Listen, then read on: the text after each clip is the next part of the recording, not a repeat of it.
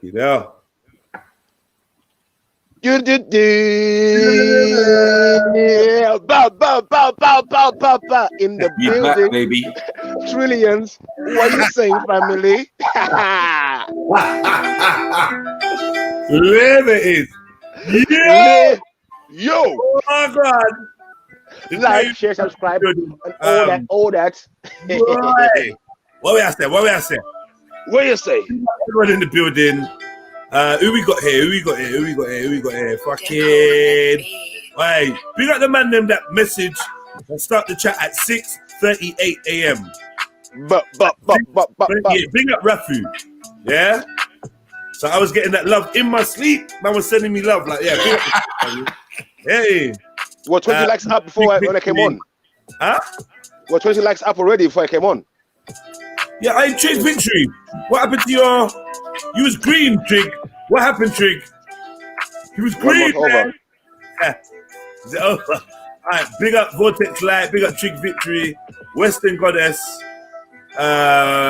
big up Uncode Barber, big up Common Sense, Shades on the Beat, Shades on the beat. New Appian Sniper, Empress Becca, good hair. You don't know. 20. What number was your like? Like number 20. Big up. Yeah. Mary 420 Jen. Big up. Come on. Tarquin Oliver Nimrod. Cheers. Big up. You got the most shower name. Yeah. I feel like I know someone important. Tarquin Oliver. Nimrod. Nimrod. Sheto Fee. Chateau Fame. Big up Daniel Shake. A nice Catton. Chill OG, Nash Lion, Mr. Hazy. All of you lot, man. Happy Big up Western Goddess. Max Savage. Yeah, man. Keep sending it live. Listen, man. Hey, this piece nice though. I love it, man. Yeah, non-for-profit. Let me send it. Yeah, man. Like, yeah, you could do a tune for this.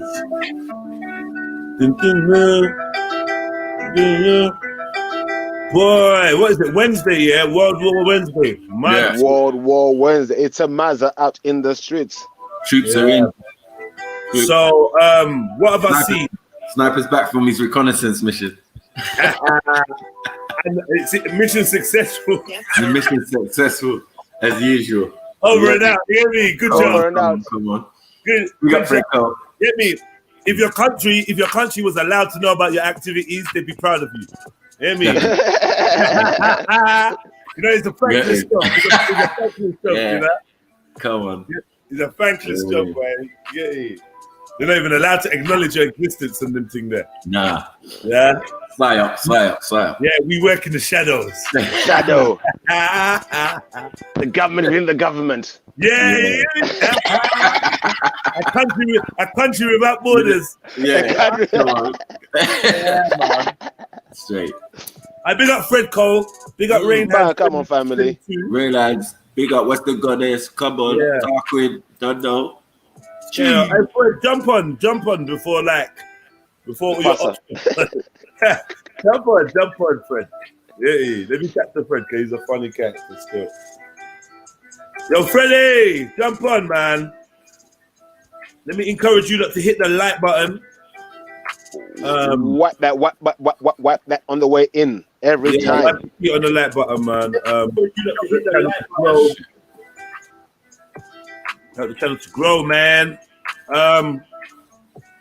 Boy, let's get straight to the nitty gritty here. Let me stop this music for a minute.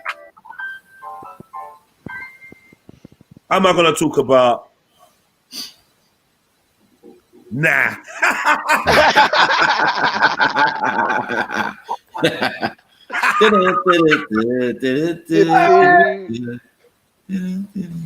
Nah. Get me? And we move. Right, boom. Hey, listen. Let me tell you something. Let me start this show by saying, yeah, Allahu Akbar. Yeah? Allahu Akbar, man. God is great. Come on. Come on. Yeah, man. Allahu Akbar, definitely. Mm-hmm. Yeah. My first official statement of today. Big up, Jack. Big up, Jack, man. Yeah, yeah. As soon as I can get out of the wagon, G, I'll fly on. Say no more, fam. Maku, you got white birds, man. We weren't there a minute ago. What have you just done? What did you just do? What did you just do, man? I didn't do anything. Maybe. It's gone. So whatever you just did is the thing. What did you just do? I just moved the speaker a little bit. The speaker, yeah. Okay, so the speaker is picking up your time with the laptop. That's all it is, isn't it? Yeah. Yeah. That's all it is. Find your laptop. Yeah, your laptop's on the way out. I remember when my one was making them noises. Sound like a bus and shit. You know what I mean? Like, bro, yeah. Do you remember my laptop issues is mad? Yeah. No, it's because I've got, you know what it is? I've got a sound issue. Yeah, I've got a sound issue with the actual laptop. So that's why I'm using the artificial thing. I should really Bluetooth the speaker to the laptop because yeah, separate. And it won't. I won't have because I'm using a audio cord. Aux, right into the laptop, into the back of the box. You know what I mean? Luke Jones, no, man. No. I told you, I don't do stuff like that. We don't do them things. Allahu Akbar. I'm not involved with no snitchery and no authorities, none of that. Wallahi. You get me? Allahu Akbar. You get me? On my life, I've never pressed the strike button or the nothing. I don't even think I've disliked one of those streams. So yeah, like, come on, man. I'm a pure youth, Like, I'm open to the energies, and I'm open to for the creator to work through me. Do you know what I mean? And whoever's creator, whoever's God is greatest, whoever's God is true, may that energy use me as a fucking vessel for good and positivity. That's it. If your God is a deep evil God or whatever, then I don't want nothing to do with it. But if your God is like a God of balance and the true God, the Most High, if there is one, then yeah, you're gonna work through me, man. You get me? Why wouldn't he work through me? Mm-hmm. Why wouldn't he? Why wouldn't it? Yeah. This heating about God is a bit of an issue, though. Like the male energy attachment to divinity is a bit of an issue. It's so entrenched in our languages and that it's hard for us to outsee the concept. Even when we talk about Mother Earth and all that, we still end up saying he with God. That's why when I was arguing with Ezra about Mwari, I said Mwari is not a fair. He said he's your God. He's a God. I said no, my God is a female. If you want to really know the truth, bro. Mwari is a female, feminine word. It's not a masculine word. I'm not gonna lie. I'm happier. Man, I've done some big changes, in life, boy. But I'm happier saying her than I am saying him. It feels more organic. Natural. Yeah, it does. Slightly, it does still. It feels more organic to me, man. Do you know what I mean? Her, God, her creation. Like, Beefy, what's the word used for mum in your language? Amai. Okay, Amai. Okay, yeah. Like my art. Yeah. Amai. Good morning, panel. Good morning, everyone. Big up, Sham. What's going on? How do you say good morning in Hindi? I just say namaste, you get me? Namaste, that's it. Namaste. You got it. Aljo. Namaste, bro. Aljo. Yeah. Yeah, that's what we say. It says love from the Hindu side as well. Big up, everyone. Yeah, big up, Sham. What you say? I'm good. You behind the wheel, yeah? I'm behind the wheel. I'm going to be stopping in a minute, but then I'm going back out again. So yeah, man. Yeah. You were saying about God working through you. Yeah, man. Yeah. You got to remember that if we look at the prophets that God has used, they've all been able to carry out his work. And it hasn't always been pleasant or nice, but it's been what has to be done. Like, look at Noah, for instance. Right. So sometimes showing too much mercy is not a good thing. God usually works through harder people. Although I walk with the valley of death, I fear no evil, for thine is with me. I do hear you. I rod and that staff. Easy. I rod and that staff. Yeah. No, you can be nice against people that are nice to you, but if people ain't nice to you, then you're allowed to step on them. Really, nothing wrong with that at all.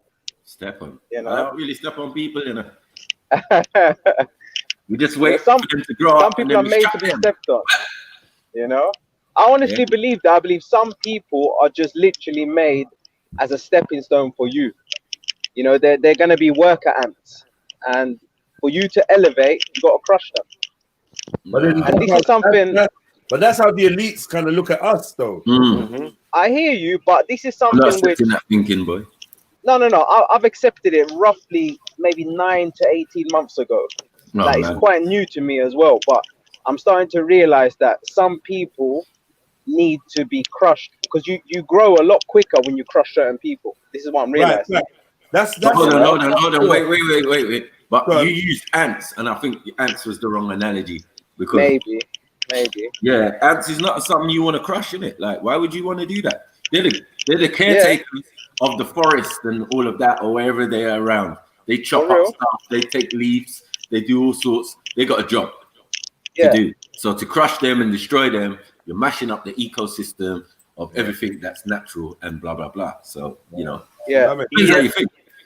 Let's say you got someone, Let's say you got someone. Let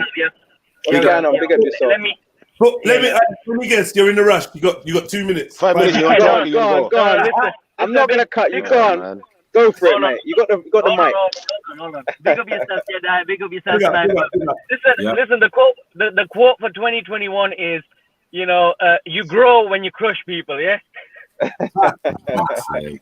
That's Sham's quote. That's Sham's quote. That's Sham's quote. I don't know if that's it. Though. I don't know what he means. Like, I mean, it's in the art of war. It's in the 48 laws of power. Crush your enemy completely. Well, I feel like it's a boxing match, innit? And obviously, you being world champion, you're going to have opponents. Yeah, you know what I mean? They're going to keep bringing opponents for you. So, to test you, to try and take your belt. You know what I mean? So it's going to happen. I think I don't know what we're talking about here. It's getting very cryptic here. But let me just state, I categorically have absolutely zero to do with anybody's channels being affected. I don't do things like that. I don't roll like that. I don't do them things, man. Don't do them things. I don't press the buttons that get you striked. I don't do any of that. I don't do reports. I don't do any of that. Get me? I just let people chat, let people threaten me, and let people do whatever they want to do, man. And I just spit truth.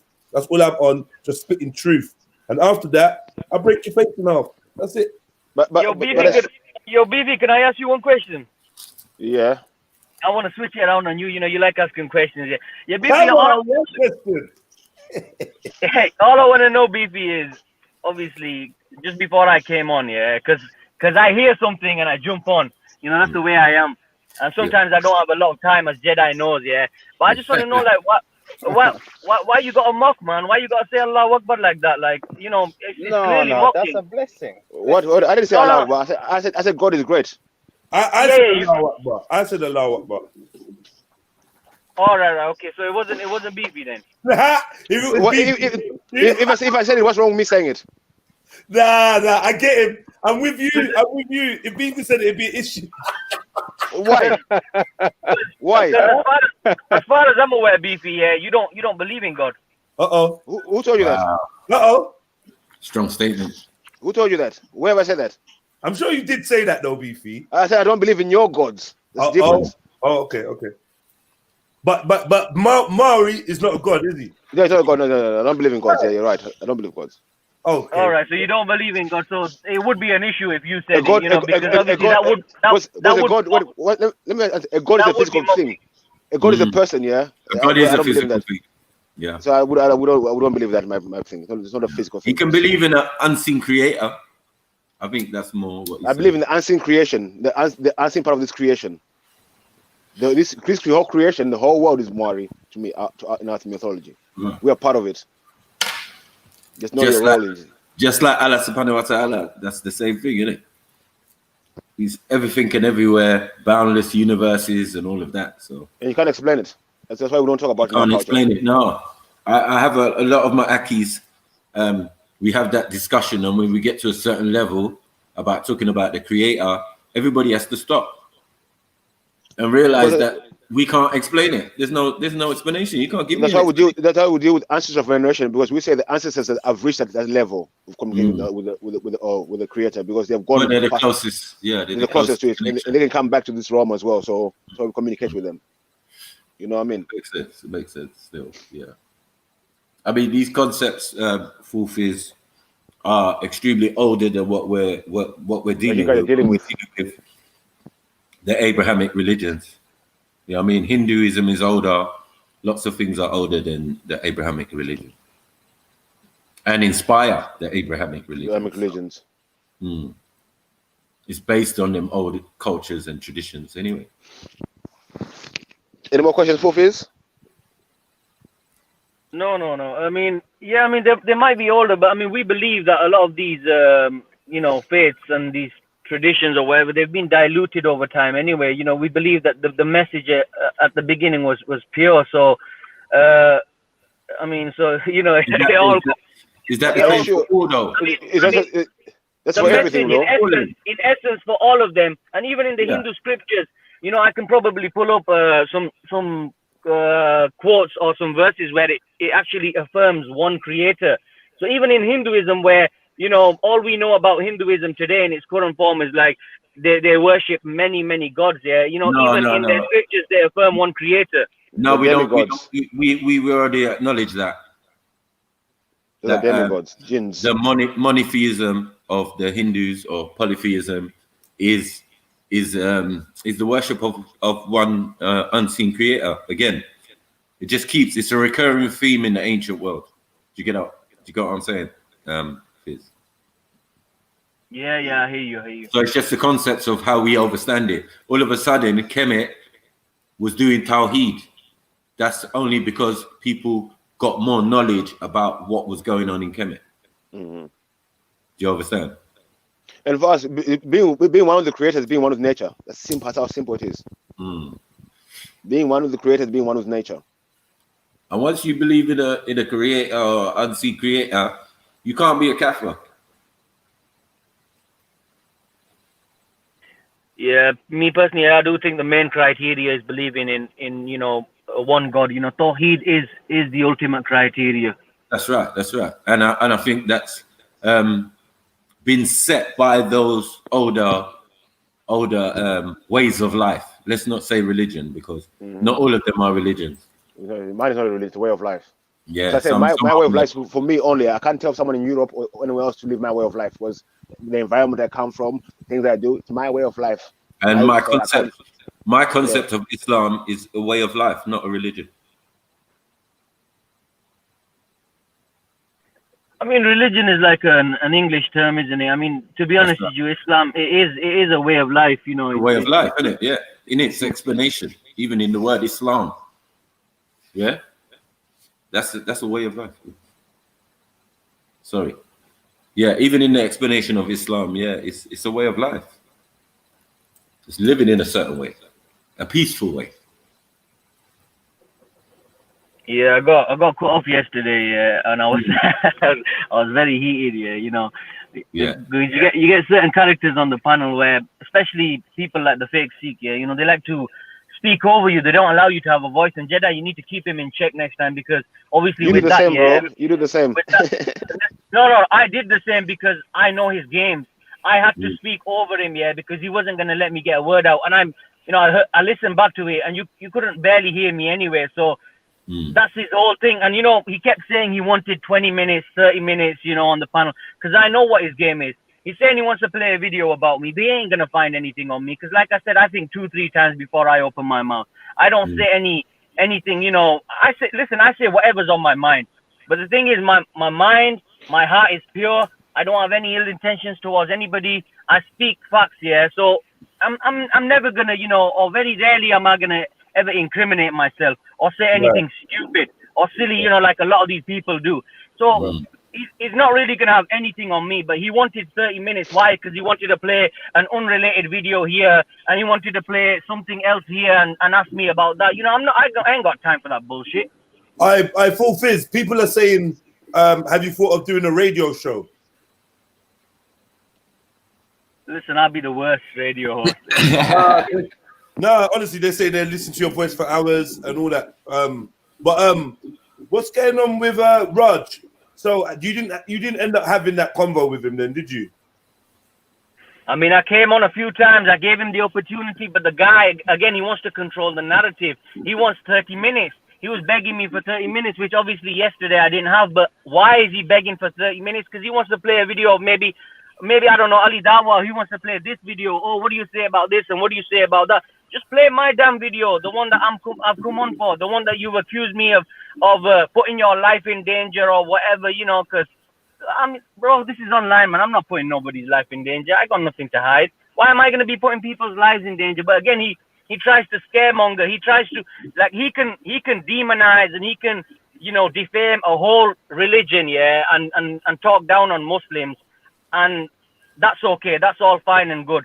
But anytime somebody wants to call him out, yeah, he likes to play the victim. He likes to say, oh, you know, because he likes to shut people down and control the narrative. But again, you know, like I said, you know, I'm one step ahead of him. He likes to play chess as he claims, yeah. But I'm one step ahead of him on that chessboard. Interesting. I hear that, man. Well, are you available to talk to him today? I will be available to talk to him today, yeah, if he's around. But again, like I said, if it goes too long and he's bringing unrelated bullshit, yeah, asking me about that. Listen, I don't want a discussion with the individual. Just bring what you got about me. Let's discuss it and leave it at there. You wanna talk to me about Ali Dawa? I don't want to discuss with you. I don't respect you. You know, I've got no respect for you. Right. You've got no self-respect. Why am I gonna have respect for you? I don't discuss with these immature fools. I discuss with people who are, you know, got some intellect, some decency, some morality, you know, who take life seriously and don't. Full Fizz, do you live stream? No, I don't live stream. No. Oh, okay. Do you go on Faz's? I've been on Faz's a few times. You know, I've been on Zubayda's. I've been on, but I don't go.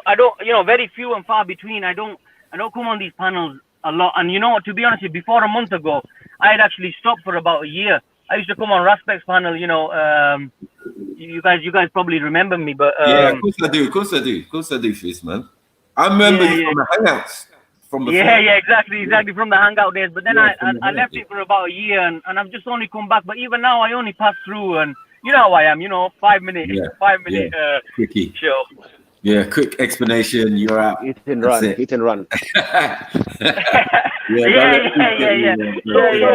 So well, let me ask you, like for all the Muslims listening, are there any Dawa channels that you recommend?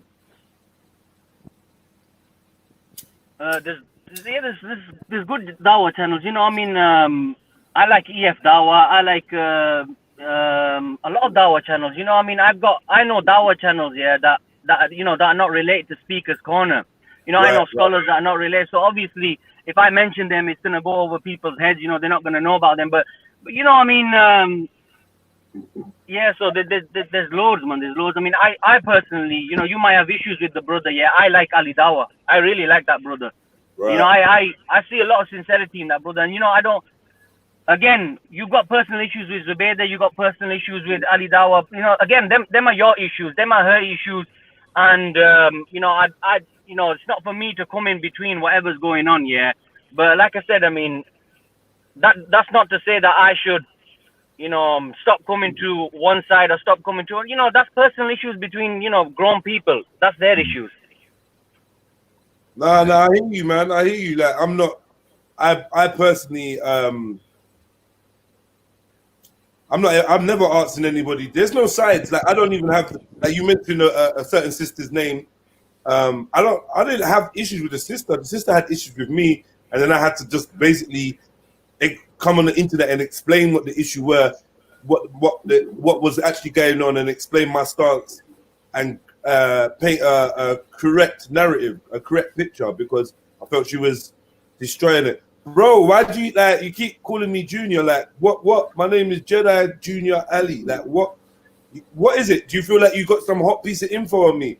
Are you like so fucking gay, bro? Like if I've given you a name on the internet, yeah, why is it that you think that you're using it against me? I don't get it. Yeah. Why? Wait. Hey, listen. Oi, hold on. Oi. I get presents brought to me, man. You putting more in there.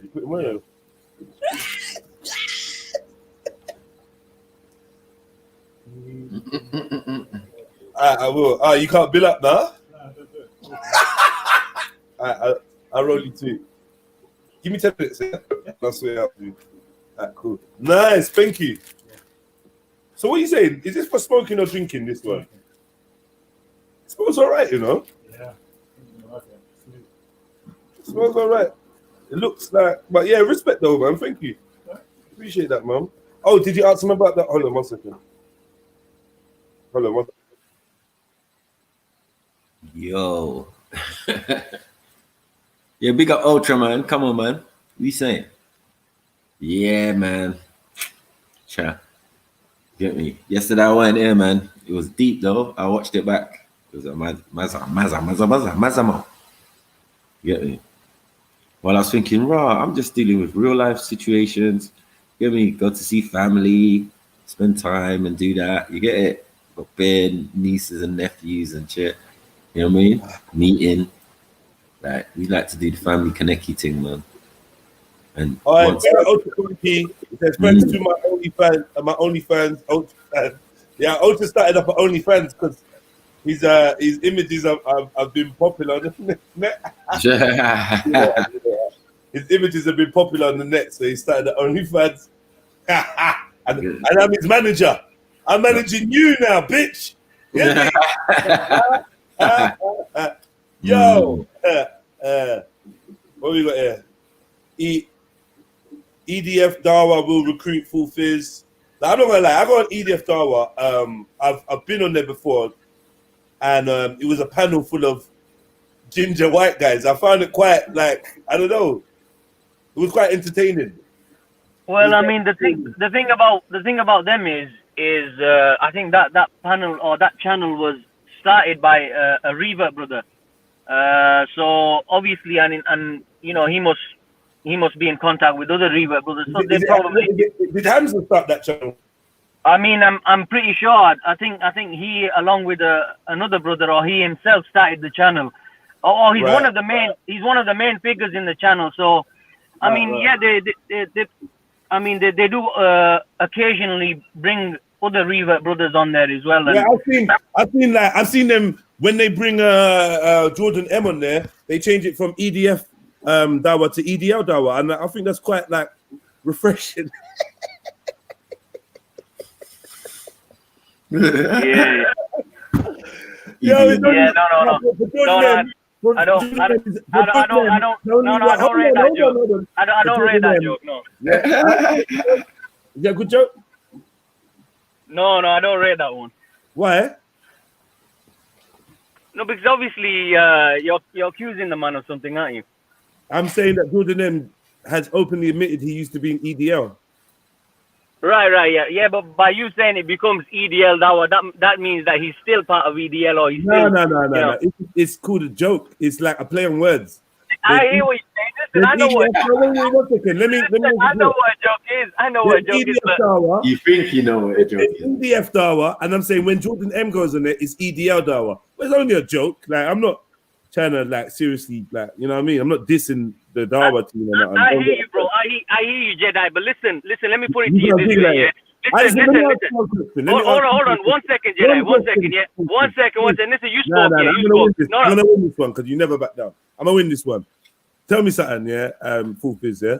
Like, and this, like, whatever. Big up everyone. I just want to know: do you think that when Jordan M was in EDL, do you think he ever used the word Paki?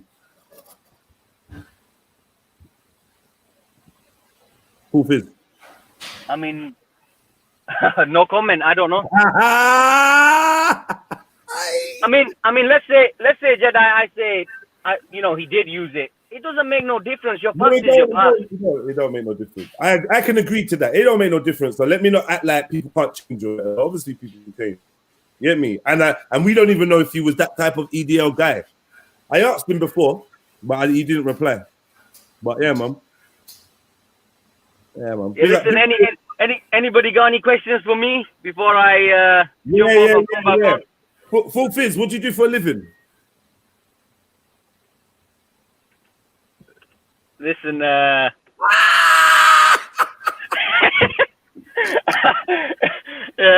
you jumped me there. Listen, you know what it is, Jedi. You know what it is, yeah. I earn an honest living, yeah. I do a regular job, yeah. I'm a regular individual, but I don't like giving a lot of details online, yeah. For obvious reasons, I don't like. I like to stay anonymous, my brother, and hopefully, you can respect that. Yeah, man. I fully respect that, man. To be honest, I'm not even gonna. I don't even know why I asked you that. That's quite a personal question. What else do I want to know? All right, here we go. Full fizz. Where'd you last go? When was your last holiday, and where was it? My last holiday was, I think I went maybe Egypt a few years back. It's been that long, 2-3 years ago with the lads. Yeah, what was that? What was that? Training camp? What was that? I'm not joking. Wait. That's a good one. Yeah. When you went to Egypt, did you go and look at the monuments and stuff? Yeah, that's standard, isn't it? And what did you think? What did you think of it? I mean, in person, I mean, they're quite, they're quite amazing, aren't they? They're great monuments. Do you think, did you come back from Egypt with more respect for the mandem? Mandem as in the Egypt people. No, I don't mean hijab. No, I don't mean hijab. Yeah. You got to clarify that statement. Mandem as in who? That the architects of the wonders that you enjoyed. Right. The ancient Mandem. Yeah. I mean, they're still trying to figure out how they were made. Okay. It's still a mystery, isn't it? It's still a mystery. Who built that shit, man? Like we're so baffled. It's still a mystery, yeah. If only there was some historical proof of like who the Egyptians were, man. But fuck, man. I guess we'll never know. Allahu alam. Have you got any religious questions for me? I mean, I'm like I said. Let me put this disclaimer out there, yeah, that they all love to use. Yeah, I ain't no scholar. Okay, you're no scholar, but have I got a respect for you? Okay, yesterday we were talking about perfume, and whether it was halal or haram. I saw some evidence to say that it was haram, and I saw some evidence to say it was halal. Big up Trig Victory. He sent me some information about it being halal. Like, what do you think? No, there's no issue with perfume whatsoever. There's no issue with like putting any sort of scent on yourself, to smell good. The issue is when you overdo anything. When you so if you and it goes especially for women. I think especially for women, like they shouldn't really overdo it on the perfume side. Why? Because I mean, everything in Islam really is geared towards, protecting men and women. And let's be real here, yeah. As men, we can admit that, in society, women are more vulnerable than men. So if you put perfume on where you can smell it from a mile away, yeah. Right. That's obviously gonna attract them hyenas. You know what I'm saying? You can't trust anybody, especially in these days. You can't trust anybody. I mean, obviously, we saw that video that day, yeah, where Dave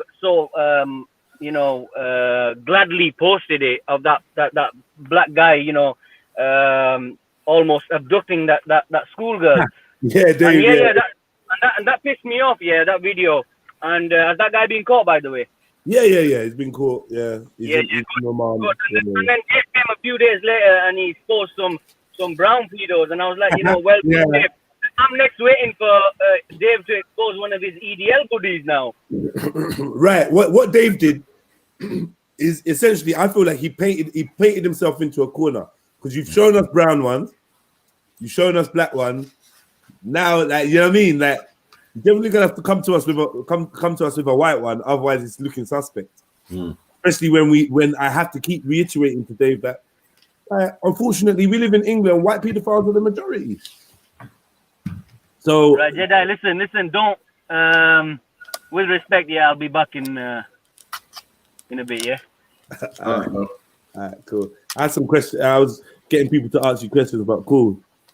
Okay, yo, Artful feels if his sense of humor dried up before or after finding a god.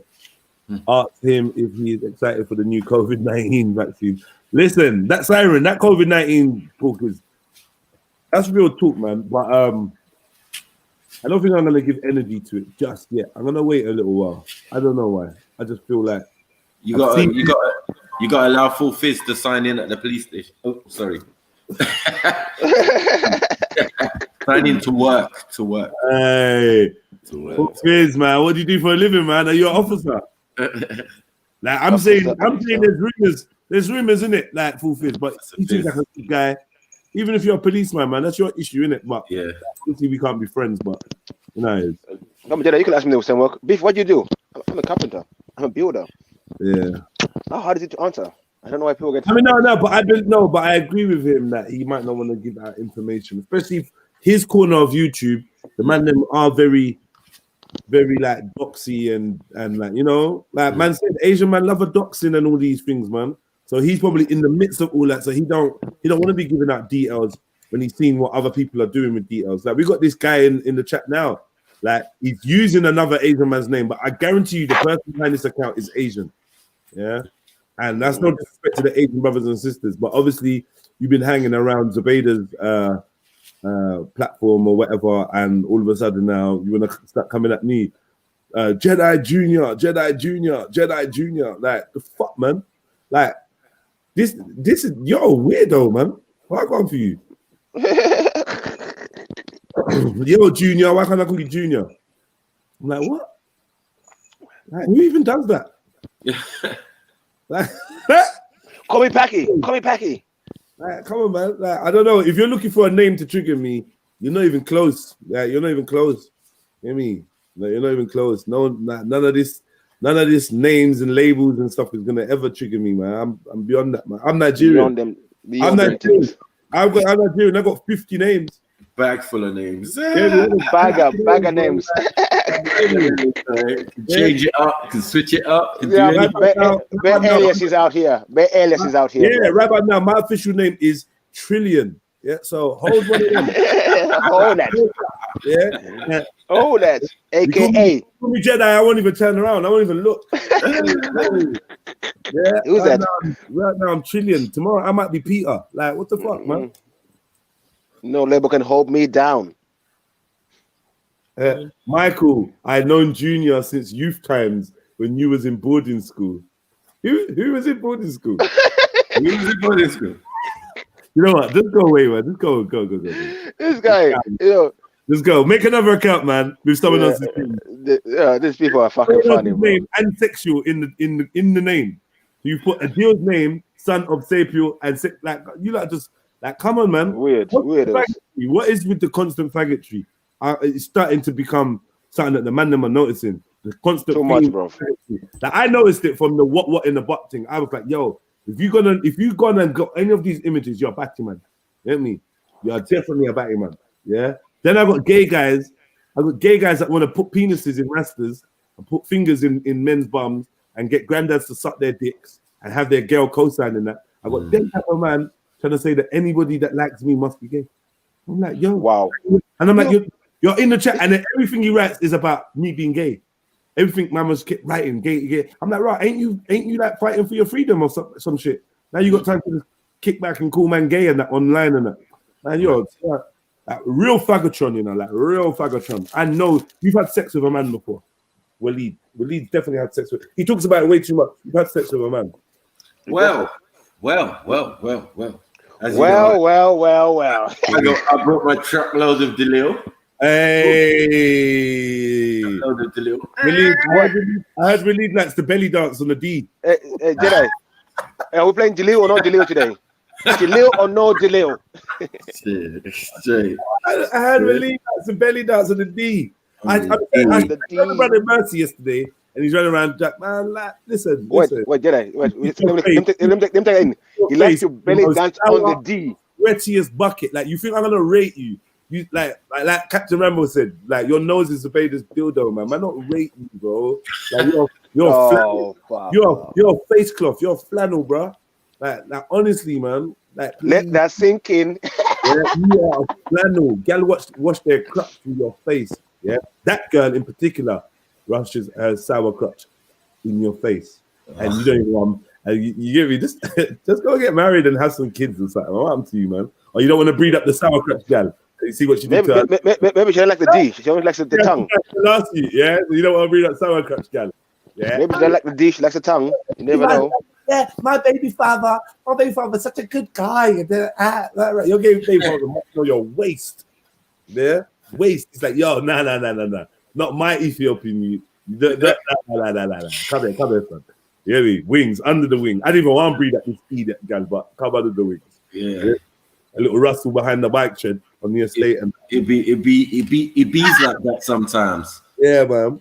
It bees like that, but bear man take responsibility for the youth. So yeah, man. Bear man come in holes and have to raise. You know how it goes. I know, man. It's like it comes no black mums letting you get away with it as well. It's a mad thing. Like, I heard you want a nut in a slut. I heard you want a nut in a slut. I heard you want a nut in a slut. I heard you want a nut. Oh, fuck it. Nut in a slut. Nut in a slut. In a slut. Nut in a slut. You wanna? Boy. What I'm saying, it's the crime. Let's move on, man. All right, cool, man. But big up everyone, man. Allow man, it's breakfast. All right, cool. Sorry, family. I know people eating breakfast, bacon and sausage and that. Bacon. Ain't no way this pussy's gonna be anything other than pork. Fishy. It's fishy out here. Fish breakfast. With people. Pork. And all day breakfast in the police station. Frankfurter pork. Frankfurter meat. Oh, I feel sick. Well, he's like, oh, it's a biter. Tastes good. Algerian spices. It's beautiful. Big up to your ass. Your ass. Oh, big up to your ass. Oh. Big up to my ass doing this thing in immigration. Hey, man, really just came and dropped like, what's this, an eighth? A half old? No, it's about a quarter. Mm-hmm. Yeah, man, nice. But it's some homie thing though. But I'm grateful the same way. That no. Yeah. I'm grateful. Yeah, because a man tried to give me something the other day, talking about watermelon kush. When I mean I smoked the whole drawer. Like, I was so angry. I phoned man in the morning, like, yo, listen. I'm not gonna don't lie do them things. Yeah, man, I'm not gonna lie to you. I don't do them things. That pack is gonna dead your line, bro. Like dead your line completely. Like no one ain't gonna call you back after that. I'm offended. I ain't calling man back for a week, 2 weeks. Yeah, you know them ones there. Yeah, you know, think about what you're doing. Think about what you're doing. That's going back feedback. There's allegations. Look at the gayness. Look at the gayness again. Look. There's allegations of you searching on Google Prince's ass cheeks. Any rebuttals? Like, I'm saying, I'm gonna leave you to sit in your gay source. You get me? Yeah. And no one ever typed in that. So exactly. That XOP. I typed in the search of what Prince, and we laughed at what came up, and we was using it to say that this Prince guy is definitely gay.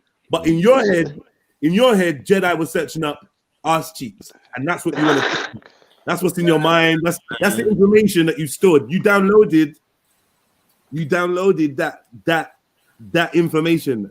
Like out of everything you could have downloaded, you downloaded Jedi searching Prince's ass cheeks, and that's what you want to talk about. Like, bro, you bury yourselves. Like, you don't understand. Like, your projection of the gay thing makes us look at you like, wow, you man must be gay. Don't you get it? Don't you get it? Like, before you talk about Bacha, the more you like, oh yeah, I heard you did this, and the more you project onto straight men, what do you think the straight men are thinking? What do you think the straight men are looking at you like, right, you must be gay, bro. You see how it works? You smell it, you dealt it, yeah? So I'm just saying, innit?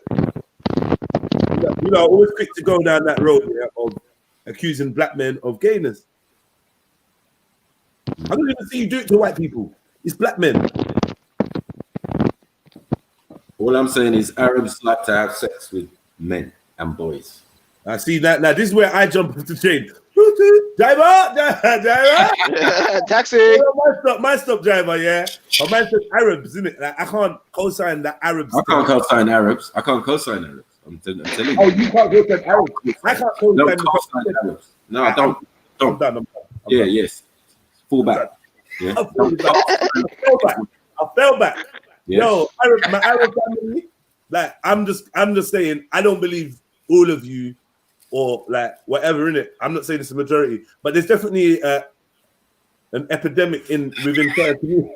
What? Don't laugh, bro. You're laughing at the wrong word. It's gonna make me sound like, it started off like a disclaimer, but it started. Yeah, like, what do you want me to say? Like, come on, man. This is public knowledge. Yeah, I can't help it. It's like me feeling a way to say that there's bare trannies in like Thailand. You get me? Like, that's a fact, isn't it? It's a fact, isn't it? I didn't make it that way. I don't know why it's like that, and I'm not judging Thailand people. I had a girlfriend from Thailand one time. And the ladyboy industry. Yeah, it's big in Thailand, but where else is it big? Where else is it big? Saudi Arabia, for example. Oh, yeah, I'm out, man. I'm out, man. Come on. So why do you say that? Why do you say that is? What? Men are sexually repressed, innit? Because of religion. So you say religion can turn people? Yeah. Well, no, I'm not. What? Especially when you're in an environment where it's man all the time again. Man. Man are kissing each other on the cheek. Man are kissing each other on the cheek and stuff, and then tutus, it's between the cheeks. Mad. Hey, listen. Give us a warning. You're gonna be dropping banter like that today. Just warn us. Man, so we're ready.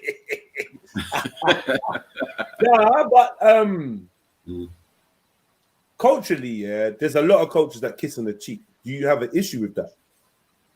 What, kissing on both sides of the cheek? No, yeah. I mean, it's like the only physical contact that they're doing because they're not having contact with women. Yeah.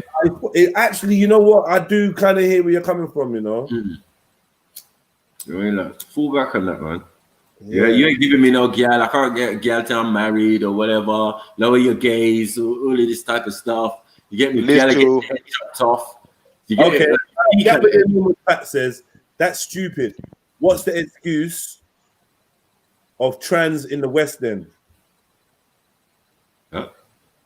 He's saying basically, if you're saying that's what causing like the funniness and whatever, what's that question don't really make sense, does it? No, I'm saying talking about over representation.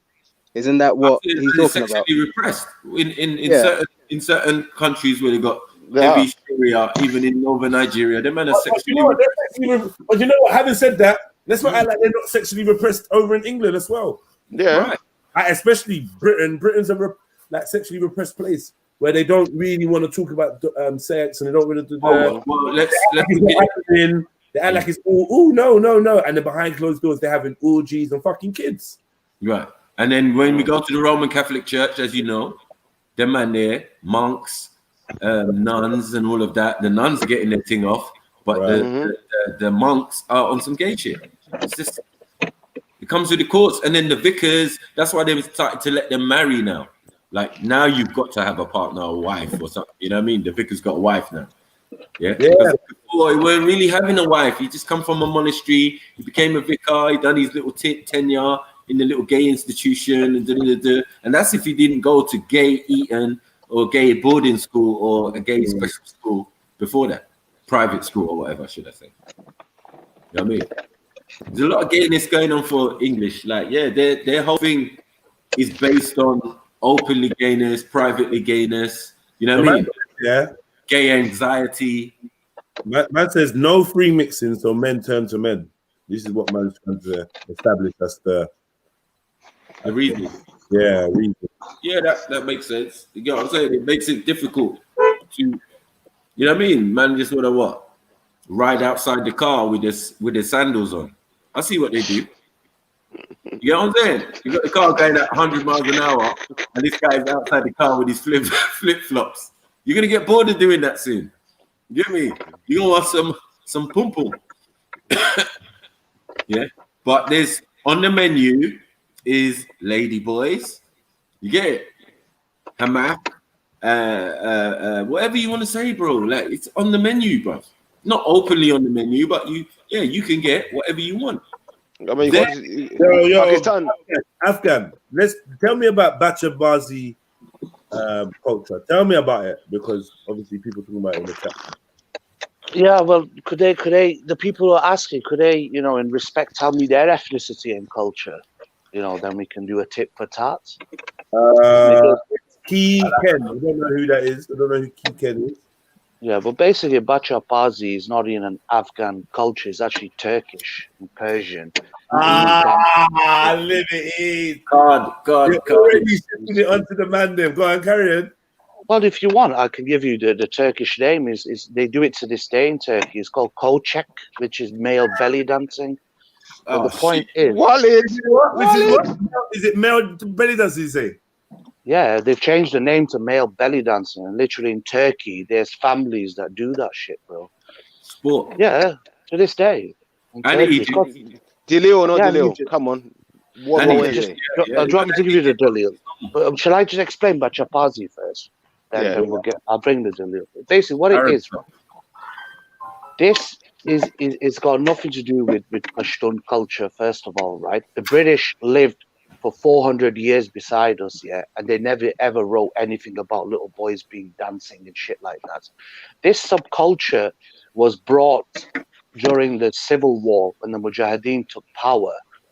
The warlords started kidnapping little boys from rival warlords and making them dancing and raping them as a sign of power and dominance. And they use the excuse on a religious context, saying that because these kids haven't reached puberty and they're not girls, they can dance and we can do whatever we want with them. But then you got to understand one thing is with Bacha Bazi, who banned it? It was the Taliban that banned it when they took power of Kabul in 1996. And the whole Bacha Bazi thing was more predominant up in the north, more closer to Khan's people, the Turkic people, like the Uzbeks and the Tajiks and all these lot were really into that kind of shit. Fuck it. When you say all of this, like when people were really into it, well, give me that time frame. When warlords, they're all warlords. Basically, the common people don't do stuff like that. It's illegal by law, but the warlords do it because they are the law, aren't they? Yeah, it's a sign of. It's a sign. It's a sign of power. Just like when you look at the African civil wars, they had little boy soldiers, didn't they? That dressed them up like fairies and did all kinds of messed up things with them. It's like in prisons you have men who say they're not gay, but they just rape little, other men as a sign of dominance. It's what you would refer to as subculture, but that's very unfair to label and stereotype a whole group of people as practicing something stupid like that. But it's Persian and Turkish by origin, man. You can Google it, Bacha Bazi. Well, it's interesting what you said. I didn't know that the Turkic people have been in that area for a long time, since like the Abbasid Caliphate. They've been running things around them areas for a long time. That's what I'm saying. Hold on one second. These Arabs who are various of people and mixed, they're always mixed people. Do you get it? It's just a mixture of various different peoples. Like, you know what I mean? It could be Asian, it could be European, could be Mediterranean, could be, you know what I mean? All of these mixes that we call them a mix, IC6 in England, yeah? That's Arab / mixed race. Mad thing. So I've put it in the back chat for you, yeah? You're gonna laugh at it though. Yeah. I've put it in the back chat, the whole mate. It's called koçek, yeah? Was it called Chakla? It's a handsome young male raka dancer, usually cross-dressed in feminine attire. Whoa. 1 second. Is that This an looks like Afghan? a lady boy. Huh? This looks like a lady boy. For what purpose is he belly dancing? What the bomber club? Yeah, but that's the thing. Is that Afghan, mate? What does it say there? Turkish and Persian? Afghan girl, you know. Shit. Life. Yeah. You're not getting away with this one. Yeah, still. man. No, but you gotta understand, they're from. So hold on. So then you agree with what I'm saying when I'm saying that some Arab cultures are that this is involved. This is involved. Yeah, Standardly. but the point is, Baku. So whether you wait, whether you switch to Islam or not, yeah, you know, a lot of people still express their cultural differences and stuff. You get it? Or yeah, but the point is, you're talking about girls pretending to be boys in Afghanistan. no, you're not understanding. The point is, our culture is called Pashtunwali. You can Google it right now. We have our own code of conduct. The ethnicity that banned this practice was the Pashtun people who I'm part of, right? You got to understand, Afghanistan's got 20, 30 different ethnicities. We got Turkmen, we got Arabs, we got Bacha Bazi, and you got Bacha, and you got all Arabs. Don't get it twisted. You're all Arabs. You got Bacha Bazi. We're not Arabs, man. I've done my DNA. You got Bacha Bazi, and you got did you hear me? I didn't hear you, Jedi. No. You got Bacha Bazi. Again, I can't hear you, man. You got Bacha Bazi, and you got Bacha Posh. What's Bacha Posh? Bacha Posh is, they say it's literally translated as, the term Bacha Posh literally translated from the local Dari language means a girl just like a boy. They are families who think their daughters are sons, and once they reach puberty, the girls usually must return to being girls. Parents who have no sons prefer to convert one of their daughters into a Bacha Posh to raise their social standing. In a society where having a male child is of utmost importance, It happens everywhere there, mate. Bacha Posh provides social. That's crazy. That's more pedo. That's weird. Child marriage is one thing, but like confusion, like what? Androgynous. Remember that word androgynous comes back again. Right. For fuck's sake, man. Stop all this nonsense. Get me? Them Arabs are into weird stuff, man. I'm telling you. What is it? Did they put makeup on this little boy? And to man to say that he's not Arab, yeah. They put eyeliner on this boy. No, that's his eye color.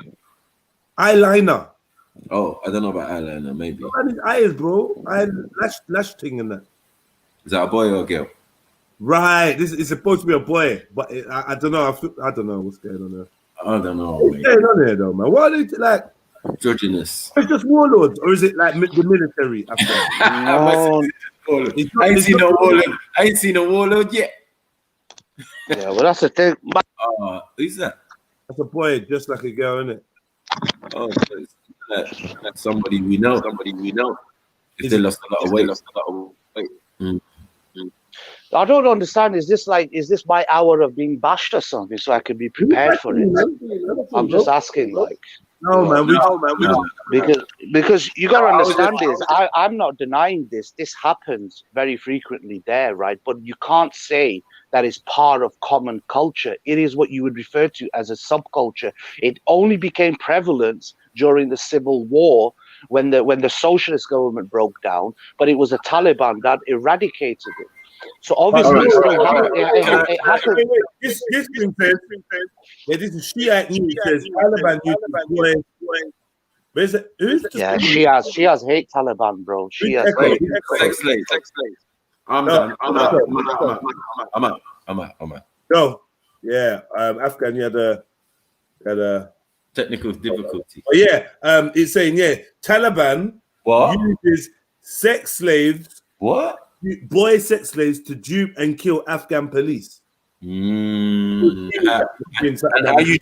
how you dupe Afghan police if they're not on it already? Right. So what was the source of that news? What was the source of the news? Shiites news. Yeah, and you're gonna believe a Skaroti Shia who hates the Taliban. What about Iran? in Iran, the commonly kissing little boys. Yeah, Come on, man. talk about the Shia. But bro, we talking we're in Afghanistan right now. We're talking about Afghanistan, man. Why you Yeah, keep it's going the sources. You don't. Iraq? We're in Afghanistan. Yeah, but Jedi, you're looking at Pacific isolated news. I can just Google right now shit about Nigerian pedophilia, and I could come up with hundreds of Ghanaian news. Again, you're doing it again. You're doing it again. What I'm doing, I have an Afghan native. Oh, mate. Yeah, I have an Afghan native online. Somebody in the chats asked a question. A conversation started, and now I'm just looking through images. Yeah. Now you want to talk about Nigeria, about Turkey, about Iraq. We're talking about Afghanistan, bro. Yeah, but I'm giving you an example in the context of prevalence of. Right. Give me examples of other countries. But Afghan. Let me give you context of yourself. Yeah. Are you made up? What is your tribe made up of? Is it made up of another 2 tribes? No, it's one tribe only. One tribe only. From where did you appear?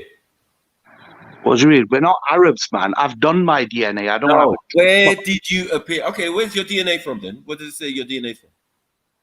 What do you mean, where did I appear? Can you explain where I appeared? What do you mean by that? South China Morning Post. Is that a Shia? Because they're saying honey traps. Taliban is using beautiful boy sex slaves to lure. So what are you saying? Oh man! Wow. What? What's that Shia kissing the little boy, Jedi? Are you going to mention that? And it says, "End Bacha Bazi." That's what it says. Yeah, but why they got a Shia Iranian on there? I don't know, but it says "End Bacha Bazi." You want me to click on it and look? It might not be like Taliban. It says Taliban are sexually abusing. Yeah, they're child terrorists in training. See that there? It's a Taliban. Mad. Kissing them. It's not Shia, it's Taliban. Look. All propaganda. This is real. I can Little way the Birdman. No, you're not gonna get one over me. Listen, the point is, you're using the Daily Mail and unknown news outlet. Your source of credibility. I can do the same about black people and No, tell us if it's not true. Tell us if it's not true. It's not true. It's not true. I don't believe that Taliban are getting thousands of young, beautiful boys and raping them to lure people. Do you actually? No. That's not what was said. Why did you say beautiful? It was said that the Taliban are using gay, not even gay, but boy prostitutes to lure Taliban and to lure Afghan police. And you keep talking about black people and this and that, and it's the credibility of the source. Saying that that's not happening. All right, let me search that up. Let me search up Taliban. Don't do that. And give me a credible source like the Long War Journal or even the Guardian or anyone. Guardian. Oh, come on, bro. Like, get me. No, but that's your favorite, though, isn't it?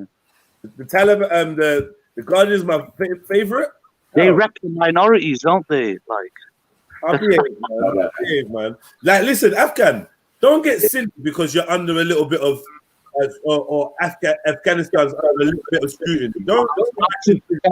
That it is a problem of this there, but what I'm arguing against is when people associated with mainstream culture and saying all us guys, I've got a son, Jedi. Do you really think I'm going to put bloody cow ring dings, whatever, on his fucking ankles and make him dance to men? That's my argument. Well, that's your son. That's your son. But that doesn't have nothing to do with.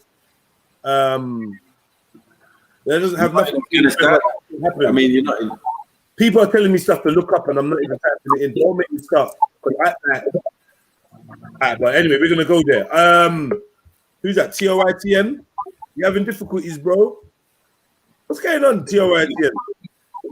I tried to let. All right, cool. Well, we're gonna get into this anyway. We're gonna look at it a little bit. So, the revised Afghan criminal code and then for Bacha Bazi, but we're not gonna look into that because that's not a good human rights. We're not gonna look into that. BBC.com. Nah, we're not going to look into that. No, go on, put them on. Let's go through them all. Let's go through them all. Go through them all. Okay, cool. I like that. I like that attitude. Right, first of all, let's go to what? Wikipedia? You want to bother Wiki? No. I've seen that. This is just telling how the history of it. Okay, cool. Let's do that then, man. Fuck it. Just 1 minute. It says here, read that, Jedi. It says, during the Afghan Civil War, 96, Bacha Bazi carried the what under Taliban law? I don't know. Well, you was reading. I stopped reading when you started. I was going to listen. All right. It says the death penalty. Okay. Yes. Do you think I'm saying that Afghanistan endorses this? Is that what you think I'm saying, or that you, as an Afghani, endorse this?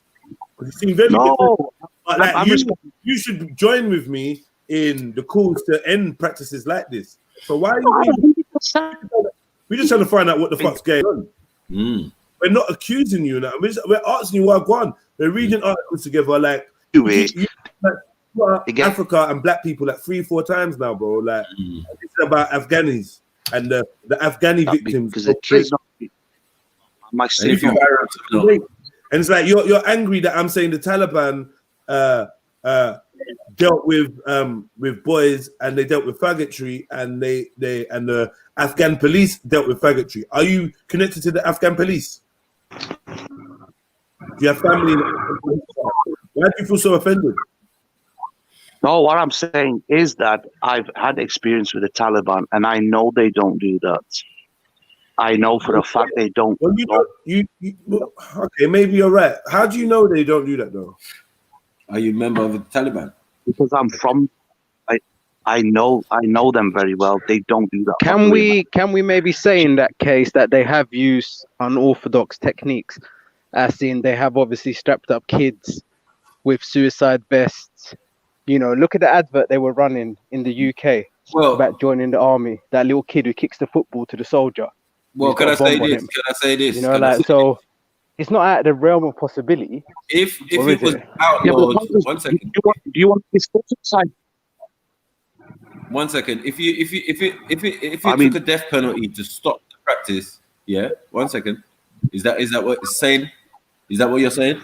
It took a death penalty to stop the process, the practice. Yeah, but so did theft, so did drug dealing, Marco. You're in a civil war. You're lawless. The land is lawless. If this country broke its law system, you're telling me there will be no Jimmy Saviles walking about doing fuckery? No, I'm saying it's very strange that in the middle of a war you're going to put something like this out. Do you get it? It sounds a bit strange. Yeah, no, it doesn't sound strange. Same in any civil war in Africa.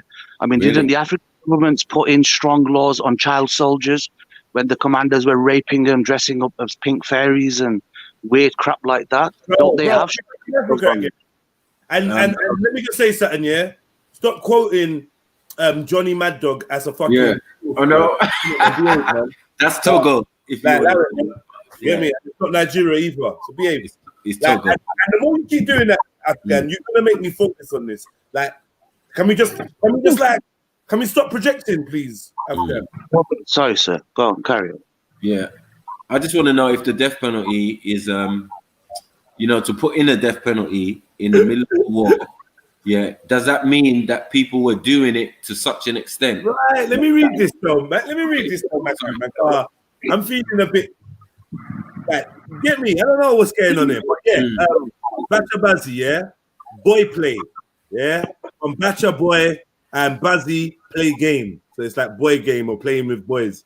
It's a slang term in some parts of Afghanistan for custom involving child sexual abuse between older men and young adolescent males or boys who are called dancing boys. The custom is connected to sexual slavery and child prostitution. In the 21st century, Bacha Bazi is reportedly practiced in various parts of Afghanistan. Force and coercion are common, and security officials say that they are unable to end such practices because many of the men involved in Bacha-related activities are powerful and well-armed warlords. You agree with that, though, right? Yeah, so get to the point. I know you got your little the main point that's going to hit me. Go on. I don't. I'm just reading, bro. I just said because this just coincides with what you said. I I'm actually trying to say you said the warlords before we read this. Like I don't know, like, bro. Anyway, man, I'm not going to tell you not to be defensive anymore. Cause you obviously can't help it, but I just want to assure you there's no agenda to this. And in fact, the only reason why I'm spending a little bit extra time to even read this is because of your response and you keep trying to throw Africa under the bus. Like this is your people. We're dealing with this, and we can deal with pedophilia, bro. The other day, the subject was the age of consent in northern Nigeria, and I had non-Nigerians telling me that I'm chatting shit and I'm being an Islamophobe for saying that the age of consent was 11, and then they brought up articles to say it changed since 2003 and blah blah blah blah blah. But the point is, like, I don't mind throwing my nation under the bus, bro. Not Jedi. A lot about black issues or Turkish issues or Asian issues, or you always popping on with some delay about someone's country, and we're just looking at this now because I keep hearing people calling you Bacha Bazi, like all this. So finally, I'm just like, yo, what is this Bacha Bazi stuff? Can we can we break this down? I asked you, tell me about it, and this is where we are now, and you're acting like man's trying to tear down Afghanistan. Big up the Afghanis. We know Bear Man is not going to be into this, but the same way you threw Turkey under the bus and said this is a Turkey thing, when you threw Iraq under the bus, like, hold your corn in it. Like, hold your corn, man. I agree with you. The point is, Jedi, I'm very stressed over this topic because for the last year, people keep bringing up this Bacha Bazi. But if you want to ask me, let's put some rest in Afghan. No, let me just say something. I don't want to pick you up, but the point is that if you want to discuss Bacha Bazi, you're going to have to discuss the root of it right before we get into Afghanistan, so you understand what the practice is. We want to know what's the origins of this.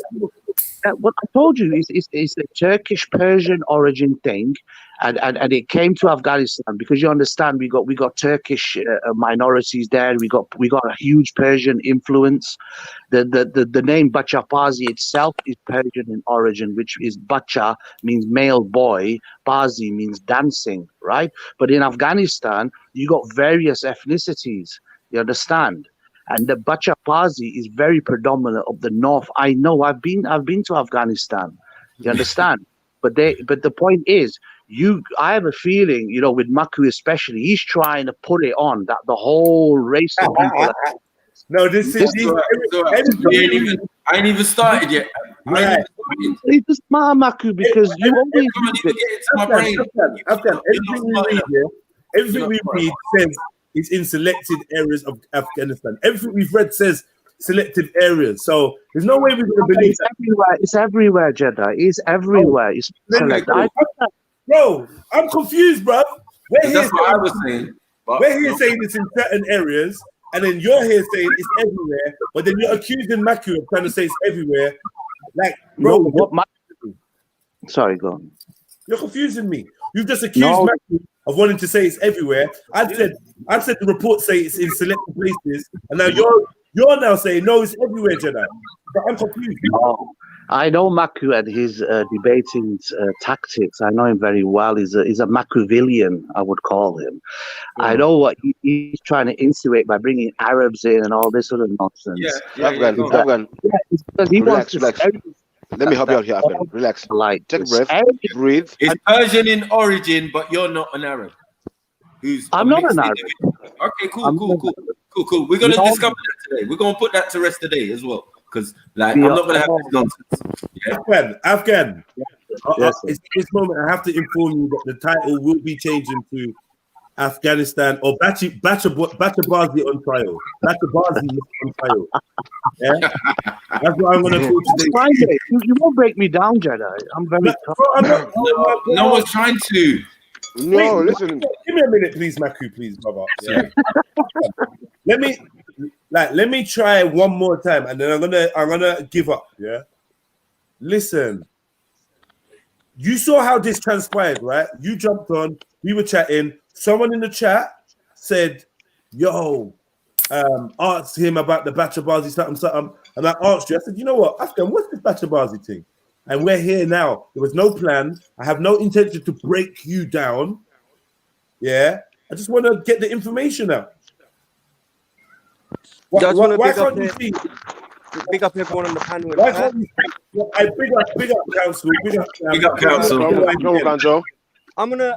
So, let me just say, Afghan, do you accept what I'm saying to you? Though? Do you think that it's not? Yes, 100%. I'm not trying to break it down. I'm not. No, I don't know. All right, cool. Yeah, Colin, what you saying, bro? Yeah, guys. I actually thought when Afghan jumped on, I think he was on a perfect track, because I got Afghan people I know, and they're very sensitive to it, and I think Afghan is showing that sensitivity. I can understand why. Right. But he was on a good track because he made me think that the association with Afghanistan was perfectly timed with the invasion of Afghanistan. That's when this kind of stuff was blowing up anyway. And then when I just looked into it, they only started reporting it 19th century. So how long has this practice actually been going on, and where has it come from? And I had another look, so I thought I'll send the link in the back chat, and it's the historical basis for it, like what Afghan was suggesting about the Persian, Russian, Turkic links as well. So it's an outside influence that has brought it into Afghanistan, and Afghanistan as a peoples are getting the rap for this. Exactly. That's the point. That's the point I was making. It's very prevalent. It's happening. It's very bad. They deserve the death penalty. But you got to understand, it is not an indigenous culture. It's come from elsewhere. Okay, but for people to bring up like, oh, all the people do it, that's where my sensitivity kicks in, because people saying this to me for fucking 2 years now. Oh, you got son, you make him dance, you bacha boy. You understand? But the point is, people, they don't look at the Afghans' history about, our small dynasties, our empires, the way we've beat the British. They ignore that great history and they just label us as child fiddlers. That's where I'm going to agree. I think it's really bad. I think it might even be worse that you took on that the Afghanistan people or the warlords or whoever took on this disgusting practice from outsiders. I think that makes it even worse. I'd be fucking. Why would you take? I support the Taliban. But because they're family. That's why. No. Yeah, of course, yeah. But I'm happy. I hope the Taliban kill them all. I hope they do take over and they kill them all, because that's the only solution for pedophiles and drug dealers and human smugglers. You see, Afghanistan is just a crime capital of the world. It is not run by a government. It's run by drug warlords, cartels, human traffickers, pedophile warlords. And the only solution is death for them. And that's going to happen very soon, inshallah. You'll see. Afghan. The problem is, Jedi's just said that the title of the show is going to change, so you got to make it good, I've changed it already. It's World War. I realize. Hold on. I realize World War Wednesday is here to stay, right? Yeah. And how we're going to run World War Wednesday is every Wednesday we're going to put the microscope on a different nation. You get me? Yeah. Today it just happens to be Afghanistan, and because it begins with A, it's pretty fitting. Yeah. Don't get comfortable, because next week it might be your land, it might be my land. I don't know, isn't it? But I'll defend. I'm proud of my origins, regardless of the fucking Bacha Bazi nonsense. I'm proud that my people fought the British. We fought the fucking many other empires. I'm proud of that, just because of this one shitty practice. But even one shouldn't feel ashamed of who they are. But the point is, you can't say that is part of mainstream culture. Like when you go to church on a Sundays or you go there, we don't go to a fucking Bacha Bazi concert as part of our culture. Like you said, it's warlords, criminals, and all that. But it will soon end. Hold on. Now, you said clearly, yeah, you got it from the Persians. How long ago was the Persians? And how long have you done it? Yeah? Okay, I'll explain that very simple to you. I don't have the specific dates, but the point is Afghanistan was very much connected with the Silk Route. So you had a lot of people from Central Asia coming in and doing these kind of circus tricks and shit like that. So that's maybe one of the reasons, the ways of introducing it into the land, through bringing little boys and making them dance and then raping them. But this phenomena is if you look at Egypt especially, Egypt, I think there was a British writer who wrote about, dancing clubs there where they brought children. I think this practice that was very prevalent all over the world. But in the context, what are you trying to do now? You trying to bring it to Kemet? No, I'm not he's trying to bring it to Cairo, where there are Arabs, there are Bacha Bazis, there's all sorts there. Do you get what I'm saying? It's more. One second. It's more solidifying my point, though. Do you get it? Because my point in the beginning, is that certain Arab nations and certain Arab cultures, include this ladyboy thing. And look, lo and behold, we only went into one aspect of it. Bacha Bazi business. You know what I'm saying? We only went into one aspect of it. Yeah? Showing you the complexity when the sniper speaks. You get it? Okay, so here's the question now. Do they practice Bacha Bazi in Turkey? Yeah, Jedi, that's the line. That's the line that it's gonna go down, because there's this shift and focus on Afghanistan. But I tell you, this article, I'm gonna send it in the back chat right now. I think we have to go through this article because it is a succinct. Are you sharing screens today? No, Colin? I'm still on the phone, but I'm gonna try it today. I'm gonna try it today on the laptop. The audio. It is fixed. Jump on your laptop, man. Come on, brother, please. Just do this one. This one's with this link in it, and then honestly, when I jump on afterwards, I'll try it from the laptop. But that'll be the first time I try it on. Because you know why? Because I'm hoping that your thingy has better sound. Your laptop has better sound because your phone's got really shit sound. Sure, I get you. I get you. So I'm gonna go on mute after this, and then if Afghan wants, he can read through the article because it is exactly a rundown on what he said. I just wish he'd focus on the details because it is the elites that have brought this into the culture, and like you guys say, for some reason the people have picked it up in niche areas. Niche areas. Yeah, here's the article. It seems like it was widespread. No, it for it to be outlawed. It leads to the Ottomans. It leads to the Ottomans, and then after the Ottomans, it's just a blank, which then runs with my theory about these resets as well. Like, but hold on, where are these people coming from? Who are these Afghan people? They're not indigenous. That's a strong word to use. Yeah, but that's beside the point. That's beside the point, Afghan. Maku. They've come into these areas, they've settled, but these practices, the culture, the shift of culture is being influenced from outside by elites, and so when it can't be influenced by. I understand. Like the ruling faction is always going to be different from the people necessarily. You get it? Yeah. Originally, you know what I'm saying? Because the hierarchy, they're never going to mix with the common folk. But the whole point is when the hierarchy have a practice now that the common folk engage in to such an extent they have to outlaw it in the middle of a war, a civil war or something. Do you get it? That's deep. Yeah, but that was going to happen. It's not. No, see how you're putting it is that it was. It is a practice that is rife. But when the Taliban came in, they were militant enough to even ban. All right, listen. Hold on 1 second. They used it as a tactic, and you're saying they banned it. No, read this. No. I'm saying the Taliban banned. Read this. During the Afghan Civil War, 1996 to 2001, Bacha Bazi carried the death penalty under the Taliban law. The practice of dancing boys is illegal under Afghan law, but the laws are seldom enforced against powerful offenders, and police have reportedly been complicit in related crimes. Yeah, so I get that. That's all in the dancing boys documentary. Afghan is saying this is not true.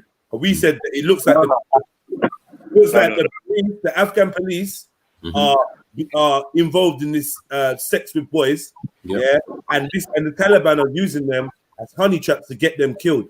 That's right. Setting them up rare to kill these police officers. And Afghan kind of went a bit mad and was like, nah, but like it's here, isn't it? Probably misunderstood. I thought that you're saying the Taliban are doing raping your boys. They are too. But they're not. They're not. Oh, they're not. So they send boys to have sex with men, but they don't have sex with men. Trap can be a law, like you have those pedo hunters that law the person. I don't believe that. If no one is getting to have sex with these boys, then that honey trap ain't gonna work. So eventually, if that's a practice, you're gonna have to let some of these police officers actually have sex with some boys. Otherwise, they ain't gonna work. They're only gonna get to do it once. Do you know what I mean? And to be fair, for the Taliban to attack the police, they're well financed anyway to bribe their way into the police. And if you look at the police attacks and the the way that they've killed the police in Afghanistan, they didn't need to use little boys to do it. They're just ambushing. Yeah, but they did, and they do. Hey, a controversy arose after allegations surfaced that the U.S. government forces in Afghanistan after the invasion of the country deliberately ignored Bacha Bazi. The U.S. military responded by claiming that abuse was largely the responsibility of local Afghan government. So they saw it, and they said, as of 2020, despite international the practice will continue. So they saw it and they ignored it. They allowed it to carry on because they want to encourage the corruption of the people over there. Hey, Jedi, someone's making you sound shit, man. I know, man. Afghan, mute up, man. Can I shut up, Dan? Can I just say something? It's your feedback, so that's what I'm saying. Mute up. Yeah, all right, whatever. Listen, the thing is, Jedi, like you mentioned about big up the panel. Good morning. Big up. I mean, just listen to me for one second. Like you said, the police and that. Do you know what the Afghan government and the police and the army compromise of? You do know that, right? That they compromise majority of the Northern Alliance. You do know that, right? Do you know who the Northern Alliance are? Yeah, they're mainly Tajiks, right? Not Tajiks. They are the warlords. The warlords, yeah.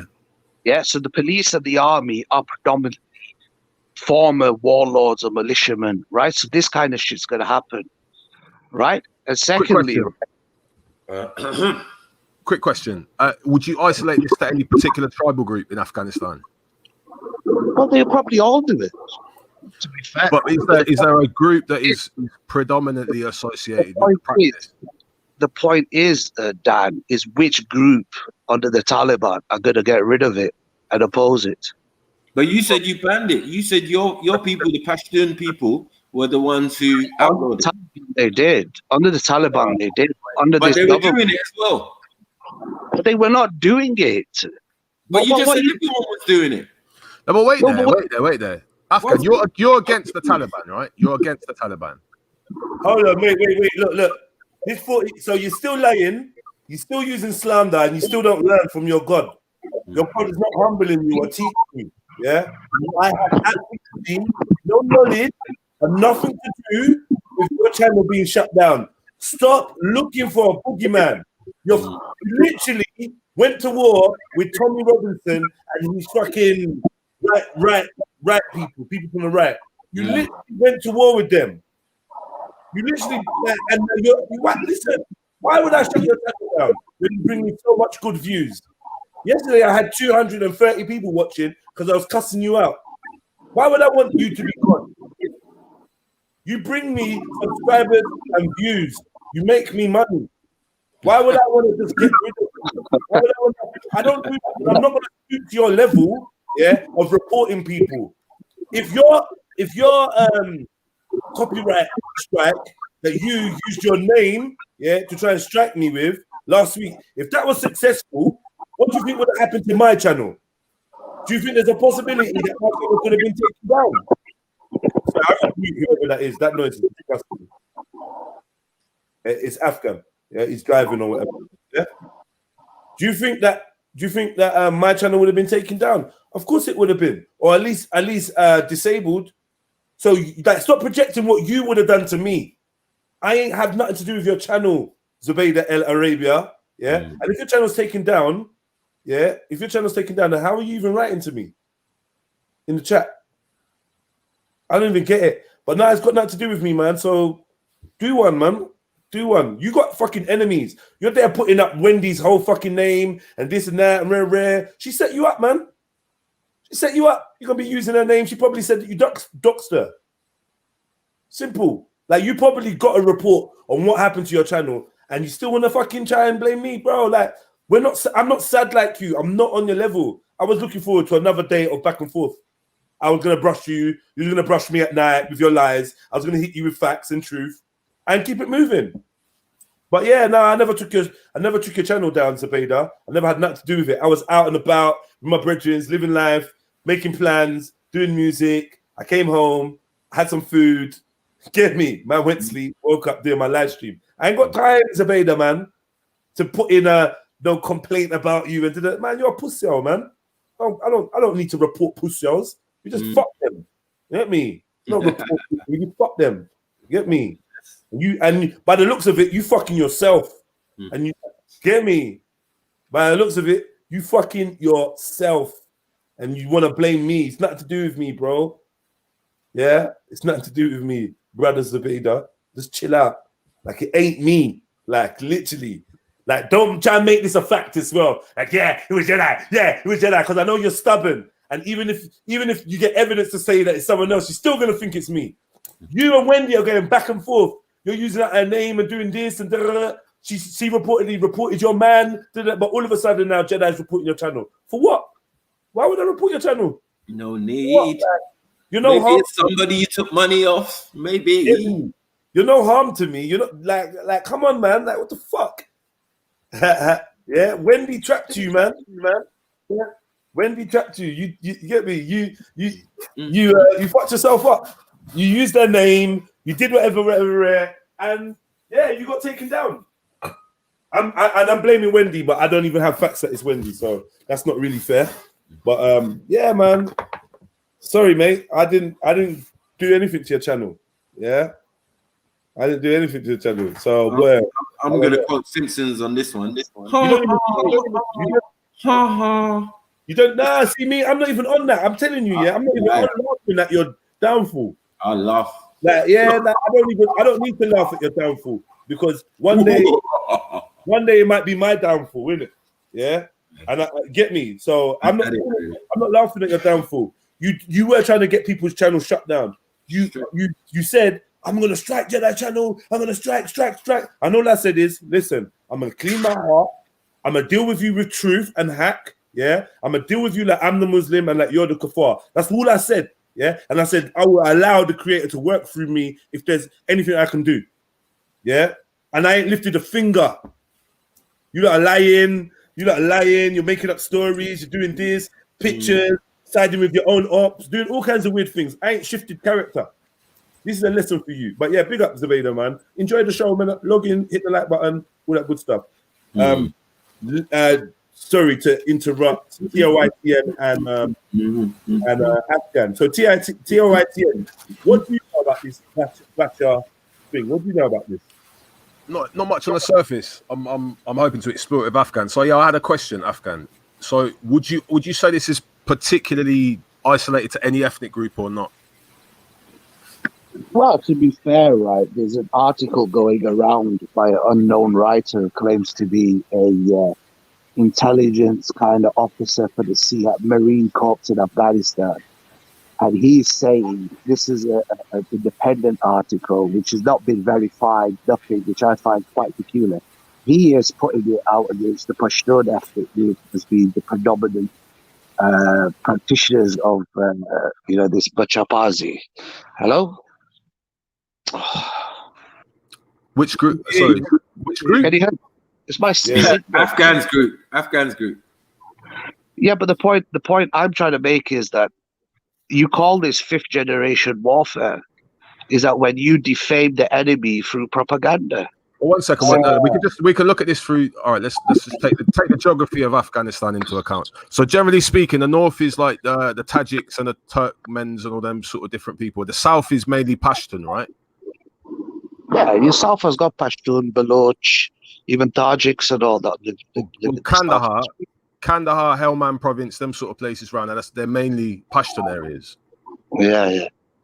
So would you agree with this estimate that I'm about to read out? Tell me if you think it's wrong.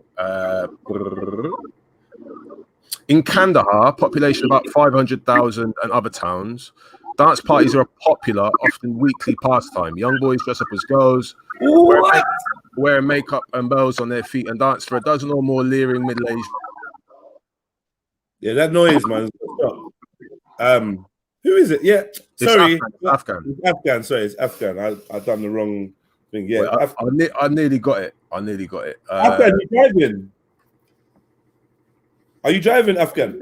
Oh, my earphones don't work. They keep echoing, so I put it on loudspeaker. I've got Right, would you agree with this estimate? Some research suggests that half the Pashtun tribal members in Kandahar and other southern towns are Bacha Bazi, the term for an older man with a boy lover. Literally, it means boy player.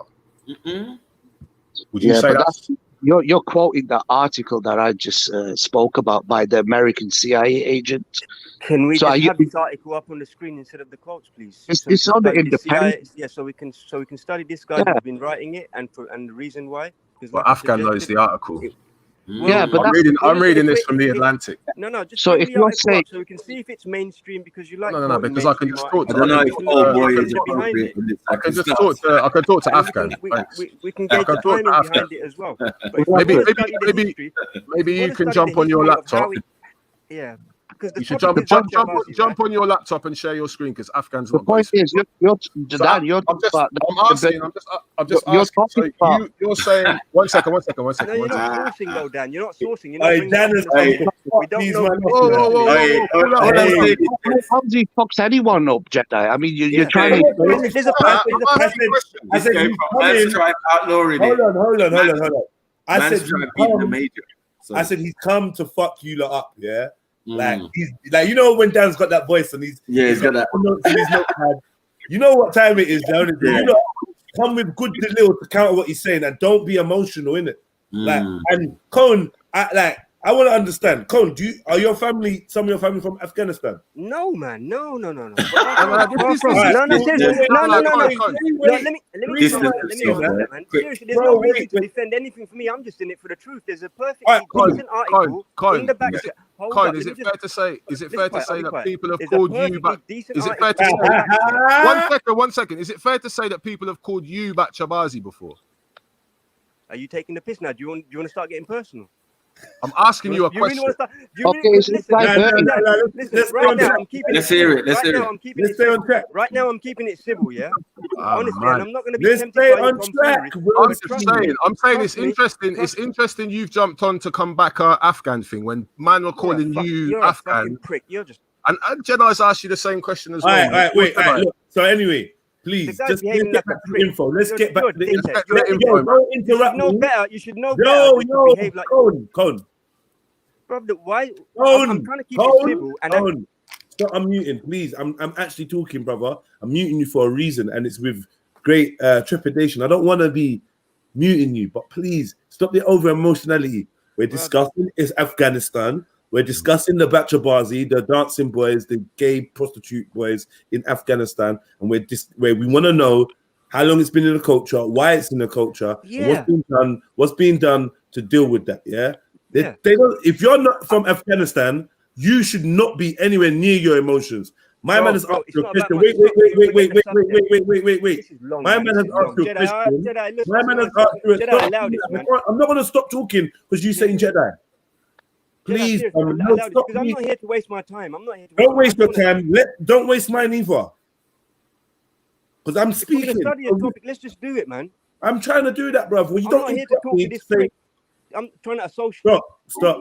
Honestly, we're not going to do it this way. No. This ain't going to work like this. This ain't going to. I'm not doing this like this. It's fucking 6 minutes to 11. I'm not gonna get to this stage already. Why do you always do this when I go? Why do you always do this when I go like this? Bro, I'm talking. Like this on the panel. Pricks like this on the. No, you fall for these pricks on the panel. Bruv, let me just say something, yeah? You fall for the pricks on the panel. He just called me a Bacha Bazi and now you want to keep muting me I did not call you a Bacha Bazi. I'm telling him to calm down because I ain't even started with him. That's what I'm telling him. And if he's gonna quote shit, do it academically. Fucking hell, man. Cone, read the chat. It ain't about me getting emotional, Jedi. Cone, it's about being emotional because you're not respecting me. And it ain't about being emotional. Hold on. The man's trying to slide dick, and I'm just getting back at him. That's it. Shut your fucking mouth. Jedi, you can't do that, bro. Because I want to do a subject. You don't respect me. You don't respect me. If you respect I respect you, but you shut up then, innit? When a man talks like a dickhead to me. I'm talking. You're not going to keep saying you respect me, and while I'm talking, you're constantly chatting over me. Why do you always do this to me, though? bruv, because Answer bruv, I muted you. I muted Afghan. He didn't unmute. I muted TOYTN. He didn't unmute. I muted Sniper. He didn't unmute. I mute you and you unmute and keep chatting while I'm trying to make a point. But bruv, you do it at the time when the guy is associating me with Bacha Bazi, innit? I don't care, bruv. I'm literally trying to give you a chance. Let these dickheads win. Oh my God. What's your fucking problem, bruv? My problem is, Let me finish speaking. Do you have any self-control? Go on mute. Mute yourself. Why do you keep saying that to me every time? Mute yourself. Mute yourself. Bruv. Mute yourself. Who's loudest then? Is it about who's loudest? Let me speak. Mute yourself. I want to dig a topic normally and stop wasting my time. Simple. Yo, what's wrong with you, bruv? Mute yourself, bruv. Right. I heard my man ask you the Bacha Bazi question, yeah? And I felt like it was a valid question. If you have been called, because I'm asking, why are you so invested in this? I asked you straight. Are you Afghanistan? Hold on, sure. I'm talking. I'm not asking you no questions. I am talking. I beg you go back on mute. Press the mute button. Press the actual mute button, please, Cone. Press the mute button. Thank you. So now that's a process in the way of you just calling out. Yeah? Don't just call out. Let me make my statements, innit? Yeah? I'm speaking to you like a dickhead because I feel like you're treating me like a dickhead. Because after I said 5 times to stop interrupting me and you keep going, then you obviously don't rate me, innit? Please. All right, cool. Anyway, all he said was, have you been called this in the past? Yeah? Now you could say yes, no, or shut your mouth. Yeah? And let's keep it moving. I tried to bring it back to the conversation and you kept unmuting and just trying to chat over me. And you're unmuting me, you're unmuting yourself and talking over me, interrupting me to say, let's continue with the convo when that's what I was doing. So have some self-control. Have some self-control. First of all, you're saying that I let these people get to me, but they get to you, Cone. I was calm. I wasn't triggered. You triggered me. Now I think you enjoy getting me triggered by muting me when I have to respond to them dickheads, innit? That's all it is. Why do you keep doing that to me? Why can't you just let me have it at him when you can entertain all the other cussing matches on the planet? But when it comes to me dealing with him, because the point is, if a man tries to throw a dig at me when I'm trying to discuss a topic, I'm not here wasting my time. I hate this bullshit, yeah? But you keep falling for this prick every time he tries these sly digs. Either he pulls up whatever, bruv, he's asking me whether I've been called Bacha Bazi. Is he a fucking dickhead? Does he really want me to go back about what part people of his family have been called? Bring up this shit or shut the fuck up, innit? Simple. Stop trying to be a clever prick. Bruv, listen, if you keep up this guy for my family thing, I'm gonna come and find you today, bruv. So don't chat shit. Fuck up, man. Shut the fuck don't up. Chat shit.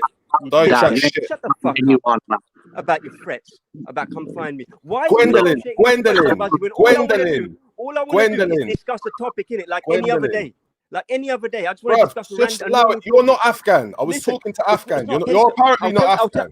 I'll tell you, allow me to tell you why I'm interested in. I have a very good Afghan friend, you know, and they keep complaining to me that this association is sick. And I've never bothered to actually dig into it myself until it arises today. Now, if I want to kill a subject, why don't you just let me do it in peace? There's a perfectly decent article in the back chat explaining its history. Instead of all this pokey shit mentioning people that you're not even sourcing. Whatever, man. Allow it. You're not Afghan. You're not Afghan. You're not in it for the truth. You're just there to get at the person, and that person is Afghan. Exactly. You're a dickhead. Exactly. Now, this is why I fucking hate these platforms, because you don't want to get down to the bone of it. You don't want to strip anything. You hardly ever do. It's just these pussified antics that you come with every fucking day. Now that Zubida's channel's gone, I'm sure you'll be fucking doing all this bollocks all day, right through winter, innit? You're a dickhead, Dan, about these fucking stupid threats. Fuck yourself. Dan was on here first, though, with the evidence. Then Dan comes in with his own personal dispute with me and trying to say that, oh, it's all Pashtuns. Dan, man, you're illogical, bro. Go on, Cole. I didn't say that. I don't think we'd even got to the conversation. Man, you got a grudge against me. Cone hasn't. Cone came in with historical facts to talk about this ill practice. You came in because you just want me to say yes. My ethnicity does it all. So you could go home and hunt about, have your jerk chicken and be happy, have a party. You know what I mean? Why are you so defensive? Why are you so defensive? Why are you so defensive? It's your tactics. You think I haven't sussed you, Dan? Well, there's questions on the panel, man. Why are you so defensive? You were like that before I got on here. You never come on this panel. I've never seen you on this panel when I'm on discussing things. Why this one? Okay, first time for everything. Yeah, it's because you think you'll trigger me. No one can trigger me, Dan. You know this, don't you?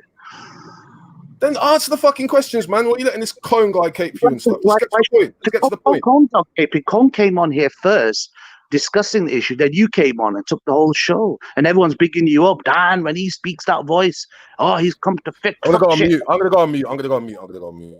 Oh, why are you being a defeatist, Dan? Why are you because retreating? you can explain. It's your topic, isn't it? I've already explained it. The shit happens there. I gave the historical context to it. I explained the group that banned it. What more do you want me to say? Yeah, we are all Bacha Bazi. We all fuck little boys. Afghans are degenerates. Afghans are disgusting. Are you gonna talk about this? You're gonna talk about this article. You want me? The article is written by a man who's provided no government official statistics, no criminal statistics. It's on the Independent. It's a CIA agent, and that guy, if you Google his name, no one even bloody knows him. Wrote any other articles? That individual that you're quoting. So the question I asked you was that estimate, that research? Did you acknowledge that research? I didn't even see the name. I didn't even see the name of the researcher. He didn't even name it. You want me to find the article for you now? Yeah. Yeah. If you want to go for it, go for it.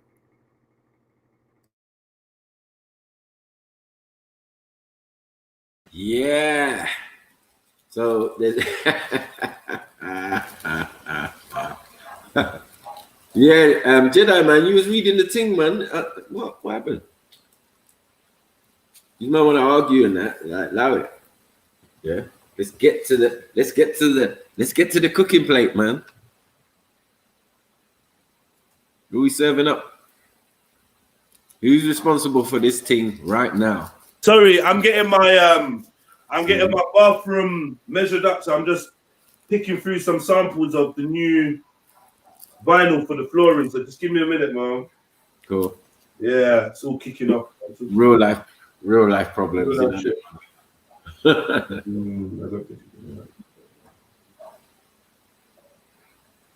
That's right. Big up man like Afghan doing the legwork for the people them at 11:02. And man, we got Dalil incoming. Yeah. All right. Cool. I'm gonna send some pictures. Yeah.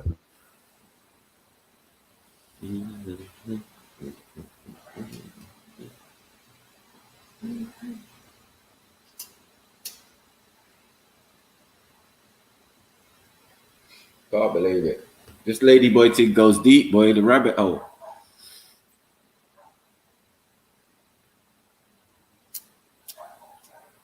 No, I thought it was just Arabs and men from the Middle East and weird places like that, Iran and that. But now it seems, boy, the things is getting brought in by Persians and that. Mad thing. And Turks. Yeah. I'm back in the Rasclap building, man. Get me. I hope you picked the right one, G. I don't know if I ain't picked one yet. I just took some pictures of it. I'm gonna deal with it later, man. Obviously I've got the show going in and that. But you don't tell me what you lot think, innit? Hold on. Tell me what you lot think. Bathroom floor, yeah? Oh, We're yeah. saying granite, looking like granite. The granite look. Oh, that was all right as well. Yeah, I like the black. Yeah, it's the grey feel, isn't it? So the grey kind of dark grey kind of thing. Yeah, that's really working still. Get me? Bit basic, but it's a bit. It's got like some granules in it, kind of thing. I like that. Yeah. It's nice. It's nice still, but it's very hotel. Or should we do it the Mason Black? It's not happening. That's not happening, man. I think the first one was looking special. The first two, that was nice. Yeah, that was nice. I like that. That's all right, man. But is that gonna make me feel a bit itchy on the floor? Like, I don't know, like. No, it feels like charcoal. Like, yeah, you're standing on. Hello, can you hear me? Yeah. No. I've got bad signal. I do apologize. I'm up in the island. Really bad signal. I just wanted to say. I heard it kind of fucking kicked off. Like, come on, guys, man. Like, it just went mad. Cone, like, I swear to God, Cone, you fucking let me down so badly, bro. Could I just say something, Jedi? Yeah. Sorry to you. There's a guy called Middlesex Omar, like the little Pakistani boy, mocking Afghans. Little Pakistani boy, Middlesex Omar. Google Hiramandi, yeah, Hiramandi. You Pakistanis dance your little sisters in Mujra bloody stage shows, boy. Whenever little Pakistani comes on, like finding his little space, to mock Afghans, understand, Pakistani boy, you were created by the British. You sold your women to the British. You were known as chaiwalas. You got a whole prostitution flipping red light district in Lahore called Hiramandi, where the British soldiers, when they were missing their wives, they were sleeping with your mothers. So calm down, man. You know what I mean? You never have our history. You were never an empire of an imperial power. You never even went outside Punjab, boy. You were just a little chaiwala villages that used to serve the Duranis, the Mughals, the Arabs, all them. So calm down, Middlesex Omar. You know what I mean? Omar's gonna come on for this. You know you're gonna draw him out, and he's gonna come on. Yeah, Omar, jump on, man. Fucking hell, man. I can discuss Pakistan all day, bro. Pakistan is the fake. I know you can, but when it comes to Afghanistan now, but Mark, listen, I admit they do that shit there. I think they should get the death penalty. I'm not denying it, but don't get too happy, Maki, that I'm one of your little sniper headshot like past participants. That's fine. It's fine. That's fine. I admit it happens, but the way that people stereotype every Afghan as doing it, that's wrong. You know what I mean? That's all I'm saying. Of course. Obviously, everybody's. Hold on, wait. Everybody's not going to endorse that practice. Like, we know that. That's why you can even say it. Do you get what I'm saying? Because you've seen it. You know what I'm saying? If you've been there, you've seen it. You've seen it happen. You've seen like, Rob, what's going on there? Yeah, they do that over there. Cool. Yeah. No, I the only thing. But you kept on bringing it to you. It's not us that's been doing that. It's you. We only using you as verification because you're an Afghan. So we can say, "Oh, Afghan, is this true?" No. Okay, cool. Let's move on. Right. Or even just ask Afghan, what's your perspective on this? Yeah. That's what I'm going to ask you. What do you think about this? Like, and then you're probably going to give me more details or whatever, or say this ain't real. That's it. But anyway, I lost control of myself, and I lost control of like my panel, and this is from Cone jumped on, and now, what happened with Cone? Let me not tell the story. Someone tell me what just happened with Cone. What happened with Cone was he came in to discuss an article, but then Dan, who's been non-persona granta, absence for many weeks, suddenly appears with his own agenda to kind of say, for me to confess that my ethnicity are the predominant practitioners of Bacha Bazi, so he can laugh and jerk off and dance about in his little computer room. That's all it was, to be fair. But then Cone and Dan were bickering amongst themselves. But big up Cone. Well, Cone is you see, Cone's got those intellectual Indian genes, men of philosophy and sophistication. You understand? They're not like low IQ to like bash people racially and. No. I'm not. Hold on. There's none of that. You're bashing a batch of them who moved out because of religious reasons or whatever, and saying that there are all these other things. You know what I'm saying? Like, it's the same people. What's interesting is I've noticed that you've been shitting on Pakistan and Turkey, right? And just using I think in terms of geopolitics. So, two people who've just signed like military defense agreements are Turkey and Pakistan, right?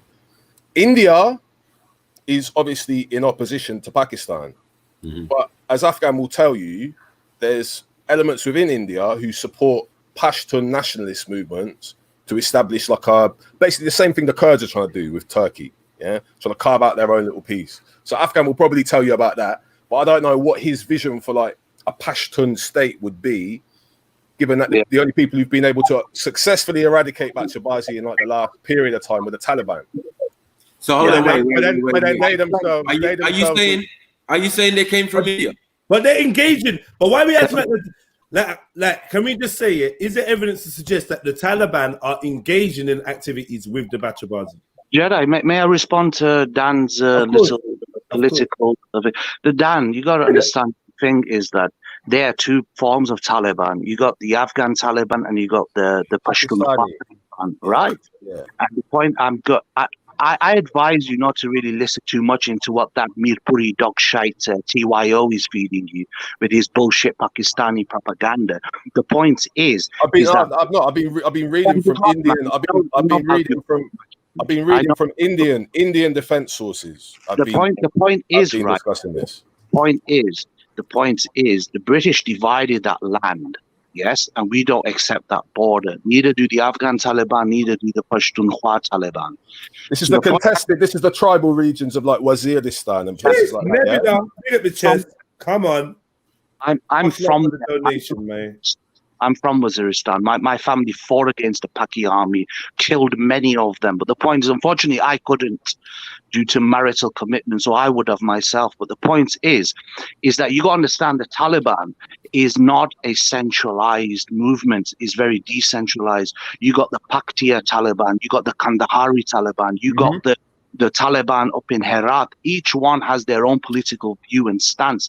But now a lot of them have become nationalistic because the Pakistanis betrayed them when they joined Bush's war. You understand? You know, when they expelled them into Pakistan, then the Pakistani army under Musharraf and various generals like General Kiani attacked and destroyed and removed Sharia from the villages and established their bullshit frontier crimes regulations, all these other kafir laws. So that has bred a new generation of nationalists, but more on an Islamist platform. You got to understand, Dan, Pashtuns come in two forms. We're not liberals. We're either nationalist, ethnic nationalist, or we are Islamists. But now a new form has been born, which you're going to see in the next few years. Well, let me ask you a question on this one then. So the Pashtun, one second. So the Pashtun elements that you just discussed that are Islamist, what's their position on Bacha Bazi? Do they see Bacha Bazi as something that's non-Islamic or not? They see it as non-Islamic. That's not what I'm reading. Not just, but you're reading an old article by a CIA. No. I'm not reading an article. I'm trying to get to the bottom of this claim that the Taliban. You know what? You're trying to get to the what of the claim? Yo, no. Pause. Multiple pauses. We're trying to get to the crux of this one. So. All right, so looking at dangerous still, I'm not even gonna lie. I'm just trying to imagine, right? I'm trying to imagine some like rural warlord type dude with a Kalashnikov and a Quran and possibly a Bacha Bazi, right? And I'm trying to imagine how, if he does he rationalize it Islamically? Because it obviously exists in our country, right? So that's what I'm asking. How does it play out? How did the Taliban become involved in this sort of stuff? I don't have an answer because I'm not a warlord with a Quran in my hand, and neither do I. You've got an understanding. I'm saying you've got an understanding of the geopolitics of your home country. So I'm saying in the areas that are controlled under Sharia law or whatever, in the vacuum that exists there, because obviously the state can't provide all the security and that sort of thing. I'm saying to you, what is the justification, if there is one, Islamically, for that particular practice? I don't know. Do you have like an official statement from any of the various Taliban groups on their Islamic viewpoint of Bacha Bazi? No, but I've got a Pashtun Afghan here. Who? Maku. Who do you think? You. What do you mean?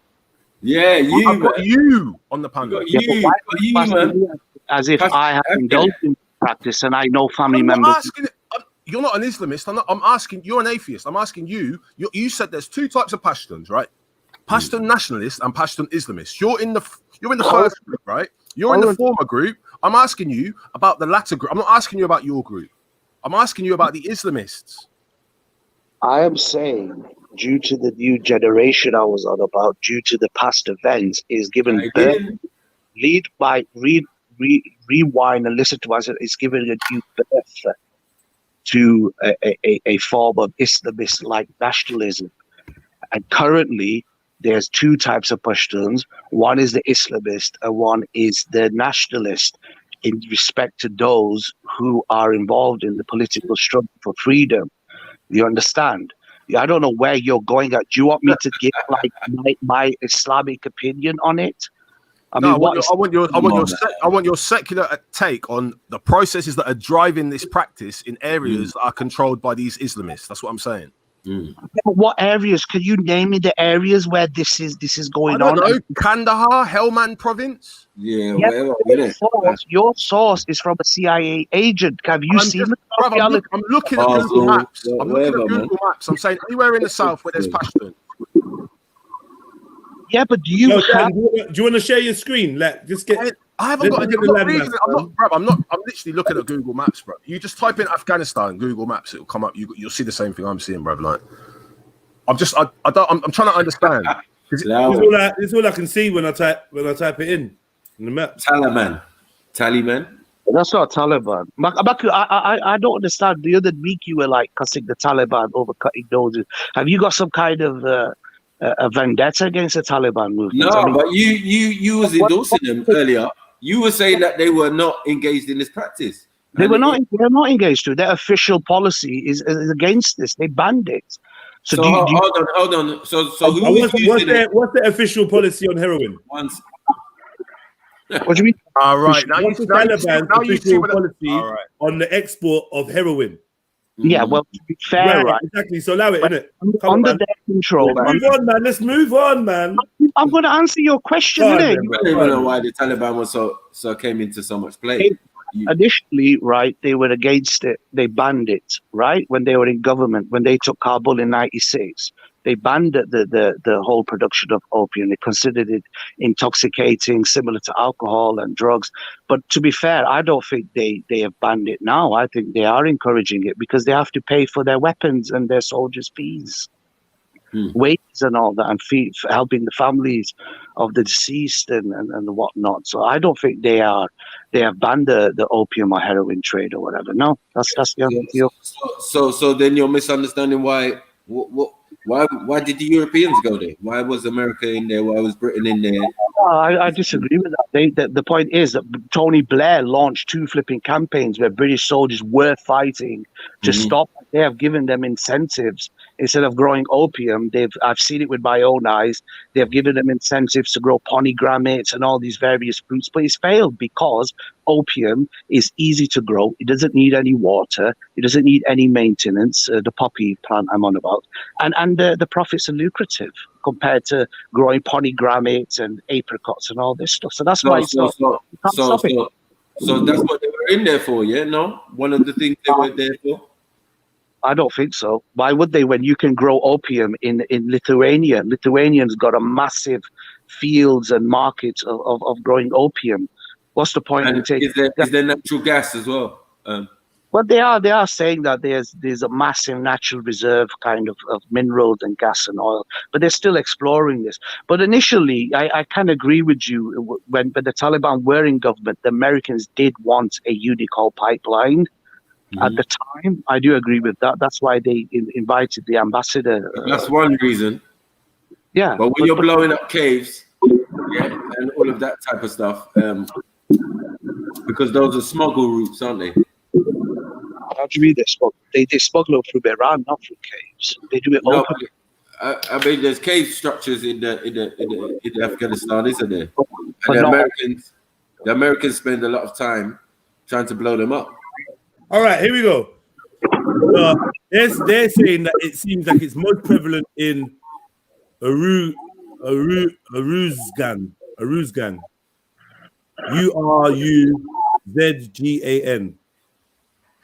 Uruzgan. Where's that? What? Afghan. Uruzgan. Yeah. I'm just double checking something.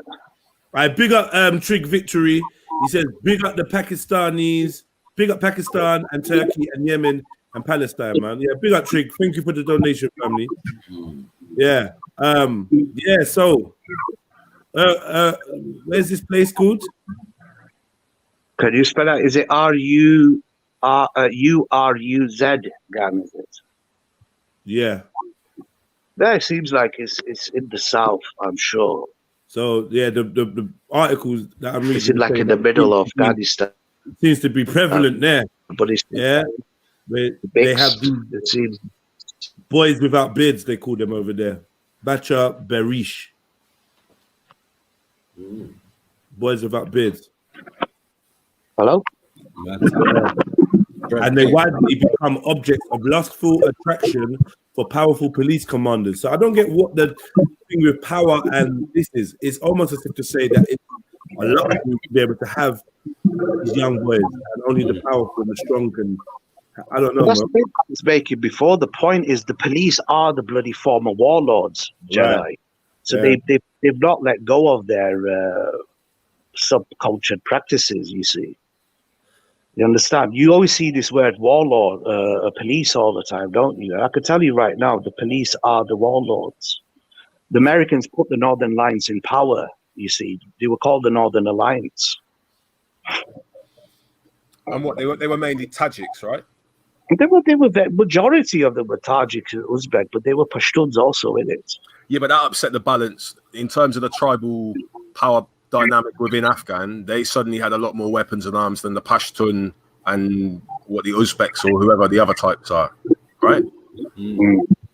Some were looking to their way to victory. And they also control the northern smuggling routes and places like Herat, what you're talking about, like the border Iran.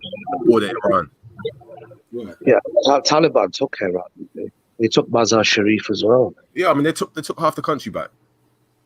They probably took most of it back, with the exception of Panjshir, because that's just mountains. There's no use for them to take the Tajiks' heartland. But they took most of Afghanistan.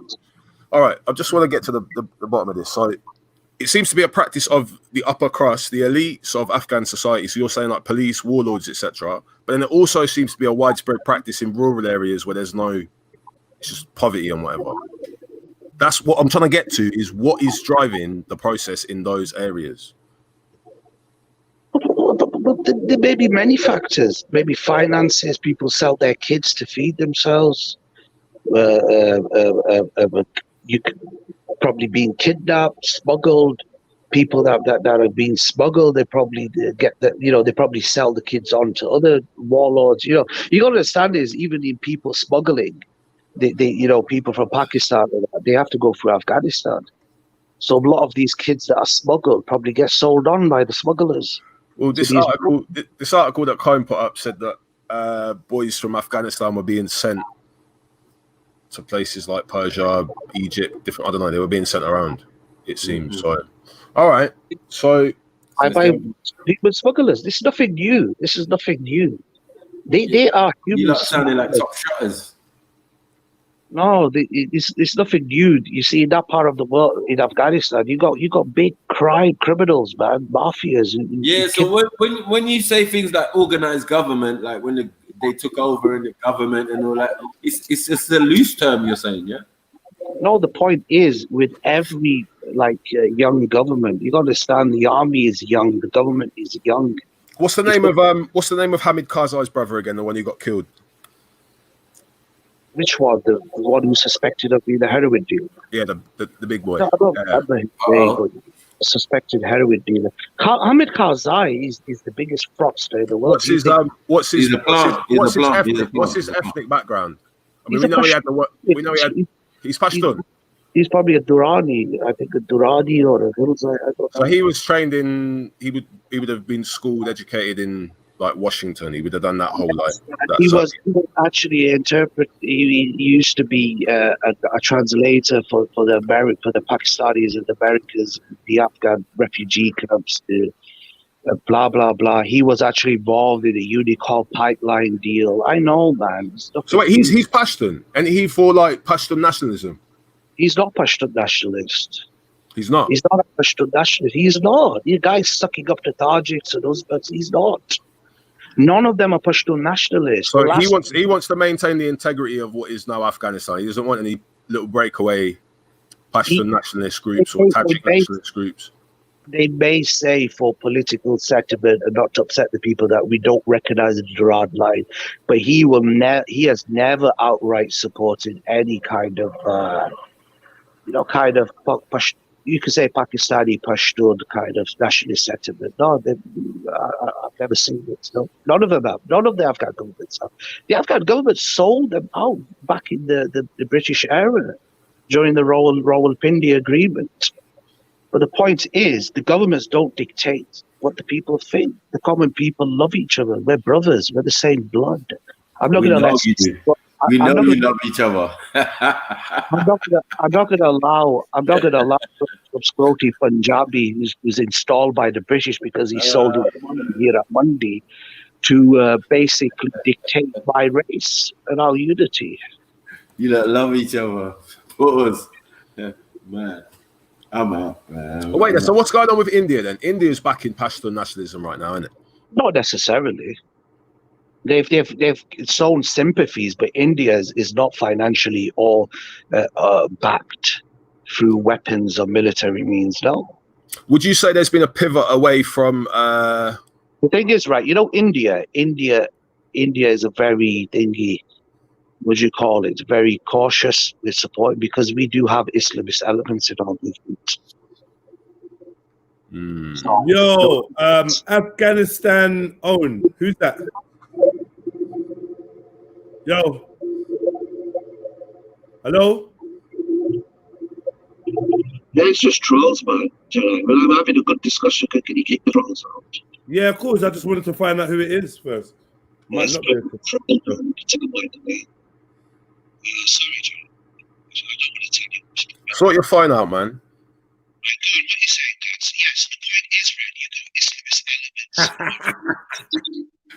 Shrinking head. Man, dashed his phone down the toilet, and now he's pretending he's having a debate. Afghan wants to be as far away from this convo as possible. Afghan, fix it up, man. Fix it up, man. Yeah, Bacha, blood clot. Fish the phone out of the toilet, man. Yeah, man's trying to excuse this weird activity. You get me? Nah, you're dashing Afghans under the bus. Afghans are free from this, I think. Maybe after this conversation, but not this Afghan. Nah, this Afghan's not free from this. No. I think the problem with you is your voice has shrunk and you shrunk. I've done the African shrunken head thing. Now your voice is very low. Yeah, you need to sort your volume out. Can you hear me down, Marco? Don't get to it. Get your knickers in the twist. You sound like a robot still. I'm figuring that digital juju out here, man. Yeah, you know what I'm saying? Like shrunken head. Yeah, shrink an Afghan's head. Like, yeah. You doing Bacha Bazi, yeah? Yeah. Desperate to, like, you'll never defeat me. Okay. Even with the buckles around thing, they're not defeated. You defeated yourself. I didn't do anything. Headshot, no leg shot. I didn't do anything. There's only Nigerian women, right? I've been muted. I've been saying little. I just been trying to answer the questions. Like, if I'm coming at you, man. Trust me. Yeah, like, yeah. You're trying to do like you're some precog. Like, you can work out what Maki's next move is. Like, nah. I told you, melanin is a wonderful drug. So, you know what I'm saying? It can do anything. Unlimited. That's why it's limitless. What? Any more questions? Yeah. Oh, yeah, man. Your voice. I said you got to fix your volume in here. I've got to go in 10 minutes. Okay. I've stayed for more than an hour to discuss this, so no one can say anything. Yeah, no. You've been doing a lot of dissuasion and thing, and like you have brought some evidence and some delil that's been substantiated, but you know what I mean. It wasn't about you. That's the problem. You made it about you, like. Oh, I haven't. I'm just tired of people like knocking my people. That kind well, of it was. Sorry. I take that back. It was about you because someone made the claim towards you, innit? So. Yeah. Yeah, but yeah, no, we're not putting that on you though. That doesn't even make sense. You're here in England, like, how does that make sense? No, but I've got family there. I don't have any family in this country, Marco, and I can reassure you, we don't indulge in that kind of thing. No, that's cool, man. I mean, I'm not ever going to say otherwise, but I'm saying in your country, cheese is another story. Who's controlling your country is another story. Who puppet prime minister they put in there, yeah, is another story. We know these things though, bro. You know what I mean? I'm not going to say thing, but I do remember when I was talking about the pipeline, I'm talking about the heroin sales and all of that. The Americans and the British was very invested in that. Don't let them fool you and think they went to go and, you know, stabilize the country and that. No. So what have they got out of it? Huh? They got drugs. They got drugs, and their pipeline is probably secure. They lied. Yeah. They lied. They said they were looking for Bin Laden, blowing up the mountain regions and all of that. That's why they don't want you around there. There's so there's no Al Qaeda in Afghanistan, right? Sorry? You tell me that Al Qaeda didn't exist in Afghanistan. No, I'm not saying that. Yeah, but you tell me a pipeline. Can you show me this pipeline? And can you show me? I don't know. I said, look, I don't know if they actually successfully thing, but I would assume so because they took over the area, innit? And then handed the actual thing back to the thing once they were done with their operations. It's quite obvious to see. I mean, they were in there for how many years? 7 years, 8 years? You know what I mean? 20 years. Afghan, can I ask a question? Do you subscribe to this Pashtunwali being part of the 12 tribes of Israel? Oh, man. Yeah, people do assume that they are. I don't know. That's massive. No, but I've got a Pashtun friend, and he says when they pray, they do the rocking thing. They rock. You know, like how the Jews do. I don't. They wear the little caps on the back of their head. About Hebrew Israelites, or talking about Bacha Bazi, the origins. We want to get back to crap. It was personal stuff. No, but my next question. No, Dan, 1 second. Don't do this 1 second. You don't understand what's going on. I'm going to ask my next question. So, Afghan, would it be fair to say that, given the experience that Pashtuns have had with, let's say, Middle Eastern powers, so like the Saudis, how they supported, like, obviously Taliban groups that damaged the integrity of I guess the Pashtun kind of nationalist state or whatever the proposed state. Is it fair to say that Pashtun nationalists are drawn more towards Israel than they are towards Palestine? What's it got to do with Bacha Bazi? Can I ask?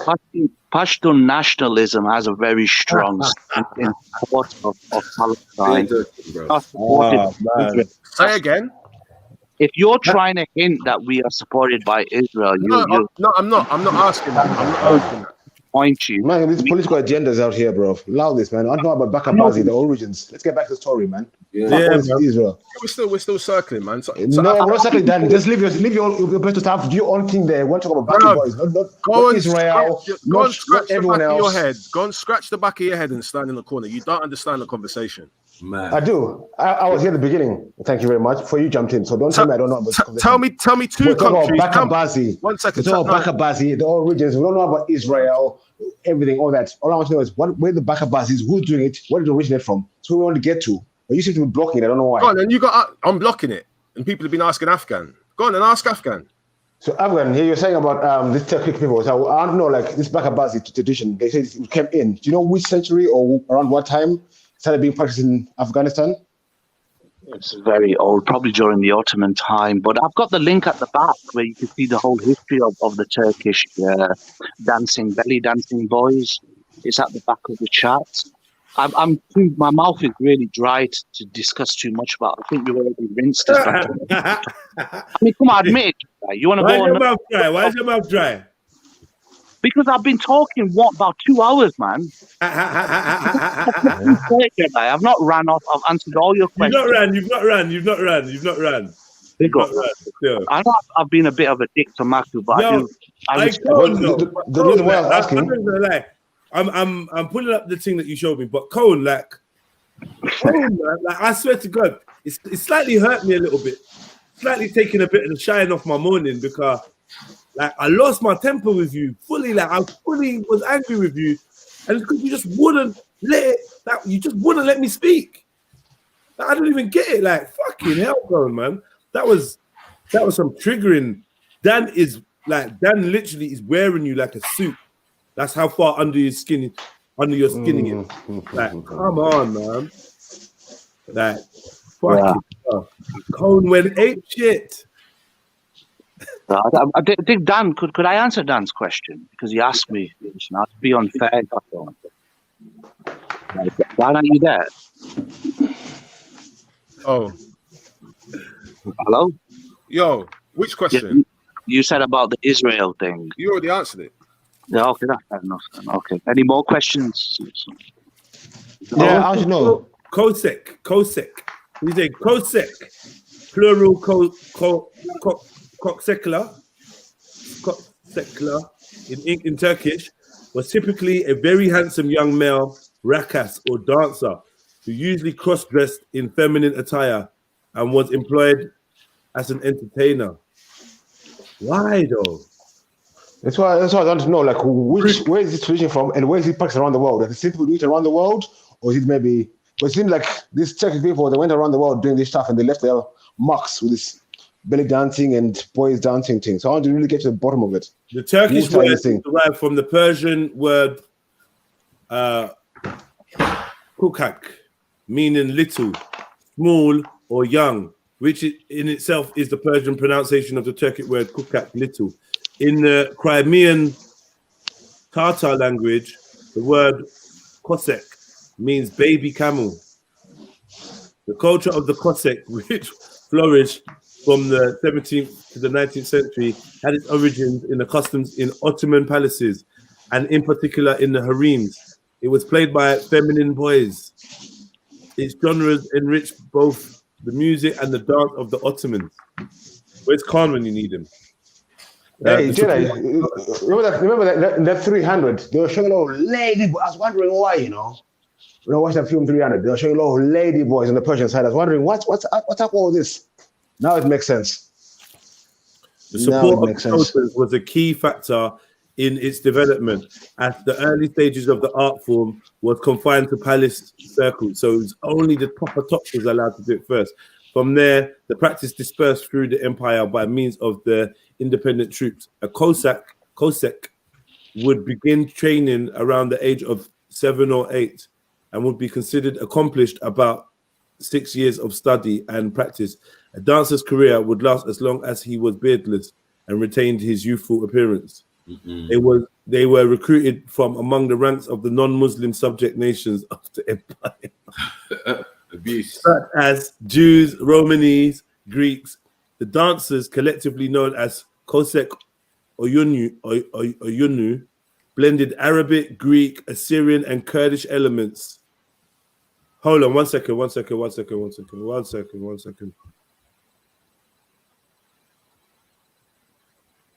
The Ottomans who were running Egypt, and so maybe that's why now it's Egypt. I don't know where else is gone. This dancing belly boys. Oiled up wrestlers, dancing belly boys, bruh.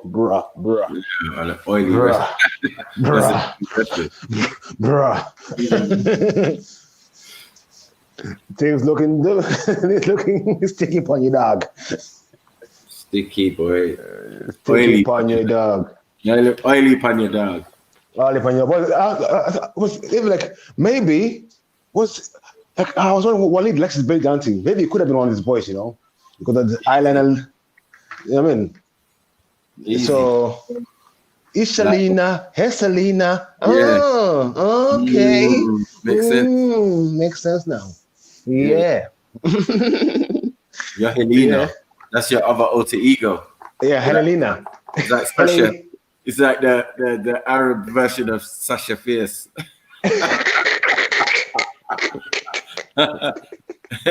I'm going to find the phone box to change it to Etelina. Etelina is a beautiful girl. Kalawina, lesbiana, Zubida, let me put my dick in, Halalina, Salawina. Oh, fuck's sake. We can't even make this shit up. It makes itself. It makes itself up now. You never ask a man to belly dance. Like, man. Madness. I'm good at it. Mother. Man, bro. He was asking me whether you should take the job. I was cracking up. Yes, wait, Michael, wait. I said, yeah, man, it was cold. You was cold at it. You was better than the guy.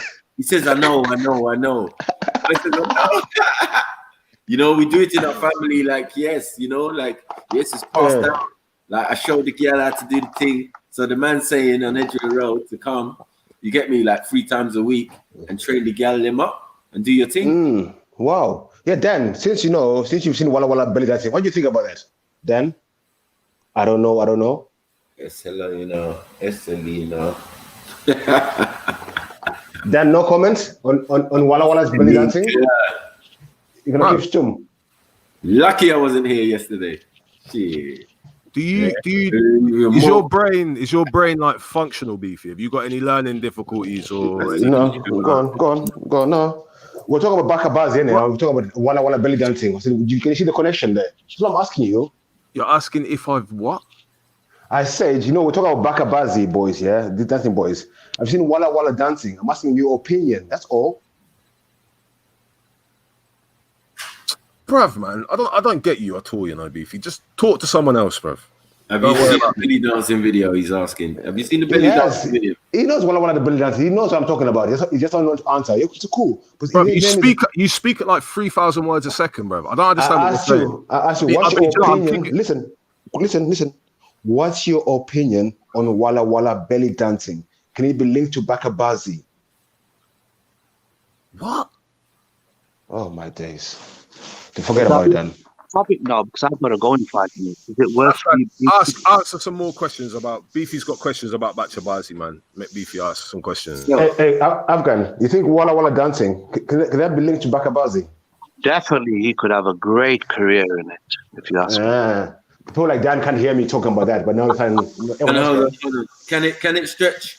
Like you're saying, could it have originated in Egypt? I don't know, man, to be honest. Ornaments. Hold on. Would you think it's a practice in Egypt if belly dancing is a practice in Egypt? To be fair, right? Oh, you're about belly dancing, but what's belly dancing? Both. They're linked to both. Greeks were into all that stuff as well, man. Bacha dancing boys and. Wait, you're comparing belly dancing, which is women of age dancing, with paedophilia? I said Walla Walla. Yeah. You mad, bro? Because in this Bacha Bazi thing, the boys are young. They're like girls. And then they got the girls dressing like boys and the boys dressing like. So what, Beefy? You're watching little boys belly dance? Oh, no, bro. This guy. You see, you're dumb questioning. We're talking about Bacha Bazi, bro. What do you think we're talking about today? The topic today is. So Afghan, is it linked? Oh, this guy is so dumb, bro. So clever. Fuck sakes. All right, man. Chill out, man. Chill out. Pull out yourself, man. With the anti-vibe, let's just all chill out, man. Fucking just like can't be anti all the time, like. Jedi, the thing is a bit controversial. The title. You like making me look like I'm the Bacha Bazi. Who? You, man, with your title, innit? Bacha Bazi on trial. Yeah. So how's that? What's it got to do with you? It sounds like I'm the fucking guy in it because I'm the one being questioned. But no one's questioning you. You are cheeky. We're reading articles and shit, and we're getting your perspective, man. I've been trolled, man. It's all right. You're trolling me. You're trolling me. That's what I like about you, Jedi and Baku. So can we go through this article? Whatever, man. I'm definitely not trolling you. Yeah, I deliberately didn't write Afghan in there because I didn't want people to think it was you. And now I've written Bacha Bazi on trial. We're talking about Bacha Bazi in it, so that's on trial. And somehow I'm making it seem like it's you. Where does you lot's paranoia stop? Does it ever stop? Do you ever listen to the voice, to the words that someone is saying, and like, yo, I was so genuine saying, look, this is nothing against you, or we're just dealing with info, and you're still making it a personal thing. Is it me? Is it the way that I'm dealing with shit? Is it the way I'm dealing with shit, or is it that you guys are all narcissists and just think the whole world revolves around you? We're not Zabida. I can rest assured you that. So many of you, so many people have got the same traits as Zabida. Like, you might be more toxic or more obvious in Zabida, but so many people think everything's about them. No, but trust me, Jedi, I've not once put a personal attack at any of yous, man. You know, when someone is losing a debate or a discussion, they always start cussing. I've not once. Yeah, that's fact. That's fact. But you're not losing that. Like, there's no. How can you lose this convo unless you're backing it up? Unless you support it, you can't lose this convo. Yeah, fair enough. Anyway, listen, I don't want to get into a dispute. Right, we're talking about a phenomena in your country, and you're highlighting to us that it's in other countries. We're exploring. We're in Turkey right now. We're not even in Afghanistan. No, but the point is, I'm someone who's very Oxford-like with any debate discussions. I absolutely agree it's prevalent in Afghanistan, 100%.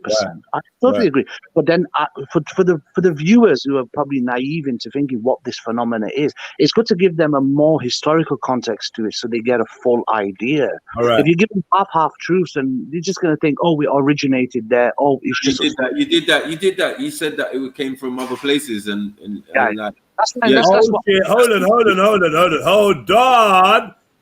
on, man. We ain't even got nowhere yet. Yeah, hold on. So, hold on. They were recruited from among the ranks of the non-Muslim subjects. Yeah, nations of the empire such as Jews, Romani, Greeks. The dances collectively known as Kosek or Yunyu blended Arab, Greek, Assyrian, and Kurdish elements.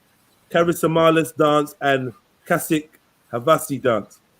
They were performed to a particular genre of music known as Koseksi or whatever, which was performed in the form of suites in a given melody. It too was a mix of Sufi, Balkan, and classical Anatolian influences, some of which survives in popular Turkish music today. Boom.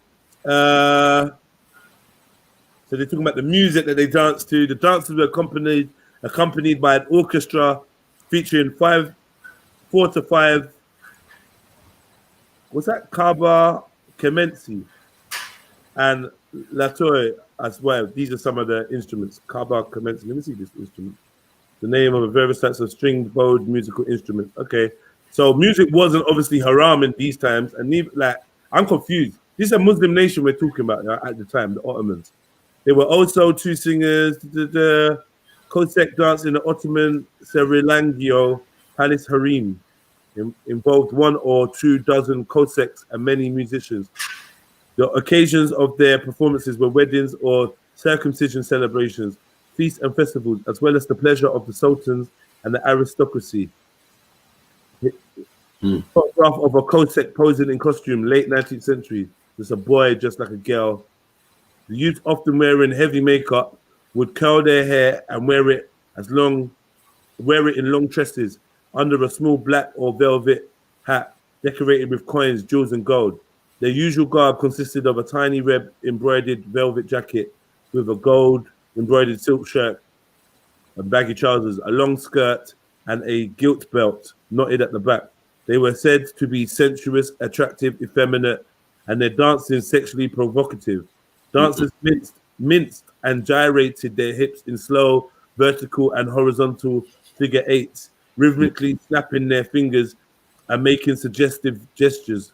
Often acrobatics, tumbling, and mock wrestling were part of the act. Wrestling. Both sexes were sexually exploited, often by the highest bidder. Famous poets such as Fazil bin Tahir and Durrani wrote poems, and classical composers such as the court musician Hamazidi Ismail Dede Effendi composed the music for celebrated Cossacks. Many but it's like men would go wild.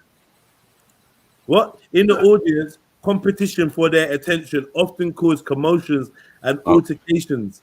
Men would go wild, breaking their glasses, shouting themselves voiceless, or fighting and sometimes killing each other, vying for the opportunity to rape, molest, or otherwise force the children into sexual servitude.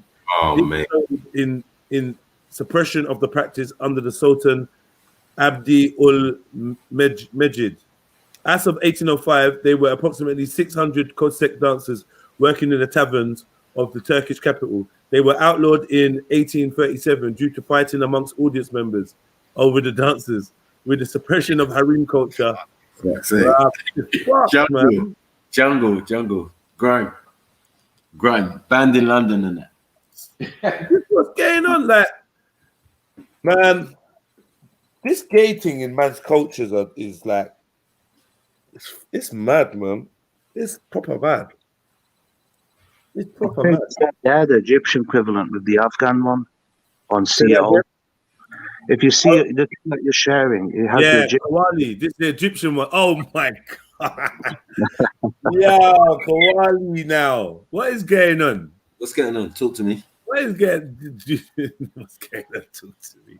This is horrid. Have you not noticed it's very prevalent in Muslim countries? Could you put it down to like restrictions on gender mixing for men to Arabs? Stop it. Let's go. Do you think there's a genetical predisposition for Arabs to do this, Matthew? Yeah, cultural. No, I think cultural, not genetic. Fair enough, man. Fair enough. Because a lot of these nomadic, supposedly European tribes or Middle Eastern and Asian and all of that, it's just a mix, isn't it? So what we're calling an Arab is just basically a mix of certain sets of people. I've always explained that. You know what I mean? Settling in various areas. Now you've got Tajikistan. Okay, someone from Turkey went over there and mixed with the Uzbeks or whatever, and then whatever. Yeah, this is how you get Arabs. But at different times they're called different things. You know what I mean? So, you know, that's what I'm trying to explain. And he definitely is 100% ladyboy material. Waleed. He's definitely from that stock, that ladyboy stock, that dancing. I think, to be fair, right, I'm not like being a homo or nothing, right? So don't get that disillusioned. But he did upload a video once, which caught my eye, where he was literally dancing with maggots. Did you see that? Cool. All right, man said, Jedi, be fair and explore Bachi behavior in Nigeria. Hell no. I'm not bringing this to my people. You're mad. Nah. Keep it in its home. We're going to the origins of the thing. Turkey and that. The Ottoman Empire is what Afghan's saying. This is the origins of the thing. Following prohibitions on women dancing in public, cross-dressing boys and men took their place throughout the Middle East in some Arab countries. These transvestite dancers were known as Gwari. And Egypt, they were known by the related term Kawal. The Kawal imitated female Gawazi by dancing with castanet self accompaniment. Oh, castanets, self-accompaniment. Those things, they clap them with their hands. You know, them little things between their fingers. That makes that little sound. That's a castanet. Self-accompaniment. Painting their hands with henna, braiding their long hair, plucking their facial hair, wearing makeup, and adopting the manners of women. What? Batty boy thing. This is what the Egyptians are dealing with. Batty boy thing. But then again, but let me leave it. It's too easy. It's too easy, man. I tell you, there's a reason why man keeps trying to project the Batty man thing on the black man, you know. Hear me? And where did it spread? What you say? Where did this thing spread? Middle East, yeah? Yeah, from the Middle East, all over it. Yeah. Boy, it is what it is, man. As they impersonate women, their dances are exactly of the same description as those of the Gawazi female dancers. Their general appearance is more feminine than masculine. They suffer the hair of the head to grow long and generally braid it in the manner of women. They imitate the women also in applying kohl and henna to their eyes and hands like women. In the streets, when not engaged in dancing, they often veil their faces, not from shame, but merely to affect the manners of women. Kawal distinguished themselves from women by wearing a mix of men's and women's clothing. The Kawal performed at various functions such as weddings, births, ceremonies, and festivals. In the 18th and 19th century, they also commonly performed for foreign visitors, variously shocking or delighting them. The Kawal were perceived as sexually available. Their male audiences found their ambiguity seductive. In modern Egyptian slang, the term is derogatory and refers to a passive gay man. Kawa, like a cock or some shit. Yeah, that's mad though. So they've got it all over. Gawazi. Oh yeah, now this is the one that people were telling me to go to. Mok Hananafan. I think that was Mr. Architect telling me to go to this. This is in Medina. Oh my gosh. Hey. Men who resemble women. Effeminate ones. Mukhanatun. How do you say this? Mukhanafun. Mukhanafun. Was a term used in classical Arabic to refer to men who were perceived as effeminate. Mukhanatun, especially those in the city of Medina, are mentioned throughout the. I'm not saying that word out loud.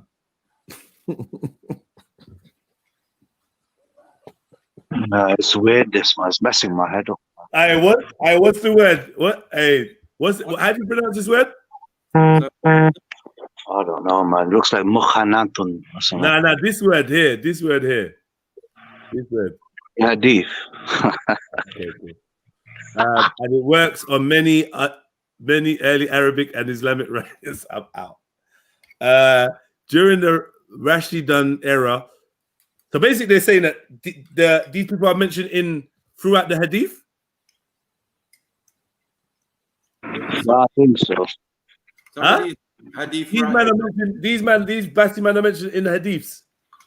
Yeah, but some of the Hadith writers are from the region where the Bacha Bazi thing is definitely prevalent. Okay. So yeah, they're mentioned throughout the Hadith and in the works of many early Arabic and Islamic writers. During the Rashidun era, the first half of the Umayyad era, they were strongly associated with music and entertainment. During the Abbasid Caliphate, the word itself was used as a description for men employed as dancers, musicians, or comedians. In later eras, the term mukhanif was associated with the receptive partner in gay sexual practices, basically the one getting fucked. An association that has persisted into modern day. Khanif is a vernacular Arabic term used in some parts of the Arabian Peninsula to denote the gender role ascribed to males who function sexually and in some ways socially as women. The term is closely related to the word mukhanaf. Okay. Mentions in the Hadith, in the Ahadith, existed in the pre-Islamic and early Islamic eras. A number of Ahadith indicate that mukhanatun were used as male servants for wealthy women in the early days of Islam due to belief that they were not sexually interested in the female body. These sources do not state that the mukhanatun were homosexuals, only that they lacked desire. Various ahadith said Muhammad cursed the mukhanatun and their female equivalents Jalit, and ordered his followers to remove them from their homes. The Prophet, may peace be upon him, cursed effeminate men and women who imitated men, saying, what came to your head? I know. Put on fire on them, faggot, batty boy. Put them out of your houses and put so and so out. According to one hadith, this incident was prompted by Mukhanaf, servant of Muhammad's wife, Salama, commenting upon the body of a woman. The comment may have convinced Muhammad that the Mukhanatan were only pretending to have no interest in women and therefore could not be trusted around them. Aisha says, Mukhanatan used to enter upon the wives of Prophet. They, the people, counted him amongst those who were free of physical needs. One day, the Prophet entered upon us when he was with one of his wives and was describing the qualities of a woman, saying, when she comes forward with 4 folds of her stomach. And when she goes backwards with 8 folds of her stomach. The Prophet said, do I not see that this one knows what here lies?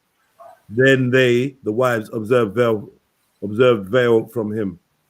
The story places the incident around the time of the siege of Taif. However, the scholars say that this only refers to those mukhanatun who were pretending and not actually lacking desire for women. As those who are not pretending, they are allowed to enter upon women. Early is that so basically they allowed batty boys to be servants and hang around with chicks because they thought they were gay. Normal modern day stuff. But still means that they were aware that they were batty boys in the first place, though. Yeah.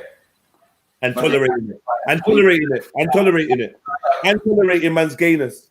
Yeah. Lack desire. What do you mean lack desire? Mad thing. That's mad still. I told you. A Mukhanatun who dyed his hands and feet with henna was brought to the Prophet. He asked, "What is the matter with this man?" He was told, "Apostle of Allah, he affects women's get up." So he ordered regarding him, and he was banished to Naki. The people said, "Apostle of Allah, should we not kill him?" He said, "I have been prohibited from killing people who pray." Abu Usama said, Nakwi is a region near Medina and not a Baki. I don't know what that means. But Prophet Muhammad is saying that if a man prays and he's a Baki man, I ain't going to kill him. Is that what the hadith is trying to say?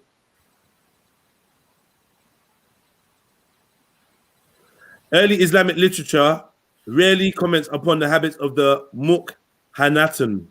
It seems they may have been some variance in how effeminate they were, though they were indications that some adopted aspects of feminine dress, or at least ornamentation. One hadith states that a Muslim mukhanaf who has dyed his hands and feet with henna, traditionally a feminine activity, was banished from Medina, but not killed for his behavior. That's interesting, man. Right. That's interesting, man. I don't even know. What do you lot say about that, man? What's anyone saying? I don't know. Does anyone want to talk about that? Yeah, man, you got to find the roots, man. What are you saying about this then? I've got no comment. Just sounds messed up, man. Are you trying to say, Dan? I'm trying to get to the bottom of this. So what exile? So Paul Williams would get exiled. What do you mean, Paul Williams? Hello? So is this Sharia? Would that be the case in? So what basically this goes back to the question I asked you earlier. How does Bacha Bazi exist with Islam? How do the two coexist? How am I supposed to know that? You're an Afghan. Yeah, but what kind of answer are you trying to get? Bruv, I'm trying to ask you how you have the two. How do they reconcile? You can't have the two. Having sex with a child, and it's a boy, is pedophilia. Having sex with a child, a lady, like a little child, is haram, isn't it? Pedophilia is haram, am I right, Dan? You're asking me, bruv. You're the ex-Muslim. Bacha Bazi is not seen as homosexuality in Afghanistan's gender-segregated society. Instead, the possession of young boys decked out as pretty women symbolizes power and primacy. It is carried out with impunity, often within Western-backed Afghan forces. After two failed attempts that resulted in a beating, 15-year-old Gul escaped barefoot at the end of 3 months in captivity in a police outpost in Helmand's Nad Ali district. But there was no going home again. Gul still lives constantly on the move, chased by the paralyzing fear that he will be kidnapped again. Just reading this article, it's saying that some of these Bacha Bazi boys, basically, the only way they've got out is to make deals with the Taliban. They make deals with the Taliban, and then they go and do the stuff that you were reading about earlier, where they go and bomb police stations and whatever, because they're getting nonced by the Afghan National Army. You made a very slanderous comment there when you said that. I'm reading this from the Hindustan Times. Yeah, Hindustan or whatever stand time. But the point is, you made a very slanderous comment there by saying that it is not considered honest. You can say I read a slanderous statement, then you can respond, young man. The point is, you made a slanderous comment there by saying that, they considered people who do, they don't consider it as Islamic, un-Islamic, sorry, then why did the Taliban ban it under an Islamic? What I read is Bacha Bazi is not seen as homosexuality in But Afghanistan. who says it is? So you're telling me the majority of the population don't consider it as homosexual? Do you have the statistic for that and evidence? No, I'm just saying that it's not seen as homosexual. No, but well, obviously every pedophile and even in prisons when they rape men, they will all say we're not homosexuals. But the point is, it is homosexual and it is against the Sharia. You can't be having sex with your children. The Taliban made that very clear when they banned it, right? Yeah, but you don't support the Taliban. You were fighting against the Taliban. I was fighting them at one point, but they have reformed now. They're our brothers. What? They are our brothers in arms now. We have a common kind of, what do you call the word? An alliance of convenience. With who? Against who? Against certain political enemies. Pakistan. Like who? Like They who? have changed, Jedi. Like who? I'm not aware. Who? Discuss that is sensitive information, but the point is... No, it ain't, man. Who is the enemy of the Afghans and the Taliban?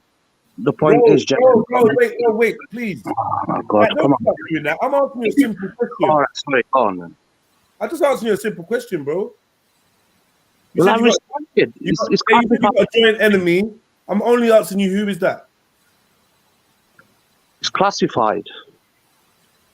Never mind. Because if I say it, they'll strike your channel, Jedi, for hate speech.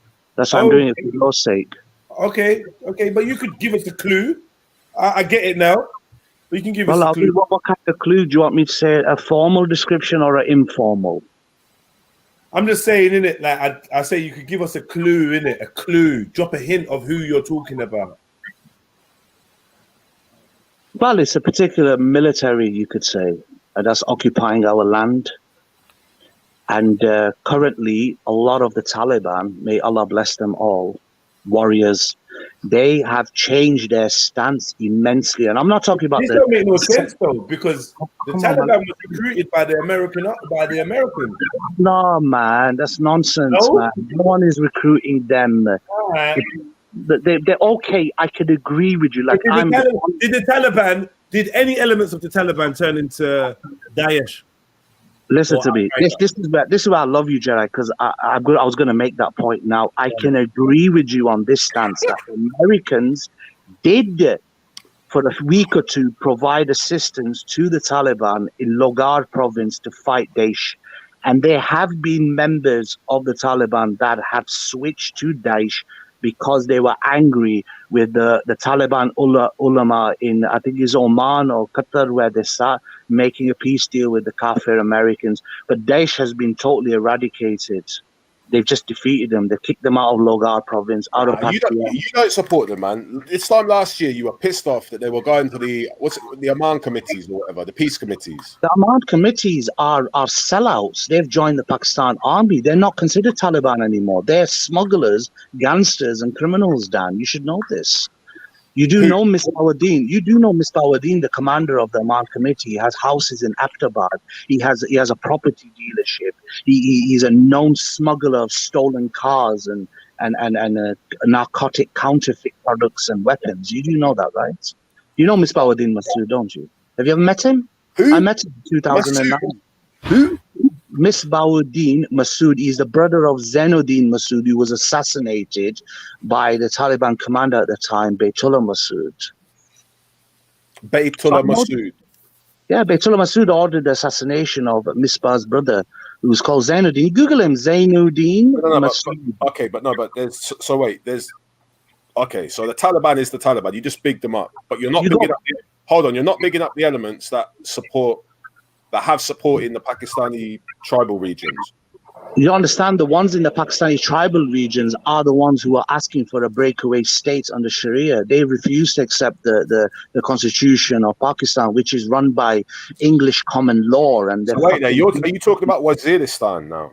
Waziristan, Bajawar agency. So Waziristan and Balochistan, places like that. Not Balochistan, man. Waziristan, right? Okay, so Waziristan, Bajawar. All right. Does Waziristan want to be a part of a Pashtun like Pashtunish style? We want a unified Pashtuns kind of an Islamic state where it's governed by Sharia, but on ethnic basis. We don't want to be ruled by a bunch of Punjabis in Hiramandi in Pakistan, giving us these British colonial laws, whereby if someone fires a gun at a Pakistani soldier, you know what they do? They flatten the whole bloody village as punishment. No one does this nowadays, and it's against Islamic law. The majority of people in that region want Sharia, and we want it through the Waziristan Taliban. It's as simple as that. So wait, so you support every Taliban but the Waziristan one? I support all the Taliban members who fight for the legitimate nationalist cause for the unification of the Pashtun people. And if it has to be under Sharia... Taliban means student, right? Yeah, but Taliban... Yeah, but hold on. These are students of like Orthodox Islam, which discourages stuff like Asabia, right? Which is the tribal sentiment, right? It's not like that on ground realities. This is where you're wrong, Dan. They say that on paper, but they are very tribal by nature. You can't remove the tribal. I hear that. So, but what you're trying to say, you want the Taliban to what? Galvanize this nationalist sentiment that exists in... They are doing this right now. They are doing this right now. I can show you videos of them racially abusing Pakistani soldiers while cutting their heads off. The racism is there. That's evidence. There is a massive anti-Pakistani Punjabi sentiment growing in the tribal areas right now at this moment. We killed 40 Pakistani soldiers just for appetizers for the last 2 months. And the video showed them referring to their ugly Punjabi faces. There's a massive civil war that's breeding in that part of the world very soon. And the Taliban know not to discourage or to insult the Pashtun nationalists because they're going to have to unite with us. And do you condemn the Taliban's racism towards Pakistanis? Pakistanis is a various build-up of various ethnicities. Can you tell me the whole thing that you were talking about, getting their heads chopped off? The Punjabi. No, I don't. If you would you ask a Palestinian to condemn an Israeli Jedi? I don't know. It depends on that. I don't know, man. I'm not personally, let me protect myself. Per chance, hypothetically, I don't give a shit, man. If you coming into a war, you're oppressing a weaker opponent. If your head gets lopped off, man, who gives a shit, man? You signed up to fight in a conflict. The Taliban are not crying that, oh, you killed our men, we want compensation or whatever. They just embrace the shahadat and they get buried and the movement moves on. But the point is, there is a new movement brewing there, which has, you could say a lot of these Taliban, the common fighters, have nationalistic kind of sentiments, because you never hear about the Taliban stabbing people in Britain. Wait, one sec. Afghan. Yeah, I'm back. I hear you, Afghan, but wait. Don't. I've heard you say before that the Taliban is a construct of the ISI.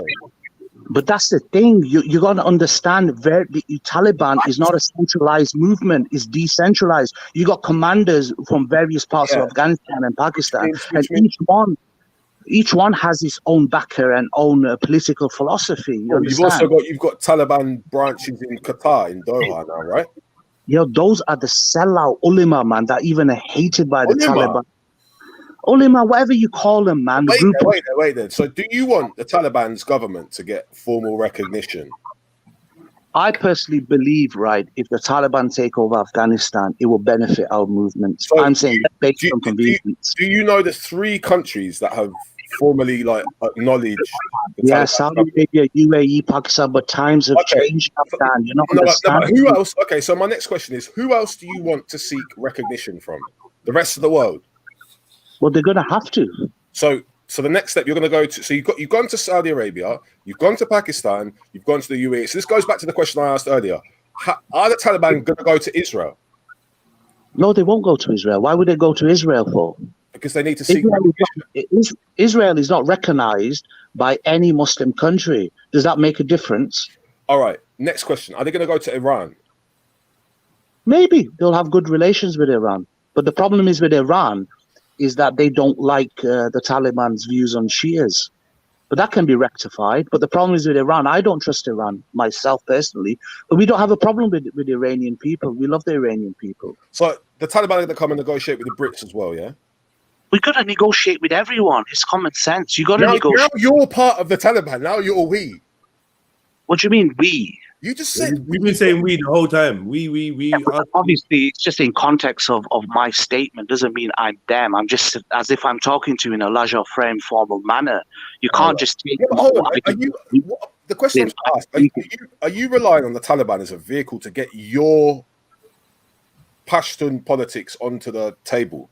The thing is that Daniel, the thing is, if the Taliban get control of Kabul, right, that will give us Pashtuns a stronger presence in the area through governments and international recognition. Through that, we would have a more recognized and justified movement against certain other governments. You understand? Okay. So it's more of a political convenience, but obviously they're going to be things. Wait, no! You've just given it away because one of those governments is one of the 3 governments that's recognised the Taliban as an official, like, diplomatic body, right? Right. Checkmate. It's done. What do you mean? You're talking about back in the 90s. The point is, everyone's going to recognise the Taliban government eventually if they take over Kabul. No way. You've had to do it, bro. You apparently were fighting against these people, and now you've done some like mental gymnastics to be like, actually, I'm going to use these lot now for.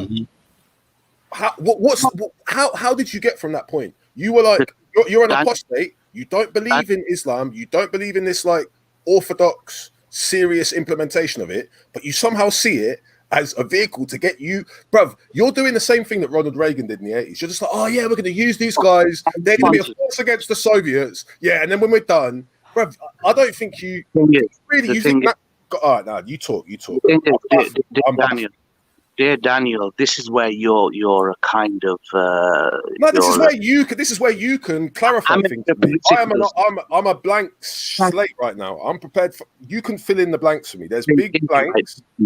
Dan, people make alliances and they break them for the betterment of their people. Like I said 10 minutes ago, if I have to implement the strictest form of Sharia to save my beautiful people from Bacha Bazi, from Pakistan, from murder, from the Americans, from deprivation, from murder, from Western imperialism, I will wholeheartedly implement Sharia in an instant. If that unites my people, if all my people love to have Islamic law in power, I will fully stand by them on the guarantee that we will not be subservient to other fucking arsehole countries who use us as cannon fodder to kill us. Simple as that. And if the Taliban killed my brother, do you actually know the full story to that? I've not told you the full story. You don't know that the rival commanders, did they not work with me when we captured that commander? Are you telling me the Taliban didn't send a representative to condemn this act? You don't know the full story. My point is, that's a good point there. If you wanted Afghanistan to have its own, like, its backbone, surely it had its backbone back in 2001 when they eradicated the poppy production, they'd eradicated Bacha Bazi and outlawed it, made it illegal, death sentence and all of that. Wouldn't it have been better then? Like, you're fighting. You fought 20 years just to go back to what you kind of had 20 years ago. The thing is, when you look at is that a fair point?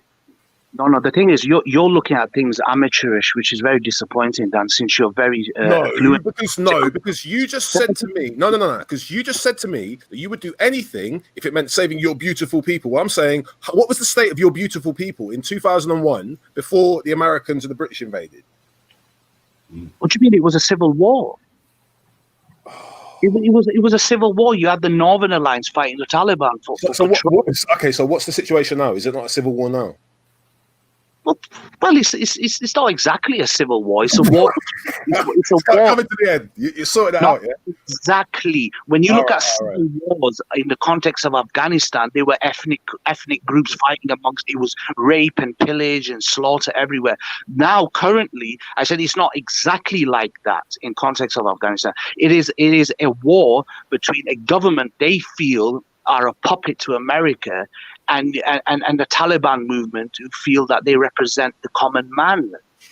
That's what the war is. But the point is, Dan, you got to understand one thing, Dan. When it comes to politics and for the betterment of your people as a whole, people do things what you refer to as compromise. You compromise, you forgive and forget. Hence why you see in Lebanon, they had a civil war where Christians were slaughtering Shias and Sunnis and vice versa. Now they coexist peacefully to this day because they let bygones be bygones for the betterment of the country of Lebanon. I'm using the same context. The Taliban have changed immensely now, and events have changed them. They have matured now. They're not a group of illiterate students from a madrasa in Pakistan. They have seen the betrayal and the treachery of Pakistan, where they were slaughtering their people for George Bush's $33 billion F-16 shit packages. So now things have changed now, Dan. That's what you got to understand. You know, I don't want to teach you politics and how to do politics, but you got to understand is that sometimes, right, people change, right? Their stances change, and you have to allow the past to be the past. I forgive them for what they did to my brother. But if I have to forgive them for the betterment of my people, I will do it. Why not? My brother's he's just one person. He's one person. Why should I the country for others? Sorry, go on. So the Taliban are from Pakistan. Is that what you're saying? Originally?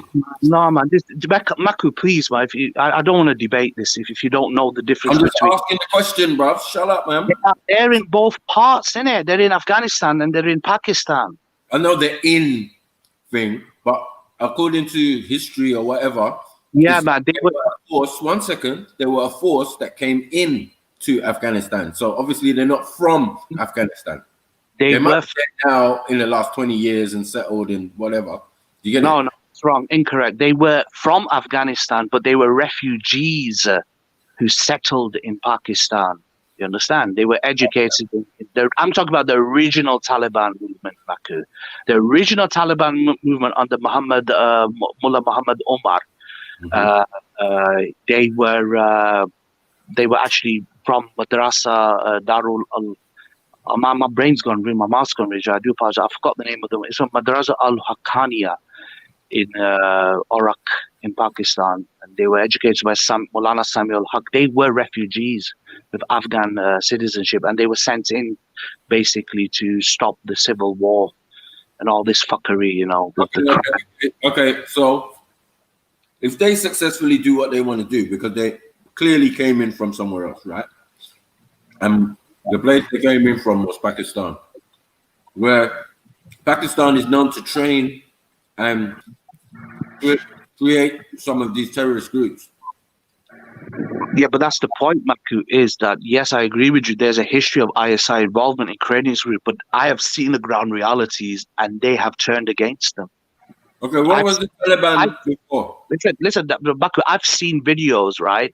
Confirmed videos of ISI agents, and I can even show you them, but I don't, for educational purposes, if you ever want, of them hung like the dogs they are, with the Pakistani flag wrapped around their mouths, bro, and they're calling them the scumbag of an ISI agent. If you're an ISI agent in Waziristan, do you know what happens to you?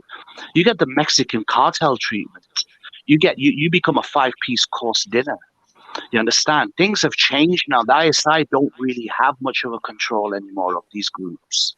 So sorry, go on. What was their former name? Was there another group before they became the Taliban? Not really.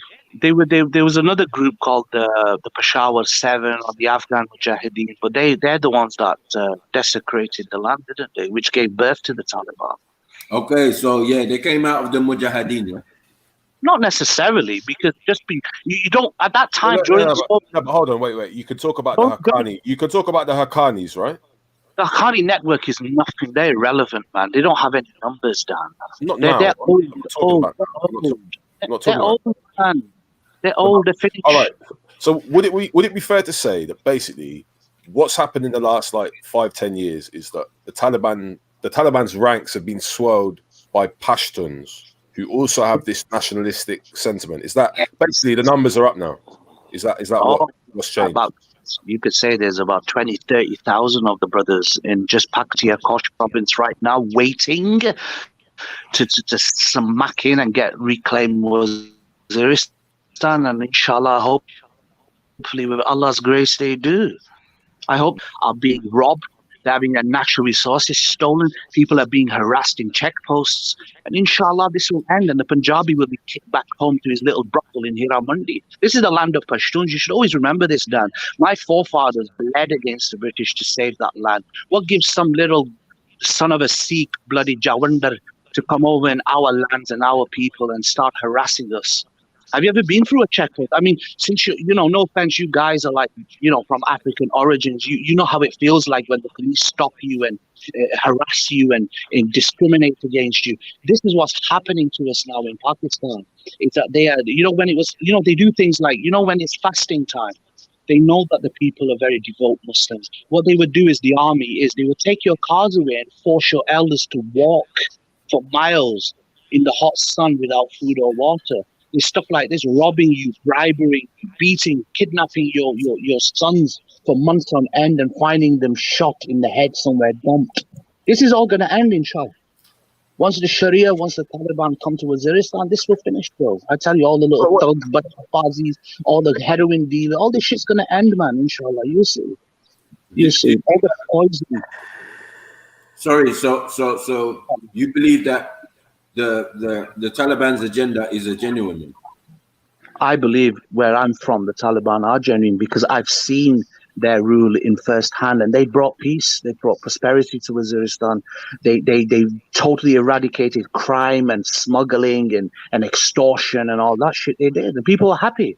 They were happy, man. Think about it. What other option do they have? There's no democracy in that land. It's either that or Pakistan English common law, where if you throw a stone at someone, they demolish your whole village. Should the people live by that? There's no other equivalent, Jedi. You got to be smart in politics. Sorry, are you saying that the Taliban had no use for drugs? What do you mean use for drugs? The sale. Yeah, but as long as it's not being sold to Muslims, it doesn't matter, does it, in their eyes? Okay. So they coined it and didn't allow the general people to benefit from it. That sounds like a little bit of a dictatorship, my brother. No, but the point is that if you decentralize the drug trade, then you're going to end up like Mexico, aren't you? With various cartels running it. If you have the Taliban control it, you know that it's secure, isn't it? Okay, so that's what you left out. What's that got to do with anything? You got to make. You made it. Money. They outlawed it. Yeah. Oh, they outlawed it. Sorry, go on, Marcus. Go on. Sorry. Yeah, you made it like they outlawed it and that was it. No, they usurped it. No, they outlawed it in the 90s. I'm talking about the ones now. You could say past 2005. Mm-hmm. I'm not talking about the 90s. I'm talking about like after 2005, where the sudden dramatic change occurred. Yeah, because there's remember that's the re-emergence. They've got to come back in. They've left. They've been driven out by the Americans and the British. Is that not true? Yeah, they were. Yeah, but not all of them. Not all of them. Where did they go? They went to them tribal areas. In what country? You could say proclaimed Pakistan. Yes. Okay. Anyway, yeah, good. They went back to where they came from, no? I've got to go in 5 minutes. Sorry, I've said that about an hour ago. So Afghan, do you know what Zakhmi Dil or the song is? Zakhmi Dil. Zakhmi Dil. What's that? Zakhmi means injured, innit? Yeah, the wounded heart. Dil. Yeah, do you know what that is? What is that? Go on. So it's an old Afghan marching song. The lyrics are, there's a boy across the river with a bottom like a peach. Alas, I cannot swim. Oh. Yeah, what you saying that is a national song? Everybody. Is that Everybody. Living in the girls and you take to her.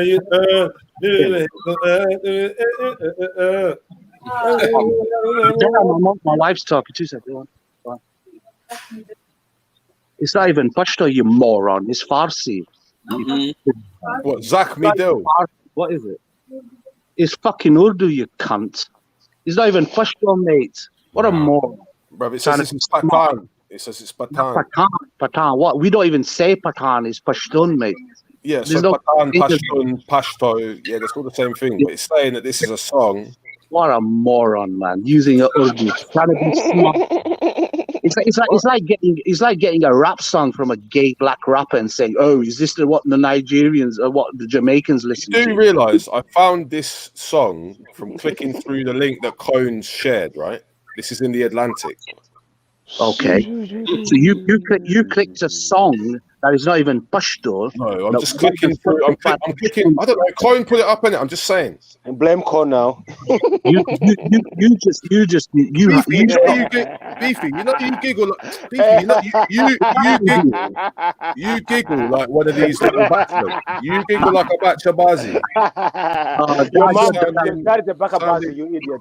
Sounding very feminine. Listen, you hey, keep Dan, your dad is a Bacha Bazi. Your dad is a Bacha Bazi. Come and find me. Come and find me. Come and find you. Come say that to me, you pussy. There's some big talking in there. Come and say it to me, you pussy. Hey, you giggle like a fucking gal. Why you triggered, bro? Why you triggered? I'm about to laugh. You're an internet tough guy, bro. I need to see the funny thing. Last time he punched you up as well. Why are you triggered? Why don't we see you? Are you triggered? Why are you triggered? If that's nothing to do with you, then cool. Apologies. But I'm saying that coin put up. So you can deal with that. Checkmate. I've never heard of it's not even This Beefy guy, you're so dunce. But I can admit one thing is that obviously you got singers like you go on mute, bro. You're just on here laughing. We're listening to Afghan. He's here for 2 more minutes. Fucking hell. But seriously, I gotta agree, Beefy. You like Afghan's girlfriend. What do you mean? Why you triggered? Why you come for fizz? Policeman. You and your fed self and you and Dan, you two fed just fuck off, bro. Leave me alone. You know me, You know me, Beefy. I don't talk to police. Sorry, I don't talk to police. Sorry. What? Sorry. No comment. No comment from me. Hey, no. Are you pulling a raj now? No police. Are you pulling a raj now? One at a time, lads. Come on, one at a time, lads. What's all this behavior? Yeah, thank you for that, Shipper. Listen, Beefy, this is like the 3rd or 4th time now I've seen Dan and Afghan go out, and you're like, his little cheerleader in the back. Like, what's going on here, Beefy? Can you not let the two grown men? Can you not let the two grown men talk to each other? Because I was enjoying the conversation without, your interruption every few seconds. Wow. And this conversation has gone from one thing to another, but as you guys know about me, I spoke about Dave Smith earlier, and the fact that he exposes brown and black pedos, but I'm yet to wait for him to expose white ones. I like that fairness all across the board.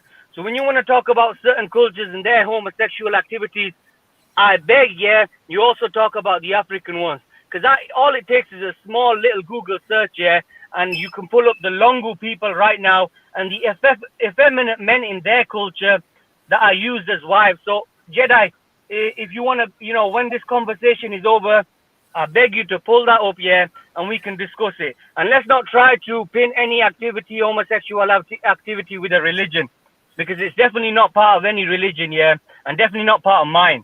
So let's not play those games. So let's talk about the Longu people, hold on, and the Buganda king in the 19th century who was openly homosexual. Sure. So what I'm wondering is, should we just forget talking about the Bacha Bazi and forget unraveling that thread and just make it Asia versus Africa? Who's the gayer? Because every time we jump, it's like if we was having a World War II discussion, I don't expect a man to bring up Pokemon and say, well, there was beef in Pokemon too. So when you're done, let's talk about the beef in Pokemon. Like, for me, because the reason I explained to you earlier. Okay, you finish. Let me talk. I'm going to use my mute button, brother, because you have a problem with just recognizing when it's not your turn to speak. So I'm saying to you, when it comes to homosexuality anywhere, if you want to discuss it, then we can discuss it when that is the topic. Right about now, Bacha Bazi and the origins of Bacha Bazi is what was under the spotlight organically. So anybody that comes on and with whataboutism, yeah, anyone that comes on with whataboutism, I'm gonna have to think that that's very suspect, and that's down to the fact that you're triggered or you are emotionally attached to the location, and you can't be non-biased. Okay, let me respond now. Yeah, go on. Say what you Fuck, man. And you can't be non-biased, yeah, in your assessment of the information, because we're just dealing with information. Right? Are you done? But you wanna say, oh well, let's go to Africa. Like, we're not in Africa right now. No. I'm not saying that. One thing. Hold on. And I didn't pick it. It was an Asian guy, yeah, that wanted to me to ask Afghan about Bacha Bazi. And then we went to Google and we started breaking it down. Then Afghan suggested that we went into the history of it. Another Asian guy suggested, let's go into the history of Bacha Bazi. Yeah. Well, and that took us. Wait. Guess where it took us to? Turkey and Egypt. Where is Egypt? All right. No. I'm talking about mainland Africa. Where is Egypt? Where is Jedi? Egypt? Stop playing the Jedi mind tricks. Stop controlling the narrative, Jedi. Let me answer then. Let me answer your question. Where is Egypt? I'm talking about mainland Africa. Listen, can I make a suggestion? Is Egypt and the rest of Africa separated from by water or something? What do you mean mainland Africa? What are you talking about? Bro, allow it, man. We done been discussing Africa, innit? So chill out, man. Yo, bro, this is some biased bullshit. You're not allowing me to talk here.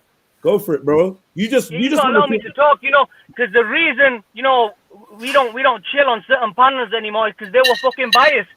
And they wanted to put their own propaganda and narratives and just merely mock. Yeah, I know you ain't interested, bro. I know you ain't interested, but let me tell you one thing. You're controlling and manipulating ain't gonna work on me. I'm gonna answer every question. I'm gonna go back to what what my question is, and I'm gonna keep pushing it. Because you like to speak for long, bro. You like to speak for 10 minutes to try to get your point across.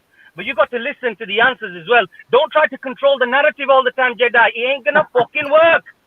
All right, let me respond to that. One, you interrupted me, and that's why I kept speaking. Yeah, I was speaking, and you tried to control my narrative, and you interrupted. And then when you made your statement, I responded to that, and then you still wanted to interrupt. Yeah, and I'm stopping you from interrupting my statement that responds to your statement that was interrupting my statement. So who's controlling the narrative? We have spoken about Africa. And I'm telling you that the topic of Bacha Bazi came up organically. It was not planned. So I'm saying you want to control the narrative by coming on and deflecting onto what you call mainland Africa while we're dealing with Asia. And if you're not homosexual or Bacha Bazi, if you do not condone this, then what is the problem? We're clearly I'll tell you what the issue is. The issue is. Me, yeah. I don't know if anybody's heard me in the past. Yes, I don't like biases, and I like to be fair and just in everything. If I'm speaking about a topic, yeah, you can come to me and tell me, let's speak about this activity is also going on in that region. So let's talk about that. I'll happily talk about that. But one thing I don't like is when people are keeping. One thing you said was, and I am a proud Muslim, is you tried to bring up hadith, which didn't really prove anything, and you tried to I tried to bring it up. No, you brought up a hadith and you tried to say, is this part of the religion? Is this what the Prophet said? Hell. No, hold on. Calm down, Let me share the page with you, because clearly I don't think you saw what happened there. Listen, that's a minor point. That's a minor point, Jedi. No, because you're trying to say that I brought in religion when I was just reading a page that was suggested to me to read about Bacha Bazi. Fair enough. Point taken. Let's move faster. Hold on, just in case you're confused. Brother, one second, because you've made a statement about me, so I have to clarify it. Yeah? So somebody told me to explore the Turkic origins, and I had a go at Afghan saying, why are you deflecting to Turkey? But he was like, no, I want to show you the origins. So I was like, do you know what? Fair dudes. If we're talking about Bacha Bazi, let's talk about the origins of this practice. So we went to Turkey, and then when we were talking about Turkey, they started on the page, I was reading, it brought up hadiths. It then brought up references, in the hadiths of where these what they call Manhattan, were mentioned in hadiths. So I'm saying, what the fuck is this real? So I'm saying, Muslims, does anyone know? Boom, boom, boom. I ain't made no suggestions that this is your religion. Look, we're like, don't try that, man. Yeah, you also made a statement, Jedi, saying these Batiman cultures or something. You know what's going on with these cultures and these activities. So I mean, when you're making statements like that, then you got to look at every culture across the board. You got to look at every culture. You got to find out if it's happening in other cultures as well. Yeah, we know that. And listen, hold on. Let me make one thing clear, Jedi. Let me make one thing clear, yeah. Listen, Bacha Bazi bun it all fucking day. When I see some videos, I watched a Vice video a few months ago, you know, of the dancing boys. Bro, I wish I was there, man. It makes my blood boil. I wish I could kick their fucking asses. You understand? Let's bun that all day. There's no, caping for anybody like that, or any Turkish or any Persian or any Afghani or wherever it happens, Muslim or non-Muslim. But all I'm saying is, look, when you want to say these certain cultures and you want to start saying they're doing it, then let me make a suggestion. If you're so willing to take on suggestions, then let me come and make my suggestion, and let me say, let's look at the Lungu people. Let us look at it and let's pull it up and let's have a 1 hour conversation on that as well, and let's have a tea and a good time speaking about those activities over there as well. Sound like caping. Right. Let me respond. Can I come in as well after, please? Let me respond. So I hear what you're saying, Surfer. Full Fizz, yeah. I hear what you're saying. To me, this sounds like deflection, and it sounds like we've taken it personal, that we've uncovered this information, and we're kind of breaking it down, and we're breaking it down with Afghani. You know what I mean? And he's defending his point and giving his perspective, and it's a conversation revolving around that. You seem to take it personally that somehow hadith was mentioned in the Wikipedia link. I didn't write the Wikipedia link. I didn't place it there, and I didn't suggest to go there either. Yeah, it was. I was gonna come off Wikipedia, and Afghan said, "No, stay on Wikipedia." Yeah, fuck it. We'll read that. So I think all your claims about me, or making it seem like this was somehow guided, I feel like that's just a symptom of you being triggered by the subject. Whatever was personal to you. Nah. I ain't triggered. Brother. Yeah. I'll give you 5. Brother. The reason why I'm saying that is while we're discussing this and we're discussing the culture, and I'm saying to you, bro, what is with this? Yeah, what is with this? Boys dressed as women dancing. Where's this come from? I'm allowed to say what is with these cultures that employ this, and definitely. Hold on. And then we went to Egypt. Yeah, we went to Africa. So I'm not running from it, but your suggestion to put it forward makes me seem like you have an agenda to try and deflect away from Asia. No. What I'm saying is, let's speak about Bacha Bazi all day. Let's speak about it all show today. But can you please promise me that tomorrow you'll also speak about the Lungu people and the Buganda King? Where are you from? Where are you from, Fufas? Can you promise me that? Because the thing is, where are you from? Where are you from? Because the thing is, you accuse Beefy.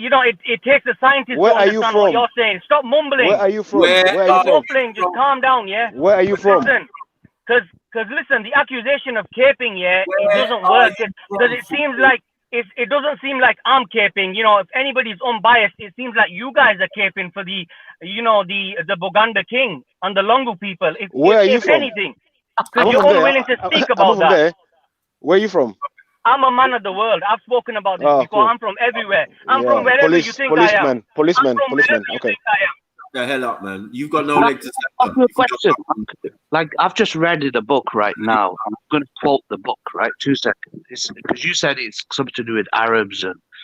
But here it says, could you explain how it got to Angola? It says, in the 1580s, Andrew Battel, an English prisoner of the Portuguese, was reported to have described natives of the Dombi area in modern-day Angola as beastly in their living, for they have men in women's apparel whom they keep as their wives. So would that not be a bit Bacha Bazi too, like, in Africa? Just saying, like. Yeah, I agree, man. Definitely, 100%. What can I say?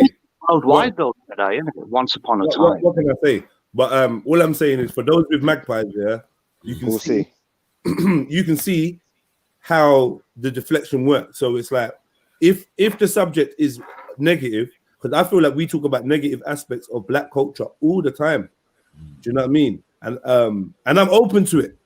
And I didn't see it as being a black versus white, or what about mine, or what about yours, or what. But like I'm seeing the sentiment. Like I accused Afghan of it earlier, trying to deflect. Oh, well, what about these? What about them? I'm like, boy, like, yeah, I hear you, man. Like, there's batty boys everywhere. I see people in the chat talking about, well, but the LGBT, the BLM are full of that, and I saw them in Hyde Park, and it's like you're acting like I'm not saying that it's black.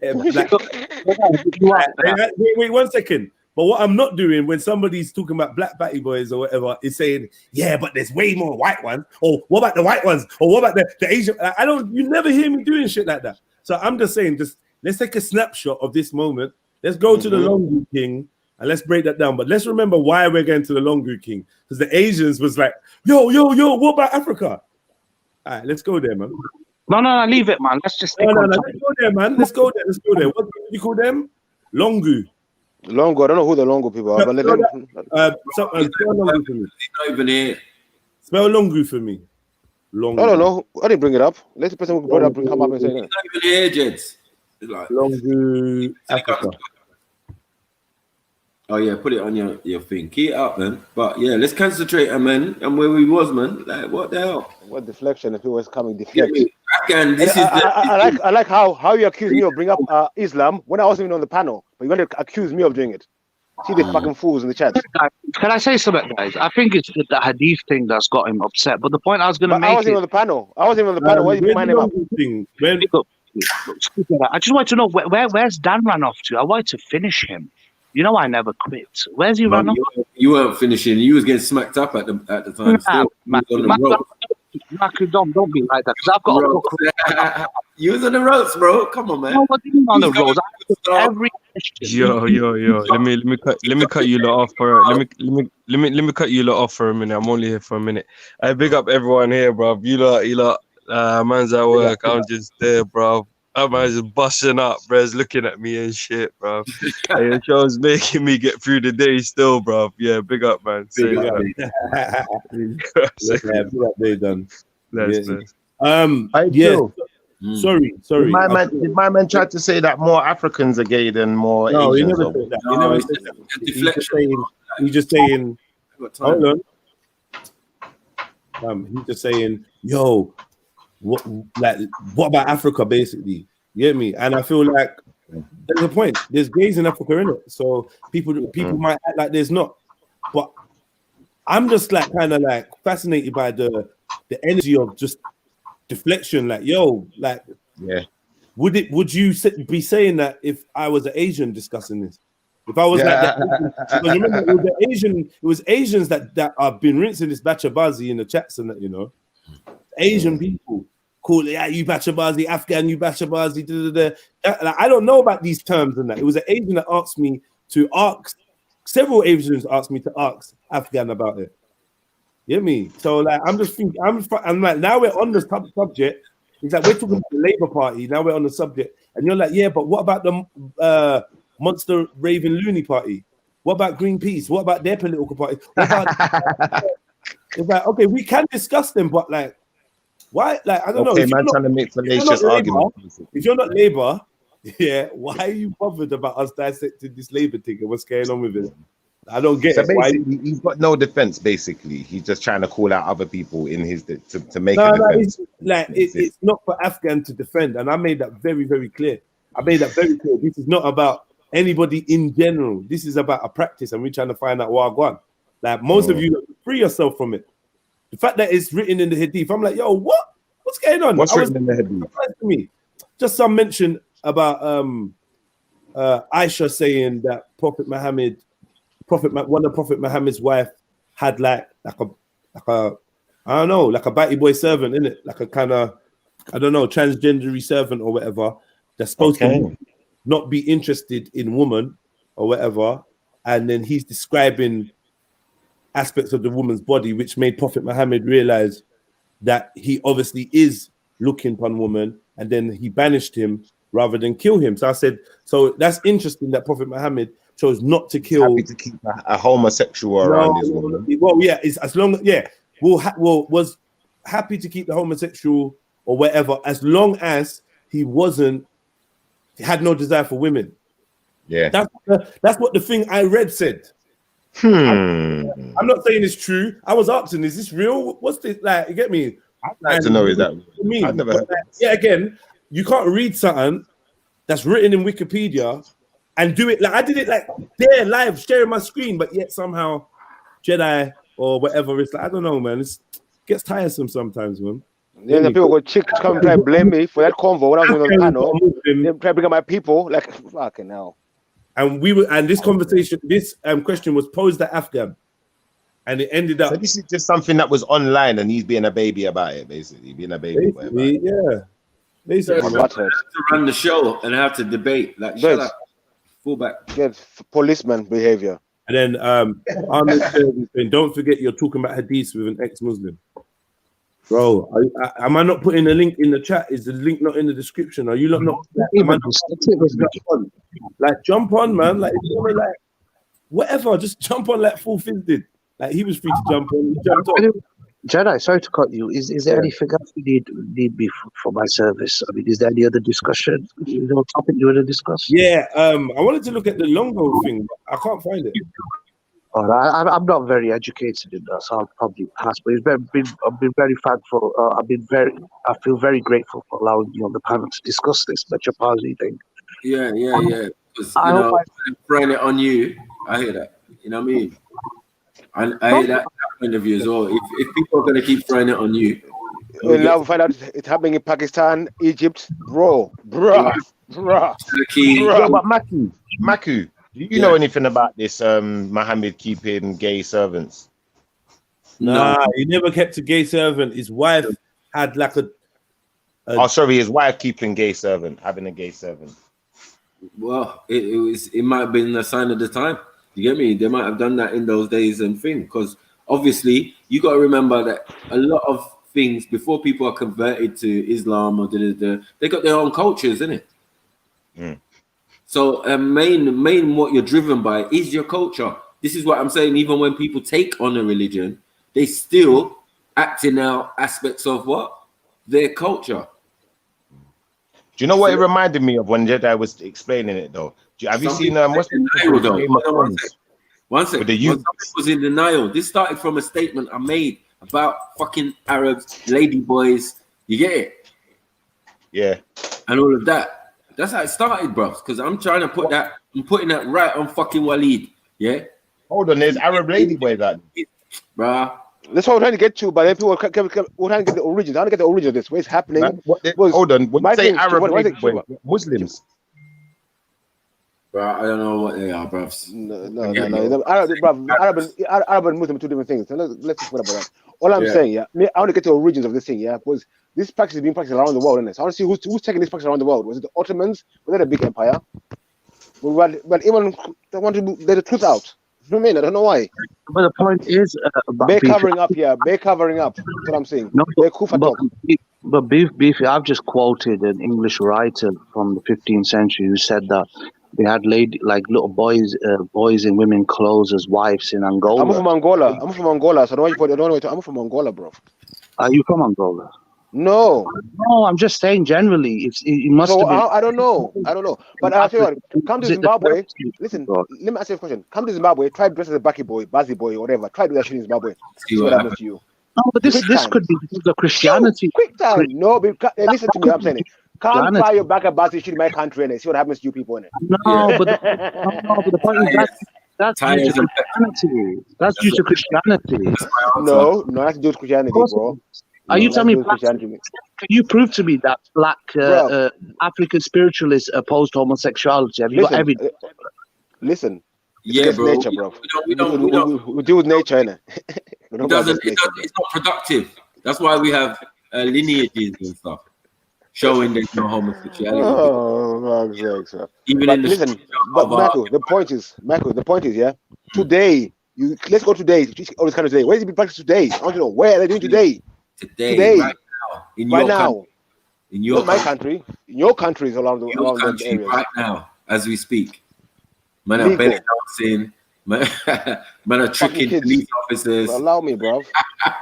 Taliban are using the man to trick police officers. You get me, and kill them. This is strategy, fam. Stop projecting on me. I have let's do it. Longo people Angola. I'm from Angola.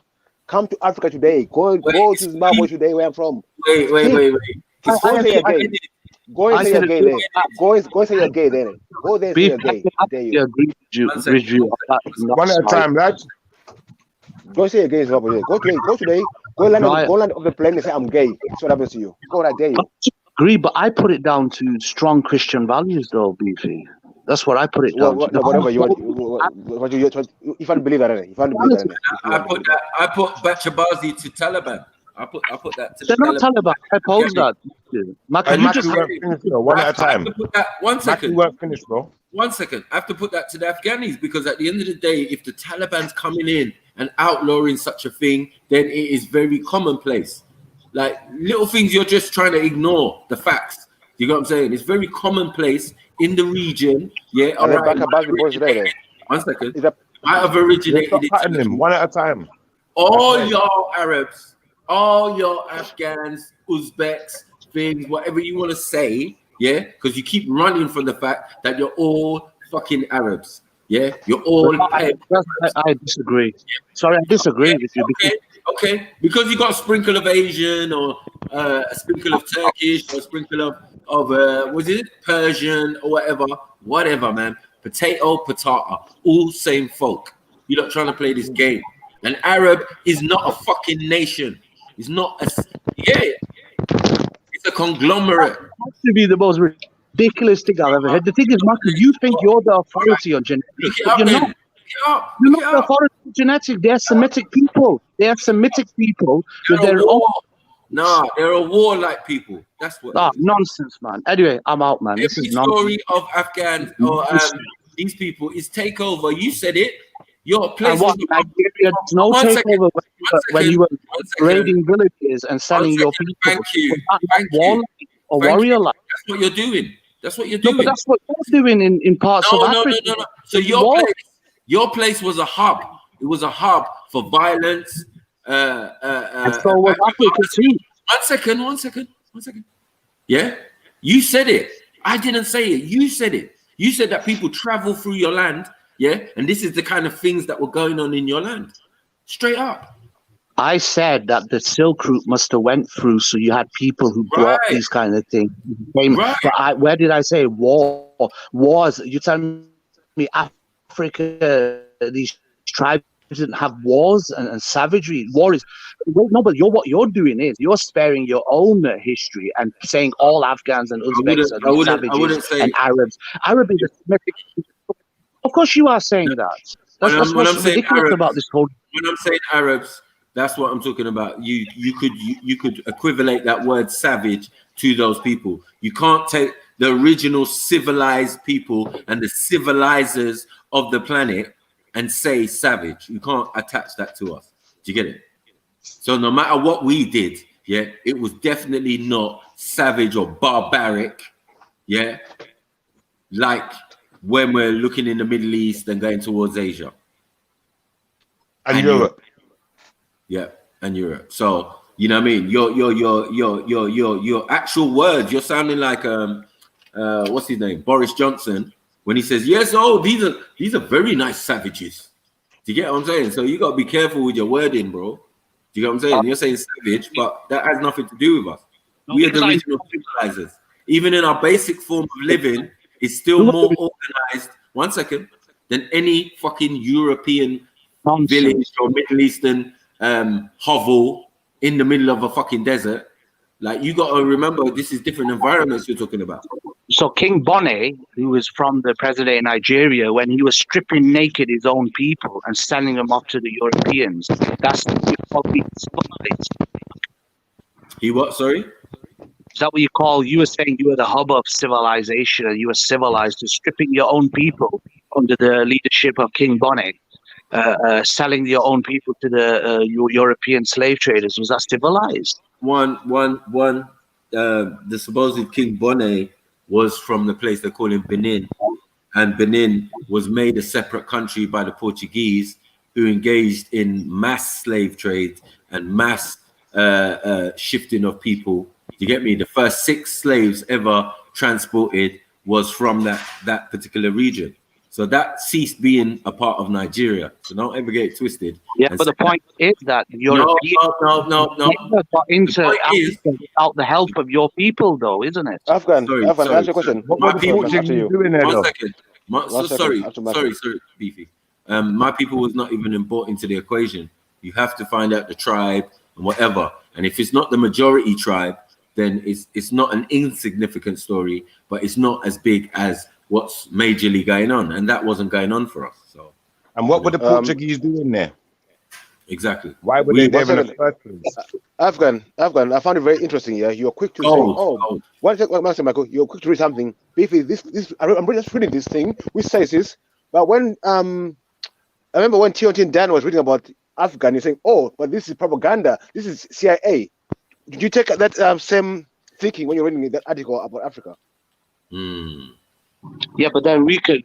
Well, I could. Yeah, you could use that same narrative. But the point is, I'm asking you if you're using the same criteria of checking your sources. What's the agenda before you read something out? In relation to Maku, yes, as an individual, because he's following that narrative for tat. I can pull out. I never. Yeah, but you hold on. You fell short. One second. I'm talking to Maku. I was addressing. Yeah, but Afghan, you're not bringing anything that someone hasn't brought before, and they fell short as well. Actually, finding the location as being somewhere different from where my actual people or Jedi's actual people come from. So it's not our story. Our story is definitely a one of conflict. Yeah, when the British come to us eventually. You get what I'm saying? So that other stuff has nothing to do with us in the other than in the sense a piece of Nigeria was usurped early because of its gold deposits and its people. But the fact is, hold on one second, and some of the kings of that region were complicit by force, to be honest, to comply and engage in the slave trade. So that's nothing to do with the region and where my people are from. I've already explained it many times, and I brought the Delil, you get me, where you can actually see what the British ploy was in what we're calling Nigeria now, or Lagos, and onto the Delta and all of those regions. You get it? So, But when the Portuguese that got the British and the rest of Europe involved. Man. Hold on one second. You can't twangle civilized people. You can't do that. We keep records, excellent records. You know what I mean? We're not in the desert, so we don't have this issue. You know what's funny? I just thought, sorry, Matthew and Afghan. Yeah, go on, bro. I remember how many of the Muslim brothers, were saying, you lot, stick it back on him. Don't let him, keep it on this Bacha Bazi subject. Yeah. So we on the Bacha Bazi subject, looking at the origins of this thing, have uncovered one little minor thing, and we moved off it. Yeah. Sensitively moved off it. We didn't even linger on that. Well, I didn't anyway, and somehow it becomes like something of yet again, man trying to bro. I think it's derailed. I wasn't even the panel. I was getting the blame for it. I wasn't even the panel, bro. I was in the panel. Is bad. Jedi, I'm guilty of that. And now you're happily running with it. You want to bring it to Africa? That's cool. I don't apologize. We beat you up. Hold on, fam. We going from the Taliban, using boy prostitutes, in Afghanistan as honey traps for Afghanistan police officers. We going from that, to Nigeria and King Bonnet being complicit in enslaving fellow Africans and selling them to Europeans. But to be fair, Jedi, the point is, I was having a good discussion with Dan, but that full fizz diverted it, so I shouldn't be blamed for this. Nah, no problem, man.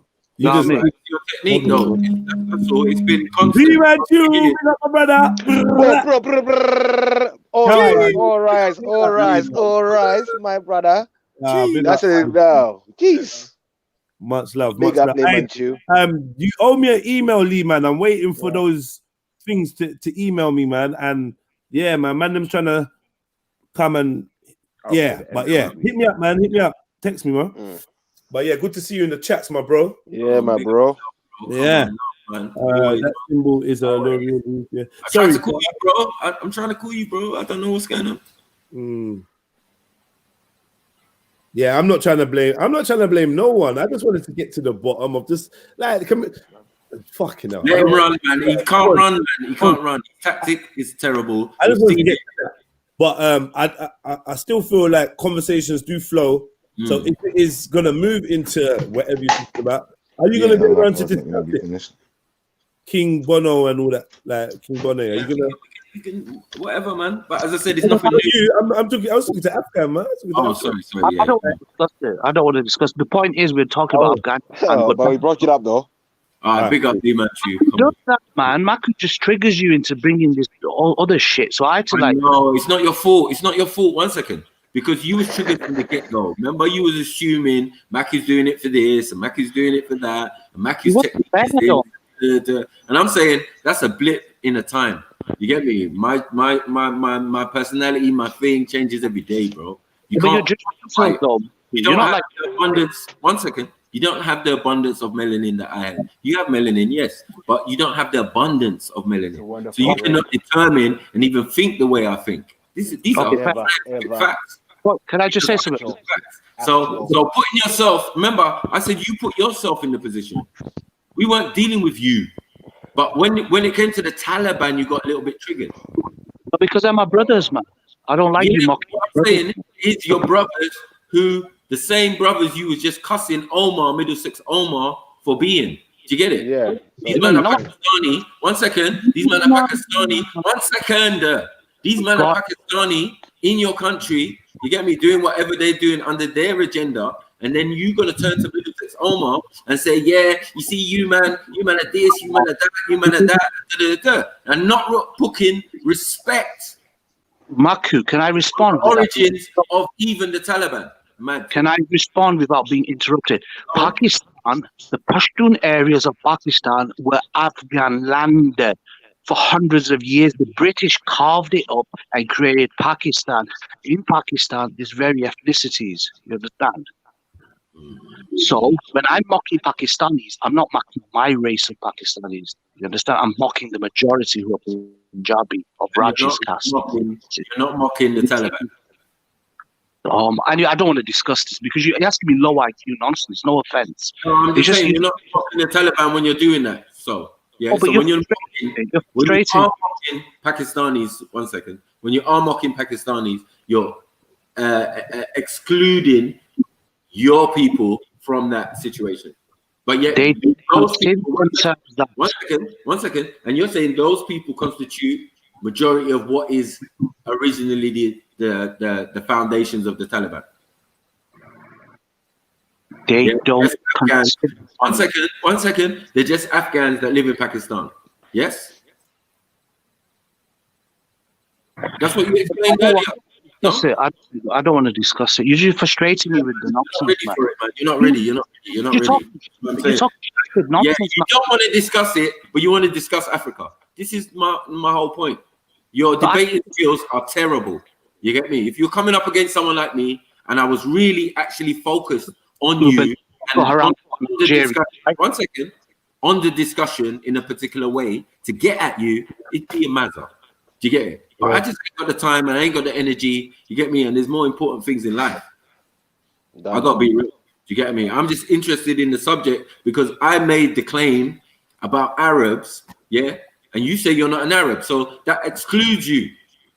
But sorry. 1 second. The thing just included you. So sorry, that's not my fault.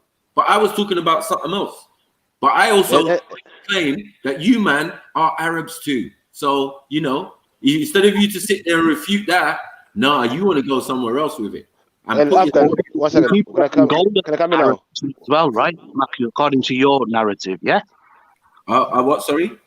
Angola, people from Angola are Arabs as well, right? What Angolans? Yeah, they dress up little boys in women's clothes, yeah? You know, like... okay, so you're not going to answer, right? You have obviously a bias, right? So bring your proof. Bring your I don't proof. know about Angola, Afghan, bro. wait, Afghan. Bring your proof. 1 second, Michael. 1 second. You mentioned Nigeria just a minute ago. Michael, exactly. Now, where's your proof? It's gone. Yeah, that's what you got to do. You got to run. These people, bro. These people, bro. Don't blame everyone. They ain't got no proof. Propaganda, homosexual behavior promoting. You don't think we're going to endorse it? So you people are doing it today. That's why I said, innit? And you were the one who brought up Pashtun people. I didn't know about Pashtun people. I said, who are the Bacha Bazi? Who was doing it? When and what time? You are bring up Taliban, Pashtun. That's you bring it up, not us. Then once so when you cry, it just got worse. It just got worse. We're finding out I remember I jumped on to say let's bring the topic back to the Bacha Bazi. I don't hear about Taliban. I said that I came on to say that, but you want to talk Pashtun, Taliban, freedom fighters. Man said he supports the Taliban. Mad thing. You think England and America spent all them years? That's why Michael. That's why Dan came here for. Dan wanted him to just say he supports Taliban. That's why he came here for. That was his agenda. I think that's about it. And you think we're dumb? People just come here with stupid agendas, bruv. Want to tick the topic. Bacha Bazi boys. Where did it come from? Who's doing it where? So we know, innit? You need to learn something out here, bro. So stop blaming the wrong people for doing it. Yeah. Hey, Mackie, can I ask a question, please? Yeah. Like you said, you was talking about something a little while ago, about a black man who was a Muslim. I think it was a Muslim. Let me just make sure if I'm wrong, correct me. But he ruled like some part of India or Asia or something like that. Now, I forgot to ask you at the time, but what I wanted to ask you is this. Is there like two versions of Islam, or is there another Muslim before the Muslims we know of today, or what is going on there? I'm out of this topic because I get told I'm an Islamophobe for talking about oh, you mean hold on, mate. You got African, The story is about this guy,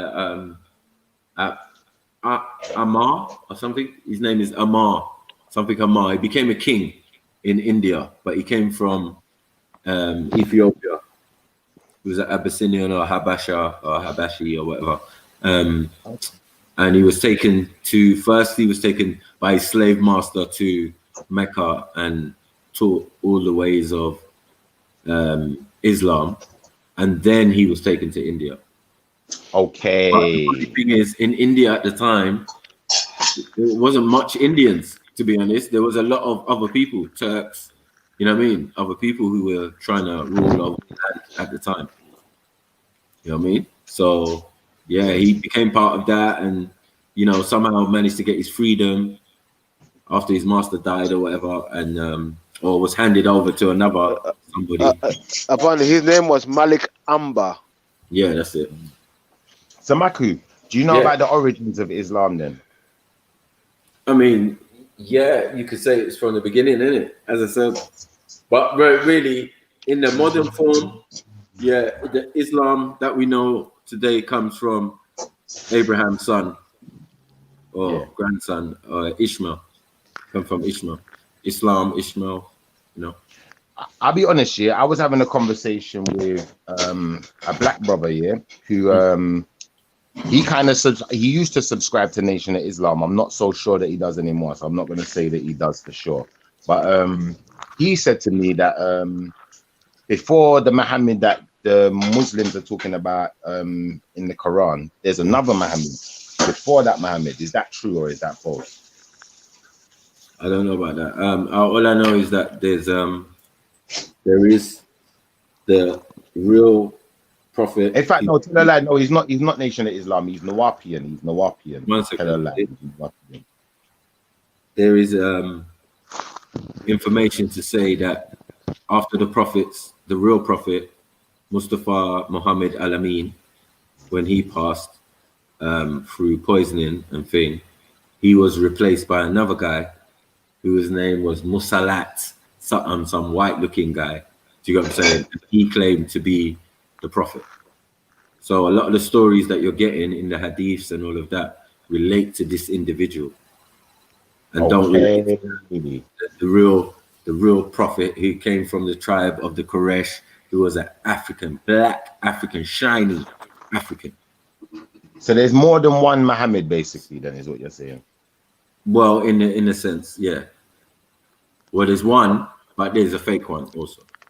So which one of the the Arabic community is subscribing to? You know which one they're gonna subscribe to.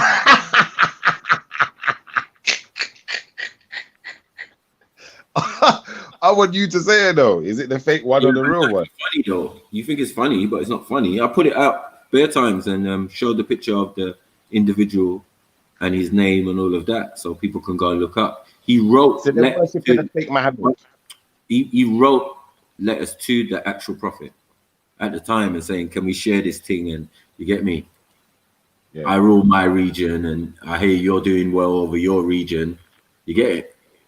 So if there's even information to say that, so you know what I mean. Maybe Afghan needs to come back, or what's the guy's full fizz, or someone come back, man. Like you lot might know something, because by the sound of things, you worshiping the wrong Muhammad, and you know if you're worshiping the wrong one, I'm pretty sure that you know it will be a good idea to you know try and get on board with the right one. You know the whole thing about you're saying. You want to speak?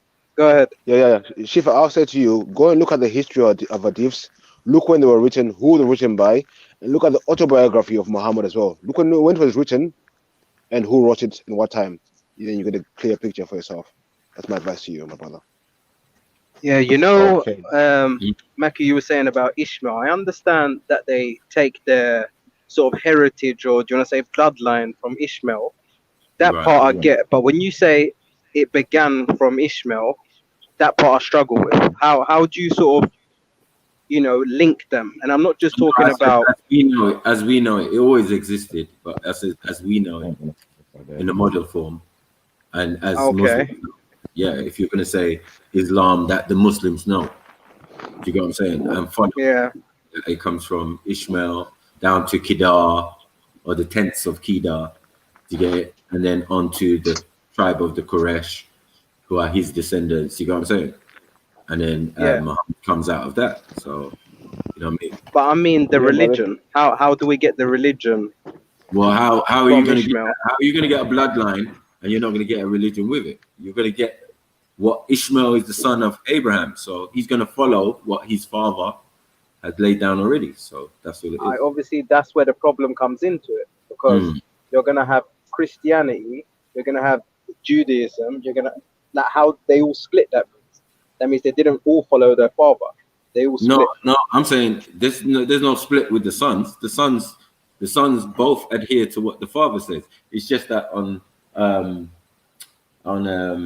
Ishmael's side, he also has the influence of his mother, Hagar, who is a Kemetan woman. So okay. All right. Whereas Sarah and all of that, they're practicing the new thing, innit? They're on the Yahweh thing. You know what I'm saying? They're both on it. They're both on it. It just seems, kind of weird, because obviously when you look at the story, wasn't it Waraka? And what was he? Was he a Christian or was he Jewish? What was he?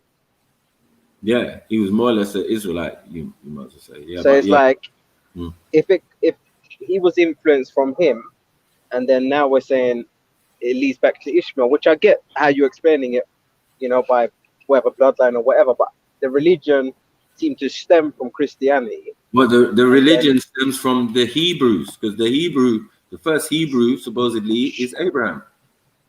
So all his descendants, whether they be Hebrew Ishmaelites or Hebrew Israelites, what distinction are you making? Did you get it? Yeah. Yeah, it's just two splits of the same thing. They're two sons. Well, they're not. And this whole thing to each other. I get that. The whole thing about a whole nother Muhammad. This first time I'm hearing this. Yes, Baba. First time I'm hearing this. Oh no. You know. It's been long standing, bro. I've been giving out. I gotta look into this. I've been giving out that information and having these discussions in Speaker's Corner for years, man. Could this link to why there was a law made that there's a death penalty if you ever call him black? To obviously make sure you have the right one. Would that would sort of link, wouldn't it? Right, because it all makes sense. It was in the interest of Abu Bakr and the rest of them to perpetuate their version, and this is Mackie. Yeah. Hey, Mackie. Did you say Hebrew Ishmaelite? What? Did you say Hebrew Ishmaelite? That's correct. So That's what a who would be Muslim is. considered Hebrew Ishmaelite? Who That's are what those a people? Muslim is. That's what a Muslim is. Jeez, Hebrew Ishmaelites. Hey, out to the Muslims, come talk to me. It goes deep. So how can two brothers be completely different and separate, and you know what I mean, start two different nations and all of this nonsense? I'm showing man the similarities. The origin is still one. You get it? It's from the same tree. You get it? It's just got branches. And now people are saying, nah, man, this branch is completely different from this branch. That's stupidness, that. And you all start Is with that the why same. there's so much black man called Ishmael? Well, maybe. But I'm saying, but yet you're all the books are going to start with the same characters. And no one's noticing this, that every single character bar Muhammad in one. Do you know what I'm saying? You get Muhammad in the final edition of the holy texts, right? But every other one is the same. Whether it's Adam, do you know what I'm saying? Whether it's Abraham, and we're calling it Abrahamic religions. So why is it not going to start around about him in that sense? Do you get it? As a form of religion, because we're talking about this religion and this way of life. Do you get it? So some people interpret Islam as a religion, but some interpret it as a way of life. It's as an instruction, as a way to live. You get it? Live peacefully. Yes, I'm back again. And if you want to support a hardworking, independent content creator like me, then we've got a couple ways you can do that. You can hit I'd us like up to on the hear super any chat, other Muslims get that your got name up something in to say. lights. You can hit us up on our PayPal when the link is in the description. And also we got the Cash App. Yeah. So if you want to support, show love, you know, buy me a drink, do whatever, show me that you're here. You know, that's the way you can support the thing. You get me? It's your boy Jedi for Trilluminati Live. Boom. I'm gone. Yo, man's asking me how many children Noah had. Yeah, that's a mad thing. I don't know why you're asking that, but whatever, man. But yeah. What was he talking about, man? Chuck. Muhammad and obviously, you know, beginnings of Islam. Okay, yeah. As I said, yeah. In that sense of for his people, remember, he's the first for his people. Like these people weren't on it. Like the people in that region, at that time, they weren't on it. Innit? They needed that. So he's the first for that time. The time he comes, but he's not the first in existence. No. So where do we go with obviously like holy books like scriptures, whether it's Quran, Torah, when there's differences in them, but we're saying it comes from the same thing? Mm-hmm. What can we do with that information? Do we ignore all of it? Is there any that we can sort of say, yeah, there's some truth in this? Or because it seems crazy that they've got totally different beliefs, not totally, but very different beliefs. You know, you got the Holy Spirit, you got the devil, and all the workings. I think. See, the wonder of the Quran is that it's oral. It was an oral, you know what I mean, recitation. You got what I'm saying? Like vision, and that. Like it was different, and it matches up with the previous texts. So you know that's kind of amazing for someone to, you know what I mean, memorize basically all the previous texts. Yeah.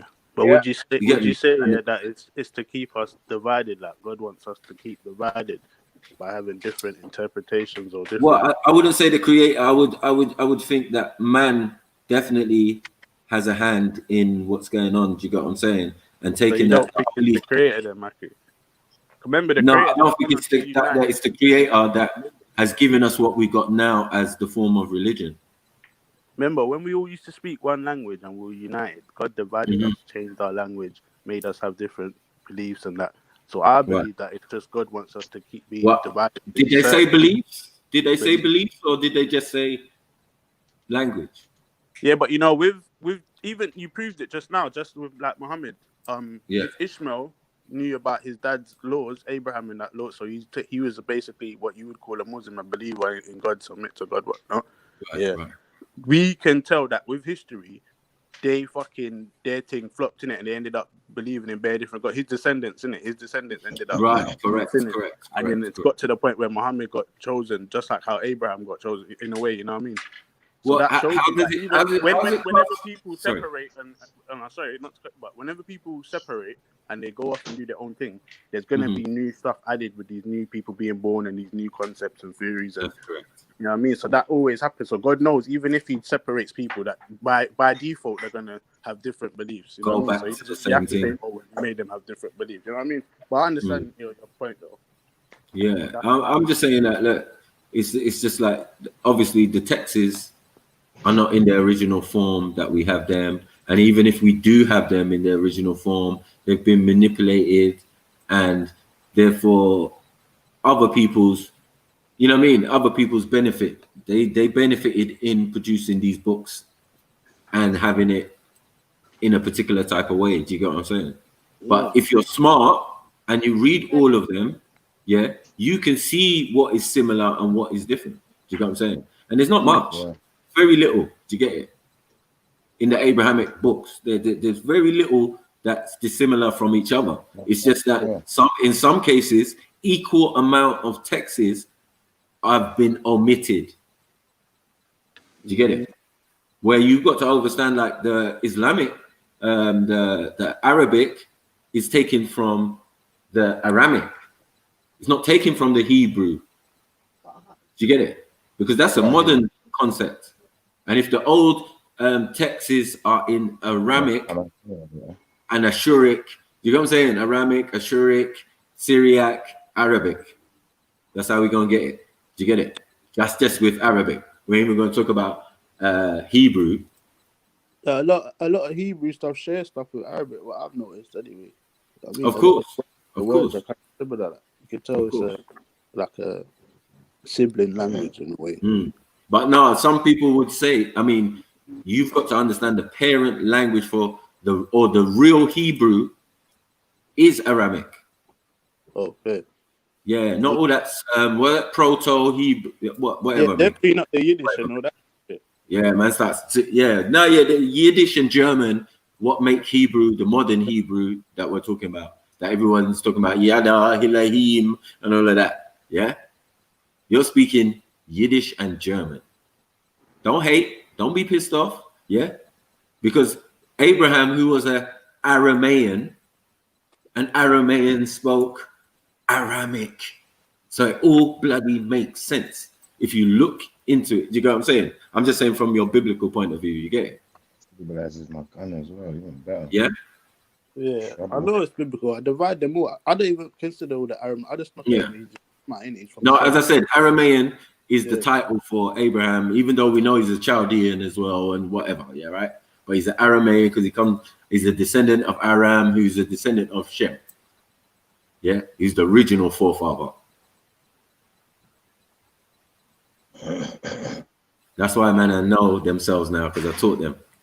But to me, all sons of Shem. When you mentioned Ishmael, I was thinking, if he's he's with his mum and that. Remember, his mum's an Egyptian, so I was connecting dots and thinking, is this why they had like a multiple god system, or is that why the Arabs are? Even with the Arabs, I heard a different thing, that they're not even from descendants of Ishmaelites as well. They're from some other descendants. So I'm trying to weigh up everything. I'm hearing what you're saying. No. What you have to say is that, look, the Arab thing is another deep thing as well. Arab means desert dweller or whatever, right? So anyone who lives in the desert. Yeah, I need to know the tribe. We're saying at the time of the Prophet, right, there has to be a particular type of Arabs. Like, who's running things right here? Who are the people running things? Are they pale Arabs? You get what I'm saying? Or are they dark African, jet black Sudanese Arabs? Are there Africans there? Yorubas there? Are they all? Who are these people? Who are these dynasties in Mecca and all around these areas at a particular time? So before the pale Arab comes in, this is like after the death of the Prophet. Do you get it? we know that the Umayyads ran that region, and he was of those people. So I'm telling you, those people, the Umayyads, were black Arabs, or what you're calling Arabs. You get it? Because that's their region, that's their thing, that's their language, Arabic. You know what I mean? Like all the things go together and match up.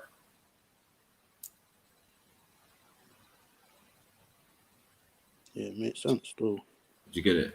Because if they're mixed with Egyptian as well, and mixed with Shem, another, Abraham, all his descendants have been described as looking at Cush, or they black and whatever language they're using, they describe them Niger, whatever.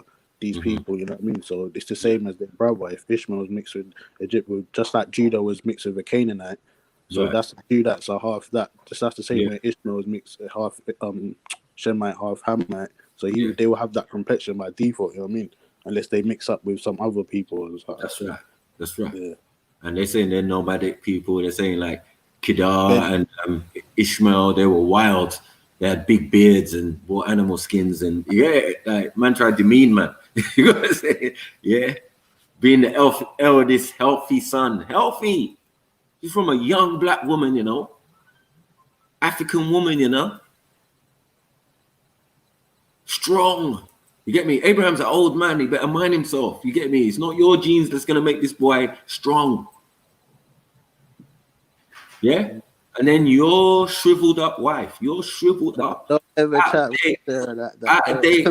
sorry, dried up, 90 years old, having ass, laughing at the angels, suggesting. One second. Sarah, you know she was. One second. People under the Pharaoh. 1 second. Yeah, but that's when she was young. That's when she was young, and all that time there, she never bared no children. So let's stop all that. Yeah, we know she was a fine woman. Yeah. Even at a ripe old age of 90 or something, when she's gonna have her next picnic or her first picnic. 1 second, right? So we know her age and thing and whatever, and you can beautify her as much as she wants. She's still an old rascal woman. Yeah, we know this. Yeah, that's why she's laughing at angels. Yeah, telling her she's gonna have a baby. Me, at my age, you must see mad. Yeah, Abraham was laughing as well. Yeah. Well, you had to chew them words. Yes, she had to chew them words. But yeah, they're both old. Yeah, but yet she got a covenant for it. You get it? That's how she got the covenant, because at the end of the day, you weren't gonna have no more bloodline. There was no bloodline coming from you. Abraham was gonna have a bloodline. Yeah, cool. It was promised to Abraham that he will have multiple bloodlines. Right. But he had multiple wives. Ishmael Let's not do that. Yeah, but he's gonna have multiple wives, isn't it? He's still gonna like, okay. But the Midianites, he's got bare other tribes. And Right. So I'm saying, with your wrinkle pussy, you can't be my Sarah lover. was the special one. Sarah was the special one. Put some respect on the name. Put respect. She was the old one. Stop it. Sarah's the one that was rolling with him from the beginning, fam. Yes, because she's old. And is she not his half sister? The word over the my friend.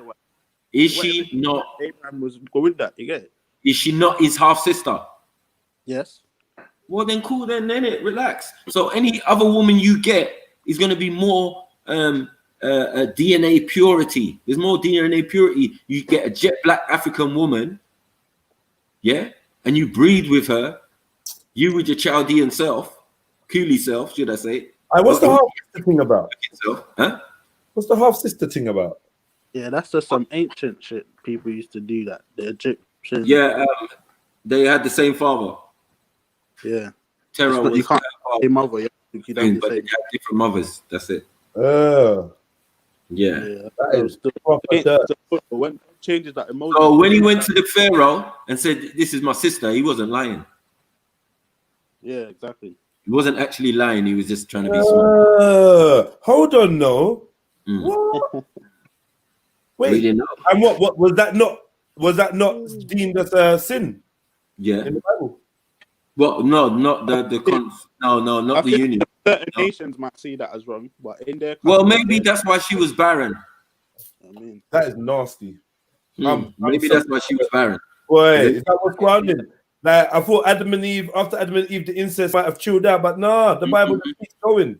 Boy, I'm not feeling it still. Up until Moses' law, fam. That's what the whole. I'm not feeling that at all. The incest thing.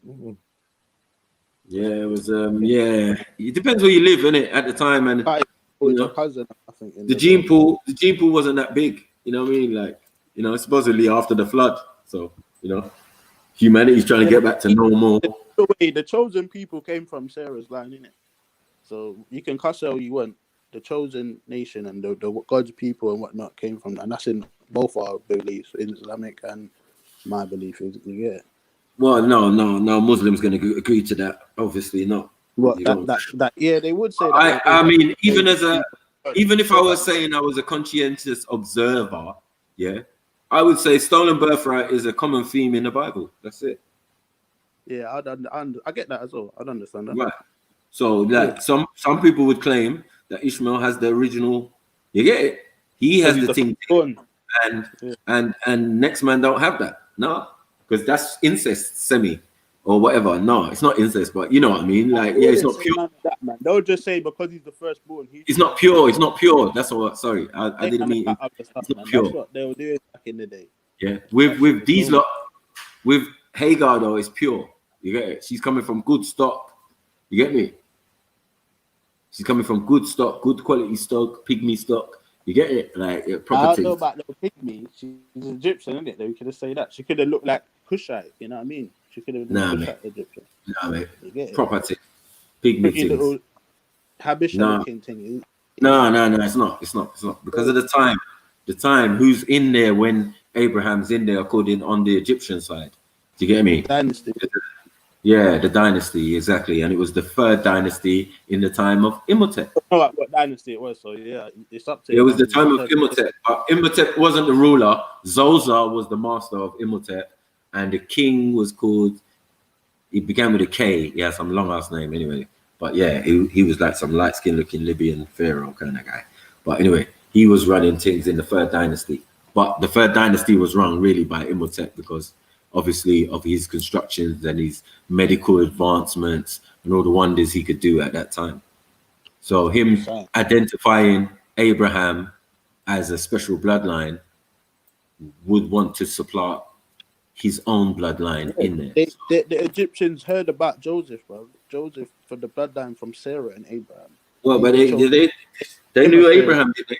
They knew Abraham firsthand. But hold on, they knew Abraham firsthand.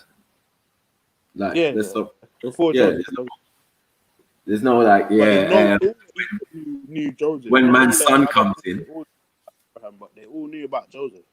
I mean, yeah, when man's son comes in, yeah, of course they did, because Abraham was there before, man. He got all the riches of Egypt, man. You saw, we gave him gal, we gave him high status, we gave him all sorts of flock, gold, and all of that. And he violated the thing, and he got kicked out.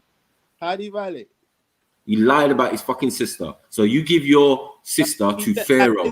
Because if it's your sister, Pharaoh is entitled. Remember, you just said a minute ago. Bro. You just said a minute ago that it was his sister, so he wasn't.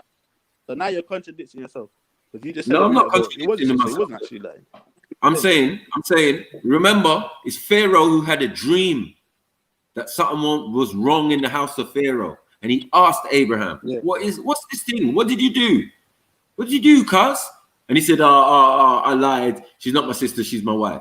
And Pharaoh says, shit. Well, do you get it? Why didn't you just say that in the beginning? Then everything would have been cool. But right now, hold on. Right now, I got to clear my house of pestilence.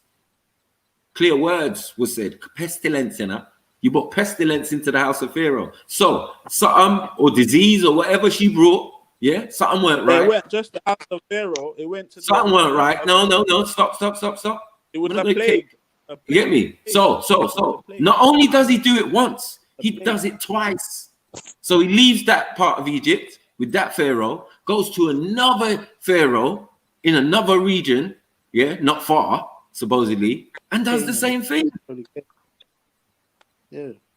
Lies again. Oh, yes, my sister. You didn't learn from the first time. Yeah, because these men will kill you for your girl, bro. They don't. Yeah, this is what I'm saying. You're not being genuine. You're being racist. You're saying Egyptians never had no girl. One second. Wait there, Matthew. Bruv, it's not Matthew's about not getting. being. Are you saying Egyptian women never had no girl?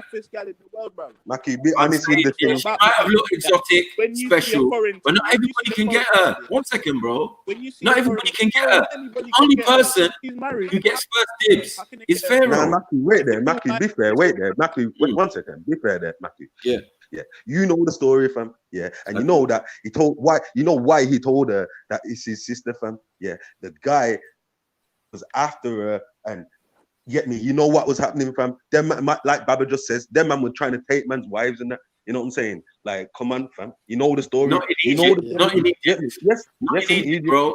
yes, in Egypt, Bro, from where he was coming from, bro. Stop it, man. Regardless, he Matthew, was Paro, innit? Yeah. if you're gonna talk the story, talk it properly, fam. That's what I'm saying. Talk the thing properly, man. Hold on. Yeah? From where he was coming from, bro. Stop it, man. Yeah. You're coming into somewhere and you put her in a box, bro. 1 second, He's bro. already been there. You put her in a, yeah, but you're coming into another land. Don't pretend Been there that for more already. He's already been there. You Oh, acting like mate. you acting like you just got there. What you on about? Yeah, man. So hold on one second. What the hell? 1 second. 1 second. He went to Egypt, yeah, and got what? Hospitality, no? Hospitality. So that's a safe haven from the fuckery that's going on from where you're coming from. You might have come with some interpretations that Egyptians don't have pretty women, but that was soon dispelled because they quickly gave you one of your own. Nah, no one's saying that. Stop making up new arguments. Okay, cool. Here. No, but that's what I'm trying to say. Like, listen, 1 second, Matthew, man. Matthew, chill out. All we're saying is, yeah, like, no one's disputing that Abraham was given hospitality and all of that. Yeah, we agree. Like, him and Lot had their land, they was doing their farming thing. Thank you. But what I'm saying is, yeah, that Pharaoh, yeah, was on some bullshit, yeah, and then, like, Abraham, yeah, obviously, yes, he lied about it being his sister, but yeah, you know the reasons behind it if you know the story properly. And did it cause him to get kicked out? Huh? Say again. Did it cause him to get kicked out of that land? No, he didn't. No, he did. Yes, in fact, you're right. Yeah, he did get kicked out. But yeah, that was because the Pharaoh, obviously, the Pharaoh wanted his wife, wasn't it? You know what I'm saying? And obviously, my man went on that. Pharaoh got. Yeah, Pharaoh but and no, he didn't get vexed. Pharaoh had a dream, and let's get it right. Abraham He had a left. dream. In fact, One Abraham second. left. 1 second. And we remember we worked this out. Which God was talking to Pharaoh? Abraham never got God of kicked out. Abraham. Right. Wait. God of Abraham. Abraham never got kicked out of Kemet. Right. He got kicked out of the So Pharaoh. Abraham's God, Yahweh, was talking to Never got Pharaoh. Let's get it right. You're just talking about very different random stuff, man. Stay on topic, man. Like, you know, get me? Sorry? All this Ishmael business and that. Like, what was all that Ishmael business from? Like, what are you doing? Yeah, you know about the Ishmael thing. Come on, bro.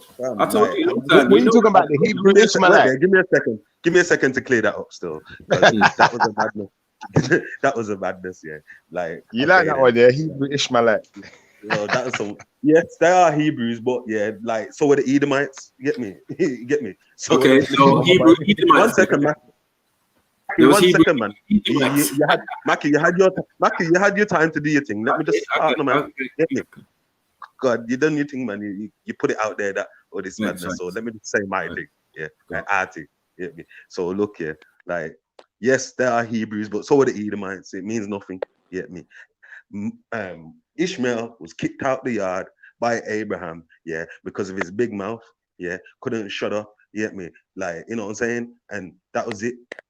Being disrespectful, kicked out. Hagar was given a bottle of water and a high five, you know what I'm saying? And that was it. And then bam, like he didn't learn nothing from his dad, you know what I'm saying? There's like, yes, he's a Hebrew, but he's got none of the Hebrew teachings. He started his own 360 God thing. But Ezra, did Abraham link him after? Did Abraham link him after that? After all of that, did Abraham link him and they met up? Did that happen? It came to Abraham's death, his funeral. So between that time his death, him and them never linked up between those times. You don't think? Nah, that's what I'm saying. He's No. doing his own. He said no with trepidation. Yeah, you better go read. You only linked him back. You better go read, mate. I don't know who he's building. Hold on, I don't know who he's building a building of 40 by 40 cubics with. I don't know who that was. That was some other guy. Abraham built that. Ishmael. Abraham built that altar. It's not no bloody car, but On it's his an own. altar. One second. Get me. But he's on his own, yeah? 1 second, man. Like, why you keep cutting me off? I'm like, you get me?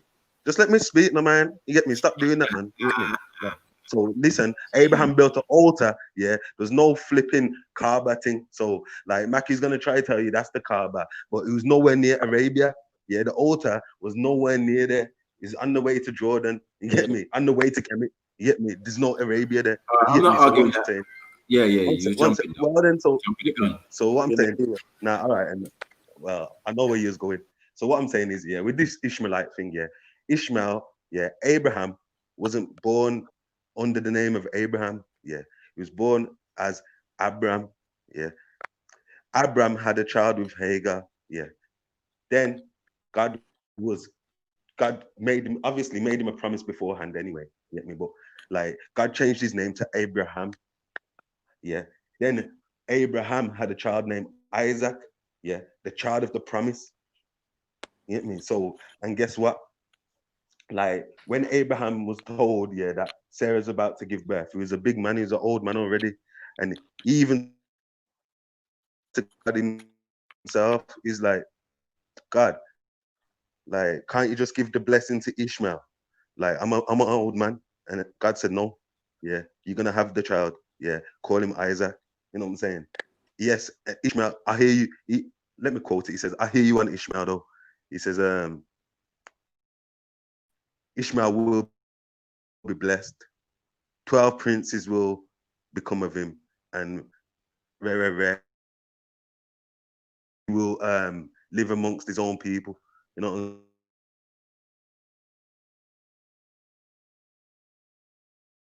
So is that the Hebrew Ishmaelite then, yeah? Scattered all over the earth and in slavery and all. Am I cutting out or are you cutting out? What else? Yeah, and they've got their princes. It might be me, you know. Is it me? No, it's because he's not saying it with his chest. That's why. You know what I'm saying with your chest? What you say with your chest, boy? I'm on my phone. I'm on my phone and it's so. Say with your chest, man. Be confident with it, man. Of course, I'm confident. Ishmael is Haram. Yeah. Ishmael is a heathen. Yeah. He's the enemy of the Israelites. And that's that. You get me? King David knows more than man like Maku. You understand? So if King David, the king of Israel, says but that Ishmael is the enemy, yeah, that's that. Understand? So does Abraham, are they Abraham's enemies? Are they Abraham's enemies? Abraham was told that Ishmael. Are they Abraham's enemies? Answer the question. God told Abraham that Ishmael will be a wild donkey. Okay, but are they Abraham's enemies? How about that? Yeah, because are you going to be a wild donkey prince? They're wild donkey. Did you say wild donkey prince? Wild donkey prince. Yeah. Are you going to be a wild donkey? Yo. Are you going to be a prince? As a donkey, as a wild man. Princes, you're going to be a wild man at one stage, and then you're going to be a prince later on. You're going to have 12 princes. Mad thing. It's either God's conflicting himself, or you just didn't understand it properly. That's not a contradiction. They're still going to have 12 princes, but yeah. But for a little bit, man's going to live rough. Cool. Yo, let me jump on my laptop. Yeah, man's going to live rough. When you say a man's going to live rough, though, like, is that what the donkey part is? I don't know, because this man's in the desert, bro. Look, listen, one second. The donkey part. Caravan gypsy style. Mackie, 1 second. The donkey part is the wild donkey thing is like what we're seeing today. Running around, suicide vest, Allahu Akbar, chopping off heads, one bag of madness. Yeah, this is wild donkey behavior, fam. You know what I'm saying? Right? That's a government side. Prophecy fulfilled. Prophecy fulfilled, fam. Wild donkey behavior. You know what I'm saying?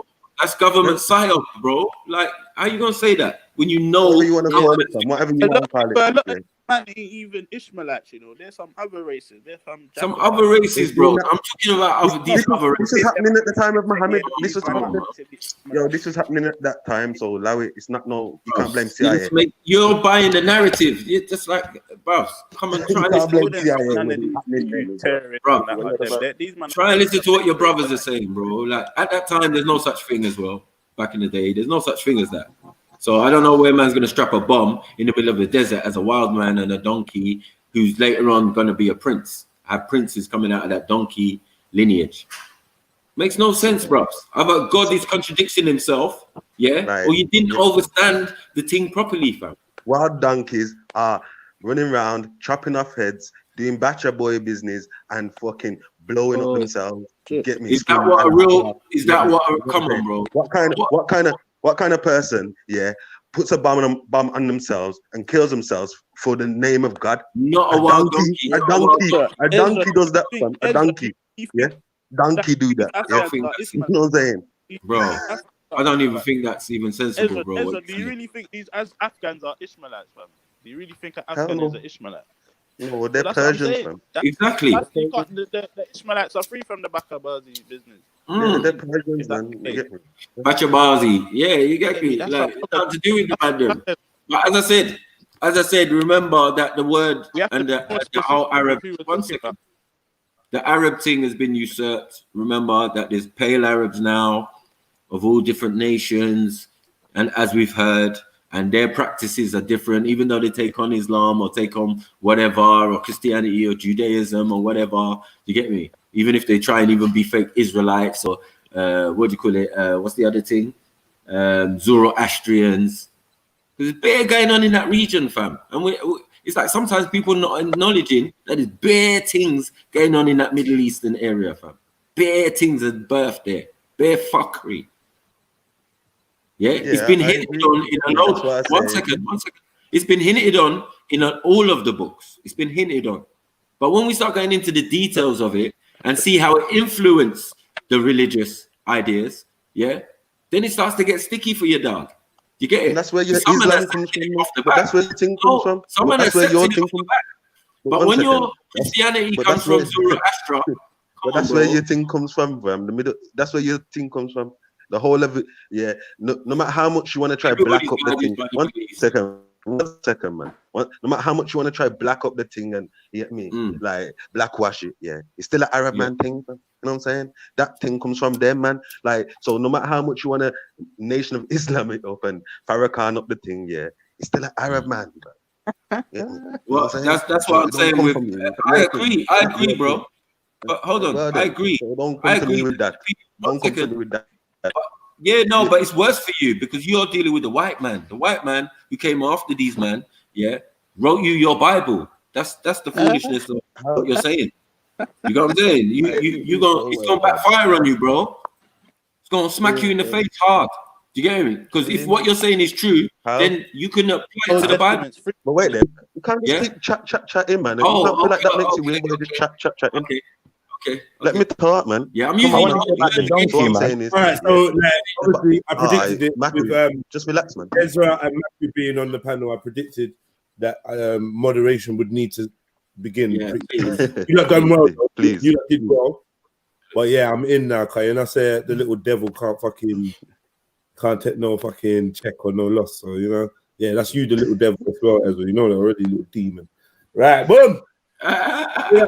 Yeah, you got the Hebrew demon friend, Ezra. Hear me, possessed. I man, someone said you like God picking it.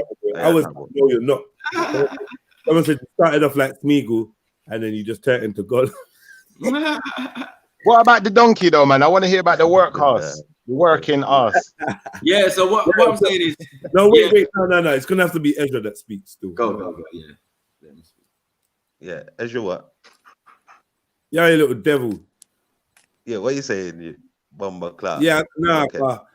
I come in to intervene between the good guys and the devils like you. So speak so that you lot don't argue, innit? Little demon. Right. So what I'm saying is, like the Ishmaelite thing, we're separate from that. Yeah. We are told to be holy, that means separate. We're not a part of anyone. There's no, you get me? Just because they're Hebrews doesn't make them a part of our covenant. No, you get me? That's it. That's it. There's no debate in this thing, man. Like, they are our enemies, like King David said. You get me? I think King David, knows a bit more than, next man. So what I'm saying is, if he says that's our enemies, then that's what it is. There's no Ishmaelite prophets. There's none of that stuff according to the Bible. You get me? You can't just. So Israel, you not got evidence to work us. Say again. You're not got evidence to work on us. Genesis 21, I think, the wild donkey thing. You get me? So, get me? I don't know why that sounds funny, but it does. Like, let's get it. You can get it, you know. I'm catching joke though, but you man drop the evidence. And listen, let me quote it. In fact, I remember the rest now. It says, Ishmael will be one second. It says, Ishmael will be a wild donkey. His hand will be against every man, and every man's hand will be against him. Now, his hand will be against every what? Every man. Every no, so basically, what are we seeing today? What are we seeing today? What are we seeing today? If you're not a Muslim, your blood is halal. Maki, man. Is that what you mean? Anyone can get it. Maki, can you just relax? He's gonna be stubborn like a donkey. Yeah, he's gonna be a bad man. That's it. Yeah, but what about the no? Read that again, please, Ezra. No, I never heard. I never even read it. I quoted it. It says, yeah, Ishmael will be a wild donkey of a man. Yeah, and then it says, his hand will be against every man, and every man's hand will be against him. All right, let's stop. Not on. Okay. And then look at what we see today. Stop. What is a wild donkey's nature? What are they trying to say when they're saying Israel will be like a wild? Ishmael will be like a wild donkey? Disobedient. What's the word for donkey in the Hebrew text? What is the word for donkey? Let me get it. A wild donkey. What's a wild donkey act like? What's a wild donkey? It just means a wild man. That's all it's describing, yeah. A wild man. Like man, he would have said that. He said a wild donkey man. That for real. They would have said that, bro. Don't say that. Or does it in the Hebrew? A donkey. It says donkey. Donkey's got to be specific, bro. What's that? A workhorse? What's a donkey do? They used for working. Yeah.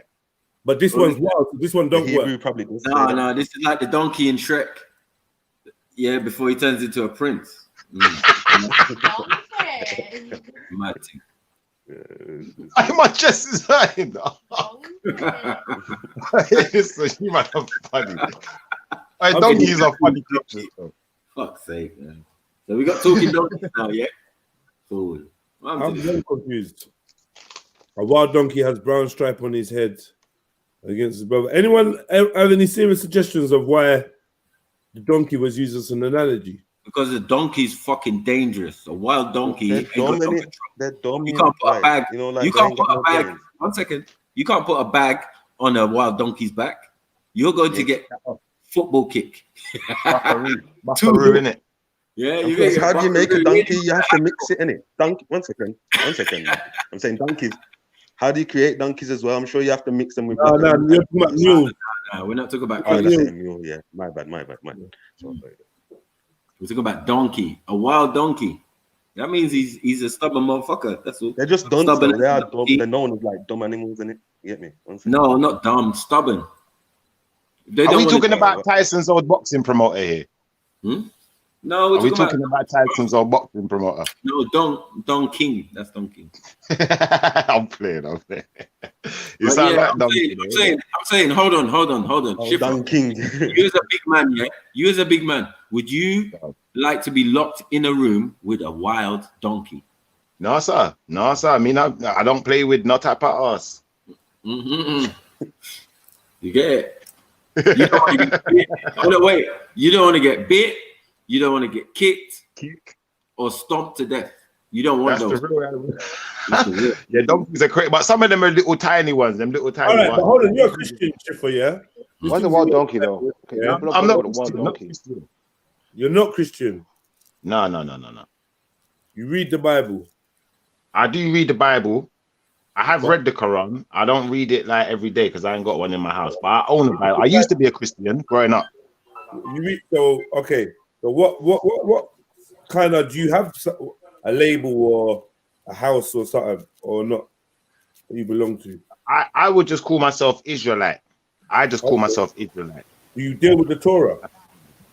I don't deal with the Torah. I'd more deal with I deal with the more ancient texts. The Tanakh. I don't deal with things like Talmud and them thing there. I don't think. Yeah, no, the Torah is nothing to do with the Talmud. No, but them man that read Torahs, they usually deal with Talmud. Oh man, fam, like we're talking about the book, bro. We're talking about people that read the book. I'm saying you're an Israelite. Do you deal with the Torah, Tanakh?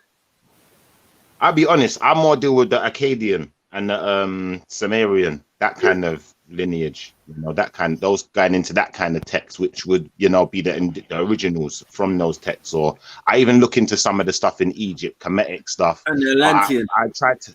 And Atlantis. I'll be honest. I tried to relate it all to my Bible. Oh my days. So you're of the arcane school of thought, then, yeah? You could call it that, yeah. You could call it. Interesting. Archaic. Interesting. So you know where the arcane library is in the UK? No, but I know they got loads of our artifacts in the British Museum. Alright, man. Say that, man.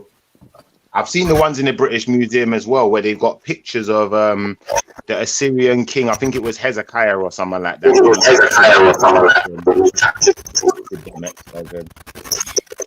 Ezra, you're doing bits, bro. Yeah, Ezra, your team's doing Olympics. That's not Ezra. Hey, Born Snitch. Come on, man. Stop talking for the you little fucking snitches, bruvs. Little gap team motherfucker. Get your ass on here, man.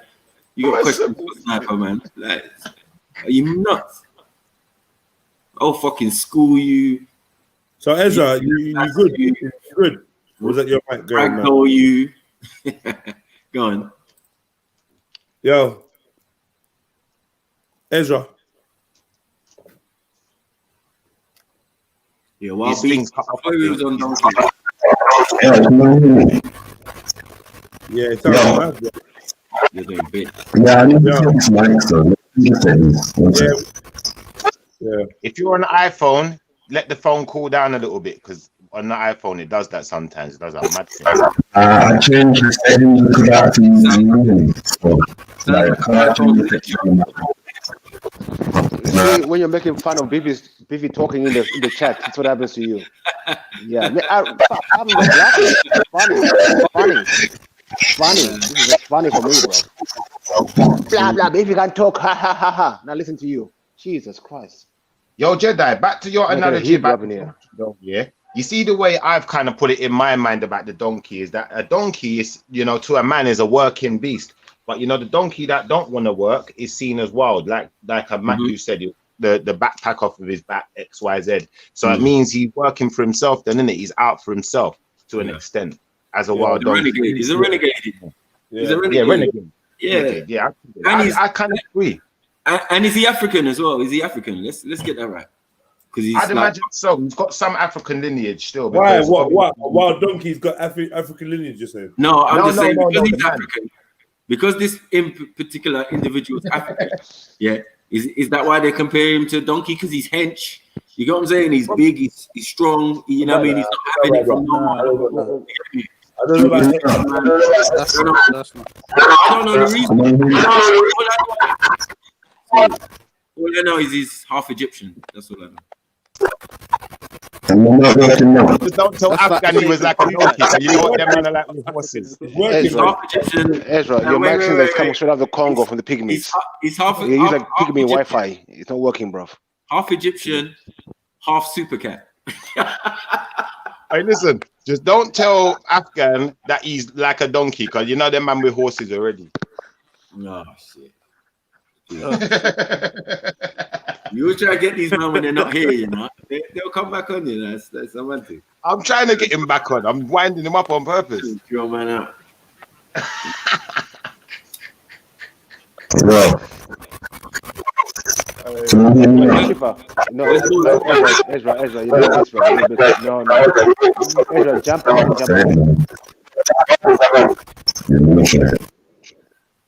That microphone. Yeah, Shifa. So you say you're a cake god? You say what do you say? You're Akkadian.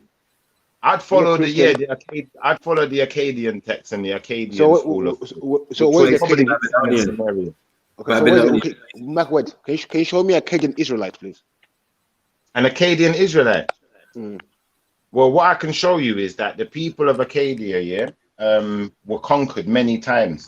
They were conquered by the Babylonians. They were also conquered by what's the people? The Persians, XYZ, who are basically the Babylonians anyway.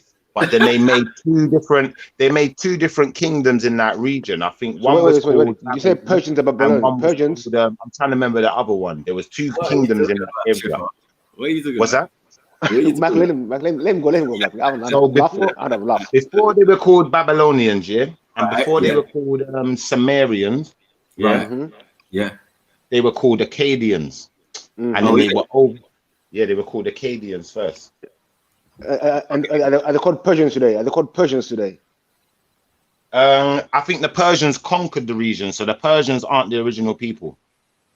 Okay, so then it became what? So hold on, where's Assyria in this? Assyria, I believe that's a later construct. I believe that of comes the same up region, yes? Of the same region. Yeah, but they're the Babylonians who came in and conquered the original Israelites. Hold on, wait. Yeah, Kadik. Have you ever looked at a map of this region that you're talking I don't think so. You keep mentioning the same place over and over. Overlapping. What? Sorry. Yeah. I said share your screen. Let's get some stuff up. Yeah. Oh, do you know what? I'm on my phone right now. I'll go on the computer. I'm asking Matthew to share your screen because I know you're on your phone. But load up your computer, Shifa. I'm trying to figure out the link between Arcadia and Israelites in the Bible. Sorry, BP. Say that again, BP. I'm trying to figure out Shifa's link between. Whose mic is that? Listen, Ironhide. We don't have enough energy. Shifa, can you mute up for a sec, please? Yo. Is that better now? No, it's still bad, Ezra. It's still bad. It's a bit better though. It's just very, very loud. Yeah, I'm trying to find out where Shiva is coming from with this Akkadian, Sumerian, Israelite. I'm trying to work it out. Interesting. Christian, Israelite. The thing is, you see the Babylonians, when they was conquering that region, they were taking captives who they were calling Israelites. They were calling them Israelites, not the Europeans, not the modern day scholars. Those people themselves were depicting these people that they were calling Israelites. Oh, they didn't one second. In that later time, like Nebuchadnezzar. Yeah, that's later than the Akkadians. That is later than the Akkadians. Okay. Babylonians come after the Akkadians. But what I'm saying is,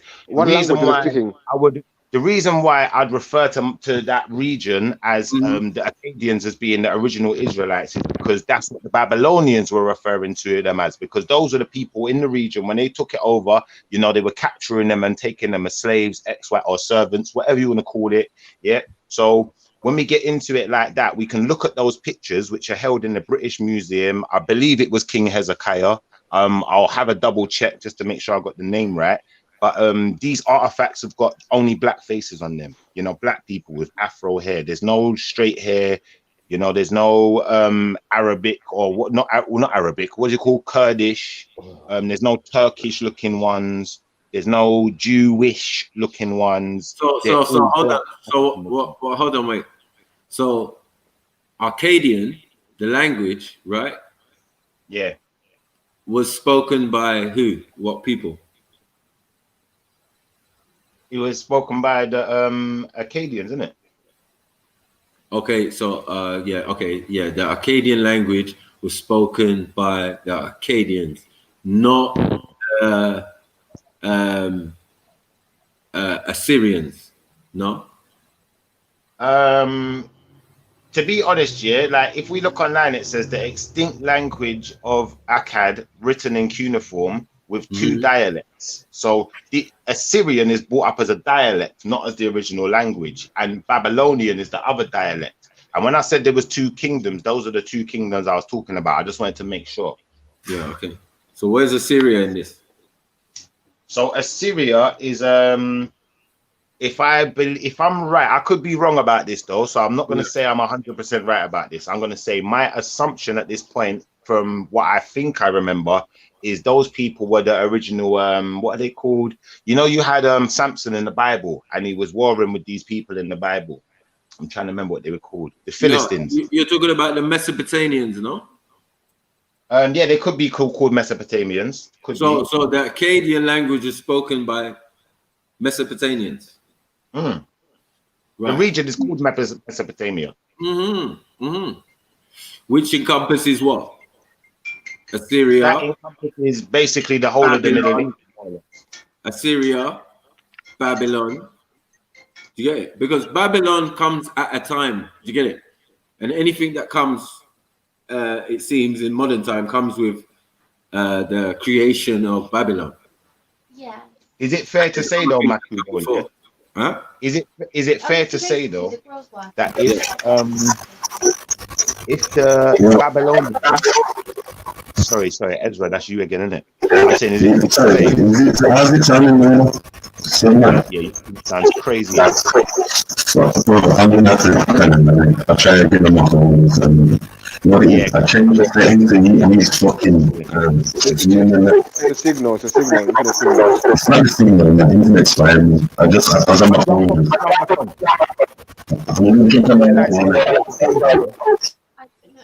Sound like you're drowning out here, boy. Mad. Yeah. But Mac, is it fair to say? Is it fair to say that if I can go online right now, anyone can go onto Google, type in Akkadian, Akkadian, and then it will say the extinct language of Akkad. So these people who were Akkadian spoke Akkad. Now this is written in cuneiform with 2 dialects. So if something's a dialect, these dialects came later. So the Assyrian and Babylonian are dialects, which means they came later. They're not the original language or the original people then. Right. So the original people are the Mesopotamians, no? Yeah, they would be classed as Mesopotamians because of the region, but ultimately they'd be classed as Akkadians because of their specific region. So the people that spoke Akkadian is what is important, isn't it? Yeah. So the people that spoke Akkadian, would have been the ones who made you see the Anunnaki temples or whatever, the stories of I'm saying it's the old Assyrian Empire, Babylonian, and Middle Assyrian Empire. Yeah, thought to be like the Bronze Age. Do you get what I'm saying?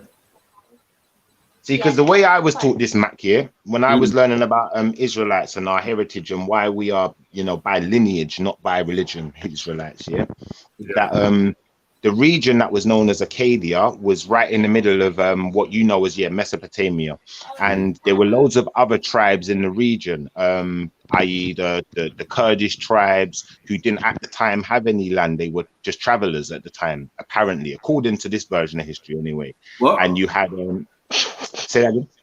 What version of history? According to the version I was taught. I was taught that the Kurds were travelers. The Kurds were like gypsies, travelers. They didn't have a specific land region where they had settled. Yeah. So where are the Kurds in the Bible? Where are the Kurds in the Bible? Where are the Kurds in the Bible? Well, my assumption would be the Kurds would be the what did I say? It was called the Philistines. That would be my assumption, but obviously, that's my assumption. I can't absolutely prove it, but going by the Bible, we can see the war between these people right from the beginning, the Philistines and the Israelites or whoever. Well, they said the Philistines attacked people on the Silk Road and that their home was Petra. It could all be, but this is what I'd say. They say their home was Petra, but then when we look into the history of these people, these Philistines, as far as I know, when I looked at their history, they turn into what we know as these Kurds, and the Kurds, they say that they didn't. That's their history. They're saying they didn't have land to start off with. So so they could be classed as Israelites, no? Nah, I'd class them as Kurds. I won't class them as Israelites. I'd class them as converts once they've taken the region. Actually, sorry, not even Israelites, Hebrews. Maybe, and this is what I'll be honest. You see, with the whole Hebrew thing, this is why I don't subscribe to Hebrew. I subscribe to Israelite. I don't subscribe to Hebrew because I honestly believe that those Hebrew people. How you not gonna subscribe to an Akkadian word? When you say an Akkadian word, is Hebrew an Akkadian word? Yeah. Are you sure about that? It means to cross over, man. It means to cross. Look, Hebrew. It's one people. No, but show me Hebrew. Show me an Akkadian word that translates into Hebrew. Akkadian and Hebrew are usually in the same classification. Like if you're looking up Hebrew language and thing, you'll find what's the other one? Chaldean, and you will find Akkadian. It's quite. Right. What I'm going to say to you, though, Mac, when we get into Akkadian, Yeah. We can go back as far as like Kemet times. Can you show something? I hear you guys talking. I'm trying to figure out what you guys are talking about. Can you pull up something? But I can't figure out. Oh, it's a long time ago. Like, Ra, can we pull up something? All I'm hearing is Acadia, Sumeria, but nothing is being said. Just the same thing over and over again. Ship, have you got screen shareability? I have. Hold on. Let me put you on the right. Hold on. I'm gonna put and what's the premise of the what's the premise of the convo as well? So we know, so we can get our teeth into it. The premise of the convo is that I'm saying that the original Israelites, were the Akkadians, and that's the region that they came from. That's who we were, in it. Now, as far as I know, these are all black people. It's right. Basic is might as well call it in Africa, because the Middle East, most of it is right connected to the the top of Africa. So it wouldn't be unreasonable to say there would have been black people. And I'm saying that these other people who've come in and assimilated us, i.e. the Assyrian, the Babylonian, I'm saying that these people were, people who came from other regions. They didn't necessarily have a state where they had settled like that. And they came and took over our state, took over our teachings. I heard you. Now, I want to ask you, can you give us a time period for the Akkadians, when they were about, when it was Akkadia, then when it became Babylon, when it became Syria? 1 second, hold the question, because I'm going to log in on my computer. One second, let me log in on the computer so I can show it, because Jedi wants the screen shares. One second, I can't do everything at once, all right? Yeah. All I'm saying is, okay, I'll try to come back. Big up everyone in the building, big up the chat, like, share, subscribe. And can we clarify Maku's stance, please? Yeah, Maku, what's your premise, Maku? I'm just saying that man is making certain statements and naming places and situations that are basically the same place and same location. That was my basic premise, because it's like it's not making no sense. I'd agree with that though, Maku, because like I said, if these people conquered the region, then it would be the same region. It's exactly the same place. But it's different empires at different times, just like Egypt. Shiva, can I be correct in saying that you're saying that Akkadians are the Israelites, yeah?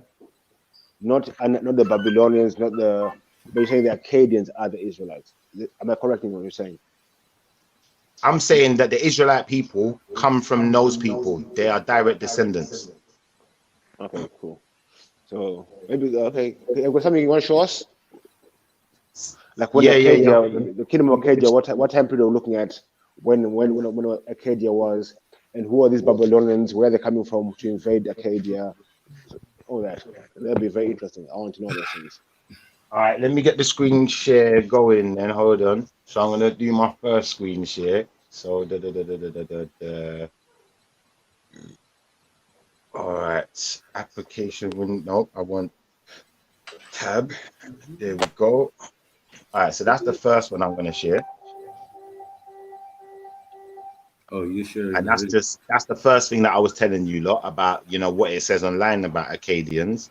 And it says, what's good? It's your boy Jedi for Trilluminati Live. I'm here to tell you to hit the like button. Make sure you're subscribed, and don't forget to hit the notification bell. We've got links in the description for PayPal. You can hit us up on the super chat if you want to support. I also got Cash App. Keep it trill, keep it locked. You're done now.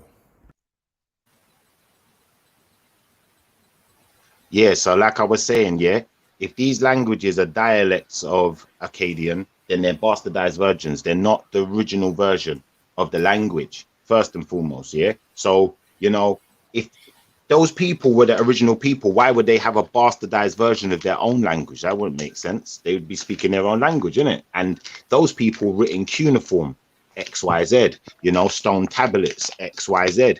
All of these things are consistent with what we find in Bibles, i.e., Moses, stone tablets, XYZ. What I'm going to do, I'm going to go on mute for a minute. So if anyone wants to discuss what I said or ask any questions while I'm putting up the next. Shiva, you do an advert, so you cut off. So could you mind starting again, please? Sorry. I never cut off. You never cut off. No, I just said the same thing I was going to say anyway. All right, share my screen, gents. Quick. Nice. All right, let's go. Screen is. I like this. What I like. I like this shit. Blow it up as well, so everyone can see it bigger. Okay, cool. Oops.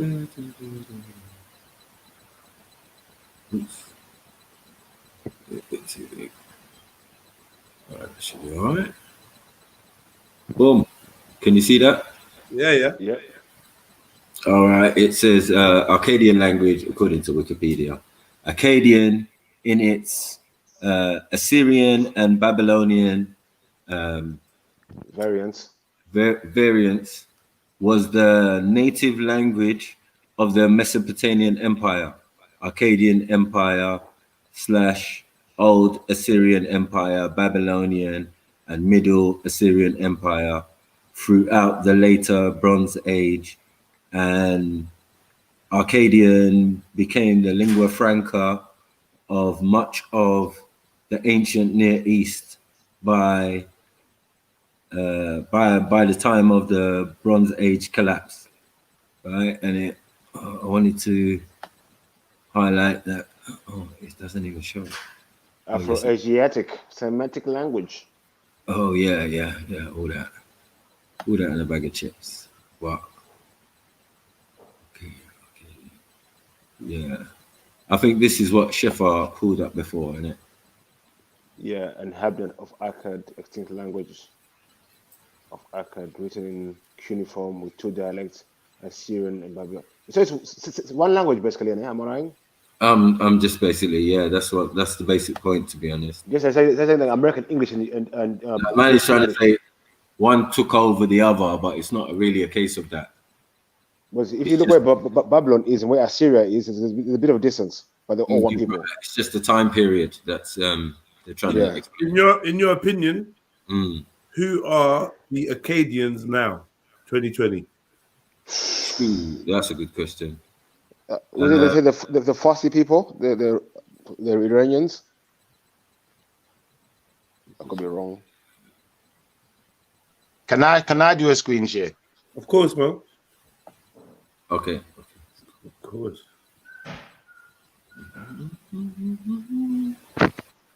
It should still be sharing. Here we go. So it says Mesopotamia, after the long-lived civilization of Sumer, it was centered in the city of Akkad and its surrounding region. Yeah. Now, the empire united Akkadian, Assyrian, and Babylonian, and what does it say? And Sumerian speakers under one rule. The Akkadian Empire exercised influence across Mesopotamia.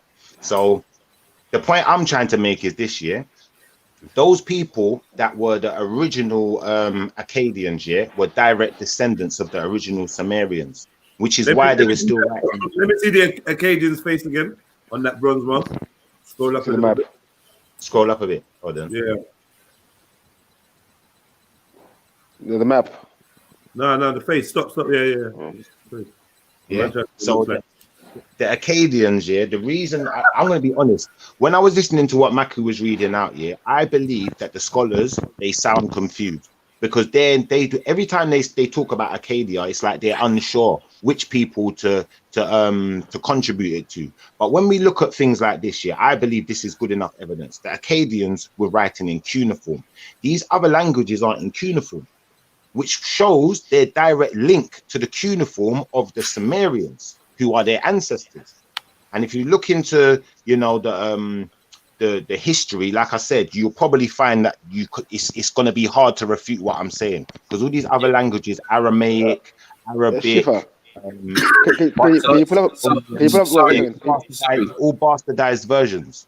That's so you're admitting? Oh no, can you pull up a map of Arcadia, a map of Sumer, see if they correspond to each other, if possible? Okay. It's one in the same place, bro. He just admitted it there. Yeah. He just confessed it. Like there's one in the same place, one in the same. No, because was that Mac, was he talking about the empire? Empire changes location. Ancestors. So empire, maybe from he said ancestors. Yeah, but it rubbed that idea of I'm saying when you talk about empires. You get it? It rubbed that idea of empire or man taking over a man out of his brain. Do you get what I'm saying? In that explanation. When we talk about Babylonia, we talk about Iran and them areas in it. But I think when you talk about Akkad Empire, it's talking more like Syria part of the region. Yeah, you could do that, but it's all the same, bro. Because they've divided up the region, you're not seeing it as all one region, like Mackie said, Mesopotamia. I'm not finished, bro. Please. Go on. I'm saying, when you look at the Babylonian Empire, it encompasses the whole region. When I'm looking at the map, the brown area, that's only a small region. It's not saying that's a whole area was Arcadia. It's only pointing at little brown area. Am I wrong?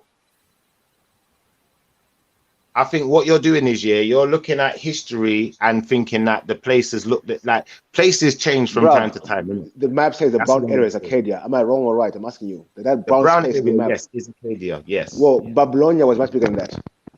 It was much bigger than that because the Babylonians were conquerors, and so was Samaria. Samaria was Mesopotamia. Wow. So with Mesopotamia, that's correct. Right. Any more questions? Because I've answered it now, so I'm not saying you're wrong. I don't understand the point you're making though. So if you're making the point I'm making is, let me talk anything. Give a point in it. I know you're going to cut me off in a second. The point I'm making is that in there you're right near the Tigris and Euphrates, and that if the people who were there in the time of Abraham, and him being a Chaldean or an Aramaean, right, and crossing over the Tigris Euphrates, the people on the other side who would have been either Babylonians, or what you could say Sumerians or Arcadians or whatever you want to say. Do you get it? But they spoke in the language of Arcadian. So I'm saying when they said, "Oh, look at this guy crossing over," they said Abraham or Abraham. I mean Hebrew. Sorry. But Maku, that's it. That's all. That's fair and you saying that, but that's gonna have to depend on what side they crossed the Euphrates from.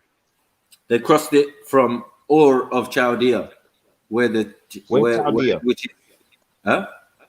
Where's Chaldea? Ur.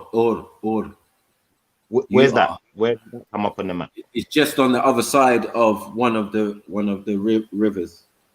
In that brown area. Is that side where Africa is? That the Africa side then? Well, it was still part of Iran, what they call Iraq now. Yeah. All right. Now, what I would say is this year. Let's be honest about this year. If we're going to deal with history properly, what we're going to have to deal with is not just the Babylonians and who was the other ones we said, the Assyrians. We also got to deal with the Kurdish army, who is the Persians. Because remember, we can't bring them in yet. We can't bring them in yet. They don't exist. No. 1 second. No, I'm not saying this. No, we can't bring them in yet. But what I'm saying is, when we bring them in, then we're going to be able to decipher why the people of the region look the way they do today. Oh no, we know that. We know that many people are going to come in, not just one type of people. Many Asians, all sorts, Mongolians. There's going to be a lot of incursions into what you're calling the Middle East. That is documented history and facts. Either way, if I take your understanding or I take my understanding, no matter which way I look at it, my people still could have come from that region, regardless, and they still black people. No, there's no doubt about that. But there's no separation in those people in that region. Maybe those original Sumerians and those original Babylonians and Assyrians were black. I can't deny that. I'm not saying they weren't. I'm just saying why don't we go through history? From what I know, there was a lot. One second. From what I know and from what I can reflect, even in the Bible, there was a lot of conflict in that region. Well, not at times. I mean, because you're talking in the time of Nimrod. According to the Bible. At different times. No, you're right. At different times, different rulers from different kingdoms in that region have conquered it. Well, the problem is, Michael, can you stick one point? Can you go on the timeline, please? I think it's easier. People are jumping from one place to another. No one knows what you're talking about. Let's take your timeline. No, we're not going from one place to another. We haven't talked about timeline yet. What I said is, at different times, different kingdoms in that region have conquered the region. That's what I said. So at different times, different kingdoms will run in the region, but there was different still. It's like having England, Scotland, and Ireland. Ireland still exists today. So does Scotland. But England, the UK, rules the region. Nah. That's not how it works over there, it seems. It seems that they're all basically off branches of the same thing. That's all. You know what I mean?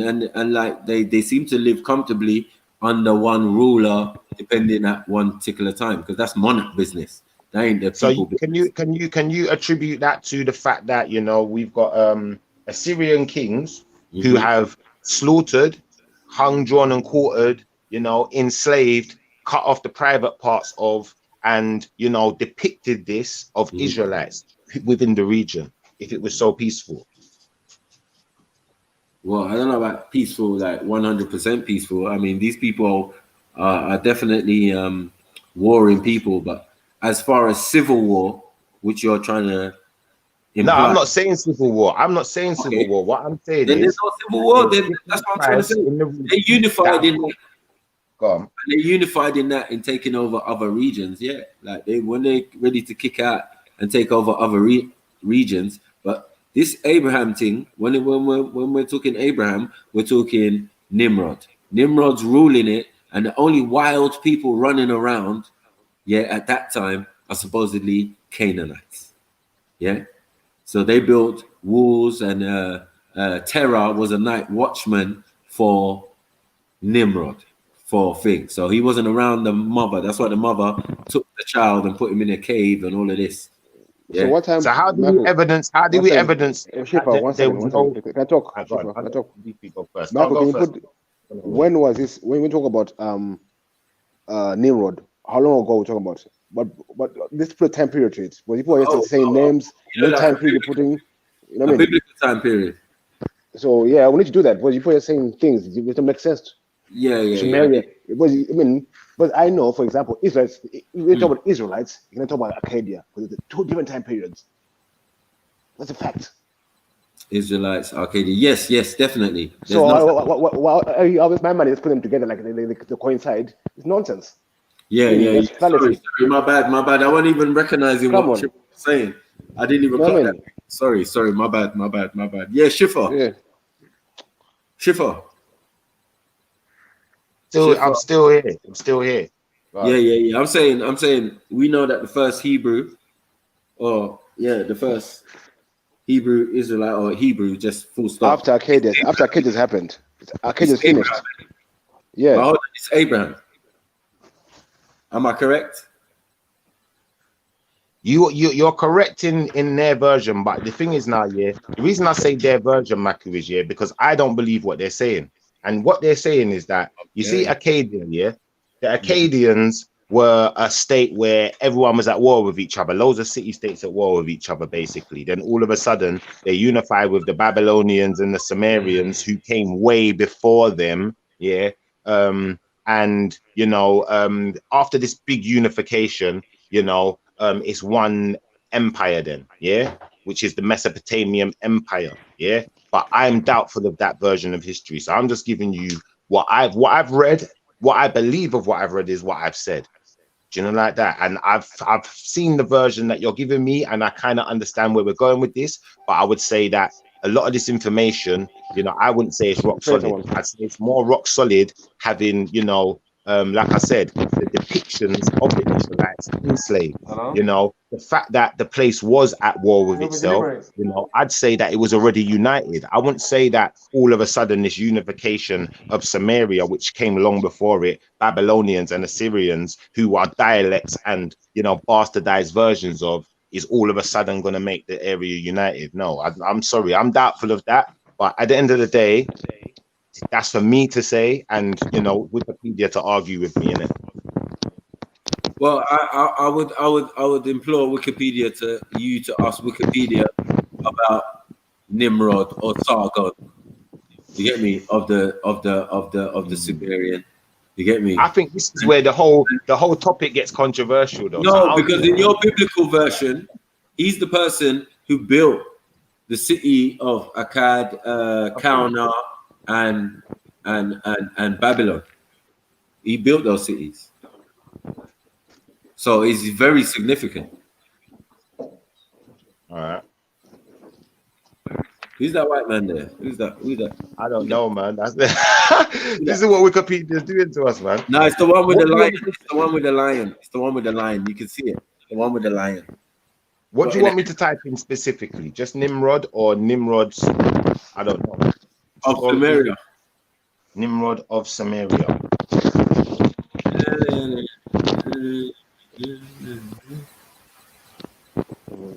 Okay, perfect. All right.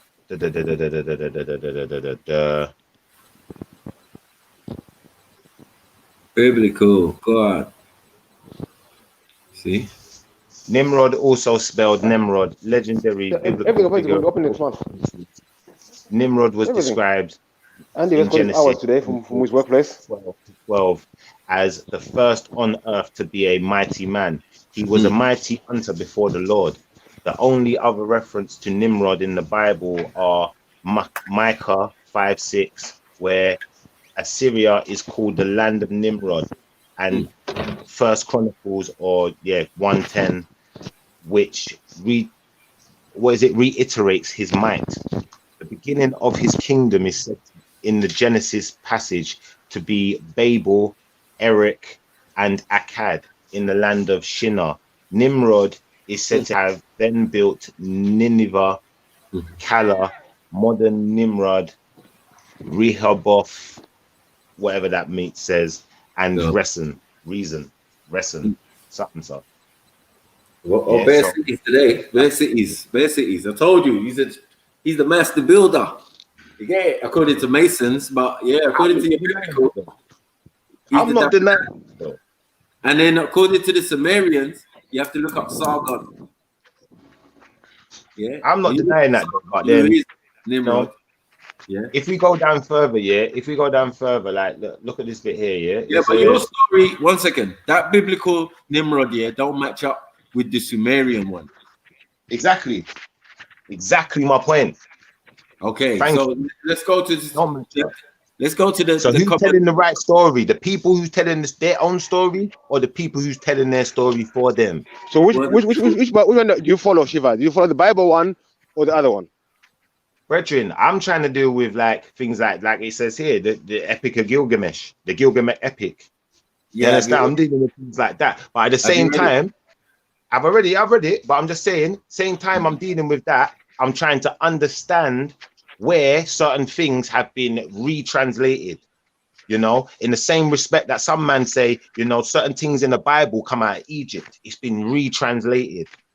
Do you know like that? Certain man will say, no, it's the Septuagint, and Septuagint is from the Pentateuch or whatever they want to go into. But we've all got our own depiction of where things existed and began. Do you understand? So I'm a listener more than I'm a talker. Where's your Israelites in all of that we were just discussing? My Israelites are just a people. We're just a people. Do you understand? That was, you know, through time. Are you Akkad? Pardon me? Are you of Akkad? Is that what you're claiming? I'm saying the Israelites were everywhere. I've said this many a time. Israelites were everywhere. We weren't just Israelites came after Jacob, so like the Israelites were everywhere.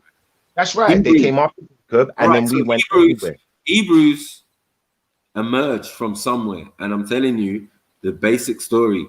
You get what I'm saying? It's basic in the Bible. It tells you straight. You get me? A set of people saw a man crossing over, and they said, "Look, Hebrews," because they're crossing over the Tigris and the Euphrates. You get it? Coming over into their land, into the land of Haran. Yeah, but that Hebrew word, I'm not so sure about. 1 second. The dead brother of Abraham. That's interesting, isn't it? You're gonna go into a land which you're called Arcadians, but it's really Haran, named after Abraham's dead brother. Okay, where was Jacob's well? There's no Jacob. Jacob doesn't exist yet. I'm saying when Jacob did exist, where was his well? His well. His well, where he draws water. I don't know where he draws water. Oh, you mean where he fell down and and then Jacob's taken into slavery, innit? Where was that? Yeah, that was, I don't even know. I think that was somewhere in the Middle East, innit? When Jesus went to Jacob's well, and a woman was going to, he told the woman to give him water, and if she draws the water for him, he'll give her living water. He'll give her living water. Now, where was he, and what was he referring to as Jacob's well? I don't even know. Where was that? Jerusalem. If we're gonna get into that now, he was in He was in I swear it was Assyria. I swear it was Syria. No, it wasn't Syria. It was no. Let me get this right. It was the Samaria, because she was talking to the Samaritan woman. Yeah. Now, when I'm gonna get into this, I'm gonna say this much to you. He was talking to the Sumerian. I understand where you're going with as far as he was talking Israelites to the Sumerian woman. Yep. Sumerian woman, Samaritan, right. He called her in the Bible. So the Good Samaritan is the Good Samaritan. Well, that's where the Samaritans are from. All right, cool. So if they existed that long, then yeah, because this is long way after they're supposed to be the time of their existence. You know what I mean? They're supposed to be extinct by then, but they're not. They're running around the Bible. But he didn't call her Mesopotamian, did he? What? Didn't call her a Mesopotamian though, did he? No, maybe he didn't. No. See where I'm coming from, and this is what I'm saying. It's like, so what do you mean? I don't believe in all this stuff, man. I've got my own version, and I'm sticking to mine. I get where everyone's going with it. What did he call it? Bro, Shiva, one second, Michael. Shiva, you keep saying you got your own version. Yeah, we'll ask you your Bible version. Your version disagrees with the Bible version. Go the historical way. But when I say I got my own version, it's your version. We're confused, bro. It's not really my own version. It's more my own deciphering. Because when I read things, if something don't make sense to me, then I'm gonna have to try and make my own sense out of it. So what you got? What any more questions, Beefy? Because I was actually saying something, and what I was trying to say is, yeah, like when we're dealing with these things, yeah, I'm not saying that the people who lived in the Mesopotamia region, who we are descendants of, who Israelites are descendants of, I'm not saying that those people at that time were calling themselves Israelites. No more than they was calling themselves Abrahamic. Wouldn't have made sense. I'm just saying that that's the people we descend from. All right, but the people you descend from, yeah, are called Aramaeans, and then closer to that, you can go look up Chaldeans, yeah, and that would be more conducive for you. That could make sense, though. I'm not arguing it. Even though it's a brother sister, 1 second. Even though it's a brother sister language to Akkadian or whatever, but just get it right. Innit? If Abraham is a Chaldean, yeah, it would make sense that they had a language, and then you study the Chaldean language because that's your origin, 100%. Because you're dealing with the brother and sister act, having a child, and you're following the descendants of that lineage. Do you get it? Well, that is just talking about. Not from the pure African seed. The pure. Who comes first, Abraham or Moses, though? Abraham. All right. So this is what I'm saying. Like, to me, a lot of these stories and a lot of the time periods and X, Y, Z, it sounds conflicting, because you see, the thing is now, yeah, like one thing that I've settled with in my mind, yeah, is this. When I look at places like Samaria, ancient Samaria, we can deal with things like stone tablets. When we deal with times after that, we ain't really dealing with cuneiforms and stone tablets no more. Yeah. And when we're dealing with cuneiforms, when we're dealing with cuneiforms, you know, we could argue the case that we're dealing with God languages.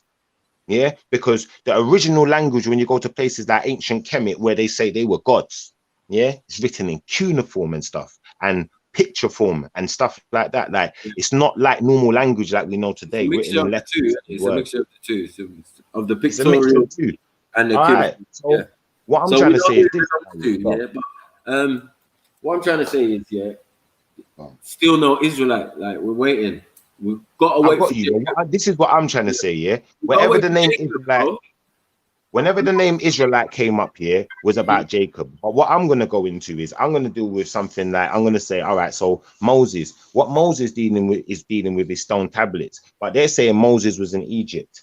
But at some point, Moses was upset with Egypt. So Moses was warring with the state. And, you know, he was doing this magic with the stick and with the rest of the stuff that's in the story. Everyone who knows the story knows the story. I'm not going into no long thing, because I don't want to do a long thing. Let's try and keep it short and concise. So long story short, how far is it from Egypt to Mesopotamia for man to come back with stone tablets?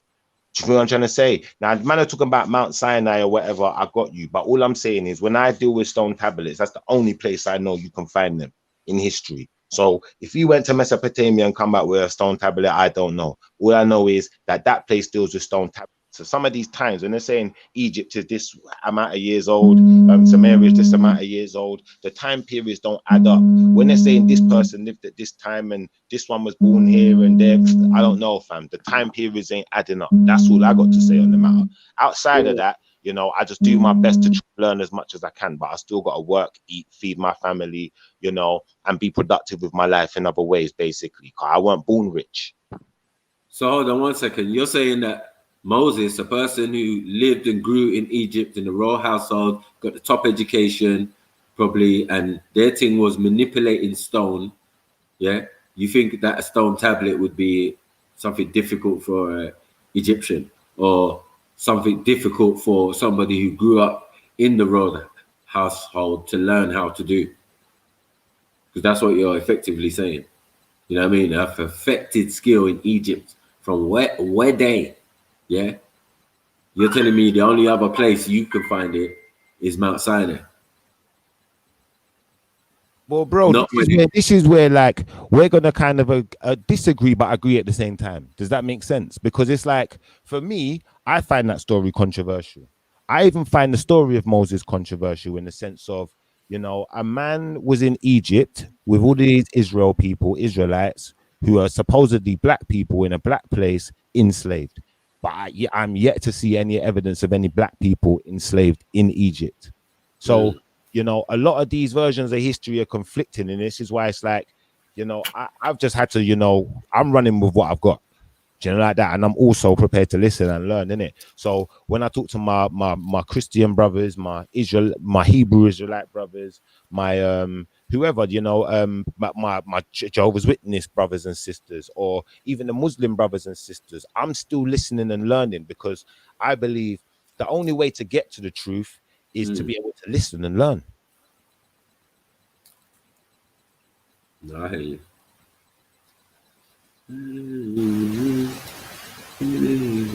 I think this is a good conversation to have, in the sense of, you know, there's some of these things we can't have definite answers for, because, you know, we're going by someone else's version of history at the end of the day. I think we can. According to the biblical, yeah, it's just way down in the story, isn't it? That's all it is. Israelite things, when we start talking about the first Israelites coming from Jacob, the 12 tribes of Israel, yeah, whose name is Jacob or Yakub. You get what I'm saying? Like, that's where we're at. Pretending it's way back beforehand, where Abraham is and other people are. And nah, we're not doing that, bro. Yeah, even the Moses thing. Yeah, we're talking about an African man who learned a skill in a place where everybody was learning skills. Anyone who came in there, you lot came in for food originally. Yeah, because the place is dried up, it's a desert, and you're probably getting chased down by wild tribes of Ishmaelites, probably not having it. Yeah. So yeah, you lot came into Egypt 40 strong, left thousands. You know what I mean? That says something, man. That shows no slavery, man. That's no progression.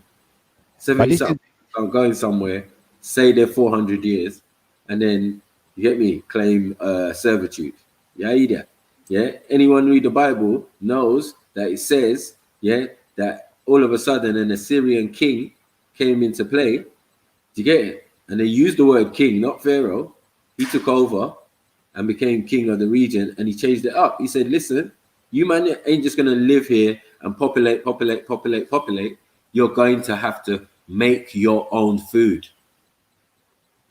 So he put them to hard labor. Well, not hard labor, but yeah, you got to make your own food, fam. There's going to be so many Israelites. You lot make your own food to feed your own selves. And then when that still wasn't enough, they man kicked them out. Like, no, man, you lot too fat, too lazy now. It's too many of you. You have to leave. And man left. Man didn't get killed. The man didn't get chased. Not one donkey was hurt in the making of that little text there. You get it? Yeah. I'll be honest with you, Maku. Yeah, like you see, what I'm trying to subscribe to is this. Like, you see, to me, yeah, you see a name. Like, a name is a title as much as it's a marker, because when we try to look for something in history and we try to find a person or find a people in history, we need markers in it, and that's the only things we can reference. Same way when we're searching on Google, that's the only thing we can use. That's the marker we're referencing with. Yeah, well, then either that or you go back to the people who wrote in stone and on paper, papyrus, and kept excellent records. You do that. That might help. Exactly. Instead of bullshitting. You get what I'm saying? Like guessing and, oh, yeah, this is what it says in the Bible and blah, blah, blah. No. Go to the people who keep the best records. Them same Kemetans that these individuals have supposedly resided in the region for God knows how long. So they would have acquired the same skills. Yeah. And what fantastic skills they were. But if you don't want to acknowledge the first, how are you going to acknowledge even your own self? Yeah, but this is the thing where it's like as Kemet Israelites. I hear you, but I said this the other day. At the end of the day, yeah, regardless of whether it's Kemet, whether it's Samaria, you know, somewhere in that region of, you know, the north, you know, of Africa, you know, it could have even been from the south, anywhere in Africa, somewhere in Africa, bottom line in it. Like these people did exist in it, you know, and we were part of, you know, the historical stories that we're hearing about, you know, the Bible's trying to portray, you know. So well, I'm just saying that look, the negative incursion or family members that was there at that time causing everybody hell, no matter what the internal fighting was the Canaanites, right? So I'm saying they just had just as many tribes. They had 13 tribes, 13 sons of Canaan. You get me? So that's 13 tribes right there. That's more than your 12 tribes of Israel. Yeah. So there's 13 tribes of Canaanites. Yeah. Yeah. I get you. But where we going with? There's Archites, there's Amorites, there's all sorts of ites. Yeah, running with Canaan seed, and they're running around renegade white folk. I got you. But where we going with this though? No, I'm saying white folk are running around. That's the threat. Brown, black, Arab looking or whatever are indifferent, bruv. Are you going back to where I'm going yesterday though? Yeah, I'm just saying at one time with the biblical, from the biblical perspective, yeah, that's what was going on. The people who was running wild on the land was a son of someone who came out of the son of Noah. Do you get it? They're gonna be there, even though we're talking about Israelites and that's later, fam. I'm gonna be honest with you, yeah. Like, I'm gonna say this, yeah. As far as Israelites are concerned, yeah, there's 12 tribes of Israel. I'm not gonna say that that's all of that encompasses all African people or all black people. Though I'm gonna say that, you know, that encompasses, you know, a percentage of black people. Just like the Dogon encompasses a percentage of black people, just like the Kemetic encompasses a percentage, you know, Nigerian XYZ that is there today. Now I'm saying, if we're gonna get into it like that now, yeah, like this is where I was going with all of this talk yesterday. Like black people, we're constantly under attack, yeah, from all sides, from all of these different people that act like they're our friend, you know, like that. My brother, show me a distinction between Israelite, Akkadian, Sumerian. Do you get what I'm saying? All of these people. Show me a different distinction like that. I'm claiming what you're claiming. There's no difference. Yeah. So I'm saying even to say that you're Israelite is very difficult, because if there's no difference, if you can go to Kemet and you can tell who from who, yeah, how is it going to be possible for a set of people to say, yeah, that we left at this time and we are this, something different from everybody else around us? Makes no sense. Don't know, man. I don't know, Maku. I've said this as well. Like, to me, some of it sounds like a lot of interbreeding, and I don't know about all this. It's microscope on the Israelites, mate. It's microscope on the Israelites. If we ever put the microscope on the Israelite, you're gonna be like an ant, and I'm gonna be like the guy with the telescope and the sun. You know what I'm saying? Yeah, you know what I mean. Anyway. But you see, the thing is, though, Maku, you see, when I look at historical artifacts and I see what, you know, people were depicting Israelites as anciently, historically, you know, they're just black people at the end of the day. Right. So if they're just people, how are you going to distinguish them? Because the Bible says the only way you could distinguish them from the Egyptians was by the cloth that they wove. Okay. Right? So, okay, cool, but we all wear the same cloth now, so how are we going to know now? Right, but I'm saying even then, if someone took off that clothes and put up what Egyptians supposedly wore at the time, then how would we know the difference? You're right, you ain't going to know. I'll be honest, you ain't going to know. Right. Just like they never knew any difference between supposedly Moses, you know what I mean, not being a child of any of the royal family. Do you get it? But fitting in because he looked like them.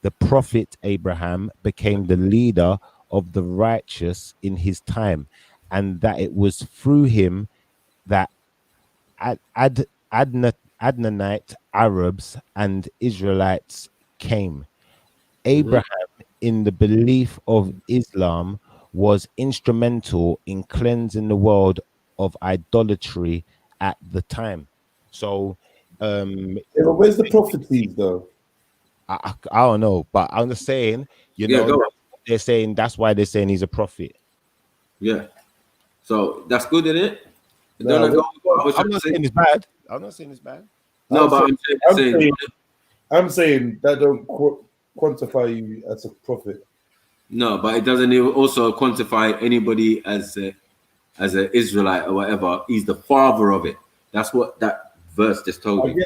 I get that, but like sorry, not you, Jeds. Sorry. Oh yeah, but like I'm just asking about the prophet status. I think that's what she's asking. Like, what substantiates the prophet status? Is he named as a prophet in the Bible? Of course, yeah. Well, if you look down on the screen, yeah, it says just below that. Hold on. It says the book of Hosea, the first of the canonical 12 minor prophets, was written. Abraham definitely talked to God when he was asked to sacrifice. Right, at the age of hold on, it says here God called him. God called him. He was called upon. God told him to go to Egypt. Stop it, man. Okay. So is that enough to make you a prophet? If God asked you, someone said this, Jedi. Someone said, yo, if God asks you to do something, does that make you a prophet? No, I think it was in his actual genetic makeup that he was like Anunnaki or something, because he can't be that tall and slender, and his rate of birth, like how he became so big so quick within like 6 months. He was a grown man. He was talking as a baby. Like, these are all not human traits, I would assume. So Abraham is not human. I wouldn't, not in the sense of how we are. Do you get it? All these things said in the Bible that he was talking as a baby. Yeah, he was talking to his mother and asking her questions about his father and that. At what age? She was kept away from his father. At what age? From conception. She didn't even. No, I mean, at what age was he questioning his mom? Oh, I think he was young still. He was young still. So that's what he knew. Are we just gonna be vague with this shit, or can we? No, that's what the Bible is. That's what the Bible is. It's vague with it, but in other things, it's not vague. Obviously, I'm just going for the biblical, but I'm giving you some of the other texts from the other texts. Okay, that give a more detailed explanation of what the hell is going on. Because otherwise, it does sound ambiguous, isn't it? Did he have any miracles? Did he have any miracles, Abraham? Well, I think,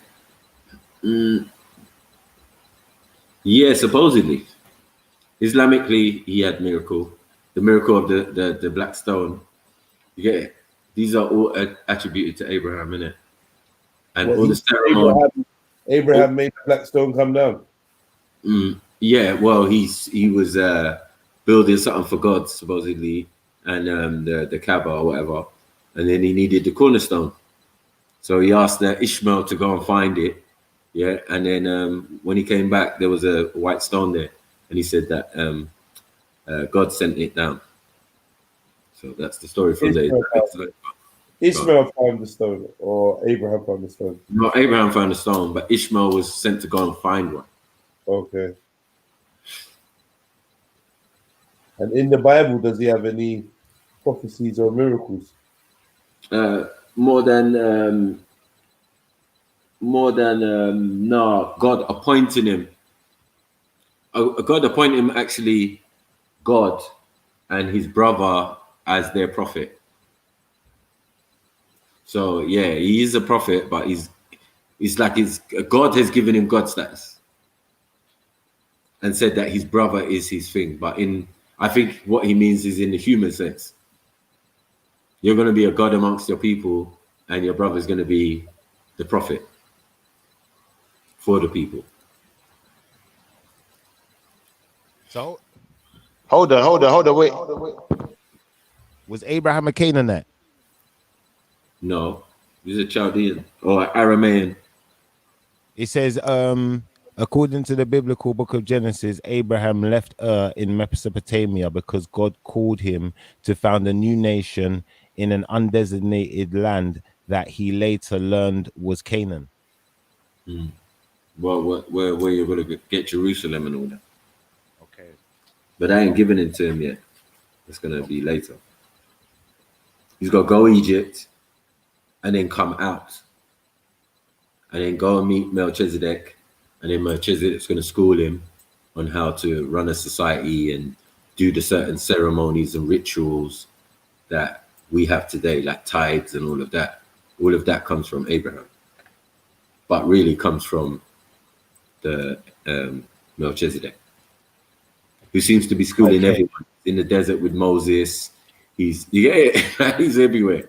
So yeah, he's a guide, isn't he? And according to the Islamic point of view, he's the one who tells him to build the Kaaba to unify all their idol gods. Do you get it? In one place. So yeah, no beef if you're all serving one creator. So you have to do them things subtly. You get it? But in that capacity, he was the king of Salam or Salem, Melchizedek at the time.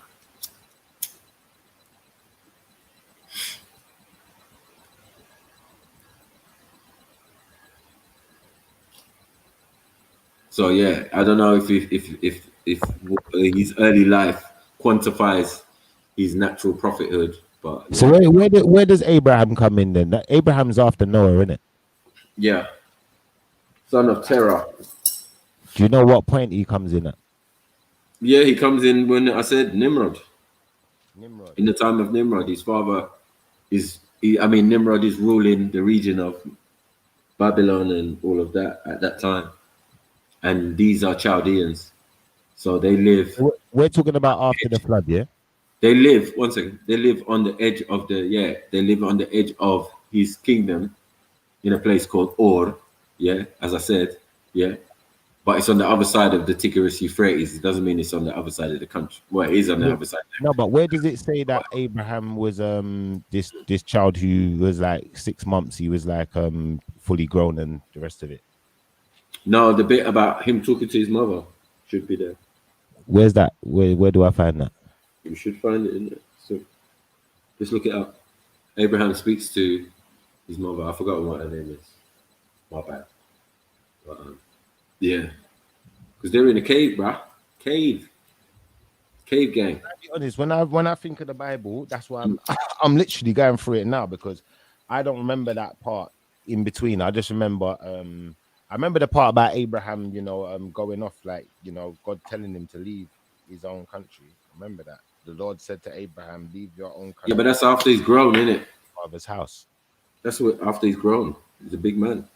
Yeah, but I don't remember all of this long story of Abraham growing up. Yeah, because it's not really there, is it? But there is some influences to his life beforehand, before he becomes and gets the calling. It doesn't start with him just getting the calling, does it? You're talking about, sorry. But obviously, it's going to take me some time to read it. Everyone wants me to read it. Yeah, before you start reading, can I ask? Well, this prophet thing. To be a prophet, you have to make a prophecy, though. Good question. I've been asking this question a lot. I think the prophecy for Abraham was his bloodline. His supposedly righteous bloodline. You get me? Coming from those original ancestors of Terah and Methuselah and all of these, and Noah and Aram, and you get what I'm saying, Shem and all of these, like, yeah. So it's all back to their forefather Noah. And I think, Michael, where did Nimrod come from originally? Nimrod, son of Cush. He's also a part of the family, isn't he? Yeah, I know, but I'm saying, but he wasn't originally from Babylon, was he? He came to Babylon. Well, that's questionable. That's questionable. Definitely questionable because the place Cush. I think he was named after the place Cush, not that the place Cush was named after him. No. I'm not talking about the place Cush. I'm talking about Nimrod himself. He came from Cush, wherever. Oh, sorry, Nimrod. Nimrod is son of Cush, isn't it? According to the biblical, so but according to the Sumerians, nah, he's not son of Cush. Okay, this is interesting. So the confusion comes in.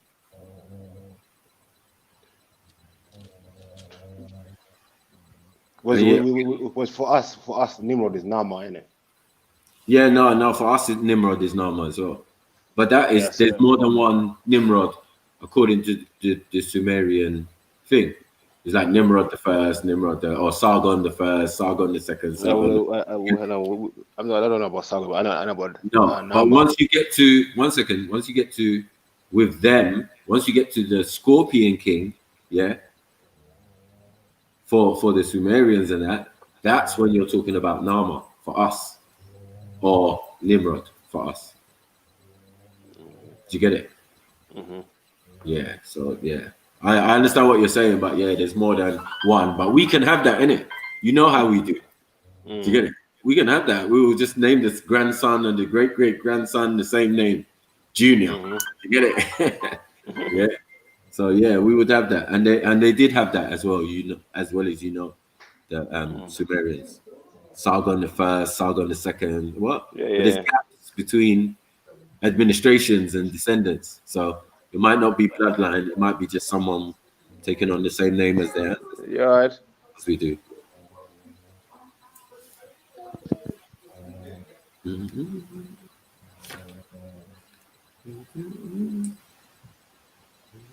Maku. Yeah. You see, when I get to hold on, this is Genesis 12 now, yeah? Yeah. It starts talking about Abraham and Isaac. Yeah. Oh yeah, yeah. And it says, the Lord said to Abraham, leave your own country, your kinsmen, and your father's house, and go to the country that I will show you. I will make you into a great nation. I will bless you and make your name so great that it shall be used in blessings. So obviously his connection with the Most High is how really they're qualifying him as a prophet then. And also as far as, you know, this story of him growing up, like, is that in the Quran then and not in the Bible? Because I've just scanned my Bible because I'd never heard that before. And I thought, that sounds peculiar that I wouldn't have heard it.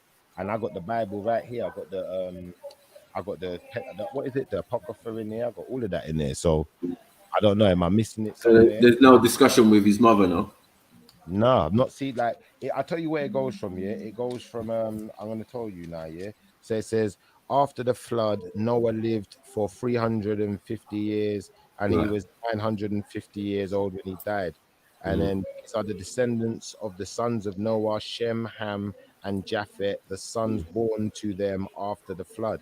And then it goes through a list of names for ages, yeah, just the sons, descendants.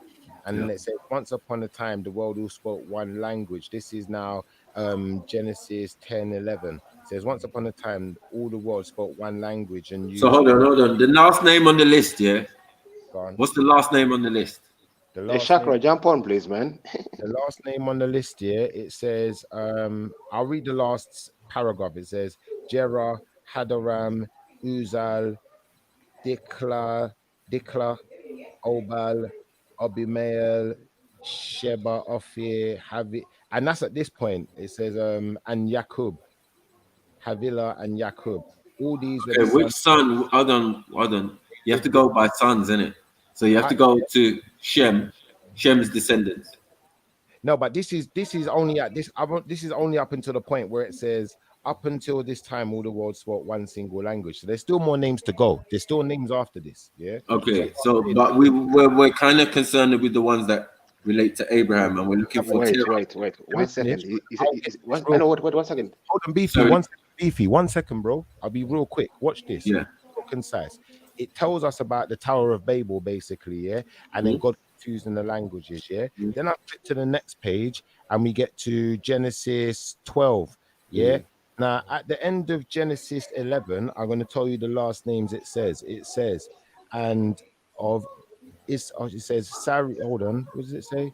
Terah took his son Abram and his grandson Lot, the son of Haran, and his daughter-in-law Sarai, Abram's wife, and they set out for of the Chaldees, for the land of Canaan. But when they reached Haran, they settled there. Terah was 205 years old when he died in Haran. Yeah. And then the next sentence after that says, Abraham and Isaac. The Lord said to Abraham, leave your own country, your kinsmen, and your father's house, and go to a country that I will show you.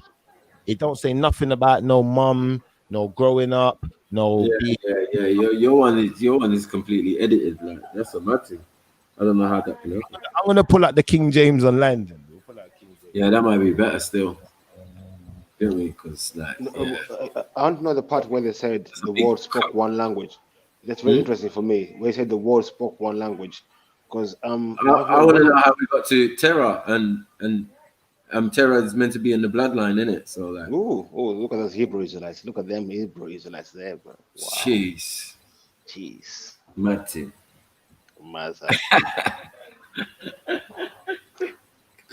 But we know that in the Bible there's genealogy in it. So when they say the world spoke one language, you can tell what time period. I know you. That's a good FTK there, bro. One language. What language was that? It will be click language of the Khoisan.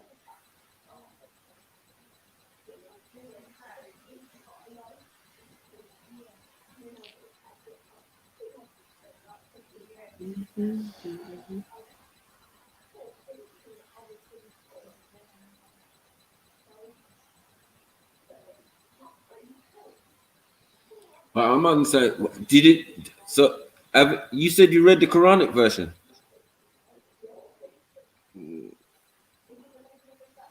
Sorry, bro. Yeah. So I was just showing. Yeah, I've not read the.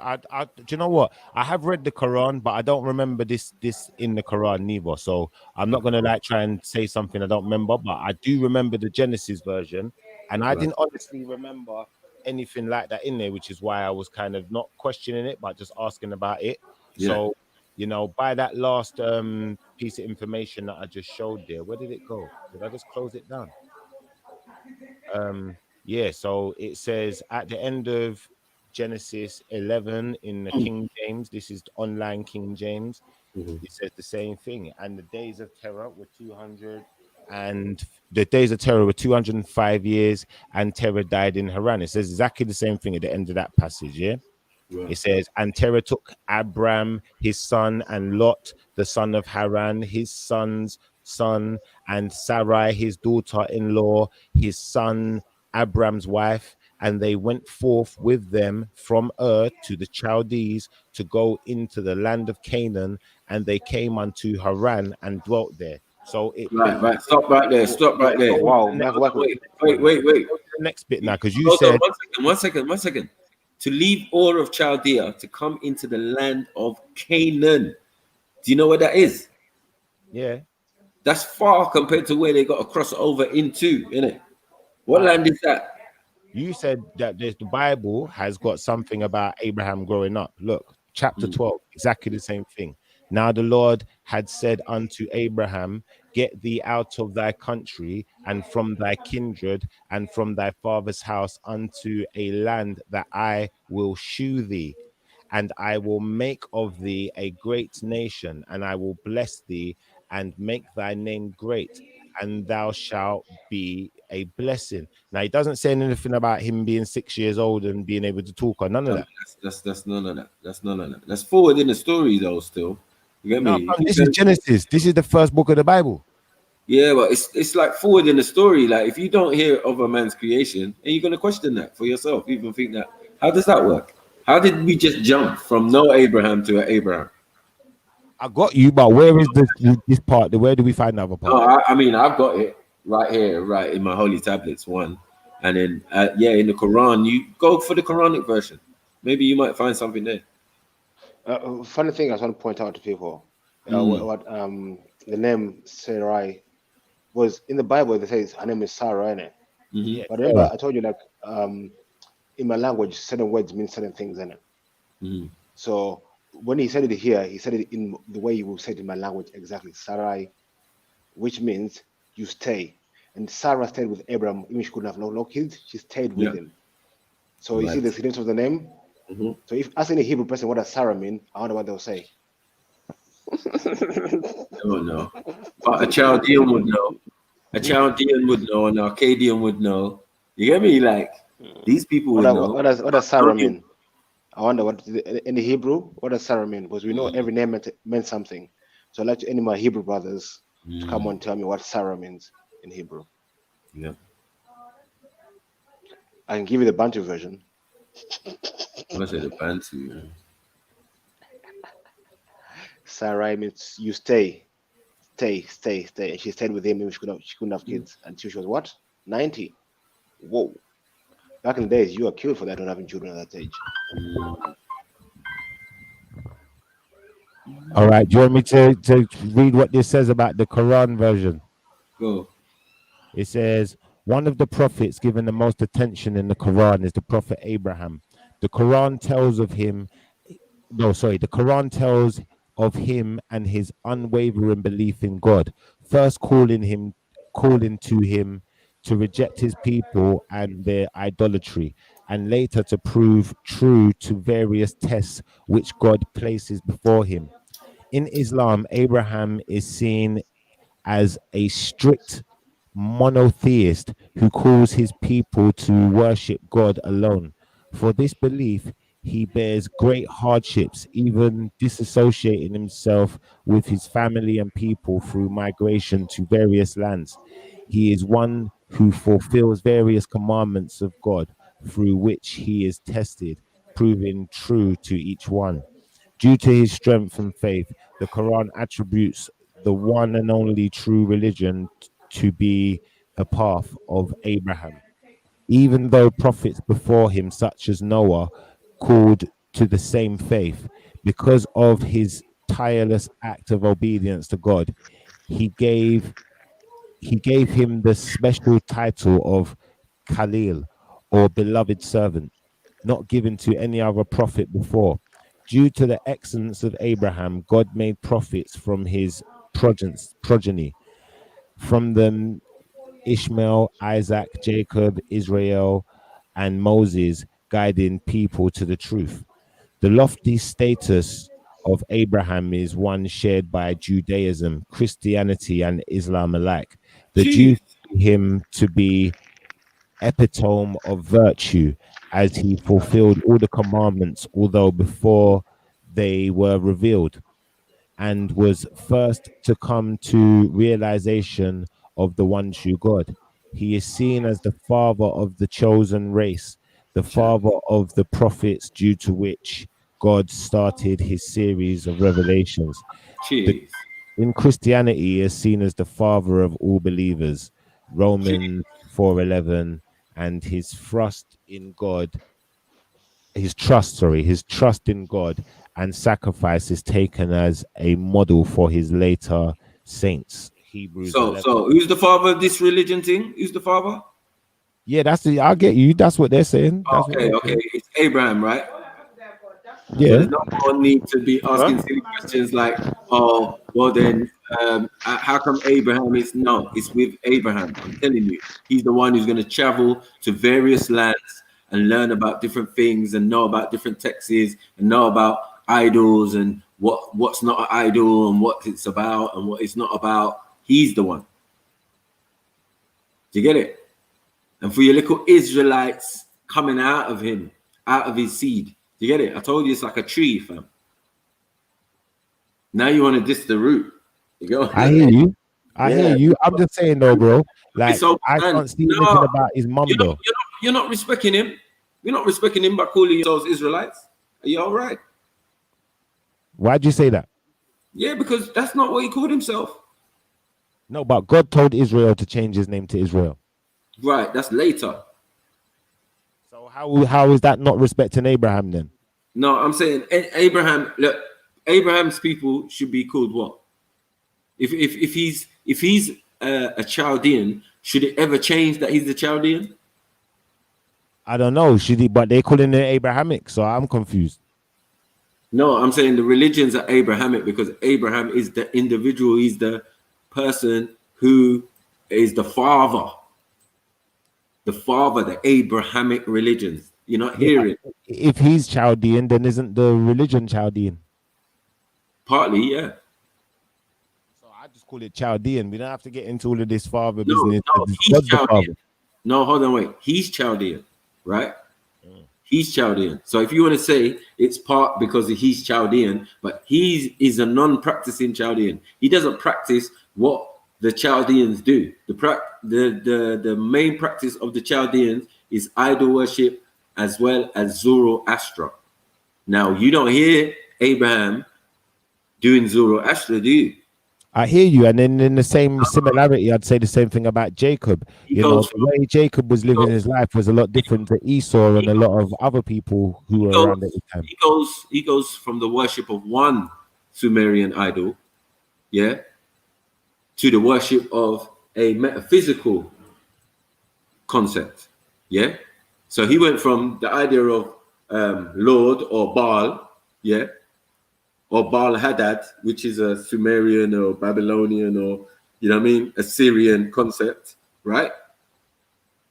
To the idea and the concept of one God in Yahweh. You get me? The unseen, the spirit, the entity, the when before it was one, but it was Baal. Yeah, that don't make the Israelites wrong though, because the Israelites come after Israel. Wait. I'm not saying Israelites wrong. We're talking about Abraham, the father. So you want to know what he was on? I'm telling you what he was on. There's no doubt. There's no limit. You get it? Like, yeah, we know exactly what the man was on. Yeah. The Bible definitely tells you that. But where do we find the information that he was like, I don't know, some superhuman or I don't know. I'm trying to find that part.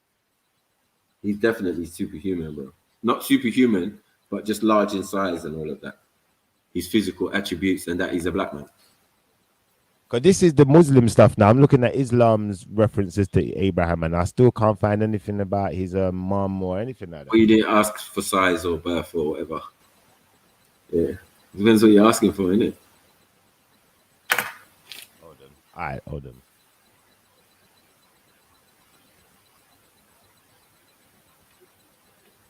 Boom, boom, boom, boom.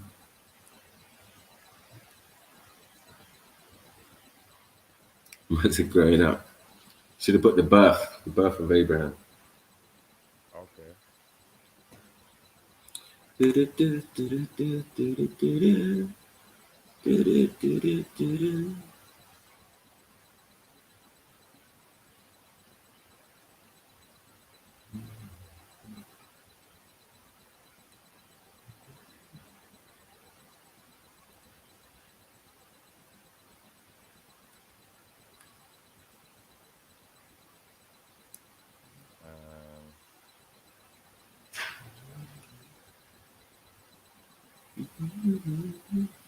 Shiva, can you go up again, please? Oh, sorry. When you're talking about Abraham, go back the page, please. You're showing his, like, they showed his birthday and when he died. There. That's BH before Hijrah. Okay. No, they're not East Indian. I didn't say they're East Indian. They live no. Wait. I'm not talking about what it says there about where he was born in the Quran. Say he was born in Iraq, the Hebron. Yeah, Iraq. Yeah, exactly. That's where Ur is. But if you look on the map, you can see it's on the edge.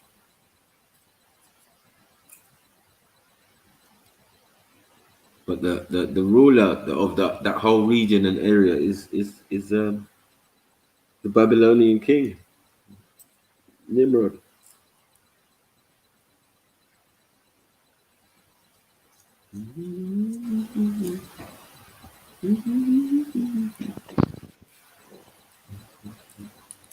Yeah, it's still not showing me nothing, man.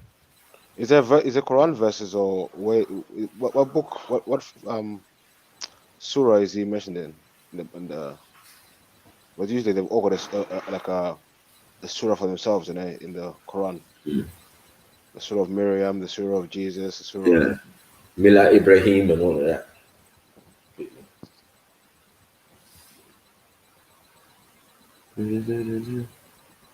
You can't go from shortly mentioned to the most mentioned. Put in the Quran in there. Put in the Quran. Then we'll get straight to the point. If you say in Islam, they can use hadiths and all other things. Then just stick to the Quran in it. It was hadith, just someone else's. They say what the Quran says. Oh, you see no places though. You see all what I'm talking about though, Shifra. It's all there, man. They're showing you. Order of Chaldees. You get it? Mesopotamia. All the same things you're saying, bro. But you know what? Idol sculptures. Come on, man, bro. Come on, man. Ball and them, man, there. You get it? Come on, bro. Yeah, it's not telling us about him as a, you know, like 6-month-old baby or nothing. Yeah, you're not gonna get that. You're not gonna get that, bro. But that's the simple fact that everything else completely matches up. Yeah, I'm not just, you know, the thing is, it might sound like I'm doubtful of what you're saying, but it's not that I'm doubtful. I'm interested. When you say you're seeing it, things like this. You can go and tap on Chaldean and see what that is, and yeah, you know, look for your ancestry. You talk about Israelite. This is your thing. This is your thing, bro. As you said in the beginning, you said I'm Akkadian. I deal with the Babylonian and what? Sumerian and that. That's what you said, isn't it? Yeah, that's how I've learned it. That's what I was taught. Okay, so you're doing the thing that Abraham left. That's funny, that, isn't it? And that's real though. But you see that there, that's real. I'm not gonna deny that. Why would I? Abraham's not on it. He's not on it. He's not on it. He's not on it. He's not on it. He weren't on it. He was like, yeah. I see what you man are on.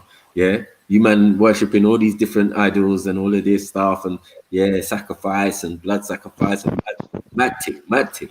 All them type of things there. And the thing is, like even when you look into the, you know, the origin stories of like the beginning of time, when you're dealing with the Mesopotamian stories or the Akkadian stories, you know, they're talking about originally loaded deities and stuff like that. But then one deity coming in and being the overruling power, like creating the planet XYZ and taking dominion. Oh no, wait, that's not the Sumerian story though. You remember the Sumerians telling they're gonna put down their king's list and all of that, and in the Sumerian king's list is Nimrod, fam. So, and he's not in the beginning. I don't mean that part though. I'm talking the beginning. Yeah, man. He's not in the beginning. Yeah, and he might be just after the flood of their Sumerian flood, but bruh, the Bacha is going to be the time schedule for this individual. This man lived like 40,000 years, bro. You get it? So it's a mess. It's going to be a mess because whose interpretation are we going to take? Are we going to listen to the Bible? Maku, hear me. Are we going to listen to the Bible or are we going to listen to the Sumerians? I'm going to say this much, I'm going to say this much. From what I understand of the way that Akkadians would address death and address certain issues, you know, that we deal with today. When someone dies, for instance, now, death isn't seen in the same way, in a sense of, you know, like the, you know, we got the astral plane, you know, that goes around the planet, the asteroid belt and things like that. So the way they dealt with death was a lot different. And then, you know, say for instance now, like my dad, and my mum, when they pass away, their energy passes into me and stuff like that. So like, because of these reasons, you know, a person could live for 40,000 years, but not physically, maybe spiritually, they still dwelled within that next person. Nah, mate, physically. How about that? If it's physical, we had some magic elixir. No. Listen. No one's going to argue with the Sumerians giving you the concept of time, giving you the concept of 60 seconds, 60 minutes. Do you get what I'm saying? No one's arguing with that. No one's arguing with the Sumerians giving you the concept of a solar system and how many 9 planets and all of that, and planet X and Nibiru and all of that. No one's arguing with these things. These are established things that they're looking into. They've been on Nibiru watch for 100 years. Yeah. And then man might want to throw aliens on man. Joking. It's not my government, or it might be my government that's spending fucking billions on fucking space exploration and looking for fucking extraterrestrials. It's not my fucking Roman Catholic Church that's got a mandate for when the aliens do come. But you see the thing, Maku, though. Like, really? I'm just gonna give you that fucking work. Everybody out here, I'm gonna give you that work. Yeah, because I'm observant. Yeah, don't think I'm emotionally invested in none of this. All right, Mac, I got an answer for your question, though. I got an answer for you. I got an answer. They worked it out in it. They worked out the formula, the DNA sequence, all of that early in it. So obviously they had the elixir in it. They had the elixir of life in it. Man can live as long as they want. Well, Just like obviously, we can see by the Sumerian depiction of what they thought was a human, and their rulers were 100 times bigger than what they were. So this idea of Abraham being tall in a time where man was giants, even this supposed Nimrod was a giant. You see a picture of him with a lion. You know what I'm saying? And the lion looks small in his arms, like a cat. Yeah, he's got it in a headlock. Yeah, that's the same individual we're talking about. So the idea of giants, and then the Bible saying that he's a giant, a mighty hunter, headlocking lions and that. You know what I'm saying? Yeah. So the Sumerian, there's giants in the world today. So the Sumerian and the Bible match up on that. Yeah, it's all right when they match up with things. Yeah, because we know where it came from. One is older than the other. So the Sumerian is older than the Bible. You get it? We know where you got it from, fam. Plain and simple. But then the thing is, we don't, like, you see people who deal with Bibles, you're like, not all of them are the same, innit? When I first, no, but I'm saying the info, whether they're the same or not, whether they came, whether it's substitution, whether Greek man got it and Greek man got it because they got their language from the Coptic Commetans, you get me, who spoke another language. They spoke Demotic, who spoke Heretic, and then spoke Meduneta, and then spoke cuneiform.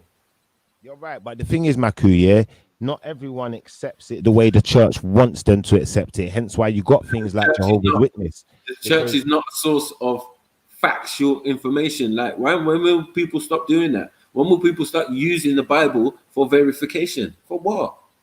Does it say Maku? Wait. Does the Bible say it's that?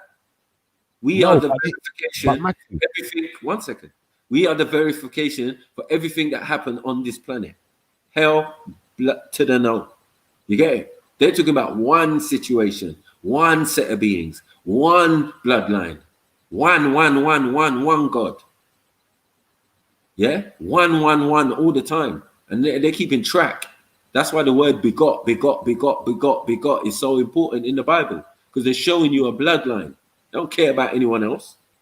They don't care about no Africans. Yeah. All right, Maku, I'm gonna say this, yeah, because it's a fair comment to say, yeah. When I was learning about this stuff, yeah, like when I first started asking about questions about the history of Christianity and, you know, where they got the story from, because obviously, you know, the place these people were born in, and, you know, the language they were talking obviously weren't English. English is relatively new. When these subjects started coming up, you know, I used to be a churchgoer at one point. Do you know what I'm trying to say? And when I started asking questions in the church, a lot of things were shown to me about Egypt and making connections with Egypt. And these were black people in the church. When I came out of the church and I was more, you know, just, you know, I'd say I was seeking the Most High, then I was a seeker of the truth. Yeah. So at that point, at that stage, I was looking everywhere. I would talk to everyone. If the Jehovah's Witness knocked my door, I talked to them. It was the Jehovah's Witness man that gave me a leaflet. They said, you know, a lot of our roots of our Christianity, XYZ, go back to this place. And then when he gave me that pamphlet, that's when I started looking at Samaria and looking at their artifacts. And then I found another book that was very interesting, gave me a lot of insights. And that was another book that I got from the Jehovah's Witness, because I used to go to their congregation, the Kingdom Hall, and that, sit down, listen, you know, ask for books, ask for information after. Don't have to chat over them. But then I'm saying, like, if these people themselves are professing that, you know, their things come out of these places, then to me, that in itself is a contradiction, because, you know, these are the same people, you know, these Europeans who were saying that them things are cults and it's multiple gods and rare tear. Are they saying that? Well, that's what I was taught when I was in school. When I done RE in school, I was taught that we done, what is it, religious education. Yeah, they said you have what were the religions? The 5 core religions. It was Christianity. You had Islam. You had Sikh.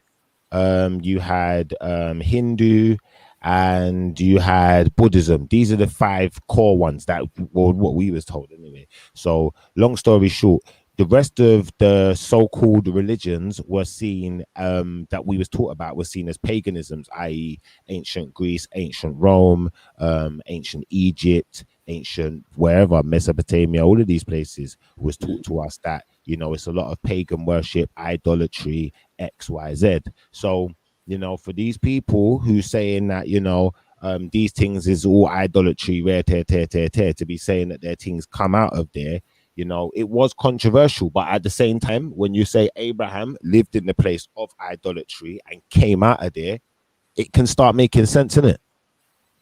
Of course. But you're going to go to another place where they also do it, though, according to what people say is idolatry. This is why there's a confusion with ancestral renovation or reveration, you know, respecting your ancestors, people who actually lived and worshipping of idols. Ain't we in one now, though, Maku? Ain't we in that age right now, the age of idolatry right now? No, I think the Kemetans made Abraham understand that what he was doing was correct. Like, yeah, when you was doing Baal, yeah, you wasn't doing something against the Creator. The Creator seemed to not frown upon it, but realize you was ready because you was already practicing in the right way. You was already worshiping one God. Do you get it? But I'm gonna give you the God because I'm talking to you, so that must be something else. Forget this idol. You get me? This is a metaphysical thing. So I'm dealing with Yahweh now, the voice and the light of God, and da-da-da-da. You know what I mean? I'm hearing you still. You get what I'm saying? So this is the whole point. And obviously it doesn't matter the region, but those things are explained. It makes sense. Like if all those things are going on around you and you don't wish to partake, because in your bloodline, the bloodline all the way from Shem, yeah, you've always been the pious one. The Shem is the eldest of the sons of Noah. You get me? He's the one, he's the African one. You know what I'm saying? Yeah. But see, right. this is why I say it's important for people to be able to listen, though, because if you check this now, yeah, like what started off as looking like it was a Bible study has gone from, you know, for us to do a Bible study, a proper one, we've had to use a Bible, a Quran. What else are we going to have to go into to really have a good deciphering and understanding and to have a little bit of a breakdown of what's the Torah? Do you feel me? So it's like Torah. No, the Torah. One. Well, one second. The Torah also, because they're all Abrahamic religions, so they all must reference Abraham. Otherwise, it's nah. Where did Can I you ask a question? What I want to really, maybe you guys can get into for me is the story of Noah and, you know, the flood, black man. Now he's got a Chinese kid, a white kid, and I don't know what other kid he's got. Can you get into that story? From my understanding, they're not different. No, he just had triplets because there's no indication that they were all born at different times. Yeah, it was just like one after the other because he say, maybe after a certain amount of years he begot this one, and then he begot this one, and then after 20 years he begot this one, and after 100 years he begot this one. No, there was none of that. It was just he begot Ham, Shem, and Japheth. Boom, one go. Do you get it? So I'm assuming that they would have looked alike if they're triplets or, you know, twins and another single brother or whatever, if you want to think of it that way. But from my understanding, they must have been triplets. Was even like Shiva, do you know in the Bible, does it say the whole world was flooded or does it say a certain area? Say that. Hold on. Say that again, Beefy. In the Bible, does it say a certain region was flooded or does it say the whole world was flooded? It says the world was flooded.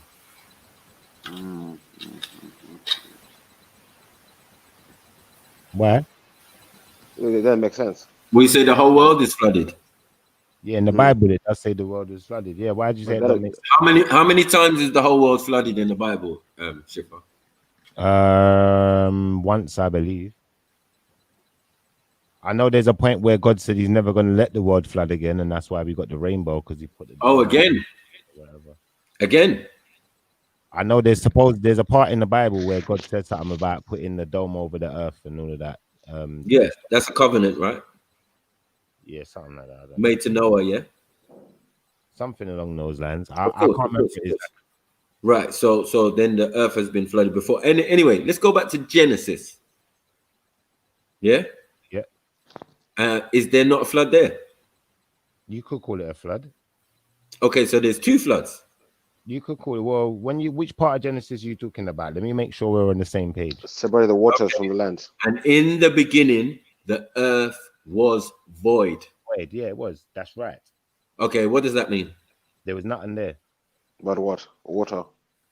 Well, when you say void, really it was dark and void. So basically it was probably just like, I don't know, rocks or whatever. I don't know. Okay, read on. Come on.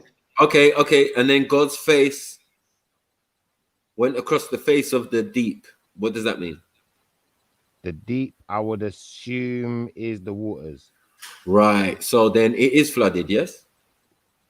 I would assume, yeah. I'd assume was right. So when it says the earth was void, yeah, and then he made a sun and said, "Let there be light," and there was light, and then it separated what? The waters from the land. Right. So now we've gone from flood to terror transforming the planet. Now you've got clouds, steam, thing, and dry land. Okay. So now someone can put their foot down on the ground. Okay, but then Maku, couldn't I still... Okay, so in that then, there is two floods in the Bible, just for starters. Maku, could I not still look at that as, when God said, "Let there be light," yeah, and he saw that the light was good, now he could see the difference between the water and the land more? I don't know. No, I don't know about difference. It explains it clearly. If it's all dark, yeah, and there's no light whatsoever, I can't really see the difference in nothing, can it? Maybe if I've got a light, I can shine on it like a torch or something. I'll be able to just about make that. My understanding when I said the earth was void, I'll be honest. Like, you see, from what you man just said, so not from what you man, from what we just said, yeah. All I'm saying is, yeah, like when God said, "Let there be light," yeah. After he said, "Let there be light," did he actually make a separation, or was the separation already there? No, it caused the separation. That action caused something to react, obviously the sun, you get me, to pop into appearance and then separate the waters. What waters on the planet?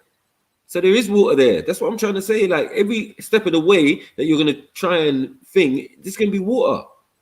And then God's face across the face of the deep, there's water again. Like, where's there not water? Hold on. Can you see what's on the screen? Yes, go on. It says, "And God said, 'Let there be light.' And there was light. God saw that the light was good, and he separated the light from the darkness. God called the light day, and the darkness he called night. And there was evening, and there was morning, the first day. And God said, 'Let there be a vault between the waters to separate the water from the water.' So God made the vault and separated the water under the vault from the water above it. And it was so. God called the vault sky, and there was evening, and there was morning, the second day. And God said, 'Let the water under the sky be gathered to one place, and let the dry ground appear.' And it was so. So wait. So God called the wait. We're just reading it. Like, hold up, just chill. So God called the dry ground land, and he gathered the waters he called seas. And God saw that it was good. So God did make the separation. Let's go back to verse 6. In the God said, once again, God said, "Let there be what?" Verse 6. God said, "Let there be a vault between the waters to separate the waters from the waters." What does that mean, Shifa? That means separating the rainwaters from the groundwaters, isn't it? And the sea waters. Right. So it's all water. That's what we're trying to say. There's no landing. There's no much. We're talking about in space, and we're talking about on the planet itself, right? Well, in the sky and below. Right. So what's in the shape of the ball that is the Earth if it's not water? That's what I'm trying to say. Yeah, I hear you. No, I'm hearing you, but I mean in a sense of you. And in what you're just speaking about, yeah. Look into the words terror transform, and see if that is not the same action that's being enacted right there. I wouldn't listen. I'm not going to dispute that part. All I'm saying is that, as far as I know, there's one flood. Now, in the beginning, it doesn't say. As far as I knew in the Bible, and as far as I still know, that I from what I'm reading, there's one flood. That first thing that you're saying is a flood isn't necessarily a flood because it was already there. Yeah, but there was no life as we know it. Was it? Exactly. So there was nothing to flood. So it was void, meaning that there was water, but we're not saying that there wasn't life in the water. It seems like there was life in the water in that void. Yeah. So that let's not mess around and say nah, because you say that, hold on. If you say there was life in the water within that void, I'm gonna say what is the water? Because from my understanding, if I look into, like I said, I deal with like when you deal with the Epic of Gilgamesh and them things there now, and they're talking about the what we know as God then, taking another deity, a female deity, breaking her into parts and using that the body of that being, to form the planet. So are the waters blood? I don't know. All I know is I'm just saying the water is water, like it says. You get me? The water of the planet is void of any life, void of any land. Do you get it?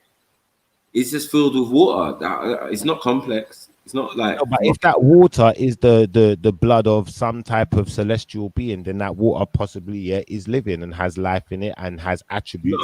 We know water. We know water has life in it. We know. We're not arguing that. We're not arguing that there's probably prehistoric beings or big giant squid in that water at that time. We're not arguing those things because we don't know, but we would assume that life goes on everywhere. So there was life on this planet. You don't need to have a sun to have life. Do you get it?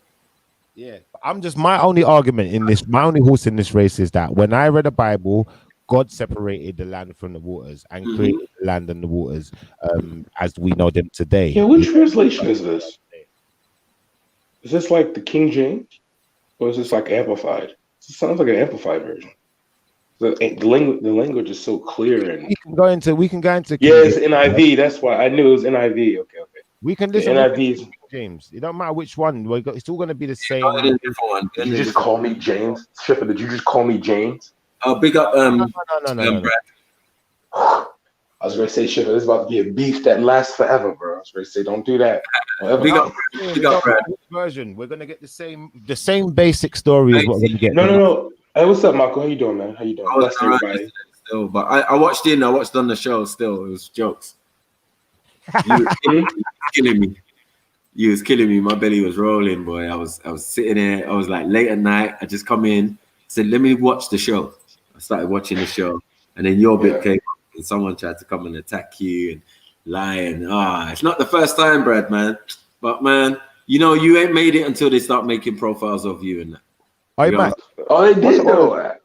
Was Shahid say don't count? Yeah, I saw it. I was like, yeah, man, you made it, man. Welcome. Brad was surprising me yesterday. Well, welcome. What's the oldest version of the Bible? No, there's the King James. I got the King James up now as well. The King James is up. But Brad surprised me yesterday, man. What you saying now? Yesterday, man? I didn't know you were okay. Go on. No, I never was. I believe what atheists ask for. I believe what atheists are asking for are very, very simple, and because the Bible is loaded with examples of what atheists ask for. Perfect. Please. Yeah. Let him read, man. Okay, I'm sorry. In the beginning, God created the heaven and the earth was without form and void, and darkness was upon the face of the deep. Stop. Do you see what I'm saying? Yeah. Wait, Marco, go to the next chapter. If it goes precept on precept. What's the beginning chapter? Keep going. No, sorry, the next verse. And the Spirit of God moved upon the faces of the waters. And Stop God there. You see that? Did I not say that? Did I not have it in the right order? Or yeah, you got it in the right order, but Mackie, can I finish? Like I was going crazy or something, like, you know what I mean? People in the audience like, yeah, no, Mackie's no, I'm never confused about my shit. I told you I got the fucking Rico. No, yeah? That part you got right, though. Unfortunately for you, I remember every motherfucking thing. Yeah. No, you got that part totally right. All I'm trying to say, Maku, is that God separated the waters from the dry land. No. Start again, please. Start again. So I'll finish it. It says, and the earth was without form and void, and darkness was upon the face of the deep, and the Spirit of God moved upon the face of the waters. And God said, let there be light, and there was light. And God saw the light, that it was good, and God divided the light from the darkness. And God called the light day, and the darkness he called night, and the evening and the morning were for the first day. And God said, let there be the firmament in the midst of the waters, and let it divide the waters from the waters. Yeah, and so God, water, innit? And hold on, wait a second, I'm not finished. And God made the firmament and divided the waters which were under the firmament from the waters which were above the firmament. And it was so, like I said, above and below. And then so hold on, man, 1 second. Is there any land there? Where's the land? Where's the land involved here? Where's the land? I'm not That's finished. The firmament. That's the firmament. Bro, I've not even got to that point. So hold on, wait. Shipper. When the Bible says, that the earth was void, what does it mean again? Void means there was waters then, innit? It was full of water. Just water. Just waters then. Okay, cool. No. Thank you. All right, cool. You know what? You lot have bitten. Now hold on. You lot have made this determination, but I've not got through the whole passage yet. No, that's fine. I'm just giving something that I was saying. I'm not agreeing. I'm just saying that's what you're saying. The Bible says. The Bible says. I will not finish saying what the Bible. No, Beefy, just calm down. We're not finished saying what the Bible says. So please calm down. Can I finish reading? Is that okay? Go on. Yeah. So it says, and God made the firmament and divided the waters which are under the firmament from the waters which are above the firmament, and it was so. And God called the firmament heaven, and the evening and the morning were the second day. And God said, let the waters under the heaven be gathered together unto one place, and let the dry land appear. And it was so. Right, but stop right there, right there. What's happened there? What's happened there is that the water's everywhere, yes? So the water's going to gather in one place and reveal land, right? Okay. Right? And who's doing it? Right? Who's doing it? Sorry? Who's doing it? Well, God has already said, let there be light, so there's a sun now. No, it don't matter about the light. I'm saying God is gathering the waters to one place to let the dry land appear. So God is matter about the light. Of course it matters. I got you, but God is still the one doing it. Yeah. He made the light. Yeah, cool. No problem. No one's God arguing. is the one who separated the land from the waters. No, that's a command.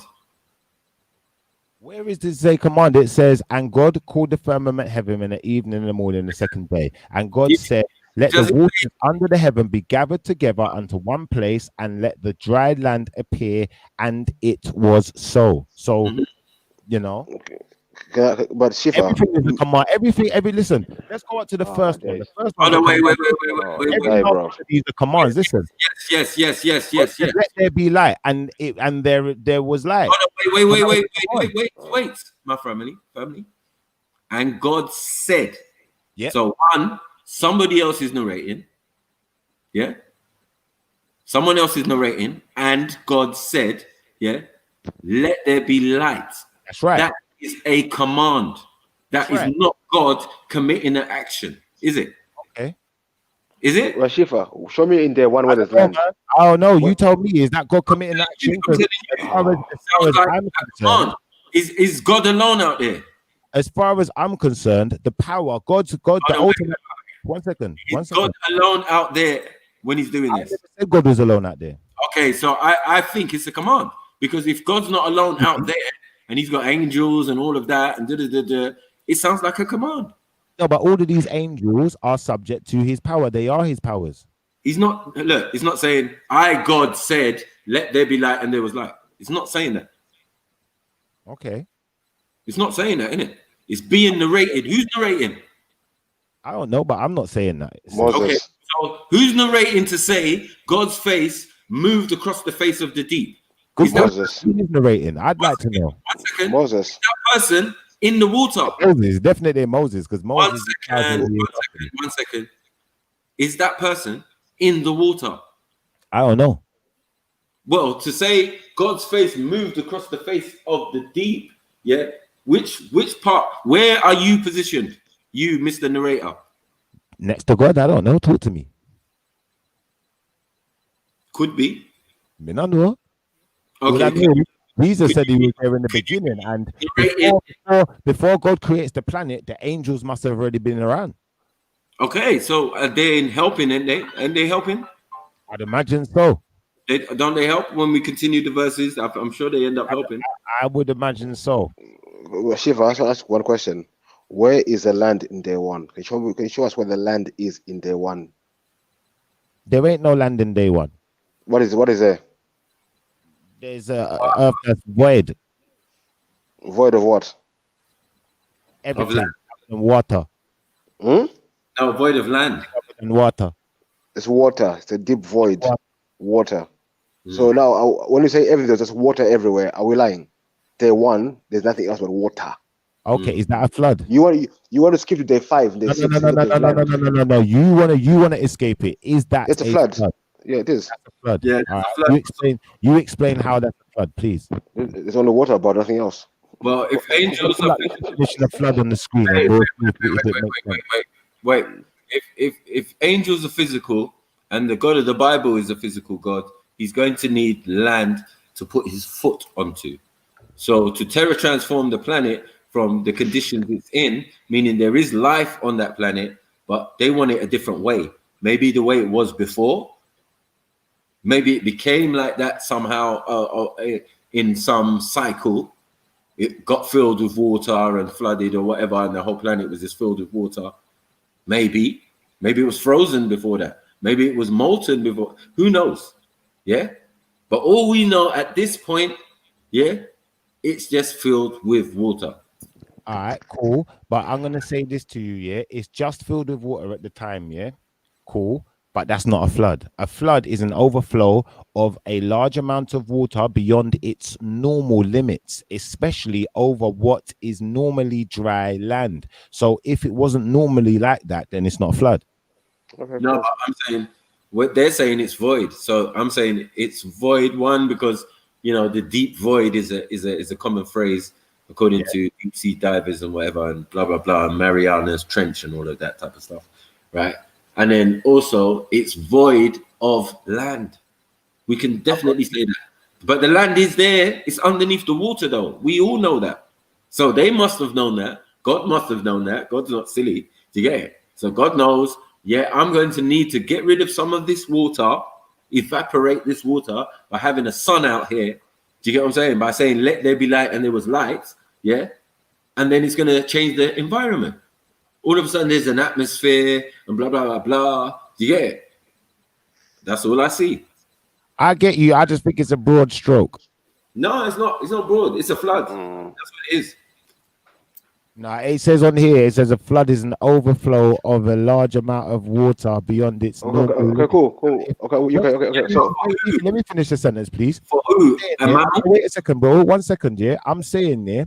You see, if I go to, for instance, the Atlantic Ocean, yeah, and I pour, a load of water on it, it's not going to be a flood because it's usually got water there anyway. Okay.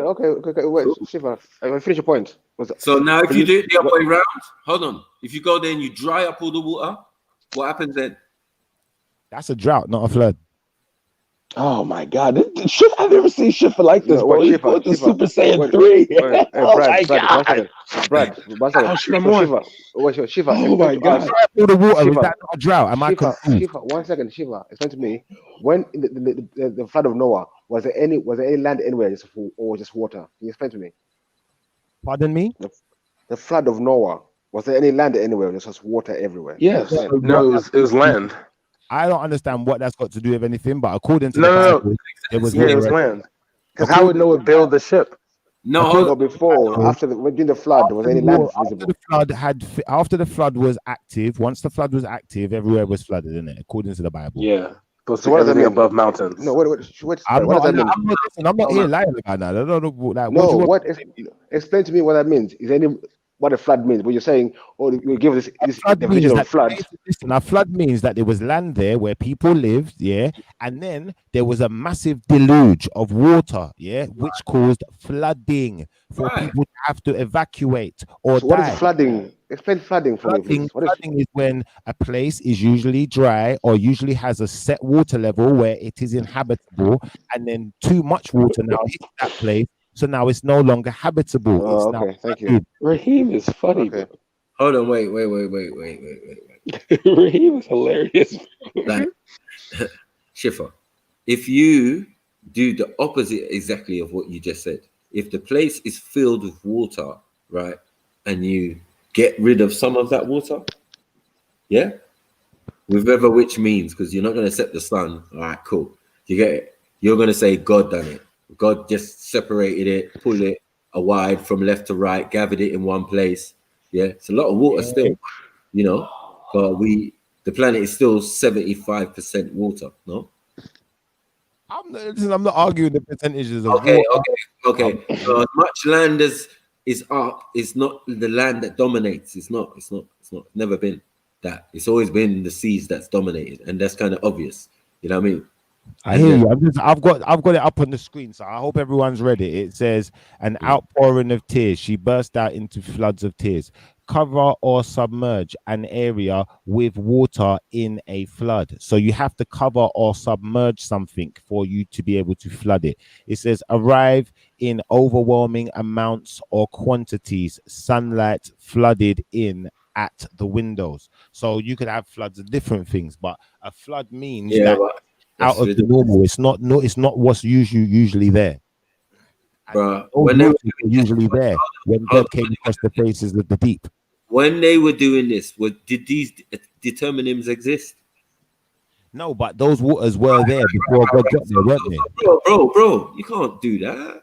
You can't bring new age ting in a new age language to old school ting. Maku, that's literally history. That's literally history. Yeah, no, but that's what I'm trying to say. He's saying it, but he's saying it in a language. So when we're saying flood or when we're saying void, do you get what I'm saying? He's saying it from English, but we're like, hold on, wait. The idea of void and filled with water, the words are clear. There's no making it up or, you know, someone's trying to twist the evidence. And what's going on there is quite clear. Yeah, the conditions are being changed of the planet. So what? So it could just be but that's the complexity of the English language, though, because the context of words in the context and how the words are put together also causes this divide on how certain aspects of the Bible are being said. Like if you look in the New Testament, you have Paul reference in some translations of the Bible. Paul would use the term servant. In other reference of the Bible, he would use the term slave. So like you can't really fault a man for how he used the translation, because if Schiffer were to use like the New American Translation or the New Living Translation, you know what I mean, it'd be more clear. Translation though, we're not arguing. It's him pulling up. Let's move on. You talk one word. Let's move on. The word is on your screen, ladies and gentlemen. Gentlemen. Shifa, I want to argue about every single word you're gonna read out. Out to the ladies in the chat, but the word void is on your screen. It says not valid or legally binding. Adjective, completely empty. Void spaces surround the tanks. Yeah, that was the example used. A completely empty space. Yeah, in a bridge and whist. A suit in which a player is dealt no cards. Yeah, void. We can ignore that one. Second, declare that something is not valid or legally binding. That's another way. We can ignore that one too. Void. Discharge or drain away water gases. The gases are usually voided into the mechanism. So obviously, like, you know, it says the gases are usually voided into the mechanism. No, the beginning of it. Sorry. Oh, discharge or drain away water, gases, etc. The gases are usually voided into the mechanism. Is the example? Yeah. See, that context wouldn't work for the scripture, though. You went for the gas rather than the water, no? Okay, but then that still, I'll be honest here, that still does not the system of evaporation that's going on there, yeah. That being but understand that context he just read is not valid for the scripture, though. That version is not. The word void is not a reference to the word water in any circumstance within this depiction of the word void. If you got another one that you want me to bring up, I'll happily put it on the screen. Wait, go up, Shifra. Can you go up to the first context? Because theologians argue that when God created the earth without form and void, he created the atmosphere, the ozone layer. And then when he divides waters from waters, we're talking salt water and non-salt water.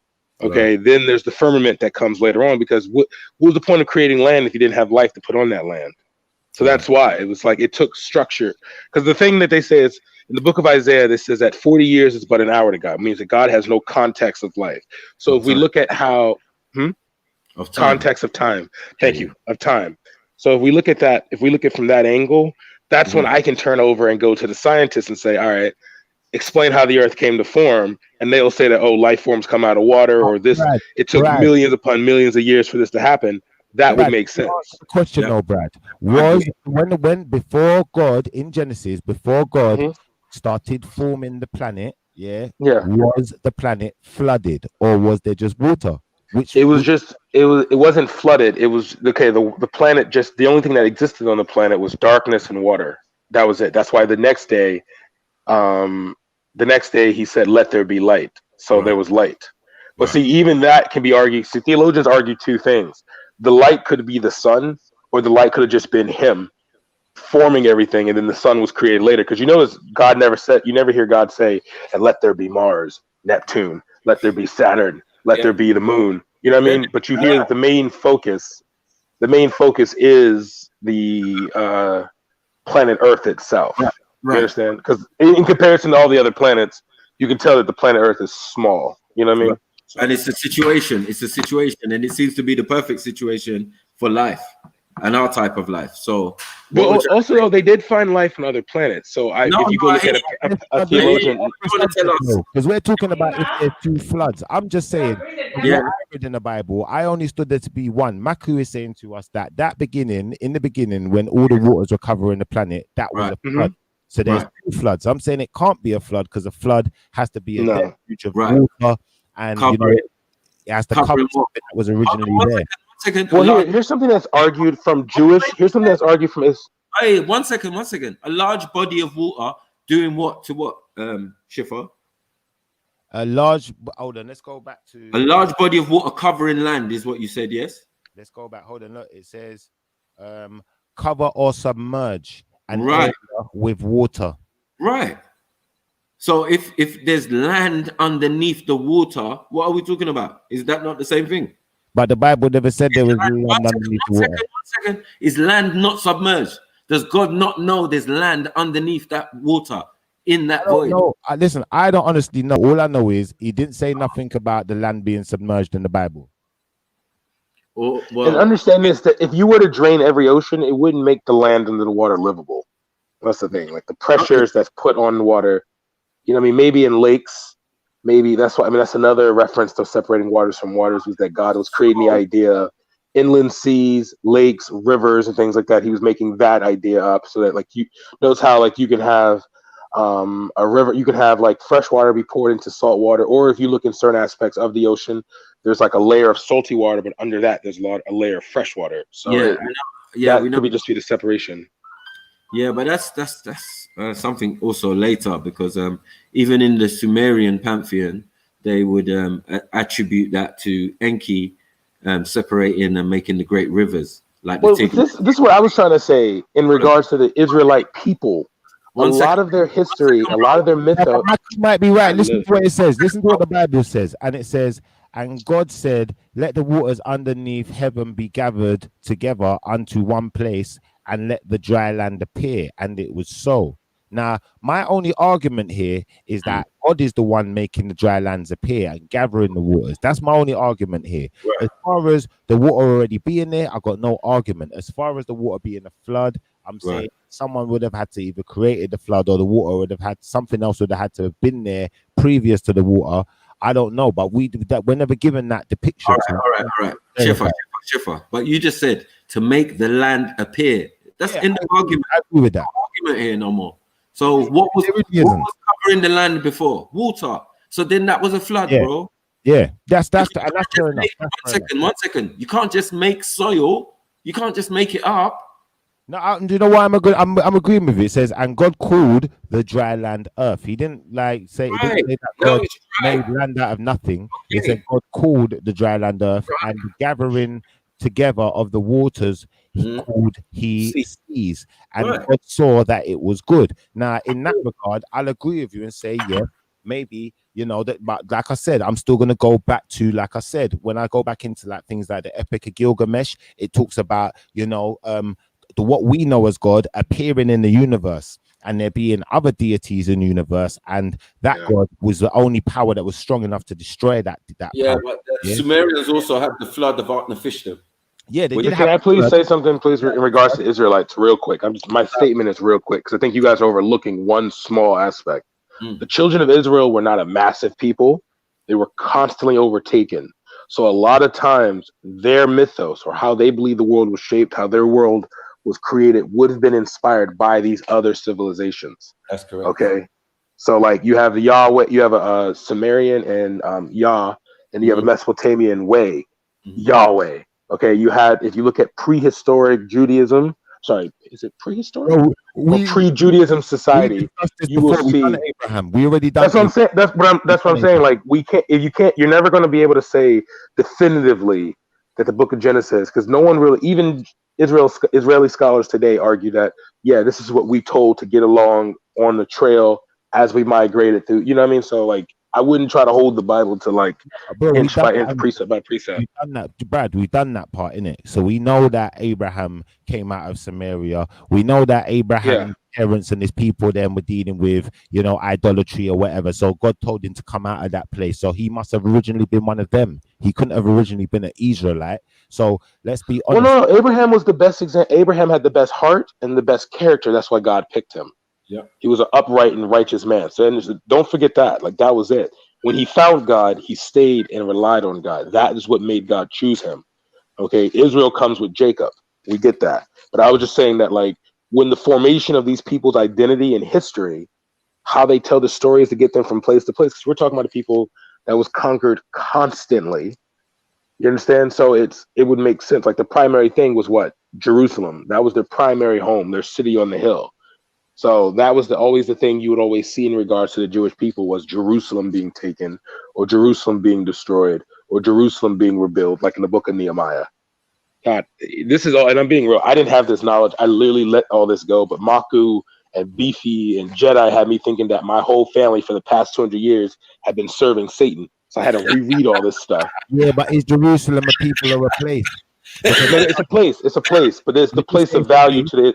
It's a place of value to the Israelites. It's the only place of value to Israelites. Oh boy! Oh boy! When you say it's a place, when you say it's a place now, like, I'm gonna be honest with you, I've heard someone else say it's a place, and they've been unable to demonstrate to me a map with Israel on it. Other than No, I said Jerusalem. I said Jerusalem. Jerusalem is the place that matters. Every time you see the people, every time you see the Israelites, you will always hear one thing tied to them. If there's any kind of structural war, it's Jerusalem. Okay, the rebellion of Jerusalem, the fall of Jerusalem. Even if you look in the Bible, right? Nehemiah. I bring up Nehemiah again. You have Ezra, Nehemiah. You see Daniel. You see Jeremiah. Every time people talk about the Israelites in existence of a place that they can call home, it is always Jerusalem. If you look in the book of Psalms, every time David felt strength and wanted to rely and wanted to bring up power to the people, he always said, "Let there be peace in Jerusalem." What happened to Jerusalem? It's either overtaken, it's either conquered, it's either broken down. Like before, now I go back to Nehemiah. Before Nehemiah became the governor of Jerusalem, before he rebuilt the walls under Artaxerxes, I think that is the Persians or Babylonians. He asked all the he had a list. If you look in the book of Nehemiah, you see a list of all the Jews that are dispersed and exiled and brought them back. Where did they go? Brother Shifa, what does Jerusalem mean? When they dispersed, where did they go? They go back to they go to various kingdoms, like because they create communities. This is why if you look at the creation of the Israeli state, one of the major issues they had with trying to call back the Jews was that they had written that anyone who maintained the culture, but that happened all over the world because the Jews were nomadic naturally. So you would have people coming from Africa, you would have people coming from Asia, people coming from Europe, people coming from parts of the Middle East. You know, even India, they had even some in China. There's a province in China that had a Jewish population, even in India as well. Sorry, you know, if I now, sound rude. yeah. Sorry if I sound rude. What is actually the point to this? What we're talking about right now, though? That's what I'm trying to get to. Like, yo. Oh no, I'm only stating that, like, if we talk about the Bible itself, like, I would say it's kind of retarded to try to like debate the Bible itself, because the people themselves have made and then I diverted over to Jerusalem, but the people themselves have made the assumption that this is just mainly mythos. Like, no one definitively there's no like official creation story for them. It's more of like the faith aspect, that these are how we as a people have been able to, you know, survive. That was it. Like, it's just a story they tell their kids, stuff they told themselves during enslavement and encapturement, things like that. Like, there's no evidence to prove any of this. Like, Noah, you know. Okay. That was all. That's all. No, because this is their scholars talking. Because in the day, you know, we are if you I know you guys call yourself Israelites, but we're Gentiles. So it's like you got to refer back to them. We've heard your opinion. Can we hear from Makuna? Right, bro. I was still in. Supposedly we was just separating the waters and all of that, and you know that's the kind of. I don't know where that came from. The terror transforming that was going on allowed dry land to appear. It seems it was underneath the water. Do you get what I'm saying? And God separated it. We can agree to that. Do you get what I'm saying? Whoever you're saying is doing it, I'm saying it's not God necessarily. He's got his minions to do such things. You know what I'm saying? All he's got to do is say, and it is. You get it? So well, when you say this now, I think DC Brad kind of must have caught the tail end of the conversation, but I was inclined to agree with you on that point and say, do you know what? As far as the beginning being Genesis, you know, like there's very little known about the existence of the creator as far as the biblical version before Genesis. But there is a creator before the creator exists before Genesis, clearly. And you know, we have to have a creator before Genesis because you got all these angels and you know, like Metatron. But hold on. They play very significant roles. That says you cannot predict the beginning of time. You cannot quantify it. I don't remember that statement, but you'd have to show it to me. Yeah, I think you need to look that up still, because I swear it's in the Bible where they say you can't even imagine God or see God or none of that. No, I can see God. You will just explode, bro, or something. You know what I mean, it's not no joke thing, and you can't predict the beginning. So when they say in the beginning, it can't be the beginning. It must just be a period in the cycle of the earth. Do you get it? In its many cycles. So that's the cycle they're talking about. So, you know, when I asked someone else the same question who was in the church, and I said, well, if, you know, this is the beginning and this is the whole Bible, where did the angels come from? Like, what happened? And this is their answer. They said to me this. They said, you know, Genesis is the beginning of what the world as we know it. You know, it's the beginning of man and the earth, planet. Genesis ain't the beginning of God. So Shifa, now going back to the beginning of this conversation about you being an Akkadian, you know, beginning of the convo earlier on today, where Shifa was saying he's an Akkadian Israelite. Now, can you see that doesn't make sense at all? Are you still going with that? I never said I was an Akkadian Israelite, though. Yeah, you did. No, Come on, bro. Yes, you did. No, I didn't. Let's rewind it back. Yeah, Akkadian Israelite, bro. I didn't say I was an Akkadian Israelite. I said my people originally originate from the region of Acadia. I never said I was an Akkadian. Hold on. You left Atlantean as well, remember? Yeah, I'm an Atlantean as well. Do you know what? I'm an Atlantean as well. I haven't pulled up all of that evidence yet. I'm gonna be honest with you. It's hard to find, man. It's hard to find. Other side of the family, innit? So like but what I'm saying to you, that doesn't make sense because there's only one person. It wasn't like a group of people. It was Abram who left Arcadia. Beefy, let me ask you a question. Let me finish, bro. Yeah, please. We've been talking about having the. So I was saying it's only one person who left Arcadia, Abraham, and he left his people's ways behind. And picked up new ways where he went. So all the customs you're talking about, and nothing to do with Sumeria or that area, because he left those customs behind him. This nothing to do with me. I rebuke this in the name of Jesus. And he carried on. They're doing new stuff. So that's the point I'm trying to make to you. Do you agree with that, or are you still saying no? Beefy, this is what I'm going to say in reply to you, yeah? I'm hearing what you're saying, but when you say something like that doesn't make sense, I'm going to say, to who? Because, you know, if it makes sense to me, I'm not out there telling people to believe what I believe, you know? I'm not out here preaching to no one. This is for Shifra. This is what I think, and this is my belief. And the one thing that I really believe in is just the Most High. I don't believe in anything else other than just the Most High, because I think that everything else can be found to be a controversy. And I didn't set out to come onto live streams to argue with people over, you know, trivial subjects. I set out to come onto a live stream so that I might be able to, if I've got some information, share it or be able to. That's what I'm trying to make you do. So now let me finish, bro. Let me finish, bro. Like, I'm not being rude. I'm just saying, like, obviously, if I've come here to learn as much as I've come here to share, and if someone asks me a question, I'll answer. I'm not saying I've got all the answers, and I'm not preaching to no one saying to believe everything coming out of my mouth or that I've got the right way. I'm just saying, from what I've read, this is what I believe and this is what I think. Now, if it's what I believe and what I think, it's not significant to you to believe what I believe or what I think is significant to you to know what you believe and what you think. So rather than you coming out with a million questions, why don't you demonstrate what you believe and what you think? This is a part of discussion there. You brought up that you're Cajun and Israelite. So I'm interested to find out how. And me asking you that. I'm going to rewind it back. I'm going to rewind it back. Yeah, rewind it back. Rewind it back. We don't, you know, we don't have to keep doing this, right? Like, come on, bro. No, you came here to change the topic. So when you want to discuss your topic, you say you don't ask me questions. Doesn't make sense. I didn't come here with a what topic did I come with? Let's be honest, we ain't even got to the, as I said, we ain't even got to, we were still struggling on one side and we ain't even got to the Atlantean side that somehow are going to meet up and create Shifra and turn him into an Israelite. So see, that's a better controversy. That one I can deal with more. But the one you're coming with, Beefy, it's like, come on, bro. Like, if you're gonna talk your thing. You don't have to worry about my thing because it's not affecting your life, bro. I was listening on the panel and I was listening to you and Michael talking. So I'm just asking questions what I heard. Bro, why don't you don't know? You don't know. Why don't you tell us what you think? Shimpa, if you don't know, you say you don't know anything. I've said what I know and what I think. I'm asking, why don't you tell us what you think? I ain't criticizing you. I'm not like criticizing you. I'm just saying, why don't you tell us what you think? That's what I'm saying. Why can't you tell us what you think? I want to know what you think. Why can't we get to Atlantis? Let's go to Atlantis. Let's do that. I already told you what I think in it. I said, crafty. Was my question crafty? Because I'm only asking what you think. Can I answer it? You're going to keep cutting me off, so I can't answer it.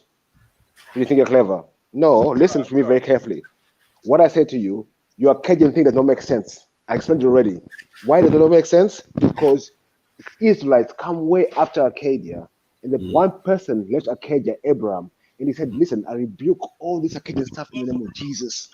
And he went yonder. He went yonder and found a new way of living. Yeah? Yeah. So what you're saying that Arcadian Israel doesn't make sense. Now I've explained myself. I'm not talking rubbish. You don't come out with rubbish and Arcadian Israelite. Bro, don't be smart out here, bro. Idiot thing. All right, Beefy. Can I be honest with you, bro? Can I be honest with you, Beefy? Yeah.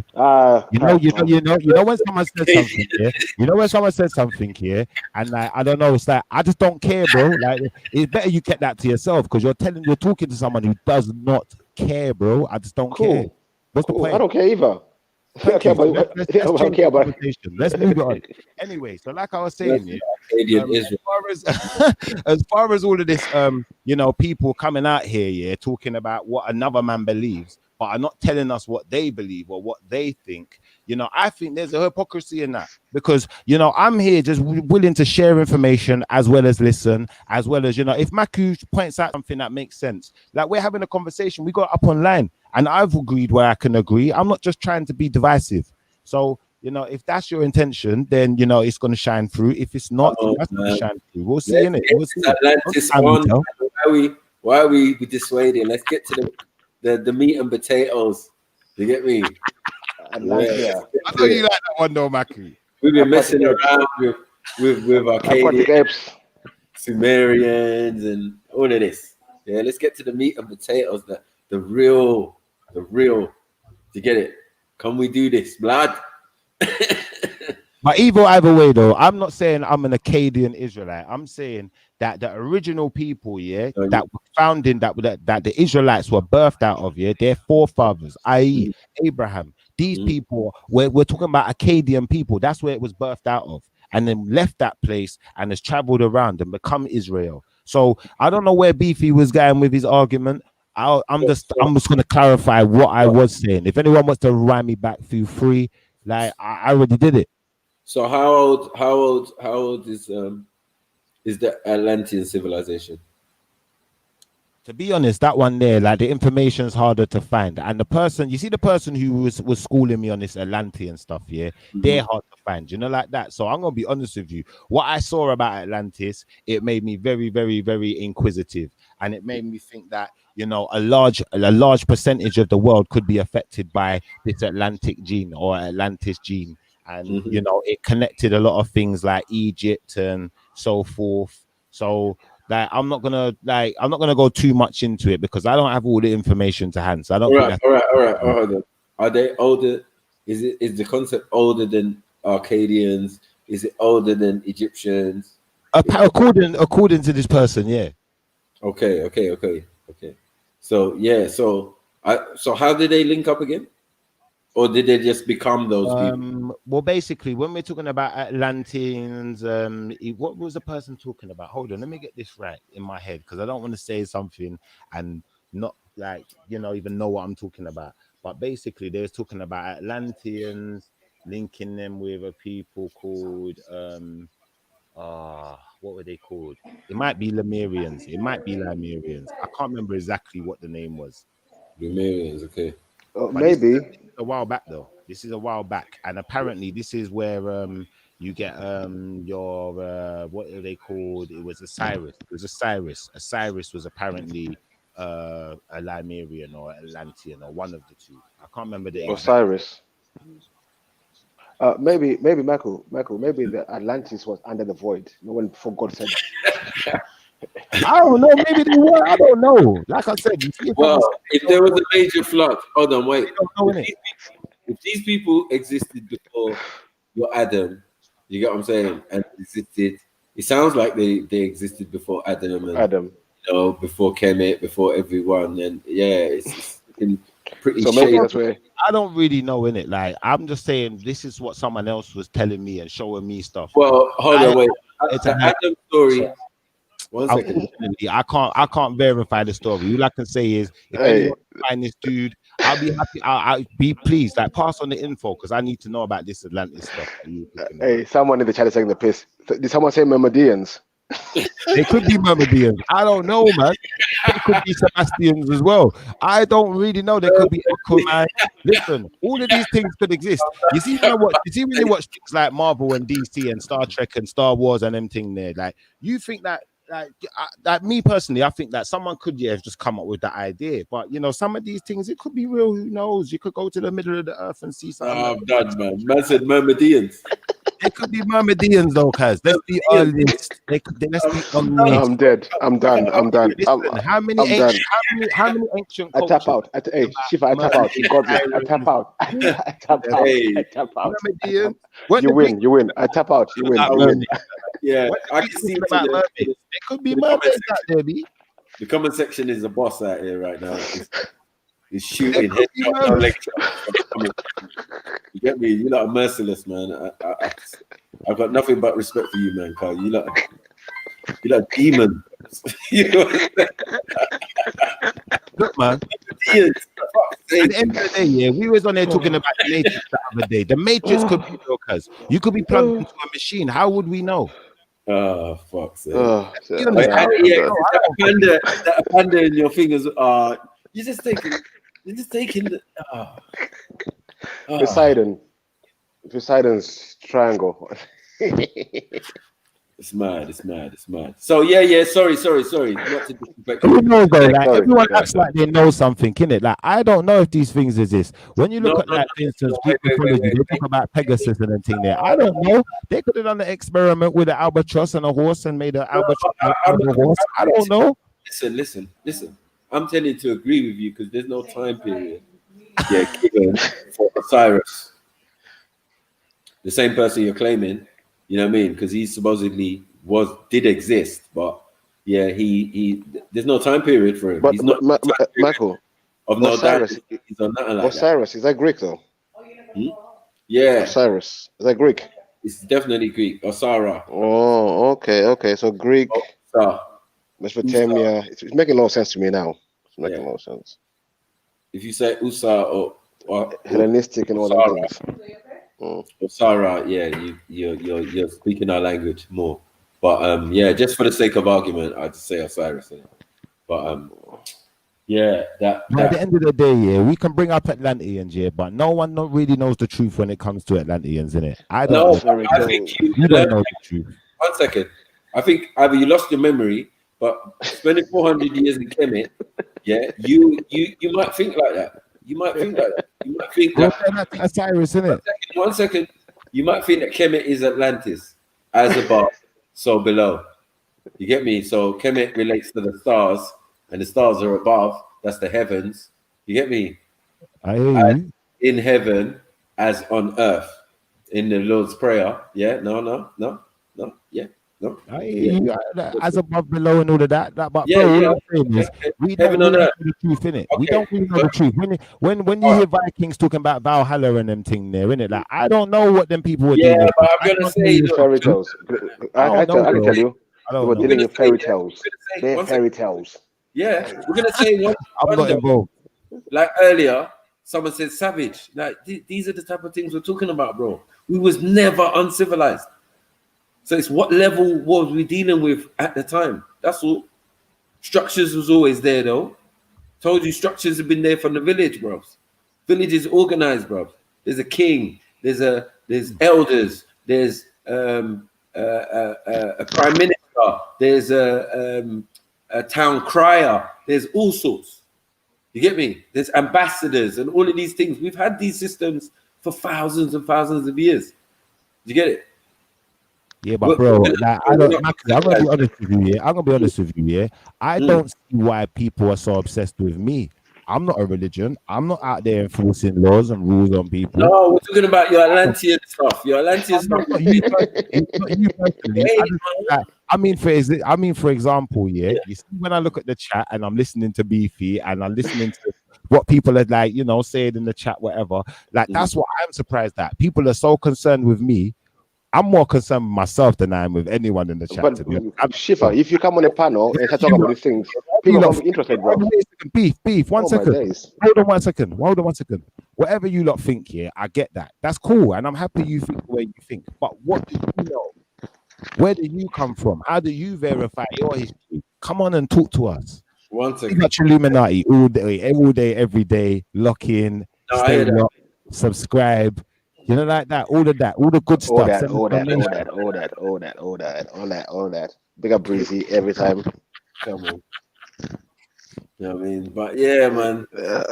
Myrmidons. Unless I'm here today, man. Myrmidons, that's a line. The Myrmidons was a hard one, but I like that. That's creative talking. And this is what I mean. Like, you're on the chat, patty in the chat. Come on the panel with that creativeness. Come on, man. Come on. They know it's not that easy, man. They know that it's not that easy. Come on, man. Like, we're not horrible to each other. We have a laugh about it, innit? Like, man, Myrmidons out here, B. Fucking girls and all of that good stuff. Sebastian. We're Sebastian up in this bitch, blood. Flood couldn't do us nothing. I'm a Myrmidon. Honda DC. What's a flood to a Myrmidon? Under the void. Void. What is the flood to a do you know what? Maybe that's why. Listen, I'll be honest with you. Yeah, I feel like wherever I go, the sun's always shining. Maybe it's because I got them powers. You know, like what's my man's name? Trident. I got them trident powers. I can move the waters.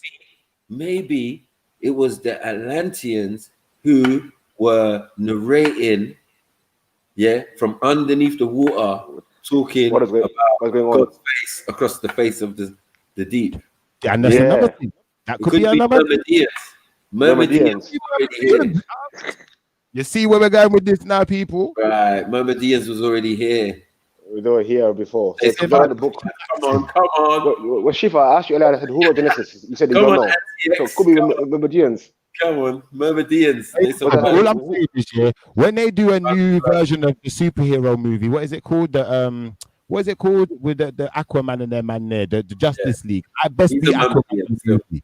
If I ain't Aquaman in the movie, I'm gonna be upset. But hold on, I'm gonna go on mute for a second because I gotta change screens because someone wants to play computer game and they're moaning at me. Hold on 1 second. Myrmidon, it's Myrmidon, man. Sorry, Myrmidon. Oh my god. Oh my god. Hey, you comment section are dangerous, man. It's dangerous, bro. Man. I don't want to be your enemy, man. But anyways. Yeah, because I was still in Sumeria, and then it clocked. I remembered. I just thought, oh yeah, but this one's half Atlantean, isn't it? Fuck's sake, what am I doing? I don't know. So how did the breed? I don't know how the Myrmidons breed the Israelites. How that worked? You know, with the fish bottom. How's that working? through Dagon, but that's gonna mess him up. That's still got nothing to do with being an Israelite. Hey, what's going on, you man? You see how you've been discussing a lot about all these ancient cultures and whatnot. Myrmidons. And Myrmidons, can't forget them. Yeah. But it's like everyone skips past and they look at the Abrahamic faith and whatnot. Yeah, what about the Hindu all faith? of these cultures, what they all had in common, nearly all of them, like my man even mentioned Valhalla and blah blah blah. It was multiple gods. Why do we now just say there's one God and it's such a given? We all agree on it. Jews, whatever. But the Bible doesn't say one God. Yeah, because Abraham. That's why. Yeah, but how does that make sense when no other cultures believed it? Like it was quoting the Sumerians. The Sumerians didn't believe it. Wait. They definitely believed in one supreme unseen creator. They all believed in it. They all do that. All of it. The demigods in Hebrew. These are demigods. No God. The demigods. Yeah, but angels in one text, some are demigods in another text. It's just. I get that, but then in that case, it's gonna blur the lines. You know what I mean? No, it's like Shem, it will because Shem, there's so many other cultures that believe that. Shem, listen. That's Hindus even believe that, they say. Shem, that's why it's called religion. Relying on jinn. Relying on demigods. In Hindus, what's a jinn in Hindu? Shem? I don't know, man. Demigod. Shiva was a jinn. So there's a demigod. Listen, so I don't know. You're relying on jinn, relying on demigods. That's what it is. Listen, I'm not co-signing that. All I will say is that as far as Akkadians are concerned, and as far as that civilization are concerned, there was one, and Myrmidons included. Yeah, there was only one creator. Yeah. Oh, sorry. When did they meet? Where's the historical evidence for them meeting up? I don't know the historical evidence for them meeting up. I think one might come out of the other. So they weren't Myrmidons. They were called Atlanteans, or what was the word I said again? I can't remember the name now, man. It keeps slipping my mind. That's why I don't even want to talk about it. Oh, Lemurians. Something along those lines. So, apparently Osiris was a Lemurian or Atlantean or something like that. That's what someone was schooling me to and giving me the breakdown for and the information. So they had the slides and all of that. Like I haven't got the slides. Could he not just be African? No. He could be. And the thing is, now when they was talking about Atlantis, they was talking about the Atlanteans and the Lemurians being like a string of islands going from like America to Africa, something along those lines. It was like a whole string of islands was where they lived, and yeah, loads of them would have connected with each other, and also obviously the continents. And then there was a point where it all got flooded, and then they had to leave out of Liberia, and that's how. That's what I remember anyway. I could be wrong, so I don't want to quote this too much, but that's what I remember. And some of them went Jamaica. I don't know if they went Jamaica, but I've heard that some went to Kemet. Okay, some went to Kemet, and that was Osiris and them. Yeah, I believe some may have went to the Americas too. Okay. Yeah. So, and then they just disappeared into history.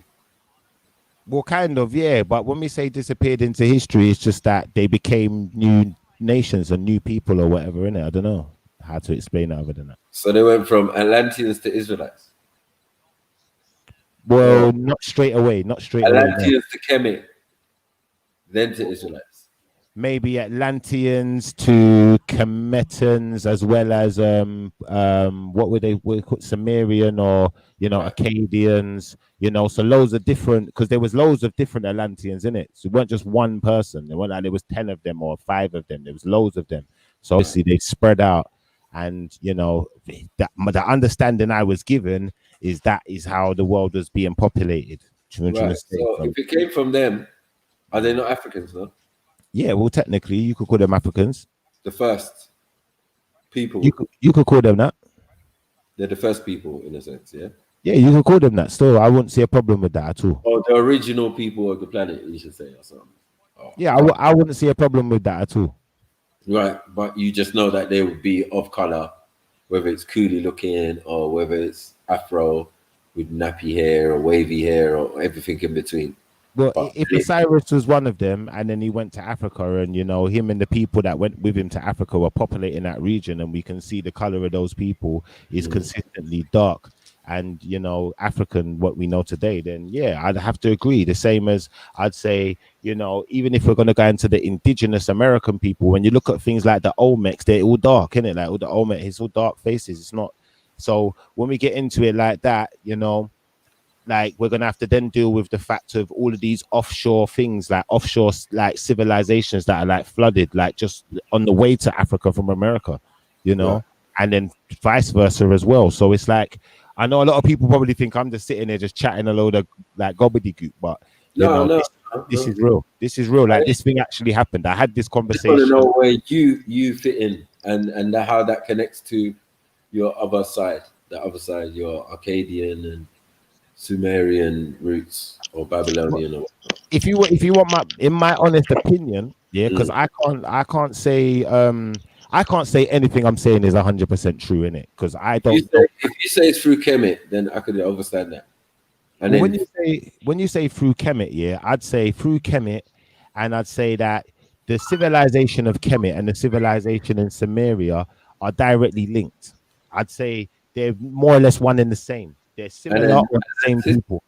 And then Atlantis would be what? Not the same, similar, no? Yeah, the same people. But just before they got to that region, they was in a region what they was calling Atlantis or Lemuria or whatever. Yeah, and I'm saying, would that place have the same like monuments, pyramids, and stuff? Yeah, obviously, yeah. They were calling them Merkabahs. Right. So, and I'm saying, would they appear now? Sorry, what's the pod? Merkabahs. Yeah, they weren't. I don't know how to spell it. I just remember the guy said that the Limerians was calling them Merkabahs. They weren't calling them pyramids. And the Merkabah wasn't just the pyramid neither. Your actual body, your actual person, you're a Merkabah. So are you placing Atlantis over the Atlantic? Because that would obviously join. Yeah, basically join the two. Yeah, that would make sense. That's why you got pyramids, America and Africa. So you're basically saying Africa was just flooded. Yeah, well, I'm No, saying basically before the flood, maybe America and Africa were connected then. And at some point, you know, this is all one civilization, but through That the would make flood, sense. other things happening, these civilizations have been split, but they're one and the same. They're the same people, isn't but it? Like, I don't know. One second. Is it the first flood, second flood, or is it the third flood, which is the deluge?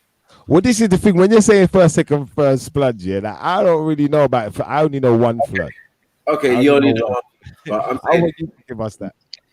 But I don't know. Like the Mamadians, were they human form? Did they have legs and everything, or were they like mermaids? No, the Myrmidons, yeah, they got like ginger hair, yeah, they got orange tails, yeah, with like big fins at the end of it.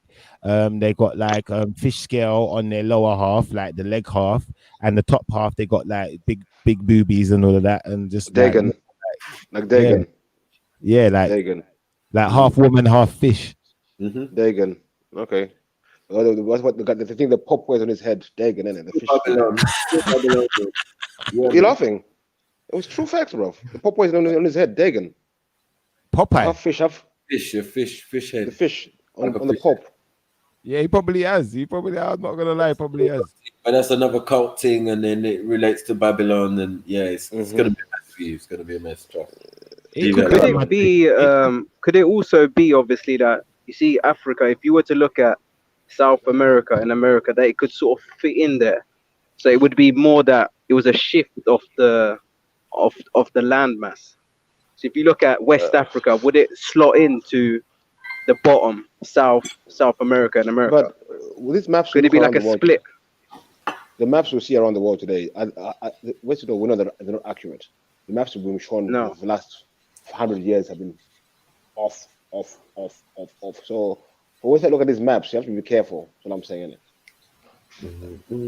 Yeah, of course, they're not to scale either. I know they're not, you know. And so the way they depict things, the way they show things, it's for me, it's an agenda behind it, isn't it?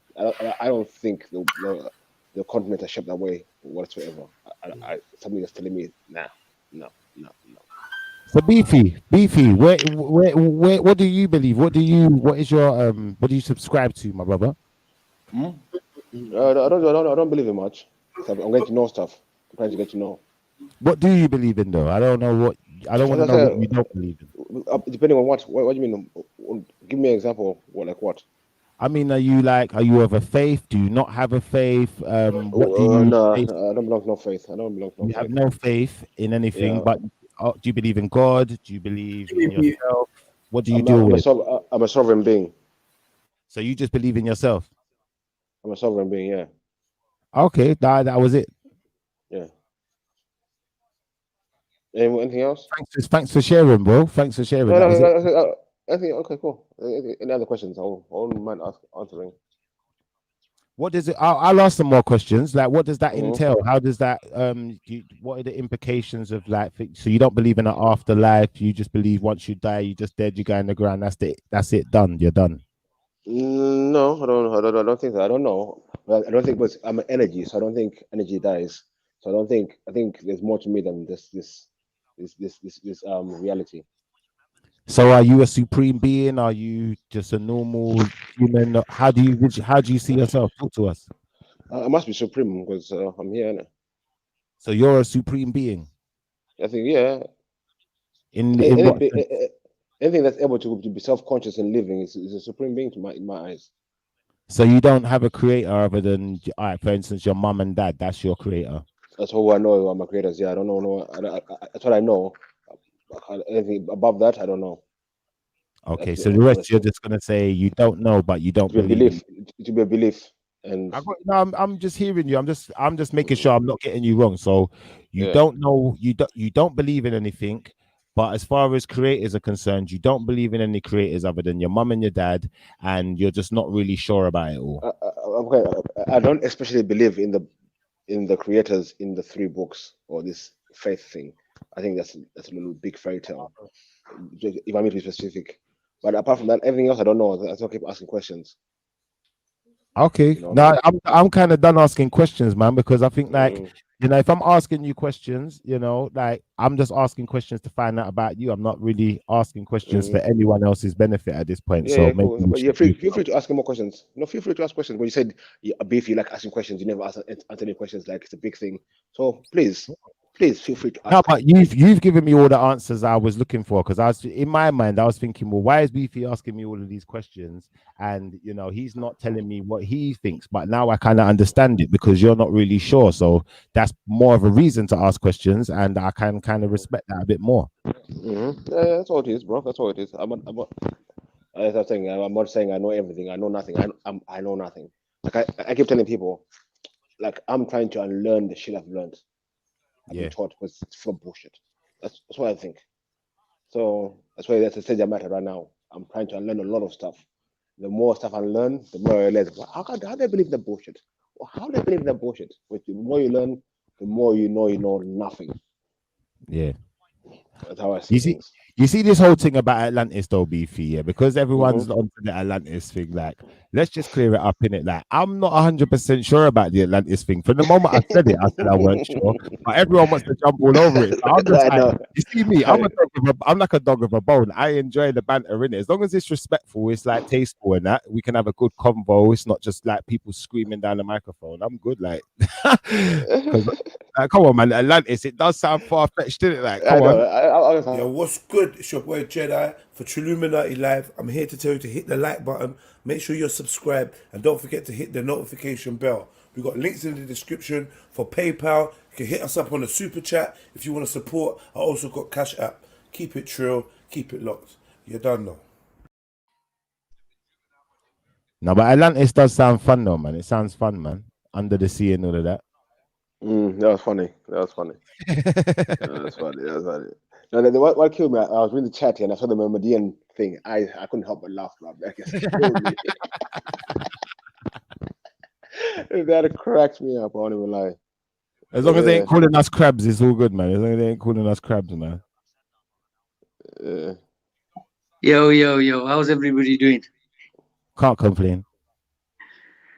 Yeah, I'm just passing through, man. I'm just passing through to show everybody, you know, in the chat. So whoever thought, you know, it was serious, you know, it ain't that deep, man. You know, brothers are gonna have arguments. We're gonna get heated at times, yeah. And it's gonna, you know, we're gonna have our back and forths and our debates and our heated discussions. That shit's standard.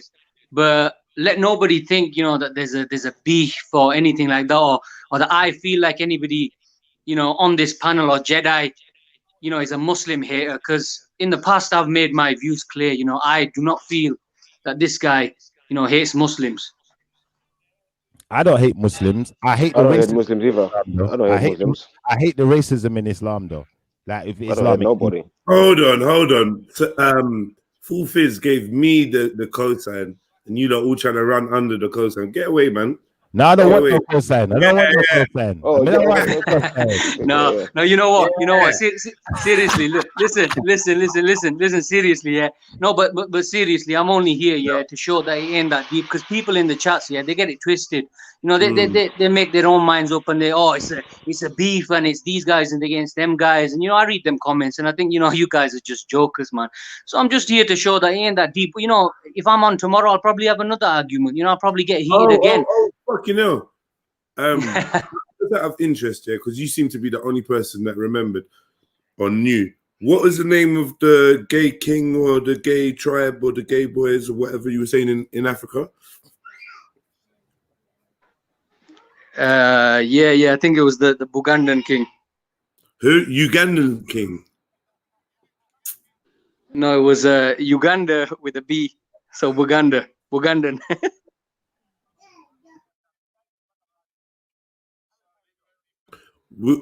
Uganda with a B, did you say? Yeah. So B at the beginning. So Buganda. Okay. Yeah, while Jedi is finding that. Yeah, Schiffer, big up yourself as well, bro. You know, I see how you try to stay,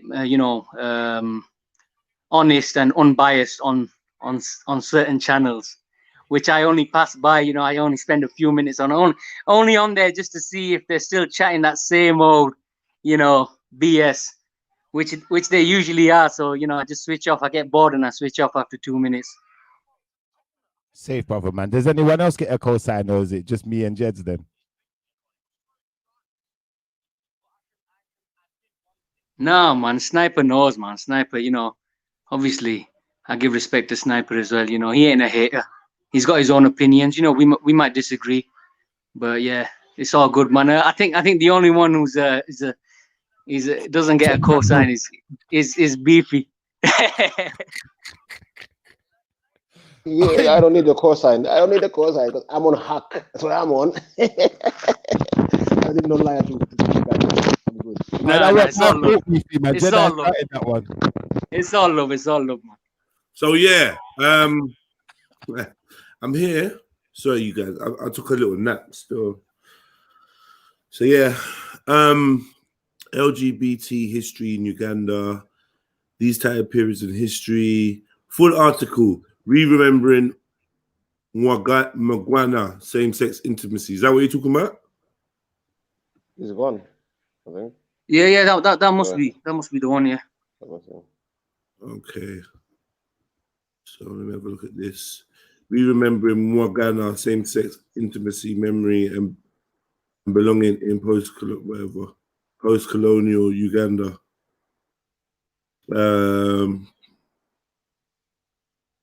Opponents of Uganda's Anti-Homosexuality Act 2014 have denounced homosexuality. According to these accounts, the last pre-colonial Kabaka king Mwanga of Buganda ordered the execution of a number of his male Christian pages in 1886, when under the influence of their new religion, they refused his desire for physical intimacy. These events have assumed the place of a founding myth of Christianity in Uganda.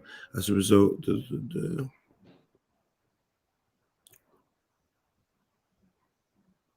so the article was saying that there was a king that wanted to kill his pages because they didn't want to have sex with him. But this is it. Not just this piece here. I'm not even saying it never happened. Is this the part? Is this what you read? Yeah. That's one of them. I read a few others, but you know, I mean, basically, all I was saying earlier was, you know, everybody needs to own up to their own prejudices. You know, look, I understand. Look, everybody capes for their own, yeah, but others have to also understand that, you know, people get offended when you attack a certain culture. You know, if you want to talk about Persian or Turkish or Afghan or this or that or Egyptian, yeah, you know, they're gonna get offended. Even, you know, and it's not whataboutisms, you know, that I got accused of earlier. It ain't like that.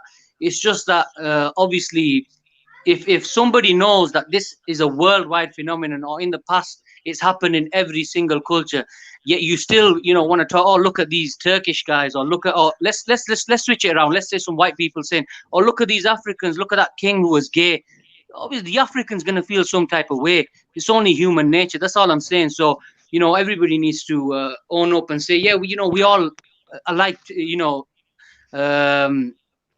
pointing the finger at others and, you know, judging them differently to the way we judge ourselves. That's all I was saying. But when you came on Full Face, you said my people, Beefy, your people. Did you say that? No. You must have misheard me. I don't speak like that. I don't talk about your people or my people. I don't ever say things like that. You came here when you came earlier on. You bare hit for me when I wasn't even on the panel when people were talking. But you seemed like you had a bare hit for me. I don't know why. No. You were on the panel when I came on, Beefy.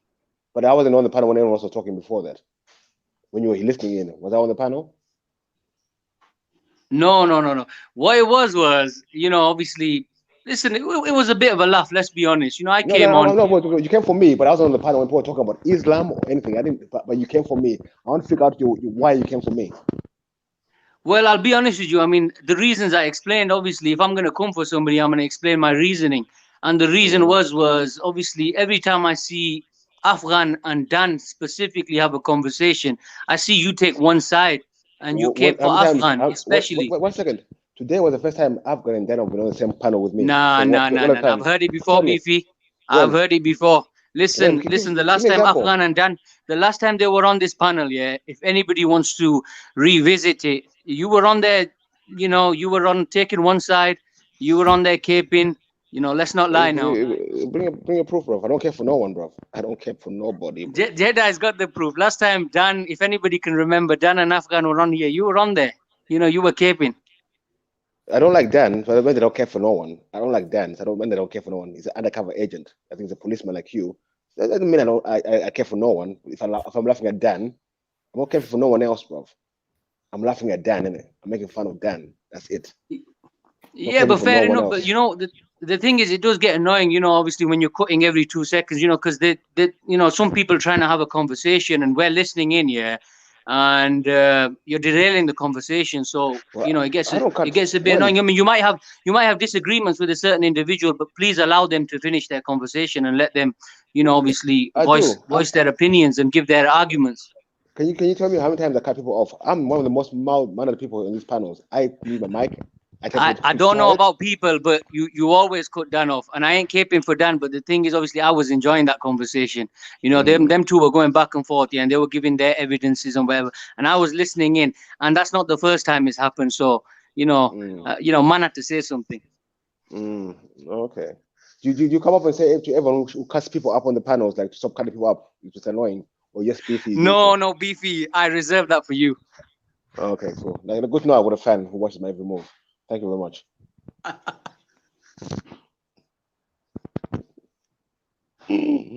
Oh boy. Yeah, I'm not gonna lie. Yeah, this Ugandan thing. Like, I'm not really finding no information. I'm just this small tiny article is all I'm seeing. I'm not seeing anything else about it. What's happening? Is it one man's account? You know, the thing is, Jedi, yeah, I mean, I'm sure if we search, yeah, we can find loads and loads of information. But me, you know, I mean, I haven't got time to be searching about, you know, other cultures, what they did in the past. But all I'm saying is, you know, maybe they didn't document it. Maybe it wasn't well documented. But even this 1 or 2 or 3 articles that you find, you know, there must be some truth to those. That's all I'm saying.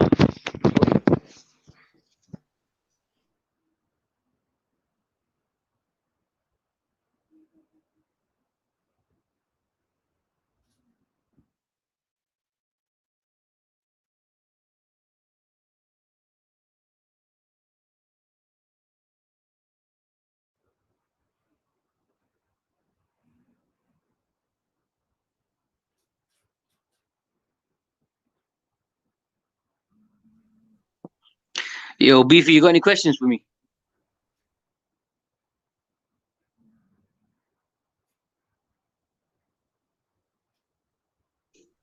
Hello? Yo, where's everyone gone?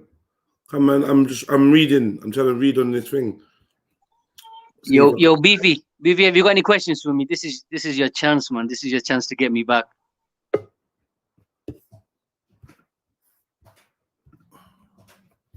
Yo, I don't know where Beefy's gone. Yo. Yeah, what one? Yeah, my thing dropped out still. I had to jump back on the phone still. Yeah, so Shifa, one of your main, You're gonna lie. Anyway, but yeah, that distraction that you did earlier was funny, and then you ran away. Who, me? Nah, Full Fizz. What happened? Talk to me. You threw his grenade in the room and closed the door and tried to run.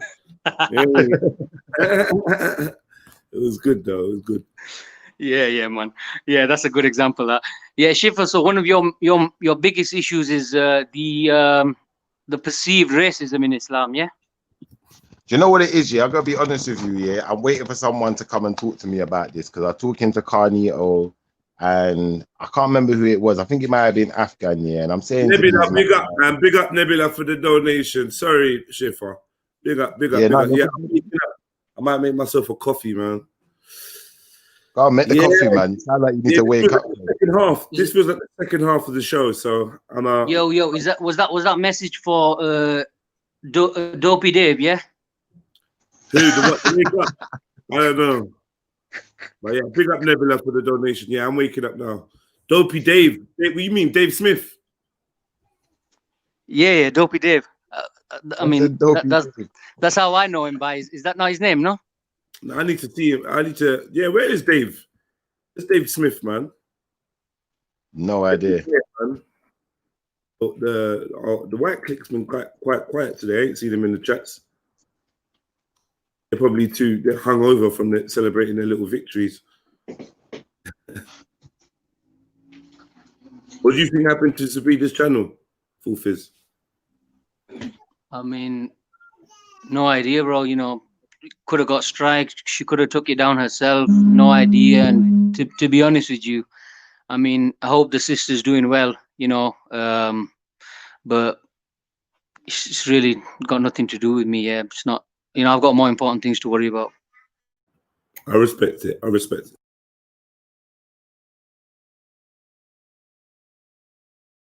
So yeah, Shifa, what you were saying with Seth, you were saying with Full Fizz.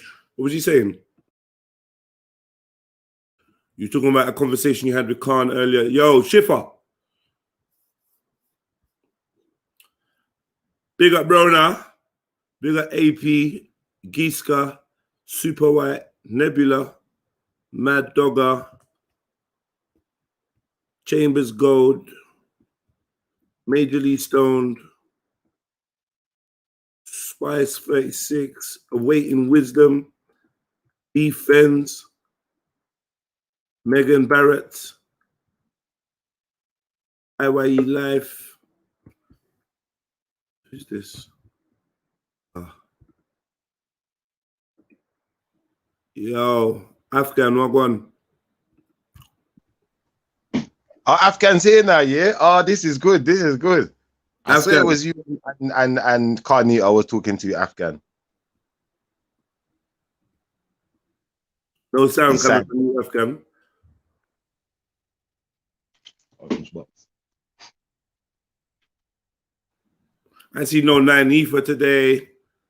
Like, bare family missing. Where's everyone gone? Lockdown settings.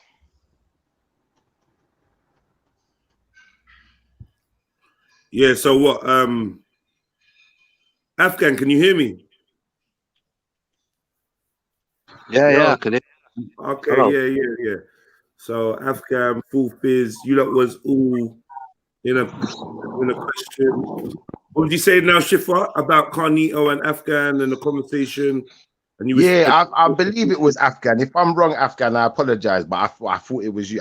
Still think it's you, to be honest. But long story short, yeah, we was having a conversation about people who follow Islam, and we was talking about the Nation of Islam. And the rhetoric that was used is that the Nation of Islam are not real Muslims because they see Elijah Muhammad as a prophet.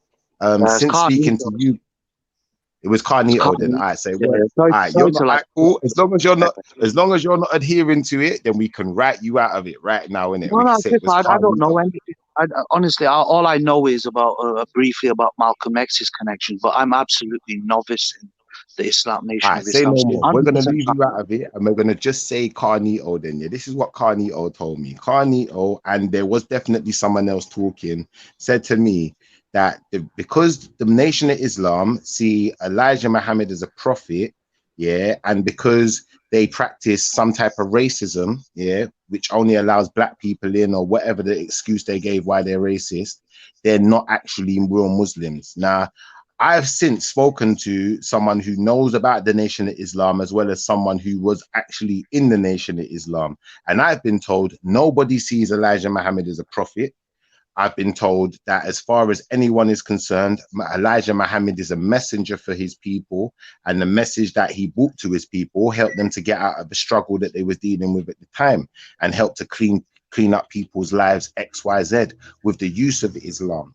Now, what I'm going to say is this: if we can debunk and dispel this idea of the Nation of Islam seeing Elijah Muhammad as a prophet, the only thing left then is the fact that they're dealing with some type of racism. So my question to Carnito at the time was, well, you know, if there are X amount of Muslims in the world, yeah, that go to Mecca, go to Hajj, XYZ, but then still practice racism, does that make them not real Muslims as well?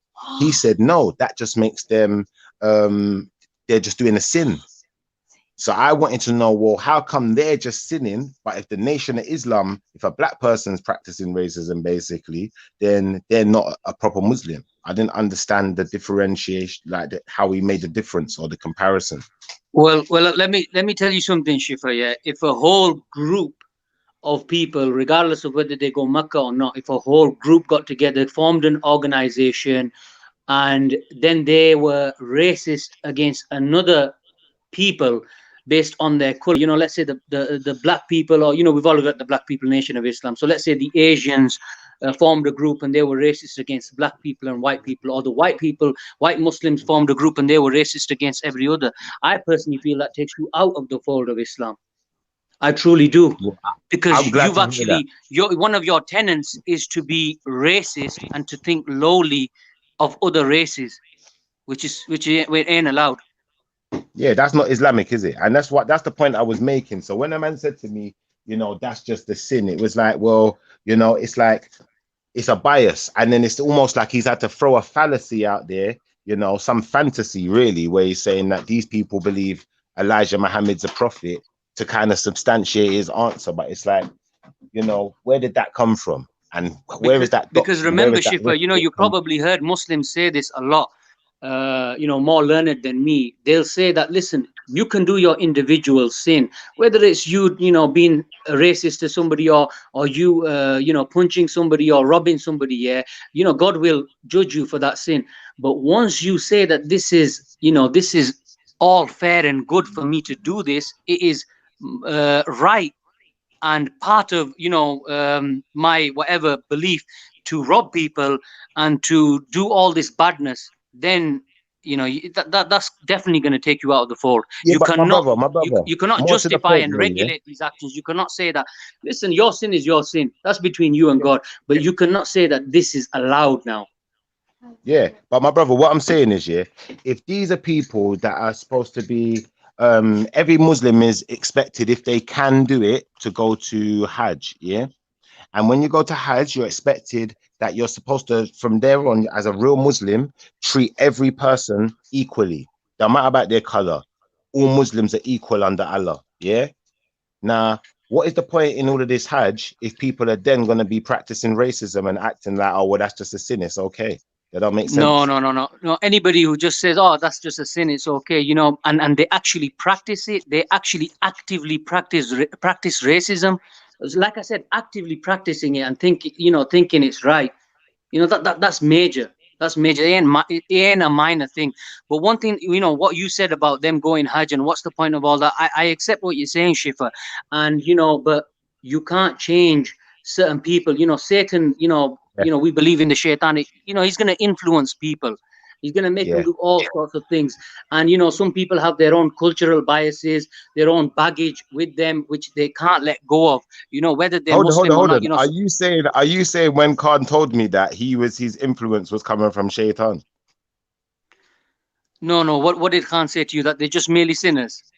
It's just a sin. It's just a sin. Like they're still Muslim. No. Don't put them out of the fold. I don't know what the conversation was. Yeah, but no, his exact words were this: if someone is a Muslim and they are racist or practice racism, it's just a sin. It doesn't put them out of the fold of Islam. That's exactly his words. He can come and, you know, if they, say I'm wrong if he likes. But I'm also saying that if they practice it, yeah, if they are being racist to somebody, that is a major sin. But if they feel that racism is allowed in religion now, they have allowed it, they have made it part of their religion, then that takes you out of the fold. So I think we're on the same page here. You know, so if you had reposed it to him, I think he would have given you. But again, I don't know what the brother's knowledge is, you know, in these things. And I'm not saying my knowledge is that vast, but again, like I said, racism is a major sin, but you allow it and you make it part of your tenet, or like the Nation of Islam. That's one of their foundations. Is to look down once we start going down the road of racism or prejudice, though, we have to go down the road of Islam not being for everyone. And if Islam is for everyone, then racism can't be a part of it. So anyone who's practicing racism under the name of Islam is doing something that directly goes against it. Can we agree with that? Most definitely, Ship. I'm on the same page as you. Yes. 100%. That's all I was trying to get at Khan. But you know, as far as he's concerned, you know, that's you know, from what I took from what he said anyway, you know, you're still perfectly Islamic while being racist. And I'm saying no, you're not still perfectly Islamic while being racist. You're perfectly yourself. You might still call yourself a Muslim, but that's not Islamic to be racism. He's gone now. I'll ask him a question. Wow, pissed. Please come back on if you can. I'll ask you a question. You don't have to answer if you don't want to. Yeah, I'll be honest, I don't really have no more questions. I think he's cleared up the issue that, you know, this is something that Khan was projecting. This isn't something, obviously, that's a widely viewed in this way by Muslims. So unless other Muslims are going to come and say that, you know, Shifa, Khan's right. Shifa, but let me clarify. Are you saying that if someone is racist and they claim to be Muslim, then they can't be Muslim? Say that again. Talk a bit louder, B, because you're kind of quiet. I hear what you're saying. I think I get what you're saying. You're saying if someone is a racist or just practices racism of any kind, then they're automatically not a Muslim. Yeah. That's what you're saying, right? I'm saying if you're racist, you're not a Muslim, man. Yeah. You're I know this man is saying no. This man is saying differently. This man is saying if you do it on by yourself, then you're just a sin in it. But if you make an organization, then make a big deal of it. Same, isn't it? Yeah, it's the same thing. But they're saying no. If you make it into an organization, you make a big deal out of it. Then I don't know, man. When you see, because someone else told me about this, they told me about the Hajj, and that's what made me think. I said, hold on, what would be the point of it? There's no point, then, is it? Why are you going to do something that's pointless? If it's not a big thing, if it's not a big issue, if it's not a big deal, why are you going to go through all of that? And then everyone is equal. But you know what the point of Hajj, though, isn't it? That's why I want to fulfill to answer what I want to. What is the point to it? Talk to me. It was when you are you a Muslim as well? You're not a Muslim though, Beefy. Let our other brother, let Fulfiz tell us what's the point in Hajj. He's not here. Or Maku, because they're Muslim, innit? It make more sense. Maku is Muslim. Yeah. Is it? Okay. But the point I was making is that you can be racist and be a Muslim. It's just you're doing a sin. I think you leave Islam is when you reject the Prophet, don't pray, refuse to pray, and do shirk. And what's the other thing is what was the other one? I forgot now. So let me ask you this question then, my brother. Would the Prophet accept you as a racist? Yeah, I don't know if he would accept you, but the point is, it's just considered sin. It's not considered going out the fold of Islam, where you would be considered a kafir. Who's talking now? Who's this talking now? Speak Afghan, man. Oh, Afghan. So when you say this now, Afghan, yeah, what I'm going to say to you is this now, my brother, yeah? Although I get where you're coming from, and I'm not going to disagree with it, I'm going to say this much. If Muhammad not accept you as a racist, would Allah accept you as a racist? I don't know, man. In what context? In an Islamic context? I mean, in the Islamic context, would Allah accept someone into his kingdom that is a racist and is going to be spreading hatred for, you know, people who don't look like them? But I don't think in heaven you'll have the time. You'll be having sex with 72 virgins instead. I don't want to know what you think. I don't want to know what you think. I want to know if Allah would accept a racist into his kingdom. That's all I want to know. He probably will after being punished. After you're punished, you're still a Muslim in his eyes, isn't it? So you'll enter heaven after your punishment for being racist. So hell and then to heaven. Is that what you're saying? I don't know. You get punished, whatever the punishment is for racism, but you're still a Muslim. You still accept that the messenger is the final one. Allah is one. You're not out of the fold of Islam for being racist. There's stuff like shirk where you associate partners with Allah and all that kind of stuff. That's considered like the worst, where you're totally outside. Rob, much love for the donation, family. And no amount is a low amount, man. Big up. So just because you're a racist does not take you out of the fold. You could be praying 5 times a day and still be calling black people evil things, but that doesn't make you like not a Muslim. You know what I mean? It's when you disassociate, you know, you associate partners with Allah and do shirk and all that. That's when you're out of the fold of Islam. It's just a sin, isn't it? Like when you drink alcohol, no? You get burnt, you get fire up your ass or something. I don't know what the punishment is in the hellfire, but you still will end up in paradise because you're still a Muslim, though. You know what I mean? Hello? Is that okay? Explanation.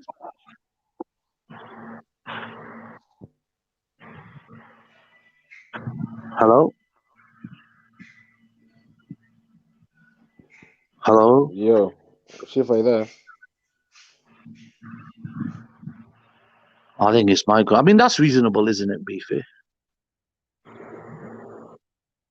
Yeah, but me, I can't talk on Islam because I'm becoming Islamophobe. I'm learning to keep quiet on Islam. No, but it's a People fact, think, though. It's just a sin. If you die as a Muslim, regardless of your sin, as long as it's not shirk, you will be punished, but you'll end up in paradise because you are a Muslim. Okay. It's as simple yeah, I as hear that. that. Is hear that. are Muslims no different to Christians in that sense there, where they could just get away with everything then? Well, I don't know what the Christian stance is, but if you are a Muslim and you committed like murder or sin, God will judge you, but you will be in paradise in it because you are a Muslim. But if you've done something like shirk or you've apostated, then heaven's door is closed for you. Okay. So is it fair to say then, is it fair to say that a Muslim can commit any sin and get away with it then in heaven? Once they get to heaven, they can be forgiven and redeemed. Yeah, but that's up to Allah, innit? After your punishment, whatever the rules are. I'm going by what you said. You said, it's just a sin, so you can still go to heaven. So, someone commits murder, it's just a sin, you can still go to heaven. Even though God said, thou shalt not kill. Look, I'm just thinking faintly because I'm at school for 2 years as a kid. I don't take what I say as absolute fact, but from my faint memory, I do remember our RE teacher telling us that even if a Muslim commits like a crime in this in this life, in the afterlife he will be punished, but he will still go to paradise because he or she is still a Muslim. But if you do something like shirk or you do because there's basic ground where where you are basically bound to go to hell, and stuff like shirk and being an innovator and associating worshiping idols and shit like that. You know what I mean? But murder and racism, I don't think. Sorry. Yeah. You can ask a question. Yeah, I'll be honest. Yeah, like when you come to things like this, I've got a question quickly.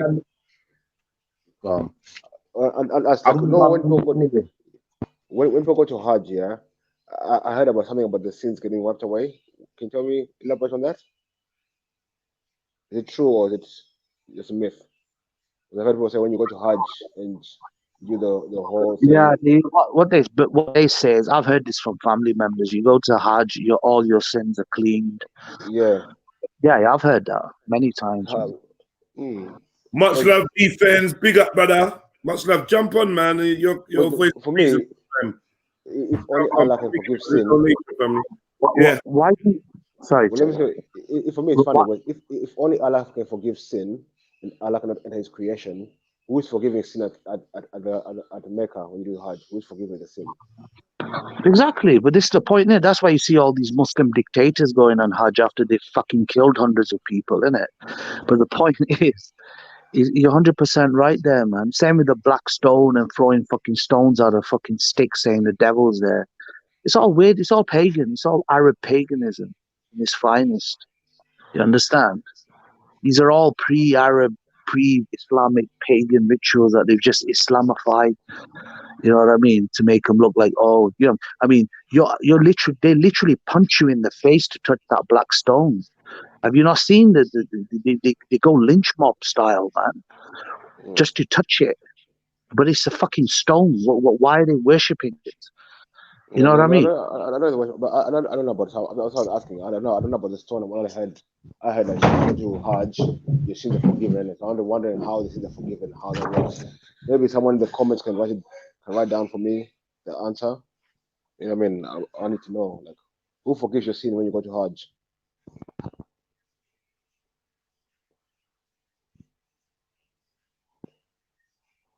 God Speaker's Corner. Since maybe you're a learned guy, maybe you can give me the answer. God Speaker's Corner. Who forgives sin when you go to Hajj? All right, Afghan, that article you dropped in the back is fucked. What the hell? Oh my gosh. Yeah, I big up Trig Victory. Much love for the donation, fam. Because Allah is the most merciful. Allahu Akbar. Yeah, man. Big up. Big up, man. Yeah. I don't like these hit and run guys, you know. They jump in and then try to run off. Like, it don't make for a good show because we can't. I don't want to talk about something you brought up and now you're gone. But yeah, you posted something in the back and it's a mazza. It's an absolute mazza, Afghan. Where are you? Double back, man. Until then, Shifra, what are you saying? Talk to me, my G. Beefy, talk to me. Sniper, where you at? Little black club. Me there. Boy, all I'm saying is this year, I'm saying like, from what Afghan said just there again, I'm saying like, it sounds like people feel like, you know, they can just be racist in this life and they're going to be rewarded in the next. And that's very controversial to me. It makes me feel very defensive as a black man that people feel like they can be racist in this life. So what's the name of your murder? What's the name of the Acadian scriptures? Say that again. What's the name of the Acadian scriptures? Epic of Gilgamesh. Or Gilgamesh Epic. Gilgamesh Epic. Yeah. I hear that. Gilgamesh. It's a good read, though. Yeah. Interesting. And that thing goes, them stories there, they're going right back to the beginning of time. And them thing there. I need to go pick up some books from my PO box. Oh yeah, I always forget to advertise it. Yeah, but if any of you lot have got anything to send me, you want to send me anything like physical, right? I've got a PO box address for you lot to hit up. Send your stuff. I think I'm gonna go down tomorrow and go and check it. I'm sure one or two people told me they sent me some stuff. Yeah, so I'll probably come back on and. Yo, Jed, before you go and do what you're about to do, yeah, can I ask that question? I'm not going nowhere. Oh, can I ask you a question though? Like, how do you feel about? Let me give out this PO box address real quick though, yeah. PO box 77036, London W11 9JJ. PO box 77036, London W11 9JJ. That's my PO box address. I'm gonna get down there and go and check it out tomorrow. But yeah, send me some stuff, man. Anything, books, t-shirts that you want me to rep, to promote, mugs, whatever, man. Do you know what I mean? Gold bars, the works, man. All right, cool. So, Jeds, how do you feel about this idea that people feel like it's okay to be racist in this life and be rewarded in the next? I don't know. Even after it. I don't know who thinks like that, but I don't know. Maybe you could get rewarded in the next. That's what Afghan just said, though. Afghan said your God sounds racist. Huh? Well, the Israelite God sounds racist. Why you say he sounds racist, though? He only gives a fuck about his chosen people. In what sense? In what regard? In what regard? Talk to me. No, let's talk about it. In regard that you have chosen people and then you got the rest of everyone. Yeah. I hear you. But it's not racist, though. Why not? If the chosen people are a race or a tribe, should I say tribalist, whatever, it's the same shit. Well, I'll be honest with you, yeah. It depends what school of thought you come from. It's God prejudice. It's the Israelite God prejudice. I'd say he's prejudiced against certain ways of thinking. Against non-Israelites, yeah. No, I disagree with that. I don't say that he's prejudiced against non-Israelites because Christians are fine. By the sound of things. Okay, back in the days of Moses or whatever them days, was he racist? Was that God racist? The one that was only concerned with the Israelites, with the Hebrew Israelites. Was that? I think that those Hebrew Israelites were not one race, no? No, they were a nation, not a race. They're a nation. A nation. Can I ask Jeff a question? Okay, let me put it another way then, yeah? God. Were the progenitors or the father of the Israelites, who is what's his name? Abraham. No. What's his son? Israel. Yeah, what's his son's name? It's Abraham, then it's Jacob and Esau in that, isn't it? Is it Jacob? Mm. Is it, so the Israelites come from Jacob. Yeah. You sure about that? Jacob and Israel are the same person. All right, cool. So Jacob then, what race was he? Black, innit? Right. So then, why are all the Israelites? If he's the forefather, then why are they not all black? That's a good question, but I'd say that, you know, some people believe they're Israelites and maybe they're not. Like, I'd say that Israelites is a black thing. You wouldn't find any historical depiction of an Israelite that's anything but or anything other than. And that's God's chosen people. Well, yeah, you could say that. You could say the black man was God's chosen people, or you could say if your God, if that's your God, then he's racist. My white mate said so. No, he's not racist though. Why? Black people, white people. Chosen people. No, because all the other races come out of black, innit? So they're all black anyway. They all got the same genetics, innit? So it's not racist. So what you're saying is you're saying that white people can be black. I'm saying white people come from black. That's a good question, though. You see what you said there? You see what he said? That's a good question, because could black be a state of mind? That would be a better question, I think. Or what would be a good question is, yeah, can a white man become a Hebrew Israelite? Or Good Israelite? Question. I'll be honest with you, yeah. I've seen someone who looks white and they call themselves an Israelite, a Hebrew Israelite to be precise. So, you know, I've seen people call themselves Israelites and they're white. Can't argue with that.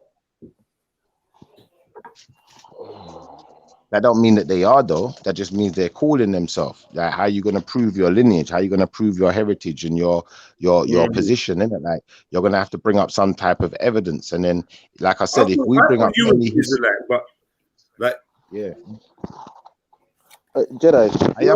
Obviously, your understanding of Israel, the Hebrew Israelites, is like, is it like? Would you say it's a unique one? I would say it's quite unique. Yeah, I'd say it's quite, because I'll be honest, there's so many different understandings and schools of thought when it comes to Israel. So you've got, for instance, the Jewish school of thought, where, as far as they're concerned, if you're not reading the Torah, you know, dealing with curly locks and, you know, small hats and top hats and the rest of it, then you're not orthodox. You're not really practicing the Jewish way of life. And, you know, don't do nothing on Saturday, and, you know, don't even like get out of bed, just like do nothing. Then I don't know what it actually means, but that's how I read it. So I'm saying, like, that's their school of thought. You got another school of thought of Israel where, you know, same type of people, they still might even wear the hats and the small hats underneath and that, but they're not into this state of Israel as, you know, moving there and capturing land and stuff. And they're more converts in the sense of they see this thing as a way of life. I just seen this comment from the brother Matt Dogger, yeah. First he said non-blacks can't be Israelite, yeah. Okay. Then he said Hebrew Israelites, we are chosen people. End of. So I'm wondering, is he saying that he's a Hebrew Israelite? And if so, is he then saying that he's black, being that his statement was non-blacks can't be Israelite? I'm saying that, you know, when people pick statements, when they pick things, what they want to utilize, they pick strategically. He said non-blacks can't be Israelites. Then he said Hebrew Israelites, we are chosen people. And he's an Asian man, isn't it? So is he Is he telling me that he's black? No, what he's doing is he's using a scripture, yeah, to verify what he wants to tell you, but he's not using the scripture to tell you what he don't want you to know. In a sense of, if you're a Hebrew Israelite, then and you're saying we're God's chosen people, Israel is God's chosen people. You know, that was at a particular time when Israel was chosen by God to represent God as his chosen people. And then, you know, they fell out of the favor of God, the Israelites. And, you know, there's parts where, you know, they were cast to the four corners of the earth and sent into bondage. And, you know, they started doing idolatry and fell out with God. So as much as they were chosen at a particular time, you know, and they're God's chosen people, they're still God's chosen people. You know, it's only in the book of Revelation where the Israelite is supposed to be fully redeemed, you know, and, you know, basically, you know, God's going to come back for them, but not just for them. Other people are still going to be involved in this. So as far as, you know, my God being racist, I'm dubious about that. I heard something before. You know, I heard that Israelites, right, came from, they originated from Egypt, and Egypt protected them, and the Israelites had to leave Egypt for whatever reason. Can you explain that, Shifa? Okay, so basically the Israelites never started in Egypt. The Israelites start with a man called Jacob, and Jacob was the son, I believe he was the son of Abraham, I believe. No, not the son of Abraham, sorry. No, he was the son of someone else. I'm trying to remember who now. But long story short, when Jacob was born, you know, him and his brother, you know, were, you know, fighting for this blessing that they were supposed to get from the father. We're not really fighting for it, but one was supposed to get it because he was the older, but there was a prophecy told to the mother that the younger one, the second child, should get the blessing, not the first child, XYZ, you know. And so Jacob, you know, after getting a blessing, runs away, and God comes to Jacob and tells him to change his name to Israel. And that's where the Israelites, their story begins. That's where the story of Israel begins from that point onwards. Now, there is a point where the Israelites start going into Egypt because there's a lot of famine in their lands.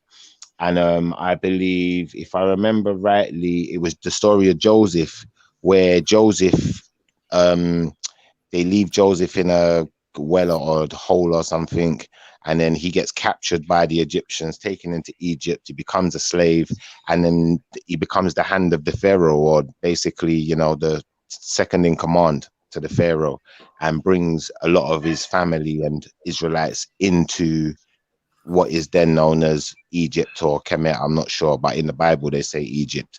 So long story short, you know, at that point, yes, Israelites are in Egypt, and you know, a long period after that is when they leave. You know, after I believe the emperor, what do they call them again? The pharaoh dies. Pharaohs, yeah. New pharaoh comes in. The new pharaoh didn't really like them. You know, they kind of fell out with the pharaoh or whatever happened. You know, I'm not sure if that's where Moses comes in, but you know, we can probably reference Moses there and say, you know, Moses, the Exodus, you know, that's probably related to that scenario where they've had to leave. All right. Well, we're learning a lot about Israelites today.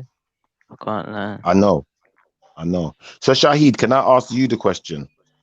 Now go on. Do you feel like if someone openly is racist, that they have a place in heaven as far as Islam is concerned?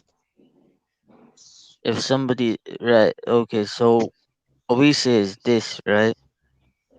If you are racist, but you basically ask God for forgiveness, so meaning that you done a sin, but you ask God that, oh, may God forgive me, right? Yeah. If you do not continue to be racist, right, and you lead into a righteous path, doing good deeds and following God, then God will give you heaven. What if you But continue to be racist? if you continue to be racist and you basically do not, you neglect God and you continue to go on a bad path or evil path, right? Then you might go to hell. It depends on God. When you say you might go to hell, do you think it's more likely as a racist and a person who's promoting hatred and treating other people like they're not human? Very likely, yes. Very likely, yes. Yeah, because that's where I was going with it at the end of the day. Like, Right. I can't see that anyone could call themselves a man of faith and a man of God and a man of goodness. And, they're happily going to look down on people, belittle people, torture, murder, rape, whatever, because they don't see those people as equal. But in the eyes of Allah, all men are equal. You're right. You see it? So when I've heard this controversy, I just wanted to dispel it really. Like I've still heard what Carnito said, but I'm listening to what you brothers are saying. And two brothers have come on here and explained that, as Right. far as they're concerned, racism is not at ease with It's not Islam is not allowed, at yeah. ease with racism. It's not allowed, it's not cool, it's not, you're gonna be racist to people and be hateful in this life and then you still go to heaven. It don't work like that. That's what I'm saying, yeah. Like I'm sure in the Bible is clear cut against racism, but then again it lays the point where, you know, um Israelites claim to be the chosen people and that, only Israel. Okay, here's the question. In the Bible, according to Israelite belief, right, or according to your belief, since I'm talking to you, Shafama, Yeah. just generalize it around you. Yeah. According to your Israelite belief, is there a chance that a non-Israelite can go to heaven? If not, Of course there is. do you give a reason? Of course there is. That's written quite clearly in the book. Like that. Right. Because at the end of the day, I think when we're dealing with being an Israelite or being a Christian or being a man of faith, like to any regard, Right. once you know something, once you're reading that book and you know the rules and the regulations, you're now more responsible for your actions. Now, a person who don't know, they've never been taught, they're less responsible. So to that effect, a person who's still learning is still less responsible than a person who is fully learned. So there's got to be room for error is what I'm trying to say. But I'm just trying to say, when we say room for error, if we can point out to a person that something is an error and something's bad and they can see the bad in it, but they still continue to do it, we can no longer just put it down to error. We have to put it down to that person's personality and what that's who they really are. And that's what I'm trying to say. Like, so when we're dealing with a thing like racism, we can't just cast it to one side and say, well, someone being racist, that's just a sin. It's not just anything. That's a massive sin. That's going to that's going to some very, very high levels of sin. Do you feel what I'm trying to say? Because what does racism constitute? And then when we understand what it constitutes, then we can understand, if you're going to treat people like animals, then you're going against Islam. Islam don't allow you to treat people like animals, does it? No, it doesn't. Exactly. So racism just can't be part of it. Full stop. And that's where I was going with it. So as long as we agree on that, I'd like anyone who wants to oppose what we're saying, cool, feel free to oppose. But, I'm happy with your answers. And I think that, out to Carnito, you need to do a better job next time of, making sure that, you spread Islam in its best light. That's the words I'm going to use for it, because you can't say things like that. Do you know what I'm trying to say? Because people get the wrong idea. I'll be sitting out there thinking, well, what, can man just be racist to me and chat me behind my back and they're going to heaven? And then I go to heaven and see them and they're still chatting me behind my back. That don't make sense. 100%. But I appreciate your critique, though, man. I think that, you know, the fact that no one is coming to challenge you, you know, probably, you know, that says enough. You know, people can see for themselves. You know, we're here, we've discussed it.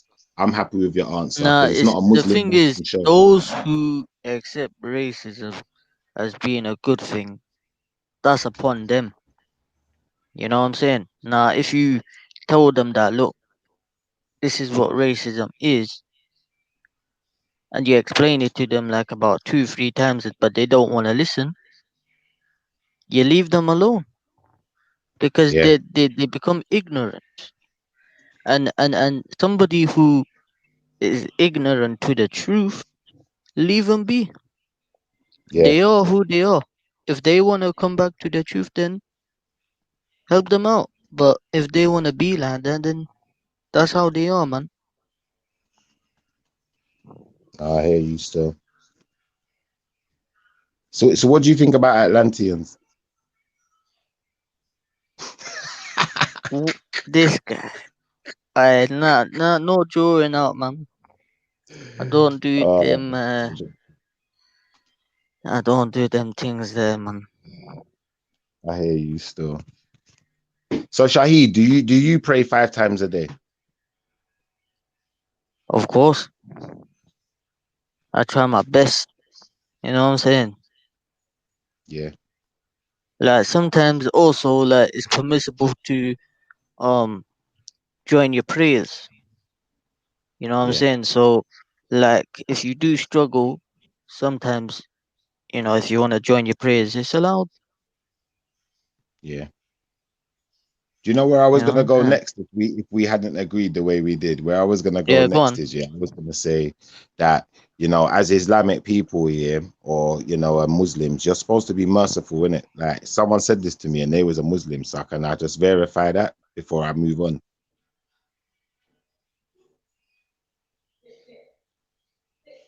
You still there, Shahid? Yeah, I'm listening, man. Okay, yeah. So Muslims are supposed to be merciful, yeah. Am I right in saying that? Yeah, yeah. So if Muslims are supposed to be merciful, then there's no way a Muslim can be racist. Obviously. You see it? I So don't I when don't I'm I on don't top of the understand I racist don't thing, understand how a Muslim can be racist in the first place. it's not Like possible, is it? in our religion, the first man to call for prayer, right, was a black man. Like Is it? that's how much we got respect for other races. You know what I'm saying? Mm. Now that's real, Nah, man. Like, if a Muslim or a Christian be racist, it's not upon the belief, it's upon the person. no, I'm not gonna revoke Khan's Muslim card, but I'm gonna say, Khan, next time, please don't be coming around here talking about racism like it's haram, or you know what, it's, you know, it's just some minor sin. You're gonna get away. No one ain't getting away with this. Not with Allah, because you gotta be merciful, B. You know, Islam's about peace, and you can't have no peace with racism, can you? That wouldn't even make Yep. sense. That would be like saying, you know, I'm trying to make peace with everyone around the world, so I'm gonna go and blow everywhere up so that it's peaceful. And then you have atheists. Yeah. Boy, the Where atheist do thing, where do that's you a whole start with new them? one. Where do you start? You know, these guys, they will just twist and turn. But this is the thing, we got no moral standards to hold the atheist by. So when we get into the morality, you know, conversation, I try to leave them out of it because I've come to the realization that the only morality we're going to get out of them is what we got out of ourselves, because, you know, they learn it from us. They learn from religion. They learn from, you know, other things. They haven't Are you really got a saying? code. Are you saying Such. before religion there was no morals? No, I'm saying that without the religion, you know, the atheist in particular struggles to find any kind of moral code or any moral compass or moral legs to stand on, full stop.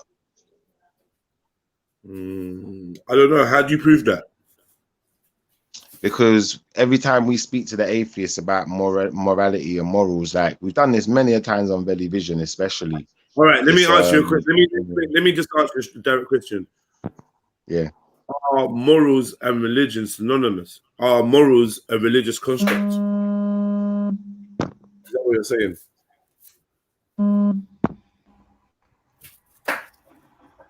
Are morals a religious construct?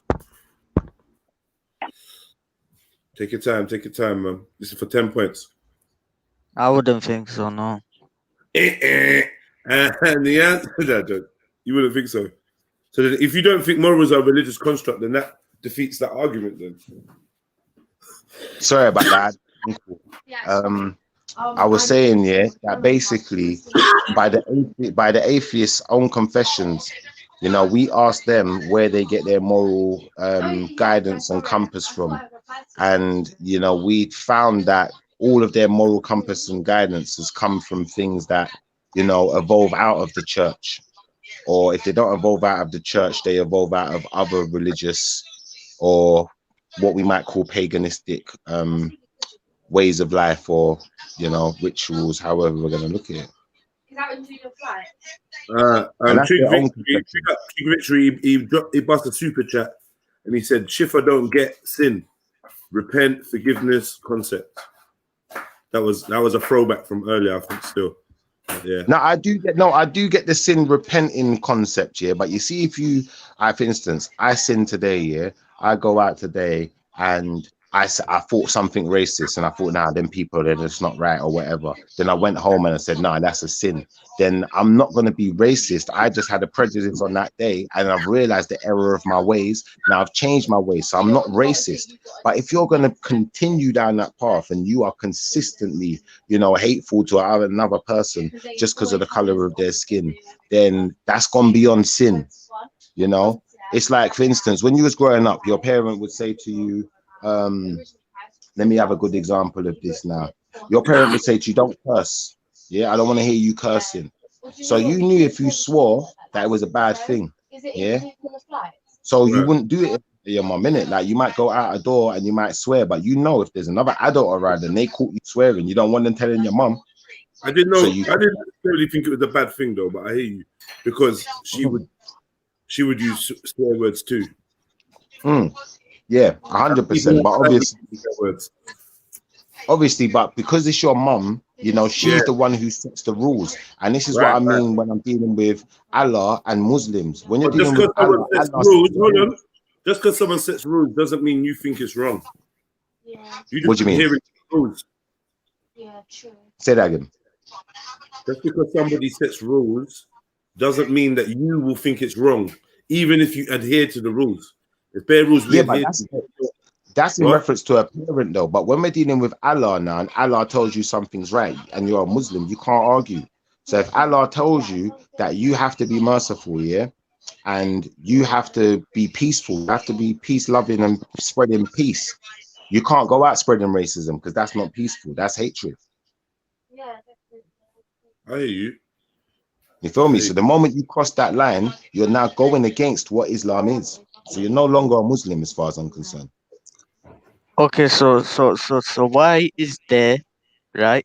Why is there evil and good? Isn't there supposed to be a free will? Of course. And if you choose the devil, then you're no longer with Allah, are you? 100%, I agree with you. 100%. And this is where we fully agree now. And I fully, like, I feel like I've been vindicated. Do you know, like that? So if another Muslim, if we get into the conversation, I can say, listen, Shahid is fully Muslim. He prays 5 times a day. He told me any Muslim practicing any type of hatred, you know, that's not consistent with Islam. So you can't be going around practicing hatred, calling yourself a Muslim, because you be doing Islam an injustice. And that's not Islamic. Do you know what I'm trying to say? So therefore, you know, if practicing those ways, I'm not taking you as a Muslim no more. If I hear anyone talking any racism and they try to tell me they're Christian, I treat them the same way. I told them, then you're not no Christian. You can't be a Christian, because Christians are supposed to practice love. Yeah, and you're supposed to love your neighbor. That means you have to love me. You ain't got a choice. What do you mean you hate me because I'm black? You have to love me. So where does hatred come from? Well, it must be the devil, innit? It must be, man. It's the opposite side of the spectrum, innit? So according to someone of faith, anyway, I'd say that. You know, if you haven't got a faith and you're an atheist, then hate is just from whatever person hates you, I'd imagine, or however they put it It's down. I don't whatever know. they. Yeah. But they don't believe in certain things. Like obviously, if you're a man of faith, you're going to be aware of certain things and believe in certain things. Like when we're talking about possession, and you know, we're talking about what's the thing, like conscience and certain things, and you know, astral projection, and you know, other beings interacting with you as well that we can't necessarily physically see. Do you feel what I'm trying to say? You know, possibilities that, you know, might be outside of our imagination, basically.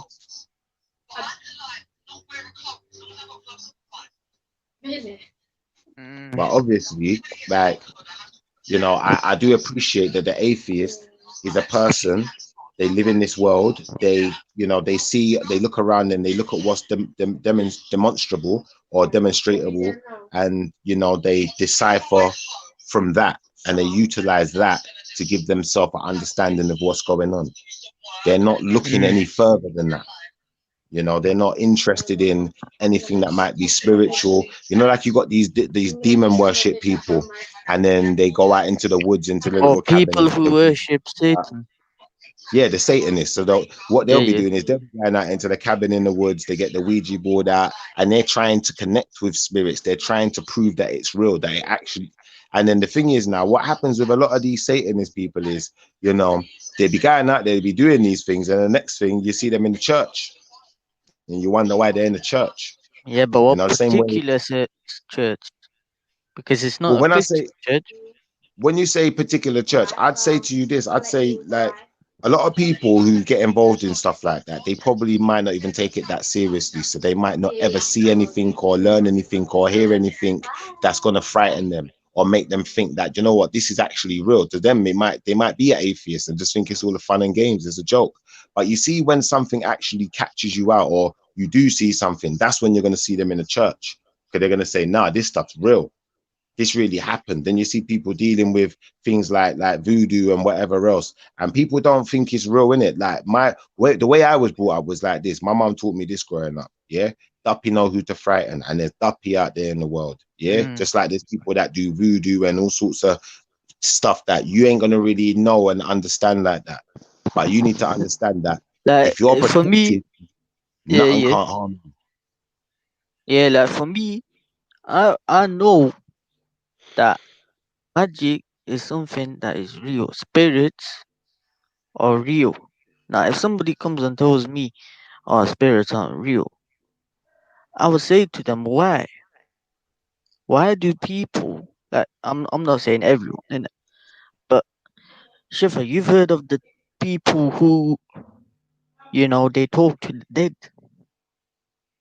They have conversations with the dead, meaning they go through spirit boards. Yeah. Spirit voice recordings. So It's in they many try to cultures. contact the dead. Yes. You got cultures in Africa where they keep the dead bodies and dress them up and have parties and stuff with them. If you're trying to say, so this thing of because when I spoke to Shakara about that, I'm not going to call it worshiping the dead. This thing of revering the dead, and you know, this idea that they never really die because the spirit never dies, and X, Y, Z. Right. You know, this is something that is everywhere. It's rife all over the planet. Like it weren't thought of yesterday or 100 years ago. So, you know, my problem with the way a lot of people think is that they base everything that they believe on what they can see today in this day and age, in this era. But what they don't realize is a lot of what we're seeing today in this day and age has already been done. You know, like that. Most ideas were already thought of. You know, someone may have just, you know, they've mastered the idea in a way where they can demonstrate it to you better now, where it's more understandable to you now. But most of these ideas were there from, you know, from day one. It's like when we talk about the solar system and the planets and these things there, like, don't get me wrong, maybe, you know, the Bible doesn't tell you, you know, about every planet in the solar system. But, you know, if we go into, you know, if we look at the Anunnaki, and you look at the diagram of the planets around the Anunnaki, it's consistent with the diagram of our universe. The planet's even round. Do you know what I'm trying to say? Like, so nothing ain't new under the sun. Do you know what I'm trying to say? Everything's old, but some people just, you know, they're so ambiguous, you know, they want to believe that they got something to add. Like when you read a Bible tells you that as well. There's a part of the Bible where it says, you know, everything is meaningless. You know, I think it's in Kings, and it's talking about everything being meaningless. So it don't matter what you did, nothing ain't new in it. Everything's been done. Everything you're gonna do has already been done, and it's gonna get boring, innit? So it will become meaningless. You may think it means something now, maybe it's significant now because it helped you win your war, but in the end, it's meaningless. Don't mean nothing, because at the end of the day, this is just, you know, the prelude. You know what I'm trying to say? Because the afterlife is eternal. This life is what? Limited, what? 100 years, if you're lucky? Yeah. And then it only comes up to certain people, you know. It's like you do sin. It's like you do sin for the majority of life. And then those people who, yeah, go on ahead, Beefy, man. Okay, like you say, there's this life and afterlife. Do you think there's life before this life? Well, that's a good question because, you know, how can I explain this now? There's people that believe in reincarnation, and yeah, but I would say that for every single person to be unique here and to be absolutely like, you know, their own self and not someone who lived before, you know, it will be hard to prove or disprove. So I couldn't really say to you for certain that, you know, there's not a life in between life. I couldn't say to you because when we're dealing with, like, for instance, like astral projection, I couldn't even tell you that someone can astral project out of their body and go into someone else's and get stuck and then be someone else. I couldn't tell you that that's not possible. What I can tell you is, as far back as I can remember, I had the same name. I look the same. Everything's been the same for me. So if anyone that's happened to, you know, please come forward. But I don't really know. I don't know about all that. I've heard people talking about, you know, they've had a previous life and they was this person in a previous life. There's a young lady, I grew up with her. She believes in a previous life she was Aaliyah, the singer. To be honest with you, you know, she was alive at the same time when Aaliyah was alive. So the only explanation I could give to that is, well, maybe when Aaliyah died, she astral projected and then flew into your body. Other than that, you must be crazy, innit? You must be crazy. I was thinking more like, I wasn't going more on the reincarnation thing. I was talking about if there is an afterlife, yeah? Like when this physical body dies, there's another place, a physical realm, another realm to go to. I'm saying, was there a realm we came from before we came to the physical realm? Is there a place where we came from before we came to the body? I believe, in my honest opinion, yeah, I believe that when a man and a woman create a baby, yeah, when that spark of life is created, you know, all that heat is generated, and you know the sperm fertilizes the egg and all of that. Like I believe that's when you're created, and you know, you're a unique being. Do you know what I'm trying to say? To that effect, you're similar to the beings that came before you because you're going to learn everything you learned from them. Do you know what I'm trying to say? But ultimately, I believe we have a uniqueness to that extent, and you know, that's the birth of our soul and our energy at that point. Do you know what I'm trying to say? Which then it expands. Just like scientists, I believe that's why scientists come up with these foolish theories, like the universe just keeps expanding. Because when you create a baby, that's what happens. The sperm and the egg fertilize, and it keeps expanding. The only thing that they're leaving out of there is the fact that the woman's got to eat in it, because it's got to eat. You have to feed it for it to grow. Things don't just grow out of nothing and just expand out of nothing, do they? Like, but that's the scientist's view anyway. So I can't speak for the scientists. You know, they try to say it doesn't expand out of nothing. It's expanding out of I don't know, cosmic dust. I don't even get it, fam. I don't get it. So I don't go into it. I don't even ask them questions no more because I just think that what's the point? It's gonna Well, I know But I know everyone can talk about it. For me, I think just I find it weird. Like, we come from we're just born like this, but then this afterlife we go to, and if we're just born like this in this world, what guarantee is going to be afterlife? If this is all there is. Well, when you say what are the guarantees there's going to be an afterlife, I'd say the guarantees that there's going to be an afterlife is like this is why I think it's interesting to have conversations about things like the fact that someone can go and do a Ouija board, and as far as they're concerned, they're connecting with the dead, so they can talk to the dead. Do you know, like that? And if they're talking to that dead person, and that dead person can tell us all of the things in their life and, you know, tell us things about themselves, X, Y, Z, then I would have to assume that there is something after this life. If it is just being a ghost and walking around on this planet, you know, or if it's going into the astral plane, or if it's going to heaven, as the Christians depicted it, I couldn't really tell you for sure because I ain't been there. Could this ghost be demons, though? Say that again. Could the ghosts not be what you think they are, but that demons deceiving you? Well, there's always a possibility. Everything's a possibility, innit? There's nothing that's not possible. But then, you know, the way I look at it is like this: how I would make the distinction is, and then someone would make this controversial as well because they're gonna bring up the story of I think it was Abraham was supposed to kill his child, when someone was supposed to kill their child, and then God told him not to do it.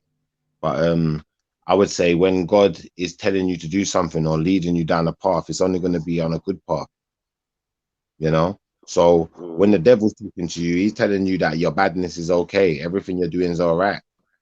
You know, like that. It don't make no difference. It's cool. Don't worry. Just have fun. Just enjoy it.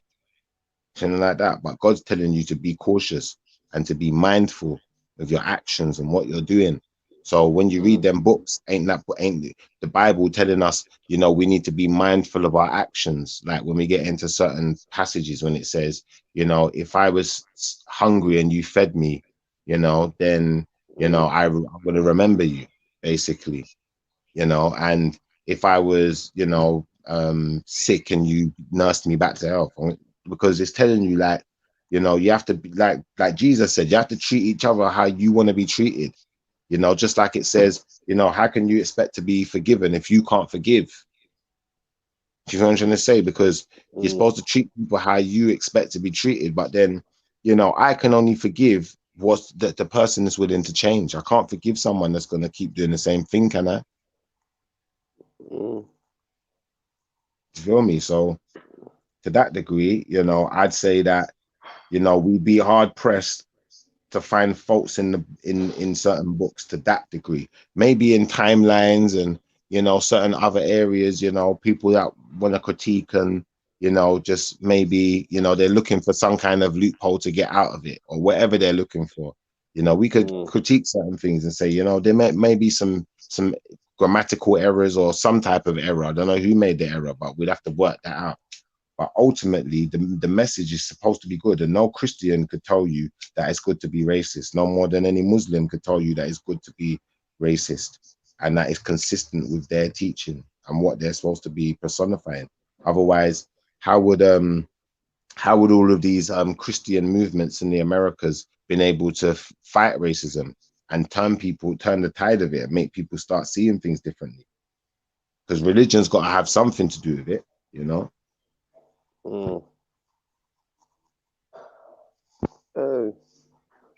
It's one of the biggest markers for people to reflect with on the planet, isn't it? Like, go on, Beef. What you saying, Shahid? We're gonna get Shahid involved to try to solve from trolling to talking normal. What do you think, Shahid? I don't know. It's an interesting topic. You know, there's people who believe that they resurrected themselves, meaning that their spirit went into a second body. And sometimes there's people who come out and say, "Oh, I lived a previous life. I live a new life." This, that. You know what I'm saying? Like, I don't know. It's weird, but it's also interesting at the same time. And this is the thing, that when you're a truth seeker, you can't just write things off. That's all I'm gonna say. Yeah. True. You know, like that. But for me, it's not writing in everyone, but we have to learn to apply critical thinking because we end up getting bogged up thinking about nonsense sometimes. But you can apply critical thinking to certain situations and say, okay, this is a bit. I mean, I think that's what is most lacking. I think people believe too much instead of applying critical thinking. So I'm more inclined to say we need to apply critical thinking. It's like saying, right, you can't come back from the dead, but it's like in the hospital, right? There's certain times where you're basically dead, but if you're in the hospital, they'll do something to your body, like they what's it called, man? They vaporize your body. I'm sure. They what is it called again? They give you CPR or they flipping Yeah. Use that Yeah, they zap compression your body. stuff. Yeah. They use that compression thing, or they use the the thing to the irons, innit? I know what you're talking about. You see that Because in certain Hollywood sometimes they movies. actually do come back to life. There are people that do. But So like they you're don't clinically dead, in the hospital, but then they do that thing and you come back, you wake up. Hey, you man, what would you class as sleeping though? Oh, that's a good question. I don't know. When you say sleeping, yeah, someone who's sleeping is still breathing. I know, but I'm saying, what do you class as? Do you remember what you're doing when you sleep? Do you know what's going on around you when you sleep?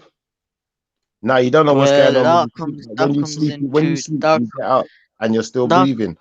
You yeah, wake that up. comes into like, or Forget about that. you go into a dark sleep, you could get into a dream. You know what I'm saying? You know what I'm saying? So what's happening to you? Even like when you experience a dream, because those things can be real, isn't it? Yes, I hear you, but when you die, you don't just get when people die, yeah. Like if I've never seen anyone like pronounced clinically dead and just got up themselves. I've seen someone pronounced clinically dead, their heart has stopped, and then they've used that thing, the compressor machine, whatever it's called, yeah, they use the and zapper zap their heart. basically. But they tried not to use that because they say that can damage the body as well. It could do damage. So they use a lot more of CPR and stuff like that. And then they'll put you on like a heart monitor and all these things. So, obviously, them bringing you back to life is someone else's hand involved. It's not you just springing back to life. Shifa, I forget about death and all that. I'm gonna talk about what are you going through your body when you're sleeping. Forget about death and anything. Well, when you're sleeping, your spirit is not really in the body, is it? It depends who's talking, and it depends on the person as well. Because if we're depending on what teaching we're going by, when you're sleeping, your spirit is in your body. Not everyone has the ability to astral project or to have out of body experience. Now, because for me, I find it weird, but I go to sleep. I'll go to sleep and feel like I've blinked and I'm awake, but it's like 7 hours have gone past. Yeah. The type of things. You know what I mean? Or I feel like that sometimes. I can be in a dream where I think it's so real, and I wake up, I'm like, whoa, that's not real. But when I'm in that dream, it was 100% real. So I found out what is happening to our bodies, and why do we see these things when we're dreaming? It's like you have a dream, yeah, and then the next couple of weeks, that dream comes true to your life, and you're like, is this deja vu? I see me, yeah, online. I'm not very good at remembering dreams, so I don't know if I've dreamt or not. That's honest truth. Right. That's what I mean. So I don't know if I've dreamt or not. So it's another thing I find weird about dreaming for me. I don't remember if I've dreamt or not. But I remember things. I don't know if it was in a dream or it really happened. I remember visions. Like people have visions, Yeah. That's different from when you sleep and dreaming. Visions can happen anytime, but I'm talking about what is our body? What is our body? What's the chemical doing in our bodies? Us that we can switch off completely, and I mean, I say not, but well, your senses are gone. You don't know what's around you. for me, sleeping, yeah, the spirit is not in your body, because if it is, yeah, how do you wake up? How do you wake up? That's another thing now, but the spirit and the body. Can your spirit live? Because you can't wake up yourself by yourself. Okay, excuse me, when you're dreaming, things are happening and things feel real. Where are you? You're not in the physical body, are you? But in your mind, but if when you're dreaming, things are real, when you're healing people, touching people, all them things are happening, which are real things happening. I'm saying, when you're dreaming of that, where are you? Are you is that place thing happening, or are you just in your bed sleeping? Okay, so your physical is in the bed. Now your spirit and your mental state is somewhere else, bro. It's somewhere else. You can't tell me it's in the bed. Because your mental state is not your physical state, is it? Shifa, what do you think about that? I think there's different types. Yeah, I think there's different types of sleep or different types of. There's different modes, man. Do you know what I mean? I don't know where you are when you're in a coma, if that's the same place as you are when you go to sleep at night. Yeah. Do you know what I mean? And then there's different types of sleep, like even scientifically, you got the REM, you know what I mean? Deep sleep, you got different cycles. So, and I think it depends on the intention of where you tend to go when you're closing your eyes. Meditation, getting to a certain point in meditation, that is like where, you know, what other people are talking about, like astral projection and that. That's like, that's close to a sleep type feeling, isn't it? If not exactly like that. That moment when you're just dropping off. Yeah. When you're making, I don't know. Yeah. Also, you got what's the thing? Like, I don't know, like trances and that. That's a form of sleep. But what I get when I'm tired a lot, I fall asleep. I feel like I'm not like when you keep like you're passing out, but you're awake. Oh, family tree. Sorry to cut you. Big up. And big up meals, man. I was gonna say as well, another thing as well, because we're talking about sleep, but what about when people pass away? They lose their color. Like I've seen, literally someone passed away in front of my eyes, and literally you see that it's like, how can I say? The best way I can explain it, turns like a bit grey or something. Yeah, but that's biological though. Yeah, that's chemical reactions. The blood's not pumping, like, you get me? You're not breathing, you get me? You're not got oxygen going through your veins, through your body, you're through your capillaries and your vessels in your skin. So yeah, you get me? So that's, you're saying that's physical. Of course that's physical. Yeah. You're describing the physical. Yeah, of course, yeah. Nothing spooky about that. Yeah, man. But back to sleep though. Like I was saying, like I'll be watching something or reading something, and it's like I pass out, but my eyes are still awake, wide open. Like my mind is gone. That's a trance, and that's if you focus intentionally, then this is where you unlock certain things or certain whatever in it, capabilities or what they call deep meditation, transcendental meditation. Like there's sorry, bro. Was that what? Transcendental meditation. Sorry, bro. I've never heard that before. That's like what they practice. That's like the Eastern mysticism brand of meditation. That's what like the Beatles and their guru kind of. It's like very, very, very deep meditation, isn't it? Yeah, maybe with a mantra or with a tone like an or blah blah blah, and or like a object, a certain thing that you're focusing on. Do you know what I mean? There's different forms of trances and sleeps and unconsciousnesses, and you get me? All kinds of things, man. I don't know if I've told you about the trance. I went to a warehouse rave and there was trance going on, and literally I was just sitting there billing the zoo, and I had my friends next to me sitting there billing the zoo, and bro, I knew I was slipping into a trance, bro, and I snapped myself out of it, and I looked to my left, and all my bedrooms were all in a trance, bro. They were all in the trance, bruv. I walked them all out of it. It's mad. So even music can do that to you as well. Yeah, 100% definitely music. Music takes some places for real. That was a mad. I'm not gonna lie. Someone asked the question Sorry in the chat. to cut you, Shahid. I want to say my thing of the sleep. Hold on. There's a catatonic state as well. You know what I mean? Where your body is paralyzed, but your mind is active.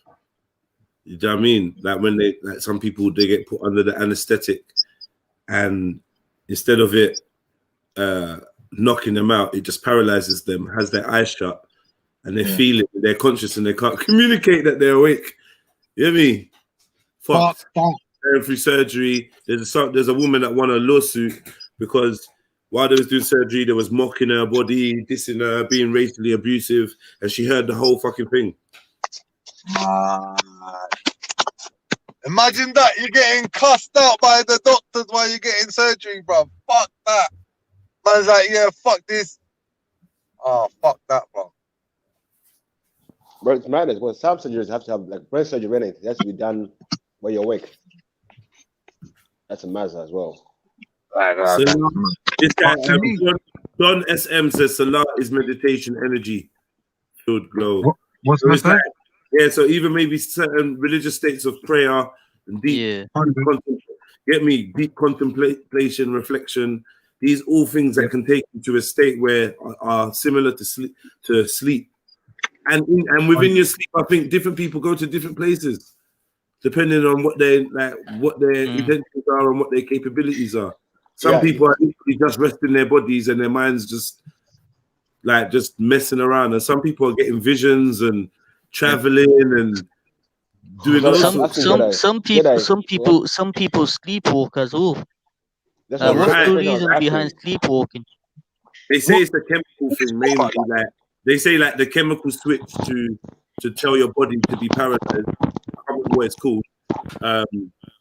They say that's kind of faulty, so you may end up acting out your dream and very rare. But I'm not really sure about all of that night terrors and all of that. Some of that shit's I'm not sure what's really going on, mate. Well, the sleepwalking and stuff. Yeah. But I was asking, like, okay, like in your dream, yeah, when you're dreaming, you're sleeping, you're dreaming, and there's physical things happening, and you know you're in the dream. Where are you? Are you in the dream? Is there a place you can go to? What do you mean you? What's you? What are you talking about? You? Where are you? Yeah. What do you mean you? In the dream, like you physical. Let me ask you something. When you have an idea, or when I describe a scene and you see it while I'm talking, where are you? I'm here. I don't know. That's the thing. Where are you in the first place? Your perception, your feelings connect you to this reality. Yeah, but your thoughts are not necessarily your feelings. Your thoughts trigger your feelings. Huh? Your thoughts are trigger your feelings. Your thoughts are what trigger off chemical responses, right? Yeah, but sometimes but at the same time, sometimes your feelings will trigger off your thoughts. Yeah. Will make you feel something, innit? Even if it's this is hot. This is cold. I can help in this topic, I think, a little bit. Thank you. Jedi.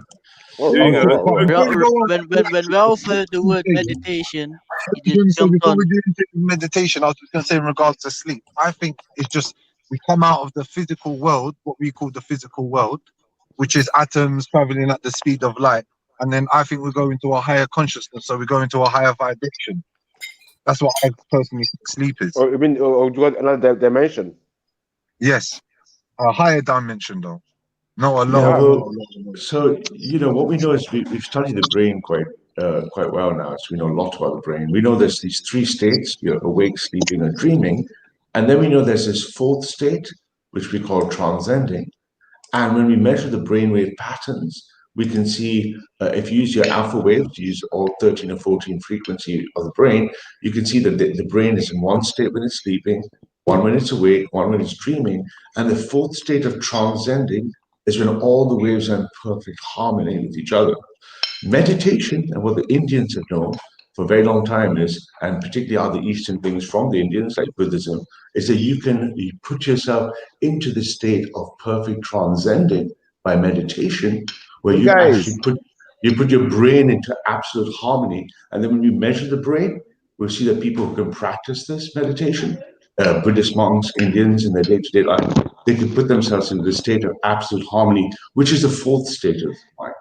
So it's not waking, it's not sleeping, and it's not dreaming. It's transcending the state. Yeah, it's me, man. Yo, guys, what's going on? I thought I was the only one who talks this crazy stuff, man. Well, hey, what can you say, man? The consciousness of the universe is same. So you can put yourself in state. So Ralph, what is deep meditation, and what is meditation itself? So meditation itself is to be able to go. So it's all of this comes from India, obviously. The meditation is meant to put yourself into samadhi, which is the fourth state of the mind, of the brain, where you have transcended your sleeping, waking, dreaming state, and that means you put yourself in perfect neurological cognitive harmony. So if I attach a brain scan to you when you're doing that, and you take someone who's very good at yoga, meditation, someone who's a Hindu, will be able to put himself into samadhi, where he's at complete peace and harmony, and his brain, his matter, his energy is in perfect balance with the universe. And that is called transcending. And that's meant to be the ultimate state of... Hey, Ralph, not being funny here. Like, you, man, big and serious, yeah? I said these words out of my mouth just now. You just heard me. I said, I thought I was the only one who talks this crazy stuff. This stuff might not be so crazy. Not crazy, bro. It's completely...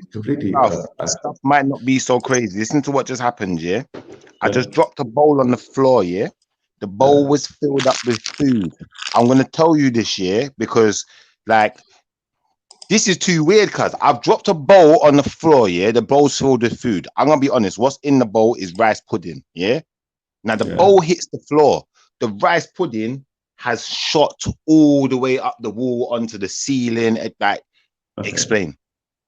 No, I don't know what that is. That could just be physical. But if you just get back to the consciousness for a second. Nah, bro, it only dropped on the floor, bro. Yeah, okay. Well, I don't know, man. I wasn't there. But can I just say one thing, though? If you look then at the state of the art of physics and science and how we understand the universe, they perfectly marry up with the states of consciousness in yoga.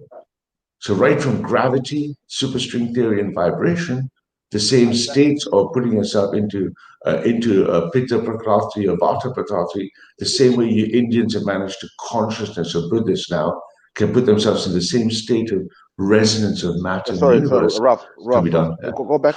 What Prakriti and what Prakriti?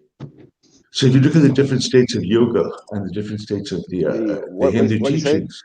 Hey, Ralph, are you in the toilet or something, Ralph? No, why? Why is it echoing like that? I've got very high ceilings in Germany. I should get myself a different mic. I don't got no furniture where you at, man. He's hiding from the British, so no, you know what? I'll step up a cigarette, and it'll be a little bit better if I go to the balcony or something. So bear with me a second. No, but so literally, if you imagine these consciousness states that the Indians have known from their traditions for 4,000 to 5,000 years, at least, you can see that these states of being of consciousness and the way Hindus approach the state of meditation and transcendentalism lines up perfectly with physics, lines up perfectly with quantum mechanics, and lines up perfectly with measuring the brain. So this idea that therefore people say, oh, this whole consciousness, transcendental stuff is crazy shit. It's not crazy at all. It's actually, if you ask those little funny Indian guys, they would have told you they'd known this shit well before any Western Europeans invented physics or received physics. Is that better? I'm outside now. Yeah, yeah, so I just thought I'd slide by. So do you do yoga then, Ralph? Me, I try not to do anything that's good for me, man. That's why I'm having a cigarette right now. So, but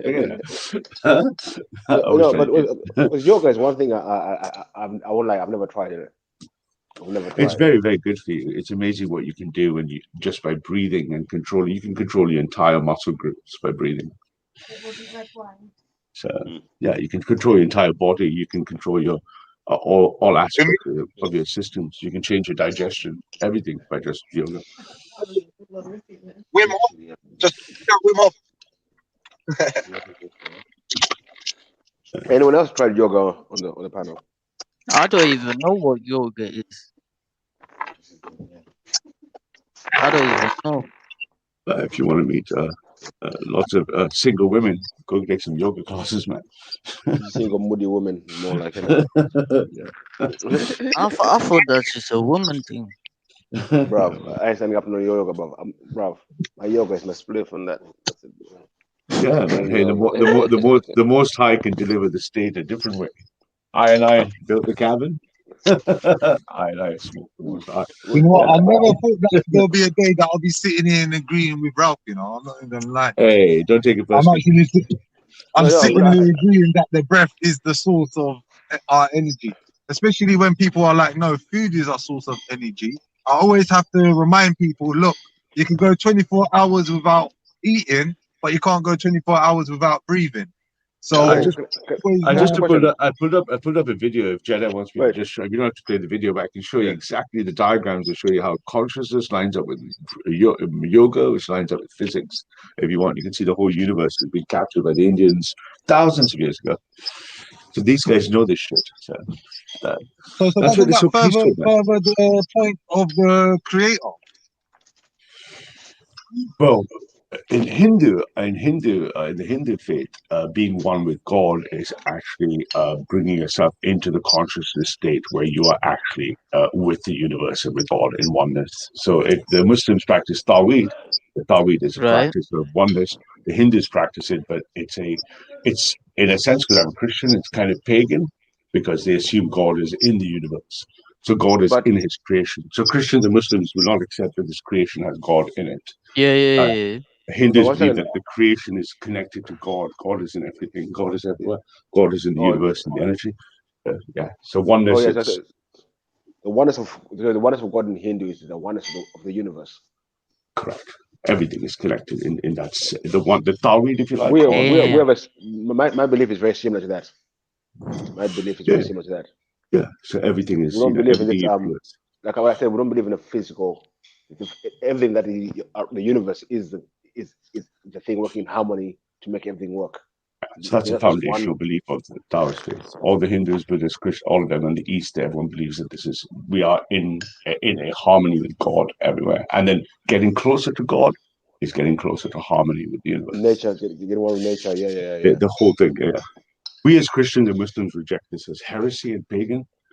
And you're going to hell for thinking that. But that's just us, man. Yeah. We don't do no Hindu things, man. No, but it makes more sense. With me, it makes more sense. Makes sense to a couple of billion people, man, on the other side of the world. But even like for me as well, where I come from, there's no start date for the world. You know what I mean?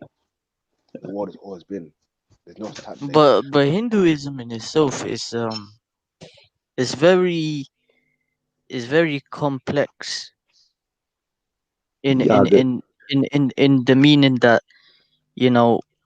not all that there are Hindus that believe that there's only one God, but then there are people who believes in, there's a devil god, there's a snake god, there's a monkey.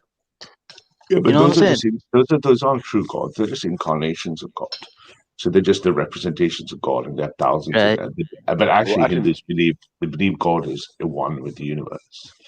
So they have a kind of idea of one God, but it's not the same belief as we have. It's not the belief of Allah or God. Because we don't go around saying that there's 5 gods. No. Haram.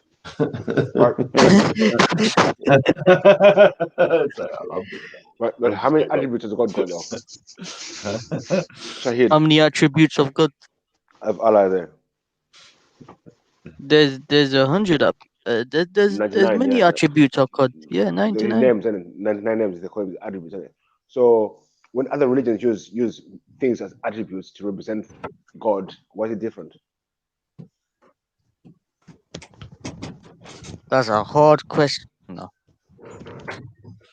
I think you, if you ask Ralph, he can be able to answer. I can't answer that. I missed the question. What was he saying? But if people say Allah has got 99 names, his attributes are 99, what's wrong with the Hindu thing saying with many, like there's one God, but there's many attributes of God? No. God, the Hindu ontology at the top is very interesting as well, because it lines up perfectly with physics. So God in its oneness in Hindu actually has three gods. And that God is the God of construction or creation, called Brahma, the God of destruction, negative energy, called Shiva, and the God of sustenance, called Vishnu. So the three gods together are the creator, the destroyer, and the balancer. And those three things together are perfectly lined up with physics. So there's no one like main God in Hinduism. There is a God in a sense, but the God is not detached from the three things together. I know, but I'm saying, but those three things operate like under the umbrella of this one God. Well, not an umbrella, but they're operating more like think of them operating all together at the same time. Something is always being created and destroyed and sustained at the same time. I hear you. But those three things cannot operate without this main figurehead.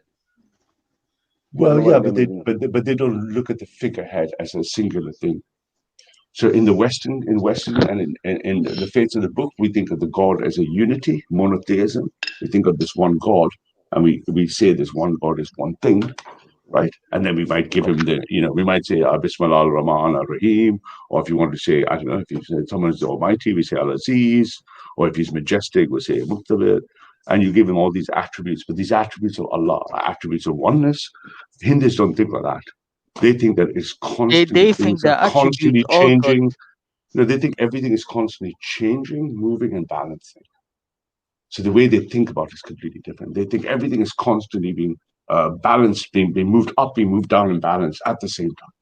So they don't give it attributes the same way, right? They don't say, so if I said Bismillah Allah Khaliq, I'm saying that Allah is the creator, right? Or if I'm saying Allah wants to change something, I say Bismillah Allah, what would I say? Bismillah, learning my Arabic, right? If I say he's, let me try to think, what would I say if something, let's say he's been giving gifts, right? So he's Al-Wahhab, yeah?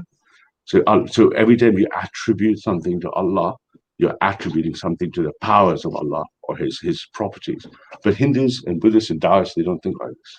They think that there's always something moving, pushing against, and balancing.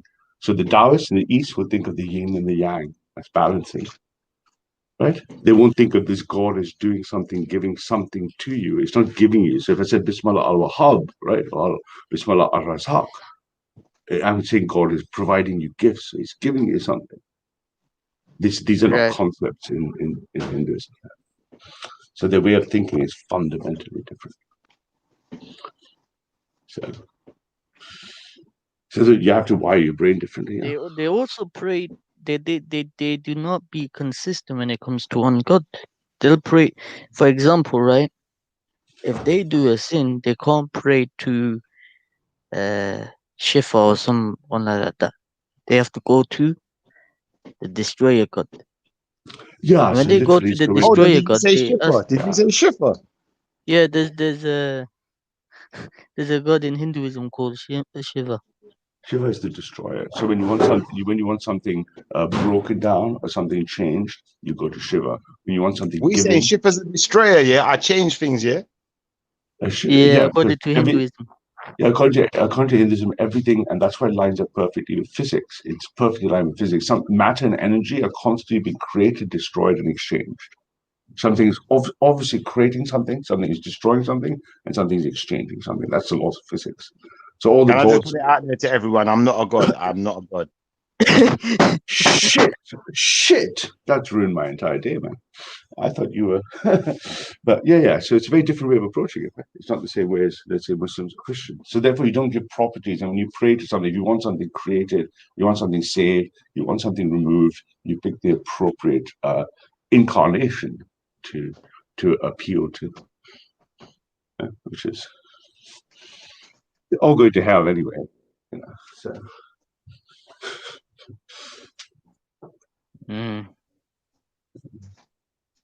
Very different ideas, right? So what's the difference between Hinduism and Sikhism?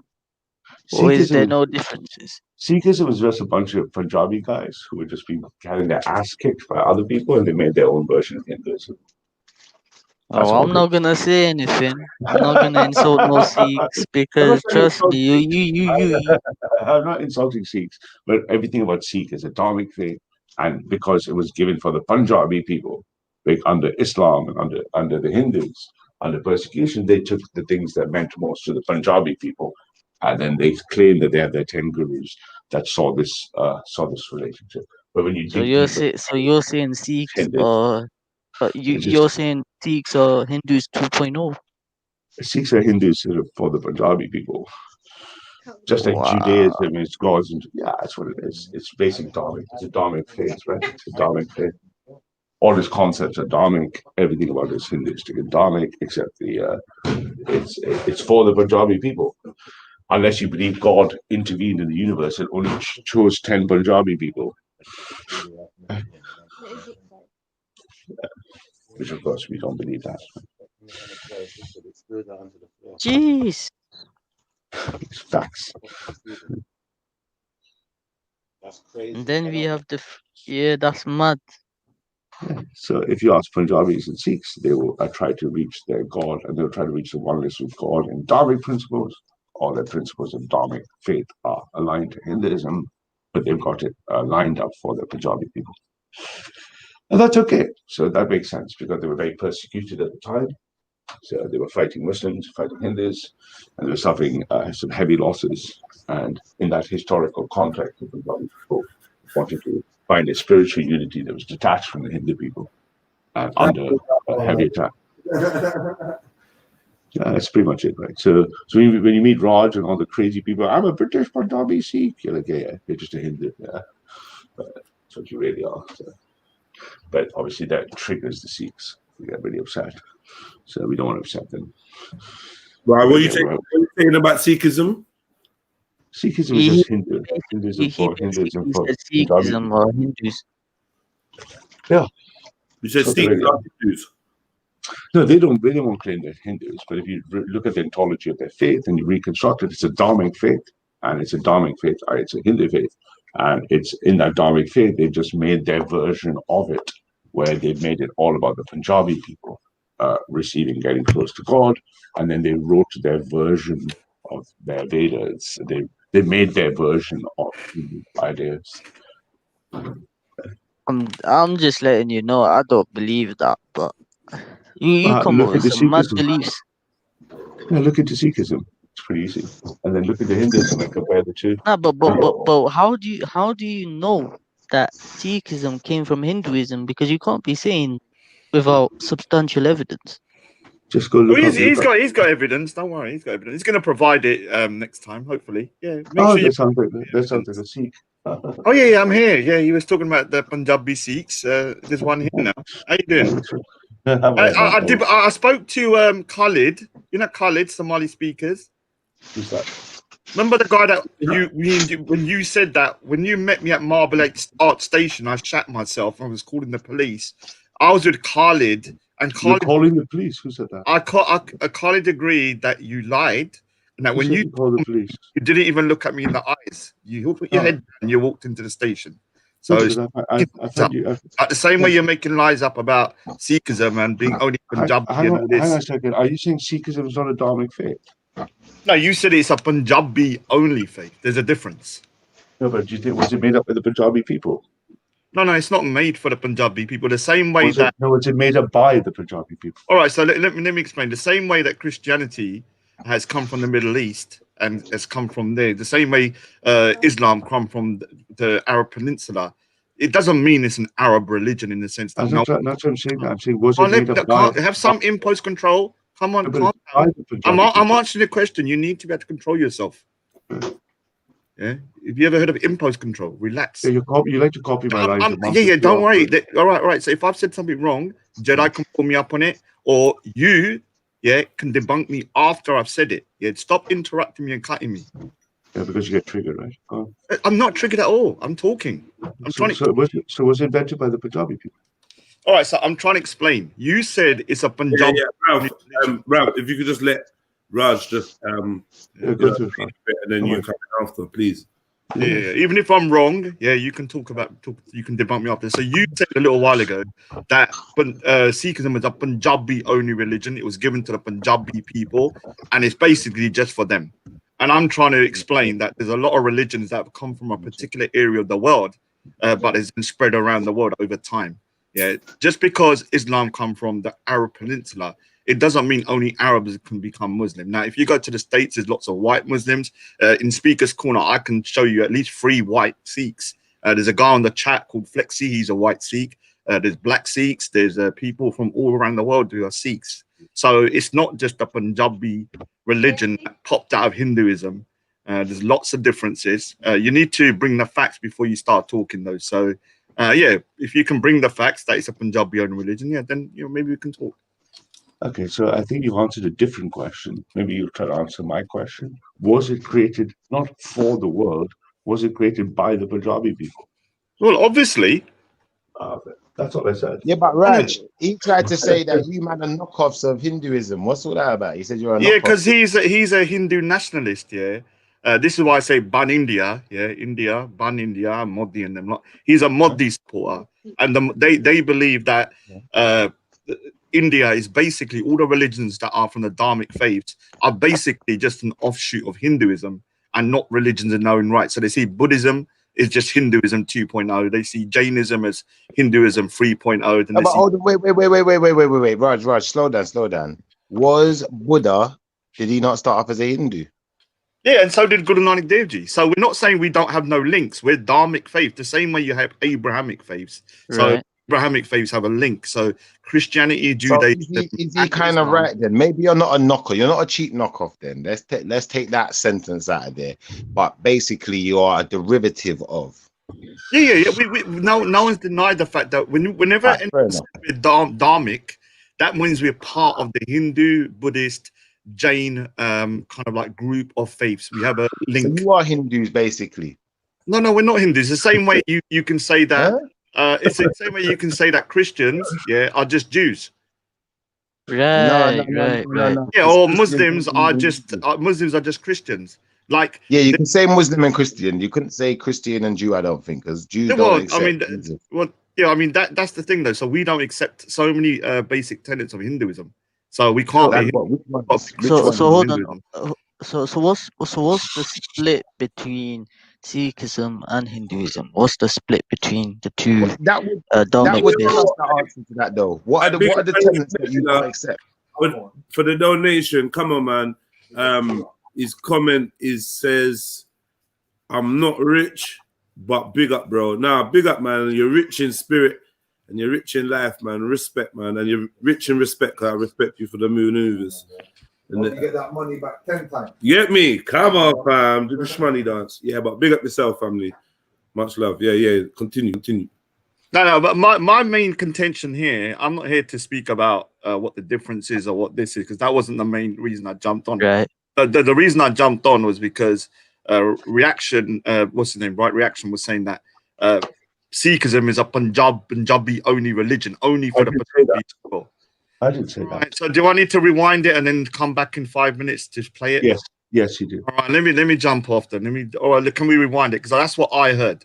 You said it's Punjabi religion. Yeah, I didn't say that. You're hearing wrong. I said it was created by the Punjabi people. All right, so clarify. Is it just a Punjabi religion, or can anyone become Sikh? Anyone can become a Sikh. Okay, fair enough. Are there other Sikhs that are not Punjabi? Are there Sikhs that are not Punjabi though? Yeah, there'll be white Sikhs. Okay, cool. That's the main what I'm saying though is the Sikhs invented this religion under duress because they were under assault by the Hindus in the 15th century. They were being assaulted by the Muslims and they felt persecuted.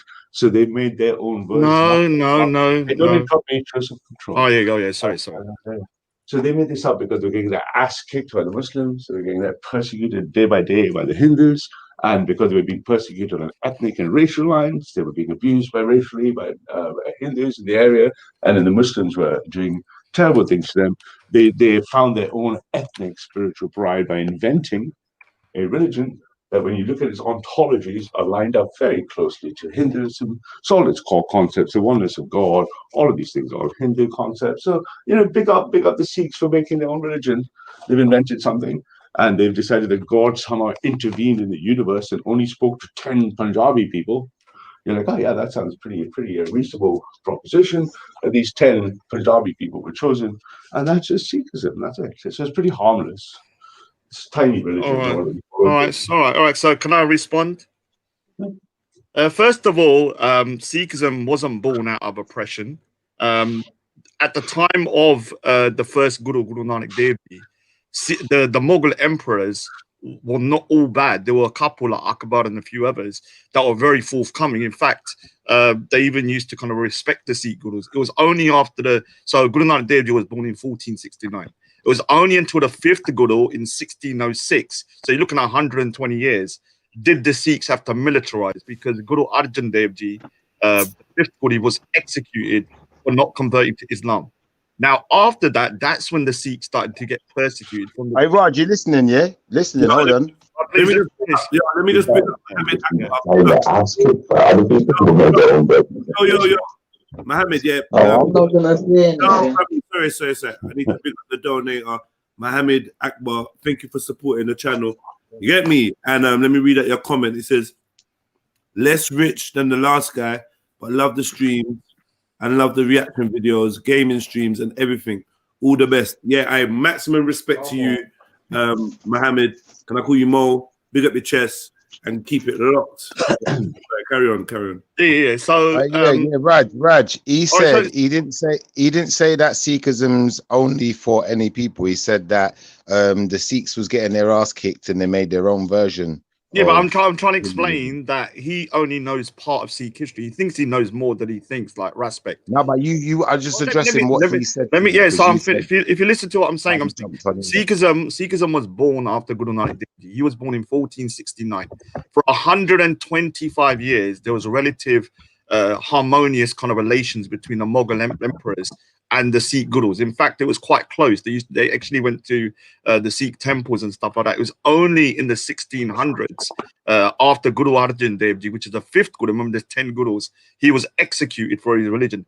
Then the Sikhs had to militarize. His son then militarized the Sikhs because he said, okay, we're not going to be kind of like on the back foot again. It was only after in the 16th century, then it started to get worse and worse after different Mughal emperors become much more fanatical in their mindset. And so, no, Sikhism wasn't born out of oppression, like you're saying. Now, did we get oppressed at some point? Yeah, and we kicked their ass. By the 18th century, we were running the Punjab, Kashmir, Afghanistan, all the way up to the Khyber Pass, even though we only make up 3% of the population, and we ended up ruling. So yeah, we did get oppressed at some point. That's not why Sikhism come about. No, but he said, I'm going to repeat what he said, a bit of it anyway. I was going to play it back for you, but I played it now, it's too late. So basically, he said that the Sikhs were getting their ass kicked. So they took loads of Punjabi stuff, loads of everything that they thought was Punjabi, and that's what they took all of them bits and based it in their thing and called it. Yeah, but I've answered. So maybe it's because you don't have much knowledge of Sikh. So there's 10 gurus. Yeah, we have 10 gurus. And yeah, that's what he spoke about. He said you got your so-called 10 gurus and that. And then we have the Guru Granth, Sri Guru Granth Sahib, which is obviously the holy Sikh scriptures. It's like 5 guys. What I'm saying is that the first 5 Sikh gurus, who founded the basic foundations of Sikhism from 1469 until 1606, were at relative peace with the Mughal emperors. So that is where the basics of most of Sikhism actually come from the first 100 and something years. So you can't say Sikhism come about through oppression and they made up this religion because they're all getting oppressed, because at that time they were not getting oppressed to that degree. But can we say that Sikhism and Hinduism are one and the same, or are the Sikhs seeking some kind of extension? Nice pun. Hinduism? I don't know. Talk to me, because one's called Sikhism, one's called Hinduism, but we're being told that these things are supposed to be one and the same. He's putting a lot of errors in his statements. I'm not. I don't listen here. I said before to Jedi, there's certain people, certain cockroaches. I'll never be on the same panel as. Hey, Afghan. Thank you for sharing your wisdom. I will come back when Welcome the aboard, guy's gone. I'm not having no conversations with this guy because run along then. Why wait? So I'll be back later. I don't want to ruin the show. I don't want to ruin the show. I'll go. I'll be the bigger man. I'll go. Don't be upset, Raj, man. Don't go, man. Be the bigger man. Look. Dama chameleon. The problem is, sorry, let Shahid speak, please, Ralph. It's Afghan, not Shifadon. It's Afghan. Sorry, Afghan. Let Afghan. It's all right. The point is, he made a very the Sikh Empire lasted like a year or two. And firstly, the Afghans and the Mughals owned Punjab for hundreds of bloody years and enslaved them. And thirdly, he didn't occupy Afghanistan. He occupied 2 miles. And it wasn't a tiny bit. Afghan. Yeah, just check the map. The Sikh Empire. It wasn't like the. When they say empire, Afghan. When they say empire, they just mean a small piece of land. Yeah? Yo, big up Jedi. Accept me, man. Yeah, let me just. Man, we like being minorities now and impulsive. Listen, the point is.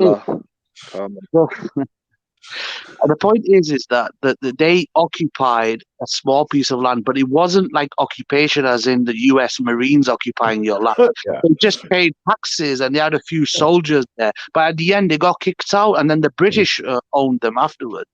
When they sided with the British to go into Afghanistan, they got their ass kicked. But Afghan, you can help me, isn't it? Really, if you look at the history of the time when even Guru Nanak came about, he was just like a wandering kind of seed. And so at that time, the Hindus were really persecuting them on ethnic lines. They were all Hindus.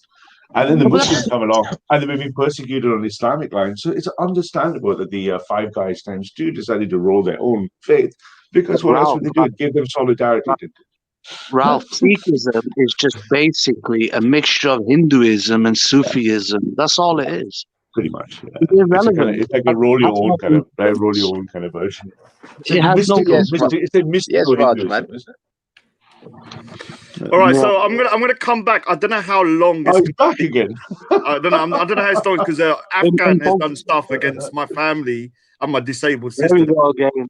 And so I might lose my temper with him. Say your thing, Raj, man. Oh, Raj, tell your thing, man. Just tell your thing, Raj. Yeah, the same way he's gone for. Now, Raj, just tell your thing, innit? Just say your thing, man. Now, the reason why he jumped on you, and he's right. Raj, allow all that. Raj, allow all that. All right. So let me answer then. So he is right. The Afghans are very powerful people, but the Sikhs did beat them. Now the Sikhs were crumbling. Right, when our empire was crumbling. No. When I'm trying to reply, I'm getting interrupted. No, but who made Rajit? Do you understand how to conversate, Bacha Bazi boy? No, but do you understand that when I'm talking, you can reply once I've said my stuff. Come on, man. One at a time, please. Why is he calling me a Bacha Bazi guy? When you was talking, I said the same thing. Please, bro. Yeah, we're having a nice conversation. Don't have to come here freaked out about your disabled sister and shit. Stay on topic. Okay. Just let the man speak. Let the man speak. All right. So wait, Raj, you know what you just said, Raj? Yeah. Raj, you know that Bacha Bazi what you just said, yeah. Bacha Bazi. That's not Baji boy. Sorry, Nat. Go on. All right. So basically, when it comes to the Afghans are some of the most formidable force here in the world. I mean, if you look at their history, I'm not going to take anything away from them. But the Sikhs did beat them. There's no doubt about that. And some of the things that the Afghans done to the Punjab is a disgrace. And Afghan has laughed about it. Like they went into the Golden Temple, they destroyed it and put cow carcasses in the water. I remember the Golden Temple was the most holiest shrine for the Sikhs. Killed thousands, even up to millions of people in their raids into India, making women into concubines. What about the horses? Well, let me. Oh, that's Arj's thingy. So going into Punjab and making the women into sex slaves and stuff, and all of this kind of stuff. So yeah, they did. But the Sikhs did defeat the Afghan army. They did defeat the Mughals. They did rule the Punjab all the way up to Kashmir, all the way up to Afghanistan. And whether it was 1 year or 50 years or 60 years, which it was, it doesn't matter. It was done. Okay, can I respond now? Hello? Yes, you can. Respond to me, bro.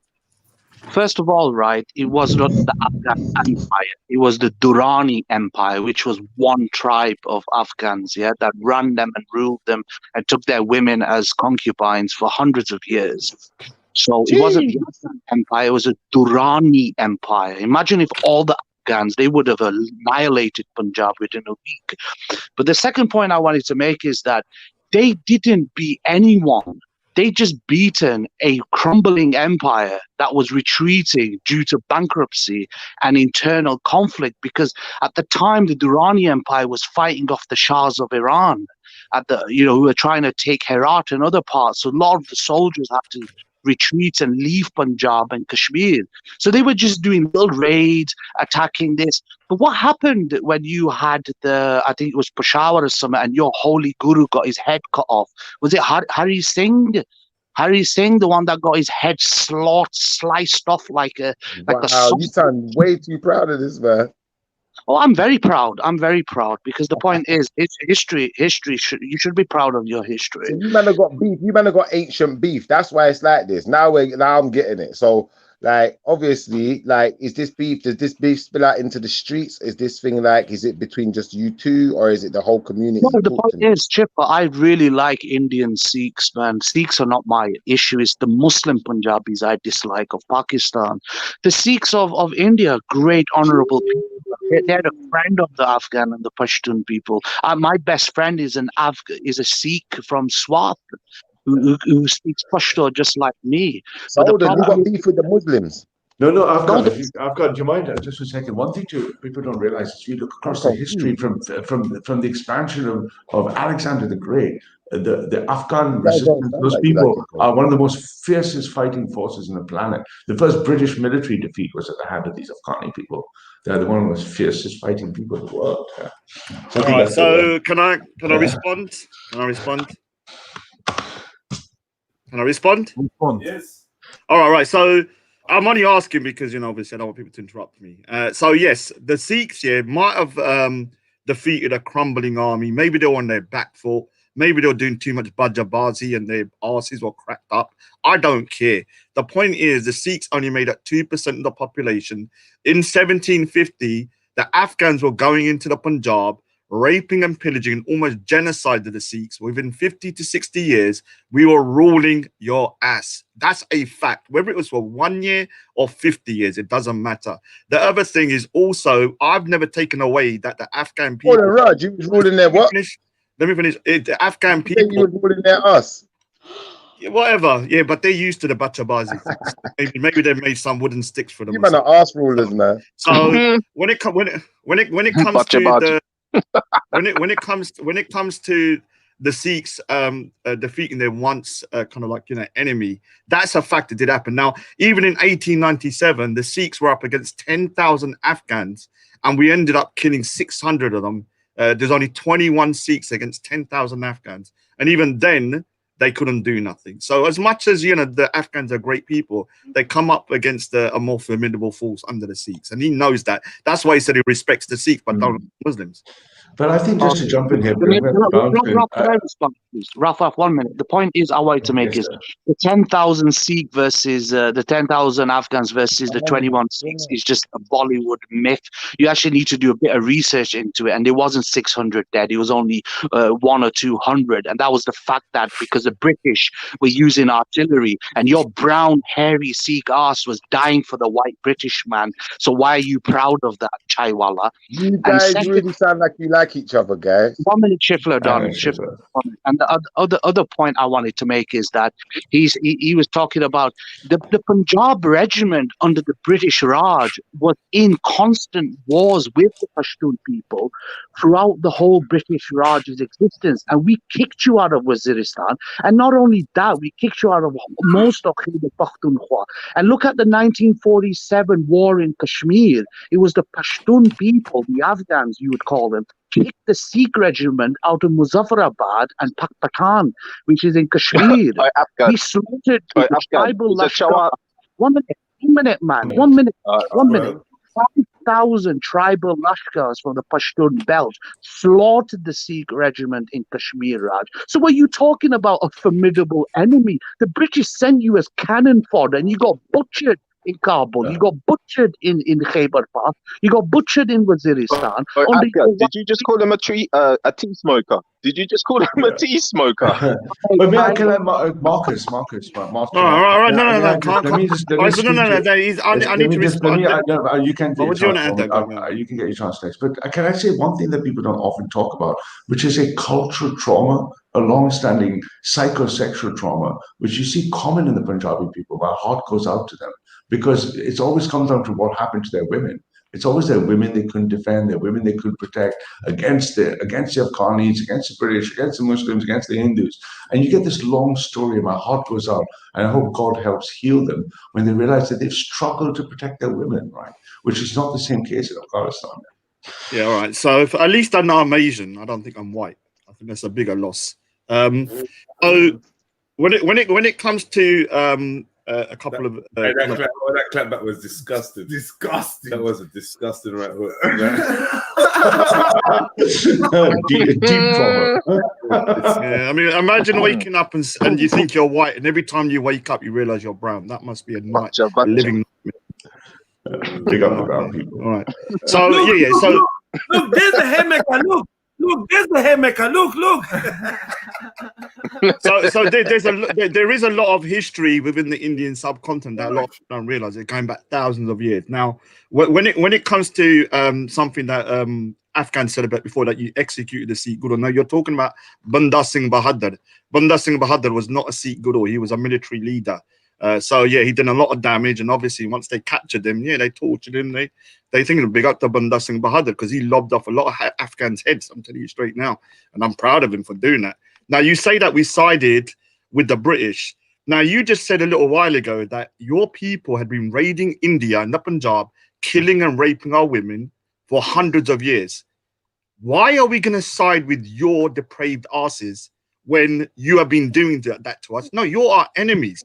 If somebody else comes in, we're going to side with them over you. It's simple as that. So let me finish. So you proved the point. Why would the Sikhs side with people that are raping their women and killing them for thousands of years? There were bounties on Sikhs' heads from the whole 1700 to the 1800, that if you find a Sikh, you can lobby his head off and you'd get X amount of money for it. So when the Brits come in, they're a lesser of two evil. So obviously, if I had the choice between the Afghans, or the Sikhs had the choice to stand with the Afghans or to stand with the British, no, we're going to stand with the British and we're going to take some vengeance back. And we did. It's a victim narrative, isn't it, Marcus? Okay. Can I respond to that, please? Can I respond to that? First of all, right, he's saying that we sided with the British against the savage Afghans. The British then colonized you and made you their chaiwalas for hundreds of years. You died for them in France and in Normandy. You died for them fighting. What's a chaiwala? Oh, what the fuck, man? Can I finish, bro? Well, explain then. It's a person who fucking serves tea for his master, innit? Now, what Raj said was worse, bro. Hey, Raj, what's a Bacha Bacha? Bacha Bazi boys, those guys that Afghans that dress as women, and old men perv over them and then suck them off dirty. Anyway, have we got the low IQ out of the room now? Is that them Afghan man? Yeah, but that you should also look at the black man as well. In Jamaica, a lot of rectum prolapses in Afghanistan. Here we go.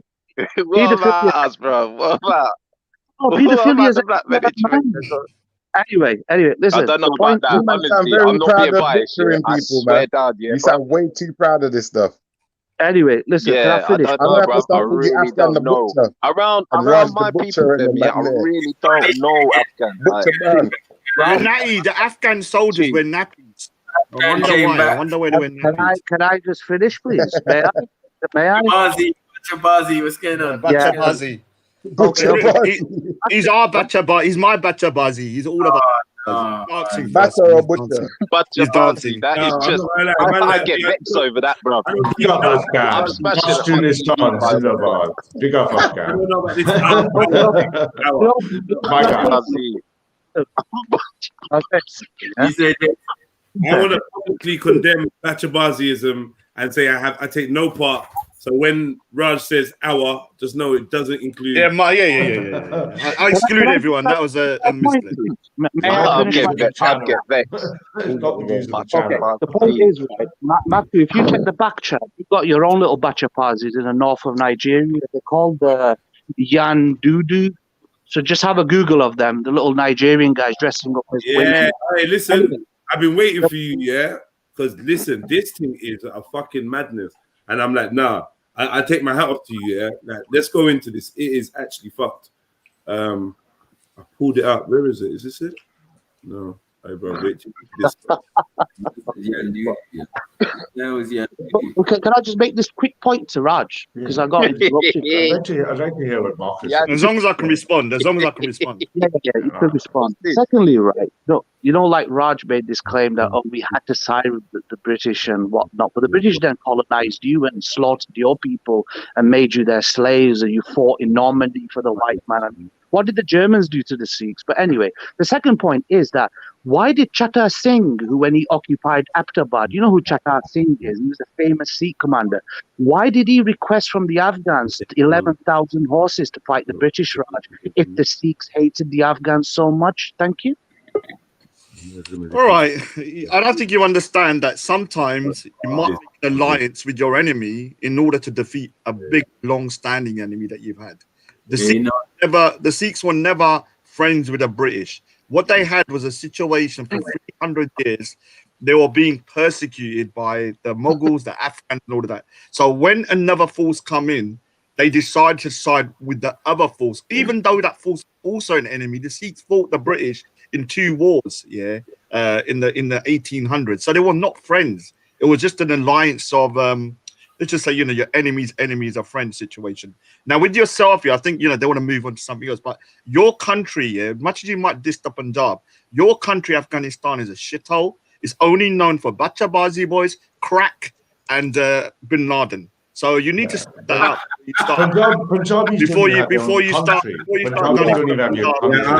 free myself from such dissing other people's countries. You don't have it. Where's Khalistan? I've done my bit anyway, man. Thanks for letting me off. I free myself from such racist statements. But it's true though. It's true. Everyone knows it's true. It's a shithole. And Raj, at least I got a country. All right. I'd rather have no country than be known as a Bacha Bazi. Yeah, go serve your white man. Go serve the white man. That's what crackers. You're crackhead. Your whole country's a freaking shit. You only created a door. You only had a door in the last year. Last year. It's deep sexual trauma. Anyway, I'm off anyway. Thanks for anyway. Deep sexual trauma. Bye, Hey, Afghan, where's Khalistan? I can't find it in the maps. I'm trying to find Khalistan. Yeah, because all they can do is bomb buses full of Hindu. That Yan Dudu, the phrase Yan Dudu itself means sons of Dudu, who is a fun-loving gambling spirit that is worshipped in the Muslim Bori practice. What's that all about? Yeah, we're about to get to this, man. Come on. So this is what Afghan posted. First of all, I want to be the first to condemn everything. Yeah, I want to condemn these people, condemn the practices. I want to condemn it fully, and there's no excuses going to be coming from me. Yeah, this is outrageous, right? Are they your people, Jets? What? Are they your people? I said, are they your people? Bro, they're Nigerians, isn't it? I don't know. No, I'm saying, once we talk about the North, we've talked about the North a couple times. Yeah. We talk about the North, but let's get into the story though. I hear you, man, but I'm not gonna run and do some like the gay. They're not my people, but like they're obviously like black. But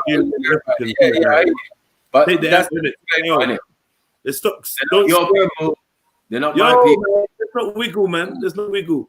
Take the L and just get me. Be a man about it, man. We've handed out bare L's. Let Nigeria just take the L for this. Get me? So, once tolerated, the men who dress like women fear they are being driven underground.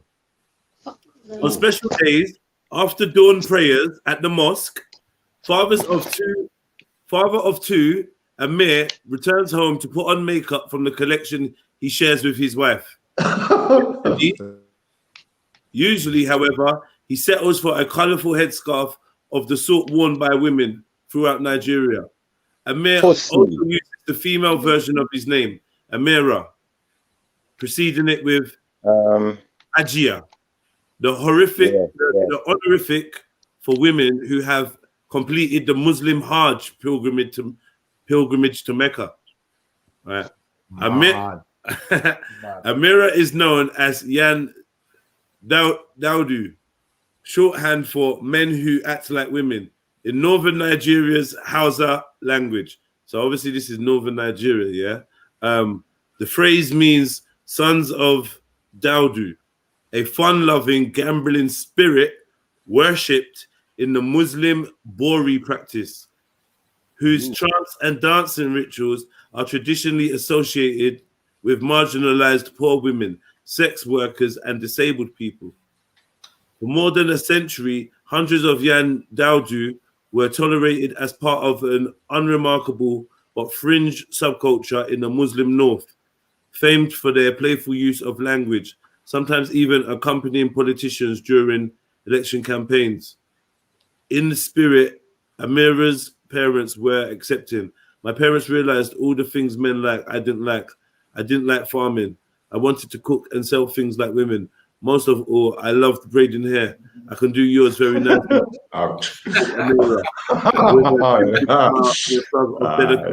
Shoulders. They brought me a doll and let me spend hours braiding its hair.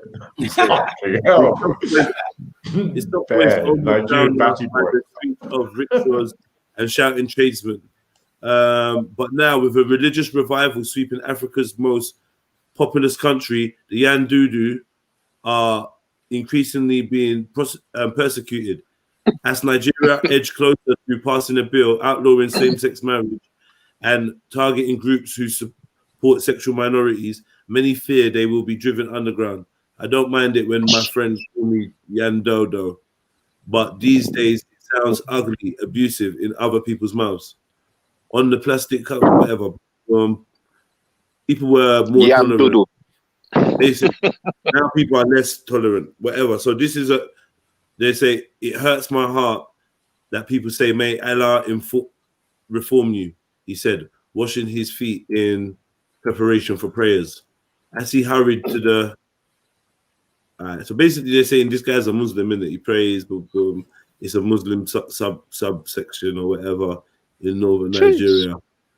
He also says he's got children and a wife. I'm just confused. I'm not really sure. Yam Dudu. Hey, last saying it like that, man. Yeah, Dudu boy. They do the batty boy. Can you trust the Guardian now? Hey. Be better off looking at a different source, innit, than the Guardian. No, it doesn't surprise me, bro. Where's Reggie, man? I thought it was atheist, Shipper. Like Shipper, I thought it was atheist. Listen, in the north. Is that saying he's going to mosque there as well, isn't he? Yeah, he does. As I so said, is it a secret or is it not a secret or? Allow it. I don't know. Allow it. No, he dresses like that after the mosque. Look, after the dawn prayers, he goes home and flings on some makeup and does some other stuff. I don't know what's going on. You hear me? From the collection he shares with his wife. Boko Haram. He needs some Boko Haram, man. That's mad. But it's not as bad as people having sex with him. So it's not as bad as him being a little boy being pimped out. Yeah, like. But but you know what? Forget the whataboutism. Yeah, no, this thing fully. You don't want to let arrested as well, yeah. Come on, man. Blessings. He says blessings for the donation to the Shmoney dance. Big up yourself, man. Much love. Come on. Yeah, man. Yeah. Some big support. Yeah, man. I mean, yeah, we take the L. What's your face? Afghan. Attention, man. That's it's fucked. a reasonable one in comparison to next month. I'm not even trying to compare the sins of one nation to another's. I'm not even. No, I mean it's a practice, isn't it? And if it's outlawed in this country and it's still going on in another country, we have to put that in perspective. So do you want to call that Nigerian Bacha Voodoo, or what do we call that? Well, I mean, most of us in the general South and the rest wouldn't really know about those practices, but now it's been brought to our attention. I don't think it's really a surprise. I could tell you more weirder things that they do in the North because of repression, because of religion. Do you get it? So, but Maku, is he just a cross-dresser? Is that not indigenous to the region? Then is that what you're saying? No, I'm not saying it's indigenous to region. Well, if you're saying that they're Muslims and that, do you get it? No, but I mean the tribe that we're talking about, the Yandodo, yeah. Obviously, them practicing like certain. No, they're not Yandodo. They're houses. They're houses. Oh, the houses. But you know the ones who they're trying to say obviously practicing some type of homosexuality or whatever. Is that something that's native to Africa, or is that something that's come through outside influence? Well, I would say that the houses are heavily Arabized Muslims. So those are the Arabized that I talk about in the North. That they've had that influence from Arabs, to be honest. Do you get what I'm saying? So you're saying the homosexuality is coming from the Arab side? I would assume so, because I mean, you know, certain our things side, Shipper, yeah, even from your side as well, your Israelites or your whatever, everywhere, rude boy. Awesome. You mean no, sir? You mean no, sir? So would you think those Israeli rabbis do after they cut off the foreskin of the child and all that type of stuff? What do you think they do? I'm not an Israeli, and I don't. You're Israelite, then, innit? You're Israelite, then, innit? That's not an Israeli, though. So what are you? What are you, Shipper? One more time. Not an Israeli. Not an Sorry. Israeli. What are you? What are you? Sorry. What? I'm not an Israeli. All right. So what are you? Like, what religion? I'm not part of a religion. So what do you class yourself as then? What do you? I class myself. What's your tribe? Oh, it's changed to Shipper now. Shape Shipper. I do class myself Shipper Dom. I said last week. I swear last week you was a rabbi last week though. If you ask me tribally who my people are, we're called Israel. Hold on. Like, you see, if you're asking a question, yeah, you have to be able to be quiet long enough to get an answer as well. Otherwise, it just seems controversial. So, yeah, if you're asking me if I'm all right, well, if you're asking me if I'm an Israelite, then yeah, I'm an Israelite. As far as an Israeli, no, I'm not an Israeli. Okay. So who's that in Israel at the moment? Is that not the Israelites? Is that not your people then, yeah? No, it's the Israelis. Oh, okay. Okay. Oh, okay. So you're not taking the L either. Like, yeah, I don't need to. I'm saying their houses. I'm saying their houses, but I have to take the L's. I have to. But it's unacceptable, and I know that I've always spoken these things and said these things go on, man. You get it? Yeah. It happens everywhere, though. It happens everywhere. Among all people, I believe. Just like evil is everywhere. You've only just realised that now, though, Schiffer, because it was like a day ago. You're like, you see this, you see a G block, you see this, you see the LGBT community. It's all atheists. It's everywhere. It's atheists. And now, like, bro, you just need, hold that L, bro. Just hold it, innit? What I'm gonna say is, no, I ain't holding no L's. As far as this LGBT thing is confirmed, the only type of person. This has got you comfort. You can't type him. No, he's right though, Schiffer. I mean, you either Jew or you're Israelite, innit? So like, and they usually come one and the same, innit? Because I find a lot of Israelites say that Jews say that I don't even know. Yeah. If I give you that argument, if I give you that same argument, as Catholic, same as Christian, same as Protestant, same as Moors and Jehovah's Witness, If I give you that argument, yeah, what I'm going to have to also give you as well is some information, which would be those people, are not the right people. Okay. are not that they're not the right people. I never said nothing like that. So don't put words in my mouth. Those people are converts to something they're calling a faith. My people, yeah, are descendants of. So it's two different people. What? But obviously, like, I get that, you know. That made sense, but it didn't make sense because it. No, hold on, Shifa. You know, like, if you accepting being an Israelite, are you accepting being an Israelite? I know that goes with it. I'm accepting being an Israelite. I know that goes with it. I don't know about all that goes with it. I'm going to accept being an Israelite in the sense of what an Israelite is, what they look like, and tribally. I'm not going to accept an Israelite is anything other than what I've seen depicted in history as an Israelite. All right. So what about what you're instructed to do? You know, like what Israelites have been instructed to do in these various books. Are you taking that as well? Do you have to take that L as well? If you're saying you're Israel. Well, this is the thing now where, like I've been trying to explain, like, if we're going to go into books and stuff now, yeah? Like, if we're going to deal with an Israelite like Jesus, I didn't see Jesus walking, I didn't hear Jesus in the Bible walking around with a Torah, reading Torahs to people. You weren't doing that, cuz. But he already knew it, that's why. Right. So, exactly. Yeah, he did mention it, but he just didn't have to read it. He just made mention of it. Doesn't it say in your scriptures that ye are gods and children of the Most High? That's the Torah. Yeah, but who was he saying that to, though? Was he going around teaching people this, or was he saying it to people who already knew the book? Yeah, he's talking to people who already knew the book, showing them that he also knew the book. Exactly. Right. So Jesus wasn't out there Bible bashing, was he? Well, he would have been Torah bashing, to be honest. But yeah, if you say that, yeah, that's what he would have been doing. Not necessarily. Well, that's the first thing he came back and did. So and what quoting the Torah. Yeah. Quoting to who? To rabbis. Okay. You're having a big discussion with men who know, as you said, they know. Doesn't it say in your scriptures? Your scriptures, what scriptures? The Torah. That ye are gods and children of the Most High. Plain and simple. Boom. Did he say my scripture or did he say your scripture? In your scripture. Exactly. So it wasn't his, was it? No, but he's saying he read it. He never even said he read it. Okay, cool. So Shipper, you got your own religion. I've never heard of.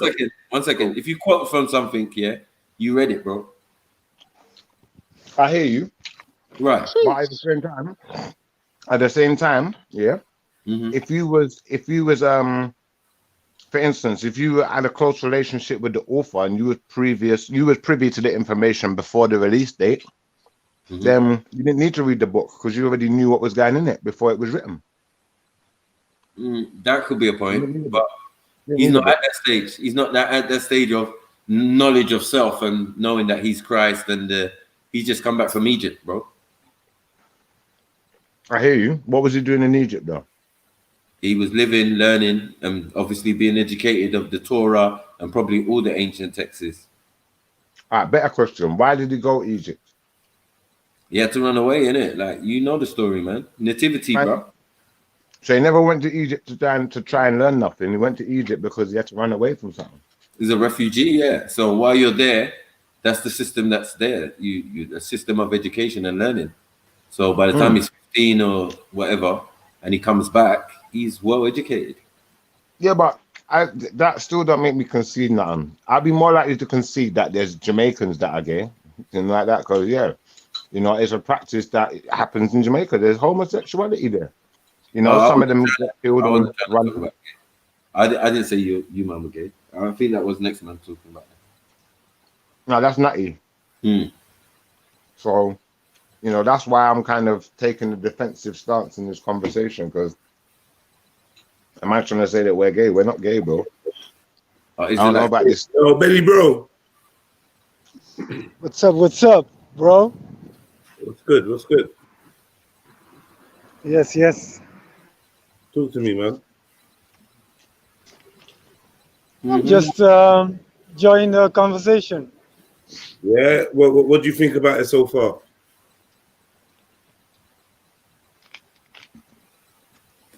You been listening in? Yeah, I'm listening in and out because there was a conversation about with Raj and Afghan and everything, and now it's about a conversation with Egypt. So it's very variant conversation. It's very good. Okay. What do you want to say? Yeah, I need to flow. I need to flow in.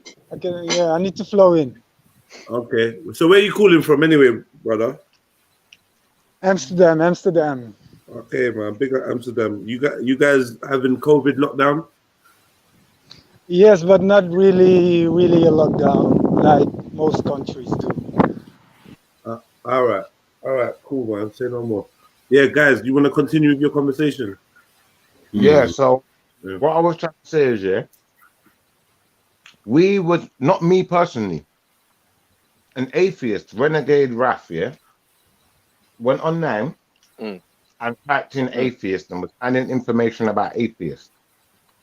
When he pulled up this information, in the information, we saw LGBTQ. Yeah. So Veli No, it was Vision. there. It was there. Yeah. Yeah. Now Veli Vision came over to Jedi's channel. Yeah. He said, "Well, the connection with LGBTQ is just that LGBTQs in every community, wherever." I said, "Okay, fair enough. But why does it have to be directly referenced on a page about your things? Because if I type in Israelite, you're not going to see LGBTQ. If I type in Muslim, you ain't going to see no reference to LGBTQ. You'd have to specifically write LGBTQ next to it to get any kind of reference." So that's what I was saying. Yeah, but that's how come they directly link it together? Yeah, but if you pull that thing up again, that was just explanations of different groups. That no, we did that show. We did that show. Obviously, just around, didn't it? It was just talking about. We did that show. Yeah. But what I'm trying to say, Shipper. Half of G Block support LGBT. What I was trying to say. They do. So that's what I was trying to say. I don't know about that. I don't know what it's fighting for. Yeah, but you don't know much though. Under your umbrella. LGBTQ is under your umbrella, is it not? Of atheism. It's part of the umbrella. I don't know. Can I add something? I definitely. Yes, bro. And what? Satanism. And Satanism, yes. What's Satanism? What? Anton What LaVey. is Satanism, though? Sorry. What is it, though? Hold on. Anton LaVey was a atheist first and a Satanist. Bam. Right. Deal with them apples. So let me add something to this. This is very interesting. Let me. Like my grandmother used to say. Let me hear from don't mix up in bad company. Let me hear from Benny. Yeah, thank you, bro. Thank you. So it's very interesting. Yes, I know 100% that the head of the snake of atheism is liberalism. So what liberalism says is you can, if it makes you feel good, do it. And that's the gay lifestyle. If it makes you feel good, do it. And that's because atheism has nothing to offer, but only it's appealing because you can do whatever you want. It's very impulsive, like an animal. Like an animal is very impulsive. If you feel something, you do it. And that's atheism, bro. You don't have to be afraid of to be accountable and everything. So if you feel it and it makes you happy, if you want to sleep with animals, you can do it. If you want to sleep with a baboon, if you want to be gay, you can do it. This makes you happy. And that's the head of the snake of atheism. So it's 100% linked with the gay lifestyle. Is 100% linked with atheism. That's facts. That's facts. Big up yourself, bro. Yeah, but hold on. Let's go back in history. Yeah, the first mention of this. Kid. You know, gay and first mention of this. Yeah, we have Noah. Yeah, we have Noah. Now Noah's sleeping, trying to have a little cotch. His son walks in, and previously before that, God shone a rainbow. Yeah, for Schiffer's people. Yeah, he shone a rainbow for them, man. Yeah, and just after that, his son walks in the. Hold on, wait. Our rainbow's gay. And runs out. Wait a second. Tells his brothers peep in the tent. And then they're like, Ross. 1 second. And then you know what they say? They say, what have you done? what have you done to our father? What have you done to our father? Yeah. So they walk in backwards with a blanket and they cover up Noah, their dad. And then Noah wakes up and he says, Bumba, what up to me? And he says, I will curse you for what you have done to me. Now, there's something definitely fishy in that story, Shiva. Can you explain that story as to why the sons had to walk in backwards when they saw their dad supposedly naked and their brother had just run out of the tent? Explain that. I'm going to give you any explanation you want, but what you have to do, Natty, yeah, is address one point at a time. So first point I want to address with you is, you said God shone a rainbow. Are you saying that rainbows are gay? Good point. It's representing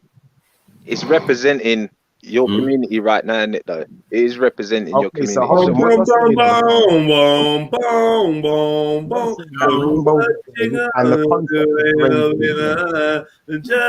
have you met any gay rainbows? How many rainbows have you spoken to that have told you they was gay, Natty? I'm Jeez. Shiver fucking you up right now. Not many, but like the way how you believe in the superstitious stuff, I'm pretty sure it must be linked to. I'm just trying. That's what it's linked to, but that's what it is. But that's what you were saying the other day about all this rainbow stuff. So if you're talking about it, let's talk about it. So I've just said to you what I've just said. Now address to me the story, right? Tell me why. How did he sin? Why did he have to curse his son? Because he was naked and all that type of fishy, funny stuff that's going on. And why did the two brothers have to walk in backwards and cover him? I don't know, Natty. I don't know. Yeah, like, can you explain this to me? Yeah, like why but that's is it your that, thing. So how? Listen. How can you be righteous? I just said I don't know. I just said I don't know. And then try and speak righteousness. Are you all right? But that's your thing, though. I don't know. It's an Israelite thing, though. Is it not an Israelite thing? I'm asking you something now. Your question's been answered. This is a panel where we can go back and forth. It's not one-sided. So now I've answered your question. I said I don't know. Can you answer this question, Natty? If a father or a mother has young children and older children, they might be in the room and the younger children runs in the room and they're naked and they don't even say nothing. But then the older kid runs in the room and they tell them get out. Can you explain that? It just said Noah was sleeping. I didn't say nothing about Noah. I just asked you a question. Do you know, if you're not going to answer my question, I'm going to mute. Obviously, listen, bro. Obviously, if like you see your mum and dad in the room, yeah, when you're young, you might just think, oh, it's my mum and dad. They might feel like they're naked, but you're an innocent child. You might not know about nakedness just like that. That's not the question I asked you, and that's how I know you're not listening. Let me ask the question again. I've answered your question. You wanted me to answer the question. That was a brilliant question. I'd like you to ask it again. Natty, if you could just answer the question directly. That'd be good. So yeah, Shifa, ask that question again, please. So Natty, when a mother or a father has numerous children, some younger, some older, when the younger ones are in the room and they're naked, if a younger child, like a 2-year-old, runs into the room and they're naked, most parents wouldn't say anything. But if an older child runs into the room and they're naked, they'll be telling them, get out. Can you explain? I don't know about that. I really don't know about that. I don't know. Then you know so much. You know so hold on, Natty. You know so much about the logistics of what's wrong. Hold on. You knew so much a moment ago. You knew so much. You know. Hold on. Wait. I know what's written, rude boy. I don't. You're making up a scenario. You knew so much a moment ago about what was wrong, what was right, what's weird, and what's not weird. And these kids, because this kid's come running out of his parents' room, and the parents naked, and he's told the other kids to get out. But I've just explained to you a scenario where the same thing could happen, and you don't see anything wrong with it. Cool. That's the scenario, and what is written is supposed to be something that you believe in, that you should know of, that is written, and it's a fact. You're telling me a scenario that I've never experienced, so I'm just going to say to you, no, I don't know about that. Have you experienced this scenario, that there are millions or maybe even billions of homosexual LGBT community people, yeah, who have the logo of a rainbow, and most of them identify as atheists? Can you can you sympathize with that? Have you seen that in action, or is that a lie too? There is definitely atheists or non-believers, that people who do not believe in God that are gay, definitely. Yes. And then there's religious people that believe in God that are gay. Are the majority of people who are LGBT religious or non-religious? Are the what?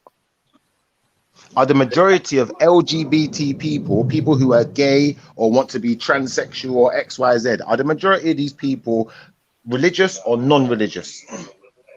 I couldn't really answer that question because I think that's debatable. I don't know the statistics. I don't know the statistics.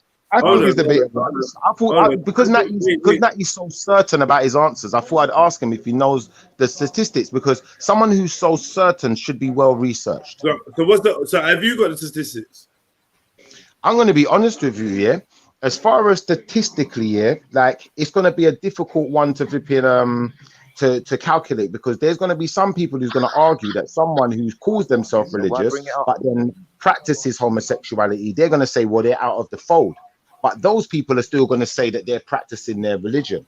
Whereas, you know, there is still a very large number of obviously homosexual people who don't believe in God, XYZ, you know, or maybe they do believe in God. How do you know that? How do you know that? You assuming that because, wait, are you assuming that because of their practice, or is there some kind of study that's been taken, or where are we getting this from?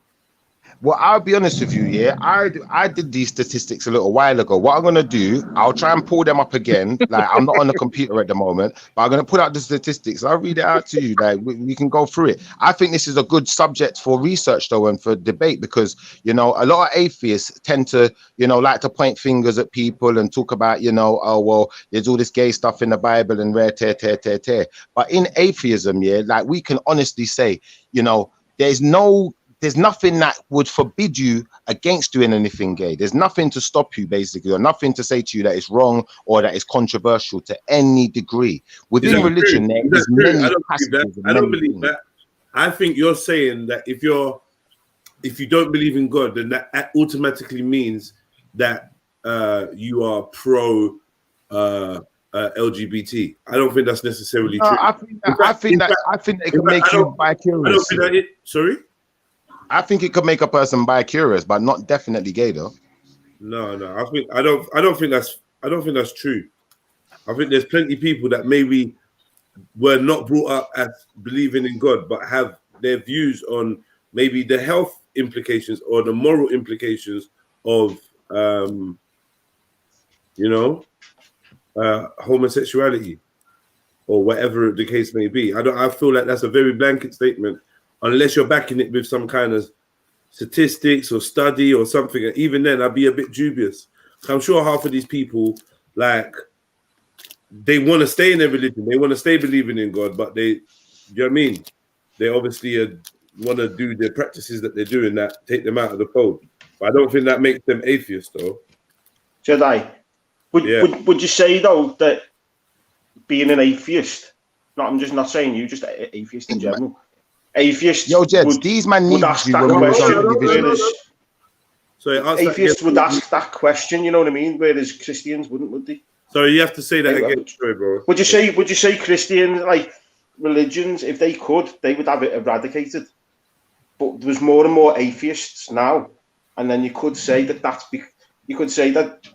it's because they ask those questions and go through those boundaries that the Abrahamic faiths put around them. You know what I mean? No, I think I've got some research to you. Yeah. One second. I think my personal. I got something for you, though. 1 second. My personal information that I got it was kind of like from people who were these things, who were saying that they were atheists. So it made sense. And my argument to them was, it's kind of convenient. It's a convenient ideology for your personal actions, because you're coming from a religious point of view and now you've turned your back on it. Why? Yeah, only because they feel that the religions turn their back on them and doesn't encourage them. Yeah. But hold on. If you ask them if they believe in God, they say they believe in God. Like, if you really ask, I don't believe that all these people don't believe in God. No. I know a gay that believes in God. I would say I would say so. I know a gay man that would say bro, he's in because no, God. listen, hold on, no. Around the world, there's lots of gay religious people, man. Like what? Yeah, man, gay Paul. Gay 100%. Paul is the perfect example. That's what I'm trying to say. Yeah, gay Paul in the Bible. I don't think we could just say, oh, atheist. Da, da, da. I don't think being religious excludes you from being gay. No, but No, Jed, I wasn't saying that though, Jed. I was talking about in numbers. I'm saying the majority of homosexuals are more prone to being atheists, and what I was basing it on, we've done this on.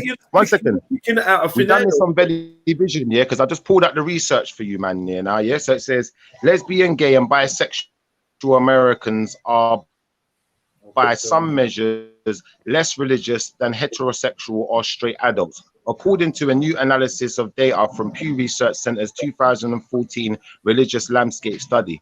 For starters, gay, lesbian, and bisexual adults are substantially less likely than straight adults to affiliate with religious groups. 4 in 10, 41% identify as atheist, agnostic, or as nothing in particular, compared with just 22 of straight adults who say the same. The survey asked respondents whether they identify as lesbian, gay, bisexual, or straight, but did not ask about their identities related to gender and sexuality. A similar dynamic is at work when it comes to religious service attendance, which is one of the most standard measures of religious participation.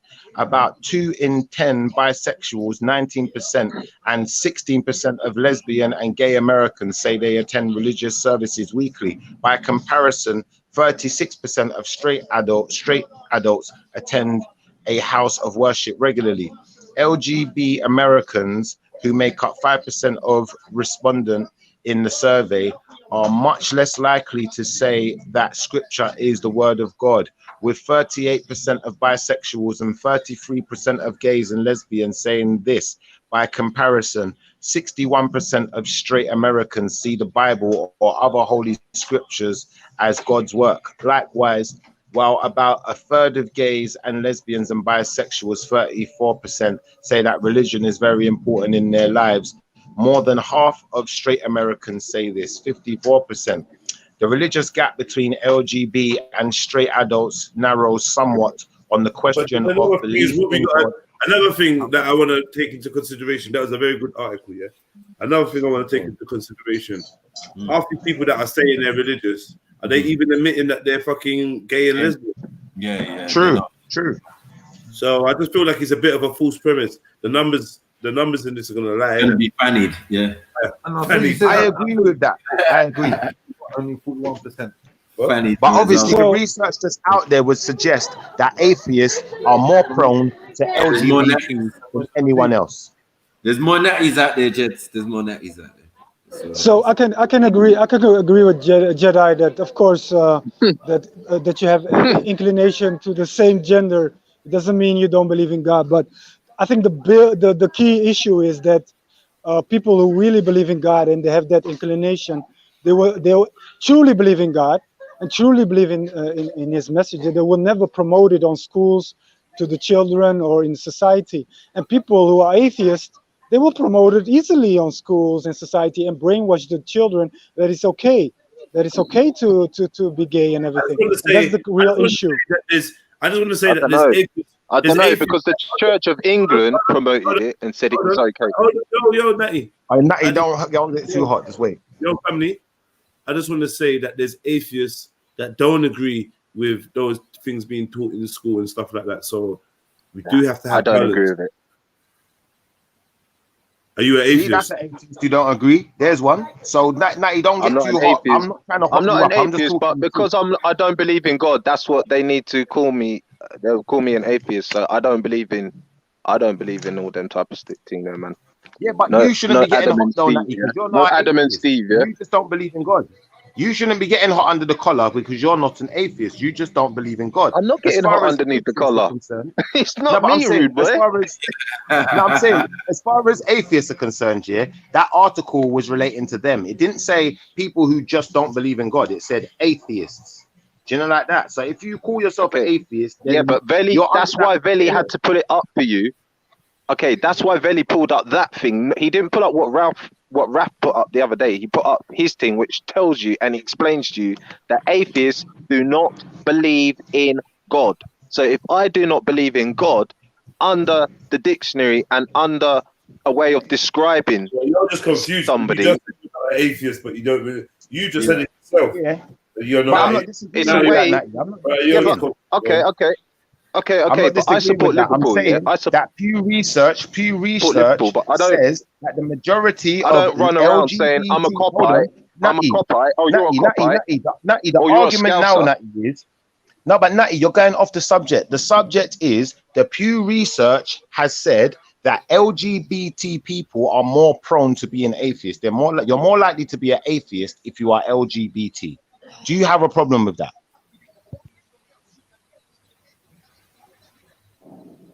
Do I have a problem with that?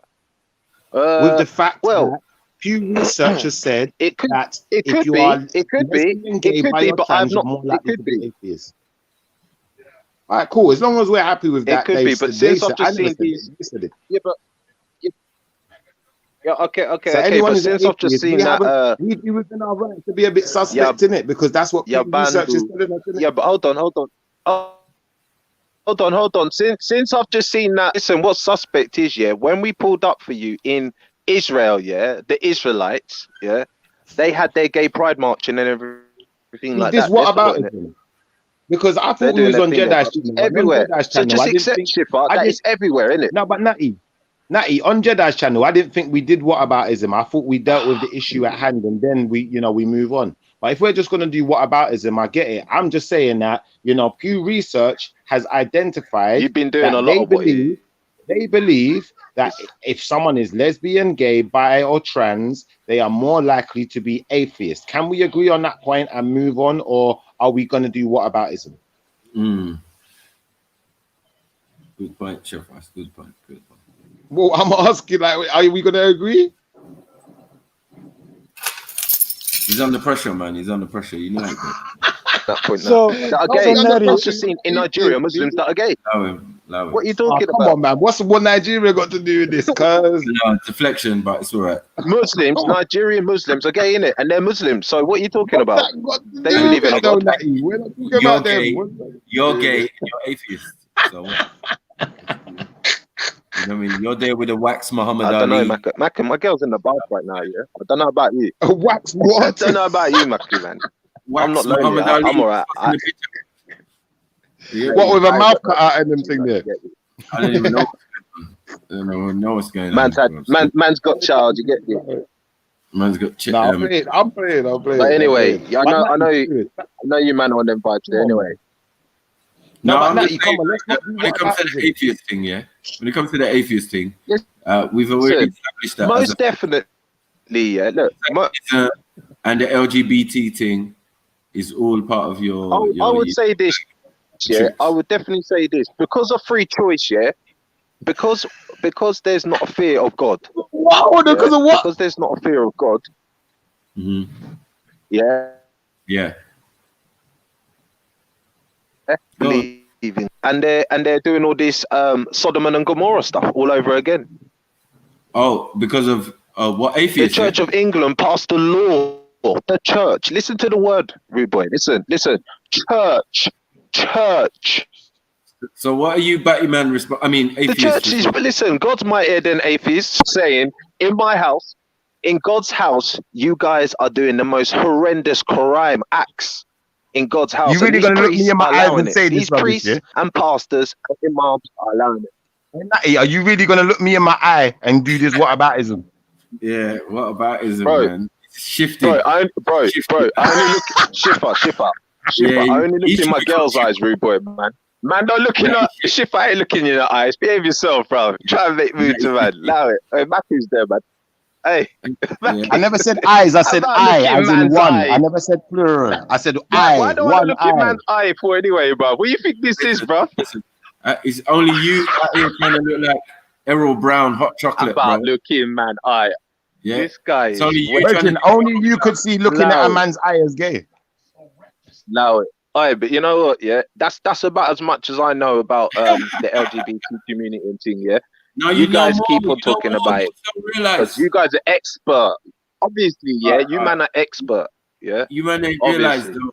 I mean that's your actual crew. You're rolling with them. You're involved. Do you get me? Involved with Rainbow who? guys. Who are you talking about? Atheist scientist race. Atheist scientist Yeah, but guys. who? Yeah. Who would atheist scientist guys be rolling about? Religious fruitcakes are definitely LGBT. You get it? So What's like the LGBT? Can you explain to me? I don't know nothing about it yet. Not too much, but explain. What is it? It's atheism. I need some expert talk on this. You're an expert about LGBT, obviously. So it's atheism because they not fear God. If you don't fear God, you can do. So what happened in North? What happened in North Nigeria with them Donnies then? You could call yourself a potato. Hey, it's in black and white, you know. Yeah? You can call yourself a potato. Hey, it's in black and white. Natty, I don't mind atheism, yeah, and I don't mind science as long as it's not the science of man's booty and them thing there. I don't want to know about that. Keep that to yourself. Well, them atheists. I didn't bring that up. You just brought that up, man. Listen, you were all there trying to ask man, look in your eye. What? It's atheism, guys. It's atheism. Behave yourself, bro. Behave yourself. But that's the science you're dealing with, isn't it? You're lucky my girl didn't hear that. Hey, Shipper, you're lucky my... Ja. You didn't hear that, Shipper. Ja, maar dat is gezond, bro. Als je goed eet, het is goed, man. Talking about people have got mental health and rare tear when you I ain't part of none of that. A man's on a Lucifer thing. It's a matic. Ja, maar die ook meer bij... And some gay shit. And the Lucifer shit involves some gay shit. So it is what it is, bro. And then trying to cover it up with whataboutism. Like, you're not even answering the question, bro. Come on, man. Is it? Hear what I'm going to say, yeah? Hear what I'm going to say, yeah? I don't... All right, listen, yeah? When you guys are done with your, you know, I would say whatever... Luciferians are religious, personally. I would say the Luciferians are religious. They're not atheists. Sorry. Yeah, I would say that. No, Yeah, some of them are. definitely. Some of them. That's why I mentioned Anton LaVey. Yeah, but Anton LaVey is a Satanist. He Right. he may be a closet Luciferian, but if we're talking about Satanism that Anton LaVey pushed, it was a principle of rebellion, and we're rare. And it was like how some people that study chemists say it was just allegory. Yeah, but we looked it up, bro, and the first word drawn with his name was atheism. He was an atheist first before even being a Satanist. So I don't know. I seen it with my own two eyes. You're not understanding what I'm saying. I'm saying his brand of Satanism, of the Church of Satanism, was an atheist movement. That meant they didn't believe in an entity named Lucifer. Right. They believed in a principle. So that's the way they were teaching it. That's a metaphorical allegory. Yeah, potato is still Satanism. But anyway, you know what I'm saying? So let me ask you a question, Jedi. Yeah, I'm agreeing with you, bro. Yeah, I got you. Yeah. I'm saying, but that's different from the Luciferian. Sorry. That's religious. All them motherfuckers are religious. Sorry, I think the Luciferian ones would be religious. I'd say. Or derived from religion. Hold on. I'm saying the bad guys are religious. Yeah? Because they believe in all these spirits and entities and deities and gods and demons and angels. They believe in all of that. And all that stuff. They're religious. Religious. It's just that they've got a secret religion that you might not be aware of, or they've got a religion that you might not believe in. Do you know what I mean? No, 100%. The religion is Satan. Their God is Satan, isn't it? So you're right. Atheism you're right. is a religion, though. So atheism is a tool. I mean, man, you can't. Atheism is a tool of the spirit of man. Why are you trying to? What? Did I upset you, Natty? I'm just sorry. I'm just saying. It's just that it's a religion too. Now, atheism has been established as a religion. It's recognized as a religion in America. Still, we've done this on Vedivision as well. It is recognized as a religion. Just accept me as a man, that I am mightier than your God. That I don't need no one to guide me. Just accept that I'm more righteous than you. Don't turn to someone. I don't sit in a box. I don't sit in a box and push a little door and say, "Oh, Holy Father, I have sinned. For Father, I have sinned." I don't do that. What's that? You see ghosts. You see ghosts. Yeah, I believe in spirits. Yeah. Okay. Cool. Yeah, man. I'm gonna go shopping. But you're not an atheist on that, so I don't know why you're catering. But it's not a god. It's not a god. No, he's an atheist. He said you get guided by spirits, though, right? This is. I don't want to get personal. No, you do though. You I get guided by spirits. I might do. I might get guided by spirits. I might do. Did you not tell me that you? I don't know if this is a fact. Yeah, but I don't know if this is a fact. But you believe it, though, don't you? What? That I get guided by spirits? Your whole family believes you're guided by spirits, right? No, I believe. Yeah, you can actually get help. You could get help. You could get help. Yeah, but I definitely. This is what I believe. Yeah, and I'll stick to this. Yeah. You told me. Yeah, let me tell you. I believe my ancestors. I believe. Stop doing that, bro. You believe you're guided by. I believe my ancestors' spirits guide me. There you go, bro. Hey, man, stop being silly, man.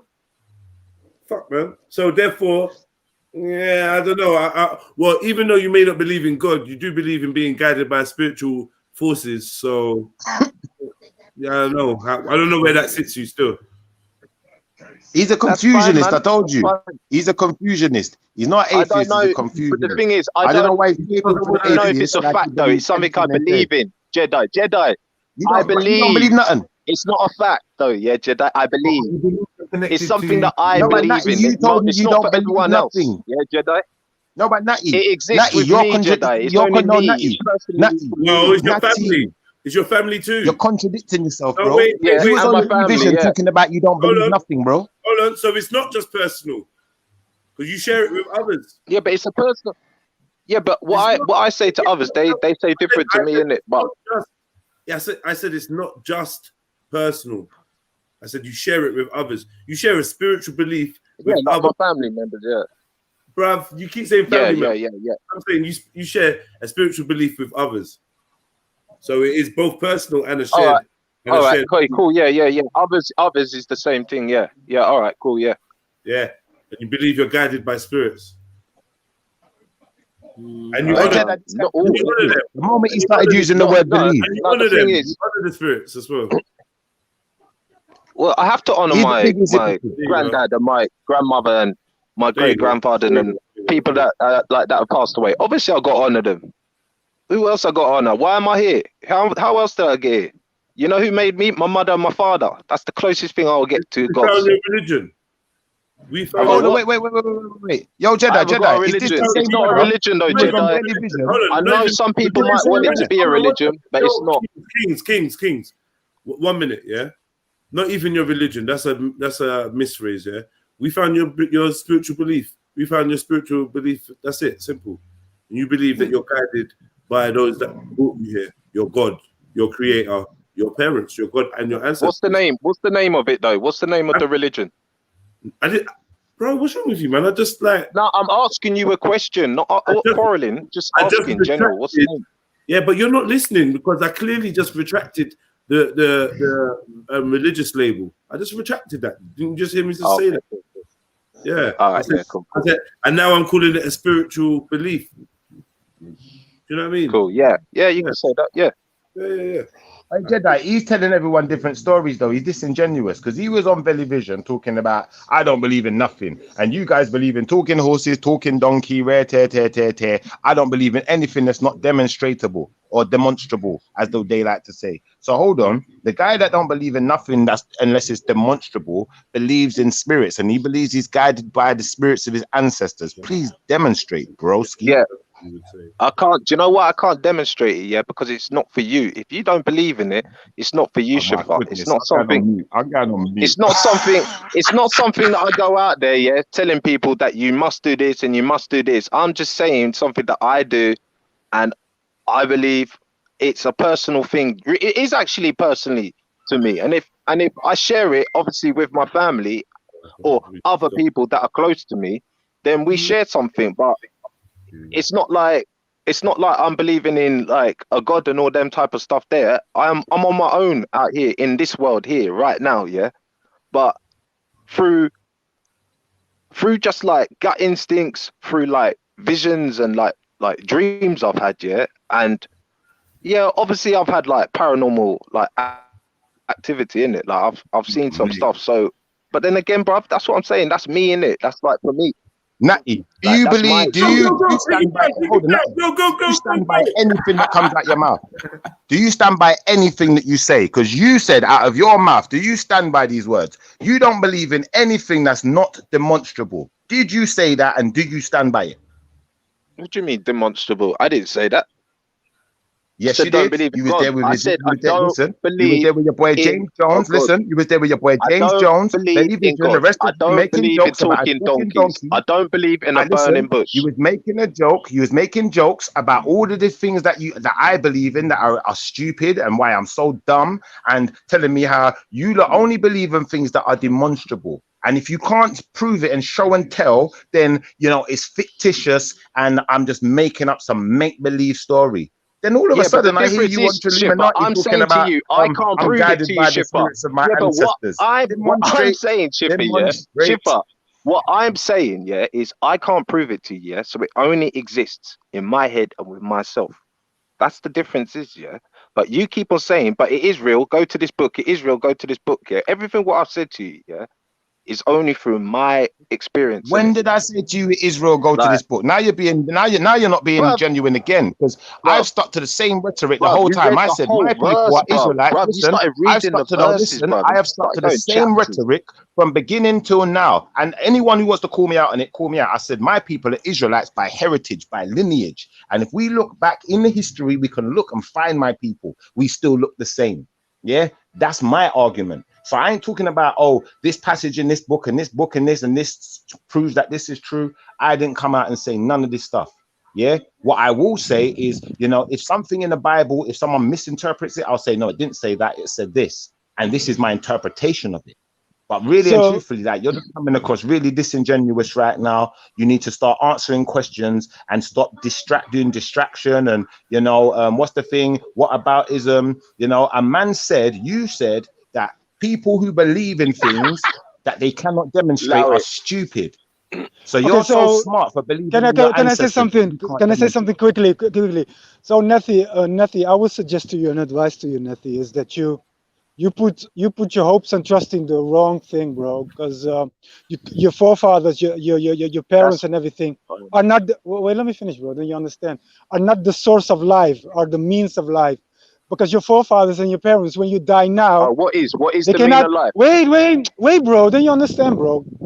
If you die now, bro, your parents or your forefathers cannot bring you back to life, bro. So they are not the source of life. So you're putting your hopes and to the wrong thing. Yeah, big up Mohammed. Yeah, big up yourself for the donation, man. And your quick message had to interrupt. He says perhaps the consistent historical reports from all cultures regarding supernatural entities indicates of their existence in terms of possibility. Interesting, yeah, but big up, man. Much love. Yeah, carry on, please, Benny. Please carry on. Yeah. So what let me rephrase it. So your forefathers are the same like you. They are dependent like you. They are human like you. They are not the source of life. Yep. They didn't create themselves, so they didn't create life itself. They are a means of life. What created them? They are a means. What created them? So the source of life is the one who's independent and absolute. So you cannot put your trust and hopes to something that is dependent and weak like you. It makes no sense. You have to put your trust and hopes to someone who's independent. Yeah, but that's your saying. Who's free. Yeah, but it's logical. But I don't consider myself as weak. I don't see myself as weak. So are you independent? Are you independent? Are you dependent? Are you independent, Natty? Yeah, are you dependent on air, food, drinks, the sun? You're dependent, bro. You really have to humble yourself and realize that you're because I still pay for electricity. I pay for electricity. I pay for gas, and people have to bring this to me, and I have to pay for it. So I'm not really fully. I understand what you're saying. So you're I still have to go and get God created, bro. You're dependent upon the planet that God created, though, isn't it? So you're dependent. Yeah, in your mind that God created. Well, your that mum may didn't be create in it, your did she? mind, but I don't. Your dad didn't create it, did he? Obviously, my mum did. My mum didn't Right, your create the world, granddad but didn't she create it. played a part. She played a part of the world, like everyone, all of us play a part of the world, didn't Which it? one of Like your ancestors? Which one of your everyone exists ancestors here, yeah. created the world? Then, because hold on, you said you're all powerful, innit? So which one of your ancestors? Which one of your all powerful ancestors created the world? Talk to us. Well, how do you want me to? Well, I didn't. What are you talking about? Supernatural power? I'm not saying I've got No, I'm supernatural talking about powers. which one of your all powerful ancestors created the planet that you live on, so that you could have life and be independent. Talk to us. I didn't say I believe that one of my ancestors But you said created the you're world. completely independent because you can just pay for electric, pay for this. So which one of your ancestors invented the What world, are you created the talking world so that about, you'd have coal and all of these things to be independent of bro? God from? Bro, you are talking absolute nonsense. Yeah, I just said to you where I am living right now. Yeah, I don't. I have to. This is how if I want to live how I am living. Yeah, I get gas brought to me. Yeah, instead of me going outside making a fire and keeping warm. I get electricity brought to me instead of lighting up a few lanterns and putting them up so that, and I have to go to the super. Wait a second. I have to go to the supermarket, yeah, instead of making my own food, having my own animals outside like that. So, but in But who that made that that makes possible though? sense. Who makes that possible? Who makes that possible? Man does, the government. Man does. And these men who make it possible are these men who believe in God. Are Well, these men who do you know believe how that much it their is to work go and to their Hard? life and Do you know all how much it is creation to go comes to from Hard? God? Every country that you go to, every religious country, doesn't matter where you go, everyone does the same thing, bro. What are you doing that's different to me? You know, it's every time you're asked a question, like I asked you a question about a specific thing, then you start talking about Hajj. We asked you a question about atheism and the fact that most LGBT community people tend I'm to be done with that. I'm atheists, done with that and you stuff. start I'm done talking with that about stuff. I'm done with whataboutism. that. But Honestly, every time I we have ask you a nothing to question, do you with it. do whataboutism or some type of diversionary tactic, and it just shows the levels of where obviously No, you're used to being. Schiffer, it You're used shows to the being levels around of your people IQ. who don't. Schiffer, it really You're used to does. being around. You're You're used to not being. all Hold on, there. one second, bro. One You second, think you're bro. smart, but you're not One actually time, one smart, at a Schiffer. time. One at a time, innit? I'm not that desperate to talk, so you shouldn't be like. We're just on a panel, innit? It's not that serious. So what I'm saying is, yeah, like you're used to speaking with people that aren't going to critique properly. You talk over each other, you shout, you don't answer questions, you divert away from questions, but then you wanna criticize other people who will freely answer the question and be genuine. So who's really disingenuous? Like you don't need to really I look don't at trust yourselves you. and the way you answer I don't things and trust the way what you comes talk out to your mouth. people. I got you, but I don't is trust anyone what going to comes trust out your you mouth. after this conversation? Let's do a poll. Well, Does there you go. So anybody where are on we this going with this? panel or anybody in the Now chat, we've does established that. What are you anybody trying to trust say? anything that's coming out of Natty's mouth after this conversation? Because to me, he comes across really disingenuous. He seems like what he does is he diverts away from questions or just does whataboutism. Does anyone else see this, or is it just Schiffer? Am I just So what was dumb? we just talking about, Schiffer? Schiffer, you've just gone like all about me, yeah? What was the subject? Was it about me or was it a subject? Like, what is it? What's happening? I just asked the panel and I asked the chat room a question, so I'm just going to wait for my reply because So I'm done with was this that the conversation. subject? Was that the subject we was talking about? Like, who's diverting now? I want to go back to the subject. You want to go back to that community thing that you can't get off and fuck all that, bruv. That's so long, bruv. Let's get back to the discussion, innit? Okay, so going back to the discussion is that everything is dependent. Everything is weak. They depend on something else. They cannot depend on themselves to be in existence. You're very dependent. You're dependent on air, the sun, every food, drinks, everything, air to breathe. So you're very dependent. So you Are cannot, you, man? you cannot, Quick one. Rahim, yeah. So Rahim just put in the chat you cannot here, put your someone trust in drove something. a car into the police station in Edmonton and tried to set it on fire. I thought I'd just let everyone know before you hear about it on ITV. Yeah, I saw that. So, Neri, my advice to you is you want to put your trust and hopes into something that is also dependent like you, weak like you, and needs things like you. So I suggest to you is look for that independent is free of need, that every dependent thing depends on, and that independent is absolute and it doesn't depend on nothing. That's the thing you have to Benny, can I really ask you a question, rely Benny? and put your trust in, and not Benny, the can I ask you a question? dependent creation. Can I ask you a question, Benny? Yes, And of course. Does your God depend on people worshiping him?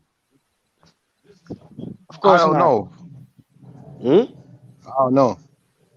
But No, of can I course ask not. a It's free of question? need. Can I ask a question, please, God is Beefy? free of Beefy. need. It doesn't need us. We need him. So wait, Benny, 1 second, Shiva. So Benny, So we if you both don't worship, if you don't worship God, you go to hell. No, because it's looking that way. no, because you're created for a purpose. If you don't fulfill your purpose, then you don't fulfill your purpose. What's If you his have a purpose? job, you have a job to do. One second, If a manager Bruv, hires you, you have to do your job. Otherwise, you will be Okay, in forget trouble. about the job. Forget about the job. Forget about the job. What was the purpose of creation? Why did God create you? Sorry, again. Why did God create you? Yeah, so God created us to get to know Him, to worship Him, to submit to Him. To worship Him. To worship. What's worship? Yeah, worship, and to get What's worship is, for example, yeah, worship is the essence of worship is gratitude. Gratitude is So the God, essence of worship. so God You be needs your, grateful. so God needs your gratitude, yeah. So God needs your gratitude. Hey, Beefy, let me ask you a question, 1 second, please. Shifa. Beefy. 1 second. No, Shifa. No, you talk too much. Loud. No, one question. No, I'll wait. shut I'm up. talking to Benny, bro. I'm talking to Benny. I'll Chill. You're talking the whole time. Chill, bro. Chill, please. I'm talking to Benny, please. But I asked the question before you started Please, asking this. I know Though. you, No one answered you. Shifa, I'm earlier upset. on you came on, you took over the whole show. You let you drown with it. I've just come on to talk to Benny for 2 minutes, please. All right, you know what? Don't worry about the question. Wow. Don't worry. I ain't. Jeez, relax, bro. So Ben, you said you're created for to give gratitude to God. So it means God needs your gratitude, yeah? That's the essence. Because if you are grateful to God, it's easy to worship Him. No, but you need. If he said he created you to worship Him, that means He needs your worship. Yeah, but worship is very broad. Worship is not only praying 5 times a day or whatever. Worship is, for example, being good to your neighbors, good to your parents, being merciful, kind. That's worship. Okay, but can I do that without believing in Allah? Will I go to heaven? Yeah, you can do that because that's your natural listen, position of a listen human to me. being. Wait, let me finish my question. Yeah, bro. you can do that. Chill. Relax. I'm trying to talk slow so you can hear my question properly. I'm asking you. You said you were created for worship. God made a created us so we worship Him. I'm thinking, well, that means someone needs something. If He creates you to do something for Him, that means He needs it. You don't need your God's worship. God needs your worship. So that's one thing to find you said was wrong, that God needs nothing, but He created you to worship Him, so He needs your worship. And the second part I'm going to say to you, can someone be a good person, not believe in Allah, and go to heaven? All right. So if they never knew God or That's for never Benny. knew That was for Allah. Benny, Shifa. That was for Benny, please. 1 second. Oh man, Well, I thought this was a first panel. of all, the Creator is independent. Is free of need. He doesn't need nobody. He's all praised by Himself and Almighty. Even if the whole world doesn't worship Him, it doesn't take away from His majesty and magnificent. So even if the whole, so it doesn't take away from His power and praise. That's the first of all. And the second of all is you are here for a purpose. So your purpose is not that you have secondary purposes like family, job, making money, and everything. That's all secondary. But your primary purpose, why you are created, is to fulfill your purpose, is to submit to the Creator, and that's your ultimate purpose. Benny, can something? Well, let Shiva go. Let Shiva go before he starts saying atheists are cutting him off. Shiva, what do you want to say? I just want to ask one question, yeah. So, Beefy, do you think that Natty avoids questions and uses whataboutism, or do you feel like he answered fairly? I don't know. I came in lately, but for me, he answered fairly. Okay, nah, that's all. That was it. Raheem, go fire away, bro. Cheers. So, Benny, do you think that something can be self-praising and can be self-mighty without being recognized? Yes, if that thing is independent, then it's self. It doesn't need nobody. If you are independent, so that thing is that's why it's worthy of worship and our praise, because that thing is independent. If you are independent, you are self-praised, self-magnificent, self-powerful, because you don't need nothing and nobody. You're free of need. How so? Qualify that statement, sorry, because something cannot be something without being recognized. So you can't be called glorious without someone to be calling you glorious. It's a recognizing trait. It's not something that you are. Someone has to call you that. If you see yourself as glorious as a person, it's egotistical. So are you saying that God is egotistical, or are you saying that God cannot be glorious and cannot be recognized without someone there to recognize him? No, Yeah, I God is the agree. I only being agree. that Wait, can wait, be wait, wait, wait, wait, wait. self-gratification. Rahim, I agree 100% with you. If a human being is doing that, then he's yes, this is very full of himself. But a human being is dependent. So if he does that, that means he's delusional, because he's very But dependent on don't the many angels things. worship God as well? Don't And the angels but worship we're God talking as about well? the creator here, so it's a different ball game. But don't the So you're angels, yo, Benny, comparing don't the the angels creation with worship God creator. as well? One second, Yo, Shifa. Benny, don't the angels worship God as well, though? One second, Shifa. So if man was created with the purpose of praising God, does that not make it that God is not recognizing himself? It is man recognizing God as glorious, man praising God. It's not God himself praising himself, being independent or not, because there's no scripture that will turn around and say, without angels, without jinn in Islam, without man in all the other religions, that he is on his own glorious, or on his own praised, or on his own mighty. It's always a recognizing trait of the creation to the creator. So you can't say that he is glorious without the subject there to identify him as glorious. It doesn't make sense. Sorry, when the scriptures are written and that word glorious is past tense. And also, it's not only man that worships God, just to say that. And the I animals mentioned worship angels, God. I mentioned jinn, like Yeah. in terms of Islam. Like you Yeah. can't, God has never in any scripture turned around and said without recognition from his creation that he is glorious. It's always the But he's never, creation no, God has never recognizing turned itself. around and said that he needs recognition from his Well, of creations. Though. course he does, because that's without. If you didn't need that to be a quality, you wouldn't create that quality. Now, when you say God says that he needs his creation to worship him, God wanting his creation to worship him or advising his creation to worship him doesn't necessarily, it doesn't prove a necessity. So it's like, have you seen American Gods or read the book American Gods? Anyone? I've not seen American Gods or read the book American Gods. Well, No. basically, You can give us a American quick Gods is breakdown. amazing. You need to read the book. The TV series is decent as well if you're not interested in reading books. The premise of it is that gods cannot survive without being praised and without being recognized and without being worshipped.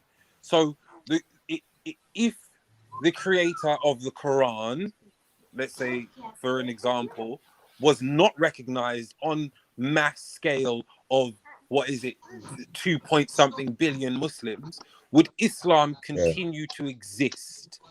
I doubt it. But So then, therefore, Raheem, would Allah exist? I doubt it. but Raheem, my question to you then, Raheem, would be, when God decided to create a great flood then, and wipe out all of human life and whatever was on the planet at the time, according to the Bible, and God's only saved Noah, would that suggest that man didn't necessarily have a choice but to worship or be destroyed? Well, again, that shows you the mindset of the creator of that individual story. That a God would turn around and say, well, basically, if you're not interested, I'm going to wipe you out. So does that not affirm But that doesn't show a need, though. God has created something to be recognized as mighty, as powerful, as everything? Okay, Rahim, I suggest to you, maybe you didn't consider. Wait, Shifa, 1 second. So, Rahim, Islam is not only for human beings. Islam is submission to the will of God and everything. So we say that the sun is a Muslim because wait, let me finish. You understand why he doesn't need human beings, because all the creation is also a Muslim. But The sun is a Muslim, the moon, the trees, the animals, everything is a Muslim because they are submitting their will to the laws and to the will of God. But the only difference, and is the key difference between other creation and us, is other creation have no choice. They have to submit. They are already doing their job. They are already fulfilling their purpose. We are the best of creation because we can choose in our free will to do that submission. And then we are in line with nature. And when you are aligned with nature, then you are in a natural state of your creation. Can something without consciousness? Sorry. Can something without consciousness submit its will? Well, that's a different ball game. So no, it's not. Yeah, it's a different ball game. Okay, for example, the sun. The sun. Okay, I will give you. Okay, wait. The sun. We can't go. Wait. Then you understand, bro. Everything Wait. submits to the creator. Yeah, right? everything. Yes, everything around you. Yeah. To the creator. Yes. That means without no choice. That they have without to no have choice. That means that they have to have a degree of consciousness to know that they are submitting and doing what they are told to do. Okay, so let me explain. Look, we say that the sun is submitting. One sec, Benny. Big up to Trilluminati live. I'm out. Big up to Jedi. Big up to Sniper. Big up to Benny. Who's that? Facts. Big up. To who's that in there? That's old Beefy. Natty 2 Dread. Big up yourself, my brother. And have a good one. Keep the chat going. Keep the donations coming. Keep it live and keep it funky. Keep it fresh. Well, maybe not funky, just fresh. Okay, so Raheem, you have to understand. You have to understand there are different dimensions. I think you already believe in this, Raheem. You already believe in this. That there are different dimensions, different concepts that is not applied in to human beings. So, for example, when we say the sun is submitting, it means a different dimension. What we know is that the sun, we can calculate the sun. We know when it rises and when it sets and everything because it follows the law. It submits to the law of the Creator. Yeah, but we call that submission because we call it without a choice. Submission without a choice. Yes. No, Benny, if it does what it's created for and cannot in any shape or form divert from that, that's not submission. That is doing what it is created for. Yeah, we call that. Look, sorry, just to chime in on the free will thing, just 2 words. If you've got a PAYE job or anything else and you're not in tune with nature, how can you be rolling with the Almighty Creator or any kind of God? Is it to me or to Raheem? To anyone. I don't understand the question. Yeah, carry on, Benny. Sorry, yeah. No, I don't understand the question. Maybe. Don't worry, no, carry on. Carry on. Just carry on. So, Raheem, you already believe in the different dimensions and different concepts. So we say the submission of the sun is different. It's a different ball game. So what we say is that God is the lawgiver. And everything is already already in submission, because you already need to breathe air, need to eat food and everything. So you already have no control. You already are in submission. You already have to do what God is created for you to do. But you can have a special higher submission, and you can be higher than the angels, is if you, of your own free will, submit to things of your own choice. And that's what makes you the best of creation, because all the rest of the creation doesn't have a choice. All the rest of the creation have no choice, and you have a choice. Try to keep your answer short so we can ask questions. Try to keep your answer short. Do you have free choice? Do you have free choice, Benny? Not unlimited, but you have some free choice to choose. Yeah. Okay. What free choice do you have that God doesn't already know? No, God knows everything. He knows God is He created time, but God, He has no past, and present, and future. He has no past, present, and future. How can you have free will if you don't? If God knows what's going to happen, He knows whether you're going to go left or right down the road. He knows if you're going to jump, sit down, eat, breathe, whatever. All things are dictated and permitted by God, right? Nothing doesn't happen without him saying that. Can we agree on that? But he doesn't force you. He doesn't force you. No. Can we No, agree that's the that question. nothing happens without God saying it will happen? Yeah, without the permission, nothing happens. Okay. Yeah, you're right. So the will of Allah is saying it. exactly. So how about this? How about free will is not actually real? It is just lack of knowledge, lack of foresight as to what happens. Because if you know the outcome of every situation, does that mean that there is free will? If you know that you are going to jump, sit down, and nothing's going to happen, or if you know you're going to jump and you're going to hit your head, or if you know you're going to sit down and burn your backside, does that mean free will exists? Well, okay, it's very it's very deep and technical, but end of the day, God It's knowledge. not deep and technical. So it's a deep question, because as a human being, you have some choices to make, because life is all about choices, making the right choices, and sometimes you make the wrong choices, and then God will see what you're gonna do. But Are you going? Are you gonna repent and turn back? Okay, so it's all about you, bro. This story, this movie, you are the leader of the movie. So you don't have to worry about God. Worry about yourself. You are the leader character in this movie, and you have to make the right choices. That God knows is not your concern, because God is God and God does what God does. Right, it's about you. It's your life. It's your choices. So make the right choices. But it's not, because God already knows what you're going to do. So who cares? Who cares? What is your concern about God? Yeah, God is God, and you are but you are the actor. No, you don't understand, bro. God doesn't punish people just for the sake of punishing. God will make the case clear to you on the day of judgment, that you will say to yourself, "Yes, I made the wrong choices." So God is just. So by justice, He has to give you the choice. If He doesn't give you the choice, it's not just. Benny, let's go one step at a time. One step at a time. So now you agree, nothing can happen without the will of Allah. Yes or no? 100%. 100%. 100%. Are you sure? Yeah, 100%, because everything depends on Him. Everything. So nothing can happen without the will of Allah. Okay, cool. Yeah, because everything depends on Him. Yeah. So now, if nothing can happen from the will of Allah, how do people disobey Allah? Exactly, Benny. Okay, no, wait. Okay, so everything happened by the permission of God, but He gives you some space. He gives you wait, no. Use the wrong word.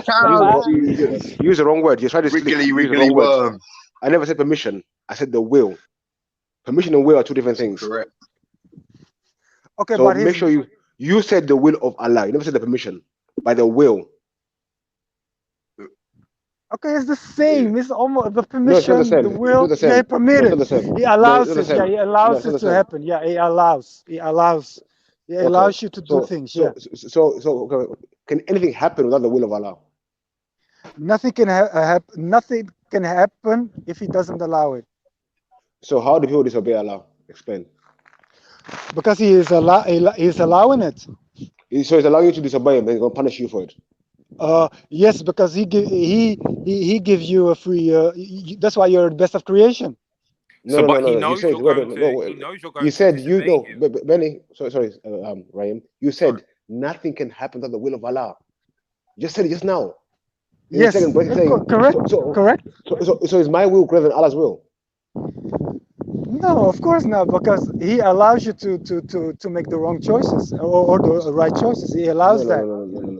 Forget about That's why you are the best of creation, and that's why other creation doesn't have that responsibility. It's a high responsibility, I know, but that's why you're the best of creation, because you have the ability to make the right choices. You have the right tools to make the right choices. That's why you have paradise. That's why you earn paradise. That's why the reward is great. The responsibility is great. How can you answer things I'm asking you? Chill, bro. Chill. Like I said to you, you said nothing is greater than the will of Allah. So now, since you're saying, choice, I'm asking, is my will or your will greater than Allah's will? Because if Allah's will is for all of us to worship Him, and I don't worship Him, that means my will is greater than Allah's will. Yes or no, Benny? No, okay, you're misunderstanding. He doesn't want you. He doesn't want you fake worship. He wants you sincere, of your own choice worship.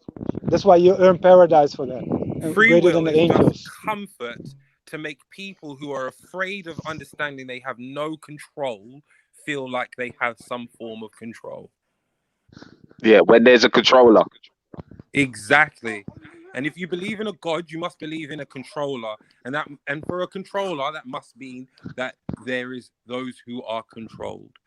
As you said, the sun does exactly what it's programmed to do, sets on time, rises on time, in the direction it rises from, and sets where it sets. It cannot deviate from that program in the slightest. So what makes you think that man is any different? We are created and that's a good question, and that's a very good question. We are That's a created very with good our question, purpose to and that's do what what I'm we trying are to to say. do, how we do it, and we think we have free will because it makes us feel better. But the matter of the fact is, we don't have a choice in the matter. There are those who are born to go to hell, and there are those who are born not to. It's a simple No, fact. you have the no. God gives you the no. You have some negative assumptions about the Creator. Look, the Creator gives all I have excuses no just to negative assumptions. I think it's a bro, beautiful wait. thing. No, So I just have to let me correct you finish, because you're saying I bro. You have negative have assumptions. negative, evil It's assumptions not about the negative Creator. to think It's that negative, very everything that is negative. going to happen is already a preordained thing. It's not negative. Only those who are It's afraid pre-knowledge. It's feel it's pre-knowledge, negative. bro. No, Okay, knowledge so is Rahim, knowing that it's going to happen, and there's nothing you can do to stop it. And the fact Okay. that this is, do you know how you prove this? Every holy book has an end chapter called or has a purpose of revelation. Yeah, and that is proof that everything that is happening is out of your control. It will happen irrespective. And that's it. Everything in between That's is to make you prophecy, feel like innit? you're comfortable. Same as prophecy. Okay, Rahim. So that's why it's very important to get to know your Creator. Because if you get to know your Creator, you will not, trust me, if you really get to know your Creator, then you will not have this negative assumption about Him. Because the Creator says clearly that He doesn't want to punish us. He doesn't get nothing out of punishing us. It doesn't diminish His power or majesty. He wants to show us forgiveness and mercy. And it's an insult to Him if you don't take advantage of His forgiveness and mercy, and you don't, if you make a mistake or the wrong choice, it's not the Benny. end of the world, bro. You can just Benny, I turn hear back you. to Benny, God, I hear you. ask for forgiveness and mercy. That's why He Benny. created you, is to show you mercy. Benny. So take advantage of that, bro. Benny, Take can advantage I ask you a of that. question? Did God create hell before He created humans? Yes. So He created hell, knowing who. So He created something, a place, before He created humans. That means you know what you were doing in it. Yeah, the hell is for people who doesn't want His mercy. So who close the door on Him. Yes, that's I know, hell. but follow my logic quickly. You said God does not want to punish us or nothing. But before He made humans, He made hell. Yeah, because it's a big insult. One of the biggest insults that you can do to God is turn away from His mercy and I understand what you're saying, but can you see the condition you're giving yourself? Because you said God doesn't need us to worship. We don't even want to worship Him. None of that. But before He made us, He created hell, a place to punish people. Yeah, because ungrateful people are not the same as grateful people. People who put their trust and hopes in God are not the same who reject God. Evil people are not the same as good people. People who do good are not the same as evil people. You cannot compare those two. They're not the same. So of course there's a hellfire and a paradise. I find amazing that, because with me, if I say I want to have children here, and I never want to punish them or anything like that, but the first thing I want to do before they're born is build a little torture chamber, make a few canes for them, and say, you know what, this is a mistake, just in case, in case you misbehaved, I just build this. But you, bro, the intent was there already. That's what I'm saying. You intend to punish us before you even created us. Well, that's why this life is very important to make the right choices. This life is a test, so make the right Okay, but choices, bro. Benny, It's Benny, about you. You're the leading actor in this movie, yeah. and this movie is about you making the right choices. But So on the okay, day of yeah, judgment, so, you cannot blame God, but only yourself, and because you made the wrong choices. so are you a Sunni Muslim, Benny? If you don't mind me asking, or is Muslim? Yeah, Do you follow hadiths? I'm a Muslim, but of course I'm a Sunni. I follow the example of Prophet Muhammad, peace be upon him. Yes. No, do you follow? But Hold on, no, one wait. second, He's one trying to second, dodge it. one last One question. second, BP. One last question. One second. Yeah. 1 second. Are you Sunni? Not do you follow the Sunnah? Are you Sunni? Well, Allah never says in the Quran that you have to be a Sunni Muslim. So I'm a Muslim, like Allah says in the Quran, and I follow the example of Prophet Muhammad, peace be upon him. It makes me automatically a Sunni. No, I'm sticking to the scripture, bro. Skipping to the Quran. That's in the Quran, Do you mean bro. the script The as opposed script. to the scripture? Yeah. I'm an actor in this leading role, and I'm trying my best to have a good ending of the movie, bro. So, okay, what I want to ask you was, there's a hadith, where the Prophet, peace be upon him, I think he visited the heavens, and he saw an argument between prophets Adam and Moses, where Moses was blaming him for all the problems for doing the first sin. And Abraham said, when Adam said to Moses, no, you can't blame me, because my destiny was already predetermined by God 40 years before I was born. Yeah, that's right. That's right. So yes, because before he created human beings. Ben, let me finish. You can agree with or disagree with me. Let me finish. I'll finish. 2 more seconds. 2 more lines. So the prophet said, there's nothing like free will. That's what the prophet said. There's nothing like free will, because everyone's destiny is already predetermined 40 years before you're born. There's nothing like free will. If your destiny, God knows what's going to happen to you, and for 40 years before you're born, that means you're going to free will, bro. It's in the hadith. I want to find the hadith for you. I want to see if you can go against this. I know the hadith you're talking about, but let me so clarify. Now for you to be clarify. coming here saying you got free will, I don't know. No, you misunderstood. That's going against the Sunnah. That's going against the Sunnah. No, bro. man, you misunderstood because before he created Adam, the human beings, Allah already said to the angels that I will create a new representative on earth, because before human beings were on earth were jinn, but they were so corrupted that angels came down to earth to destroy them. They didn't fulfill their purpose. So he said, okay, I'm going to create a new representative of earth. So the plan from the beginning was all that the human beings will come on earth, that Adam will come on earth, because God knows everything, the past, the present, and the future. So he already knew that he will eat from the tree. So everything is all in plan, bro. This is all God's plan, So and you cannot go against God's plan. God's plan. Like Drake says, it's God's plan, bro. You're God's just plan. proving our point even more. Oh my days, Benny. I mean, there's no free will. There's no free will in Islam. You're misunderstanding, bro. You're misunderstanding what I'm saying, bro. You're misunderstanding. Bro, you're misunderstanding, bro. You misunderstand. I said his knowledge. It doesn't force you to make the wrong choices. It makes them unjust. Can you bring it can be only just if he let you make Adam. He let Adam make the choice if he eats from the tree or not. That was the choice of Adam. But Adam, the thing is with Adam, the difference between Adam and Satan and Iblis, and this is the key difference. Adam, when he sinned, he blamed himself. He took responsibility, and this is the key. We have to take responsibility, and he humbled himself, and he asked for forgiveness, and God forgave him. And what did Satan do? He didn't take a responsibility. He blamed God. He says, "You did it. Because of you, because of your plan and whatever. I disobeyed you." So this is the difference. Hey. Are you going to follow the Sunnah of Adam, or you're going to follow the Sunnah of Iblis? Make a choice. If you sin, take responsibility and ask God for forgiveness, and he will forgive you. But if you want to be Iblis and say, "Oh, God, because God already did this, and it's not my fault that I'm an atheist, or not my fault that I'm a disbeliever," you're following the Sunnah of Satan, bro. Wake up! Benny, You're following the sunnah of Satan. Benny, what's qadar?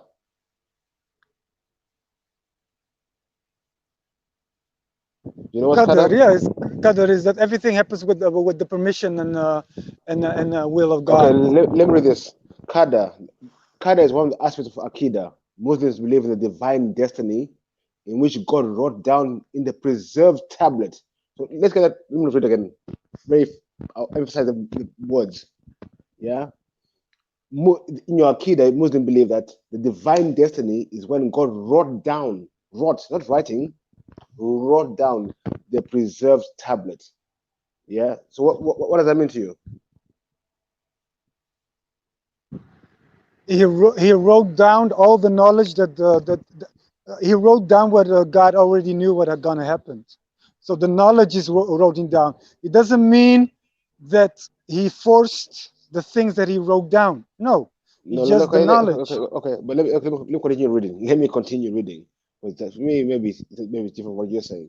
You say, okay, one aspect of Aqidah, Muslims believe in the divine destiny in which God wrote down in the preserved tablets all that has happened and will happen and will come to pass as written. Yeah. Am I wrong if you or have right? knowledge, You know if you have knowledge, you can write it down. I was looking for something that said that, put that, because you remember the conversation I had with certain people, and they were dodging that fact for hours. The fact that everything that's gonna happen is written. Not you have all these paths and these choices. Nonsense. There's no paths or choices. It's written already. So this is your Aqidah. If you have all the knowledge, then you can write it down. It's very easy. If I know the future, I can write the future down. It doesn't mean I superimpose the choices on you or force you to choose evil. That's unjust, bro. That's unjust. So are you saying Allah's word can be changed? Be careful what you're saying, Benny. Be careful. No, the knowledge of God cannot be changed. The knowledge of God cannot be changed. So if Allah wrote down everything that has happened, will happen, how can you change it? How can I change it? You cannot change it because you don't know the future. You're not unknowledgeable, so you can never change it because you don't know you don't even know what you're gonna eat tomorrow, bro. So come on, bro, humble yourself. But who does? Only God knows. Tomorrow. So only God knows. Yeah. So do you have a choice in not eating what you're going to eat tomorrow? Look, okay, so let me give you a simple analogy. Okay, so let me give you wait. No. I think you're making it more complicated than it is, bro. You're making it more bigger and complicated than it is. It's very simple. What do they say in the Quran? What do they say in the Quran? Hold on, Benny. What do they say in the Quran? You find it easy with a camel, but struggle with a gnat. I think that's what you're doing at the moment, bro. I don't know. I think you are making it bigger than it is. It's very simple. Let's. God knows the future, right? Because God knows the past, the present, and the future. He created time, so time is not bound on him. So he has no past, present, and future. So it's a different ball game. So let's. God knows over a week you're gonna eat a hamburger, right? Over a week. So he writes it down. Okay, Rahim is gonna eat over a week hamburger. So you don't know if you're gonna eat a hamburger over a week. Exactly. So a week passes, and you're gonna say, "What am I gonna eat today? I feel like today to eat a hamburger." So of your own choice, you're gonna eat a hamburger, but God knows already that you're gonna eat a hamburger. It's very simple. Yes, it's your choice. I can't change the choice. If I can't change the choice, you're making it complicated than it is. No, you're just refusing to acknowledge that you got free will. You're making it bigger than it is, bro. Just to hide behind the disbelief, bro. You want to hide behind the disbelief. You're disbelieving right now. You're covering up what Allah says. Everything by His will. But you saying your will is stronger than Allah.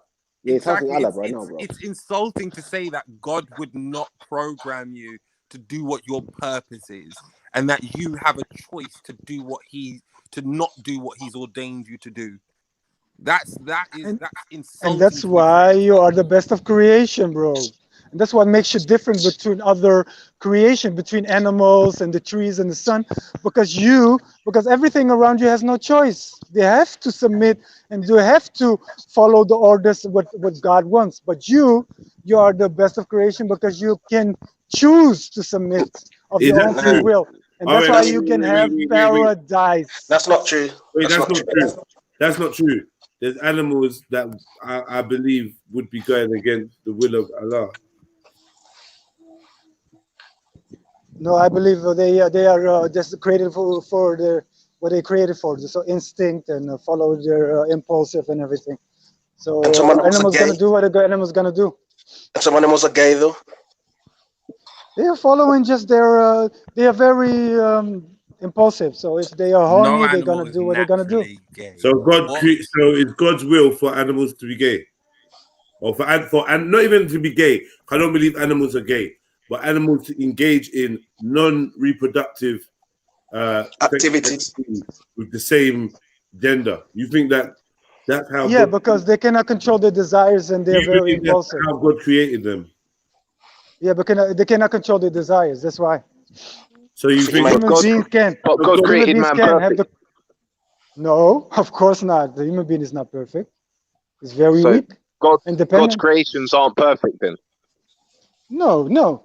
God, no. That's not the plan from God to be perfect. God, no. You're here. You're here. You're bound to make mistakes and weak and everything. That's the nature of human beings. So you're not perfect. Life is a test. So of course it will be not perfect. Paradise will be, all the weaknesses will be removed from you in paradise. When you make it to paradise, then you can have everything you wish for, and every weakness will be removed from you. Yeah, one second, Benny, one second. Is it true that nothing is haram in Jannah? Nothing is haram that is in accordance with the purity of Allah. No. Jannah is pure. Bro, so you cannot sleep with your mother in Jannah. You cannot have sex with your mother in Jannah. That's impure. Bro, can you show me?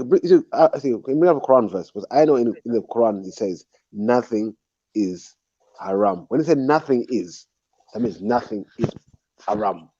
And there's no plus, but this is haram, but this is haram. It says nothing is. And you can bring up a verse in the Quran which tells me something different. I'll wait. He's gone. It's gone, Beefy.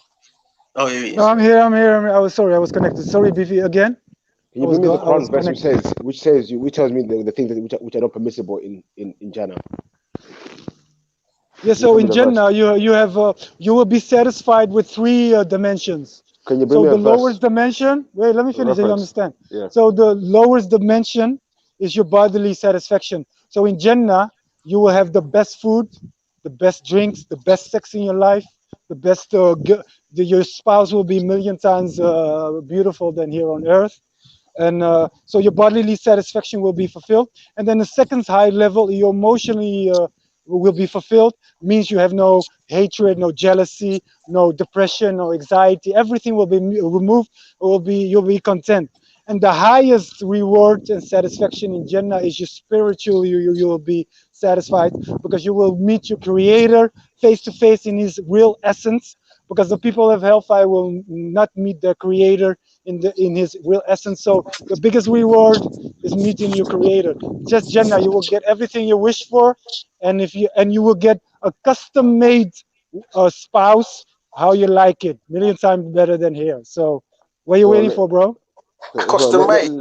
Let me read this. Custom made, the titties how you like it, the nose how you like it, the ass how you like it, 1,000,000 times better than here on earth. So make your choice, bro. Let me read this quickly. It says, in Jannah, the good past believer will be rewarded. Haram food here, such as wine, is haram because it intoxicates people. While in Jannah, to be made halal so it won't intoxicate people.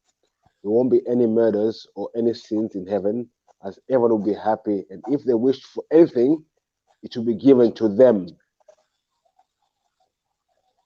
Wish anything, it will be given to them.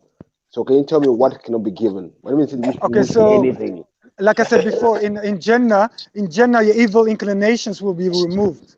So you're not gonna wish for evil things or impurities, because that will be removed from your heart. Your heart will be pure and will be so. You only wishing for good things, and so that's the thing. No free will then? No, in Jannah, what do you mean free will? In Jannah, you don't have to worry about sin and everything. So you can enjoy your life and real life, bro. This life is temporary. It's a test. So you have to pass the exam, bro. You have to to give you a diploma, bro. Certification. Benny, is there free will in Jannah? Free will. It's very deep technical. Free will, meaning you can do. Yeah, yes, because you. Yeah. Yes, there's free but will. different level free will. What do you mean? Because you will not have evil inclinations or evil thoughts. So the evil inclinations will be removed from you. So why in this world were they created and placed in you? Exactly. Because this life is a test. Because God will test you with good things and bad things. So with good things. Hold on. Before God created the test, He knew the outcome. Correct or incorrect? Yes, 100%. Okay. That makes no sense, then, bro. Makes no sense. No, it makes because this life is about you. It's not about. How can I say that? You are too much worthy about what God. How can I say that?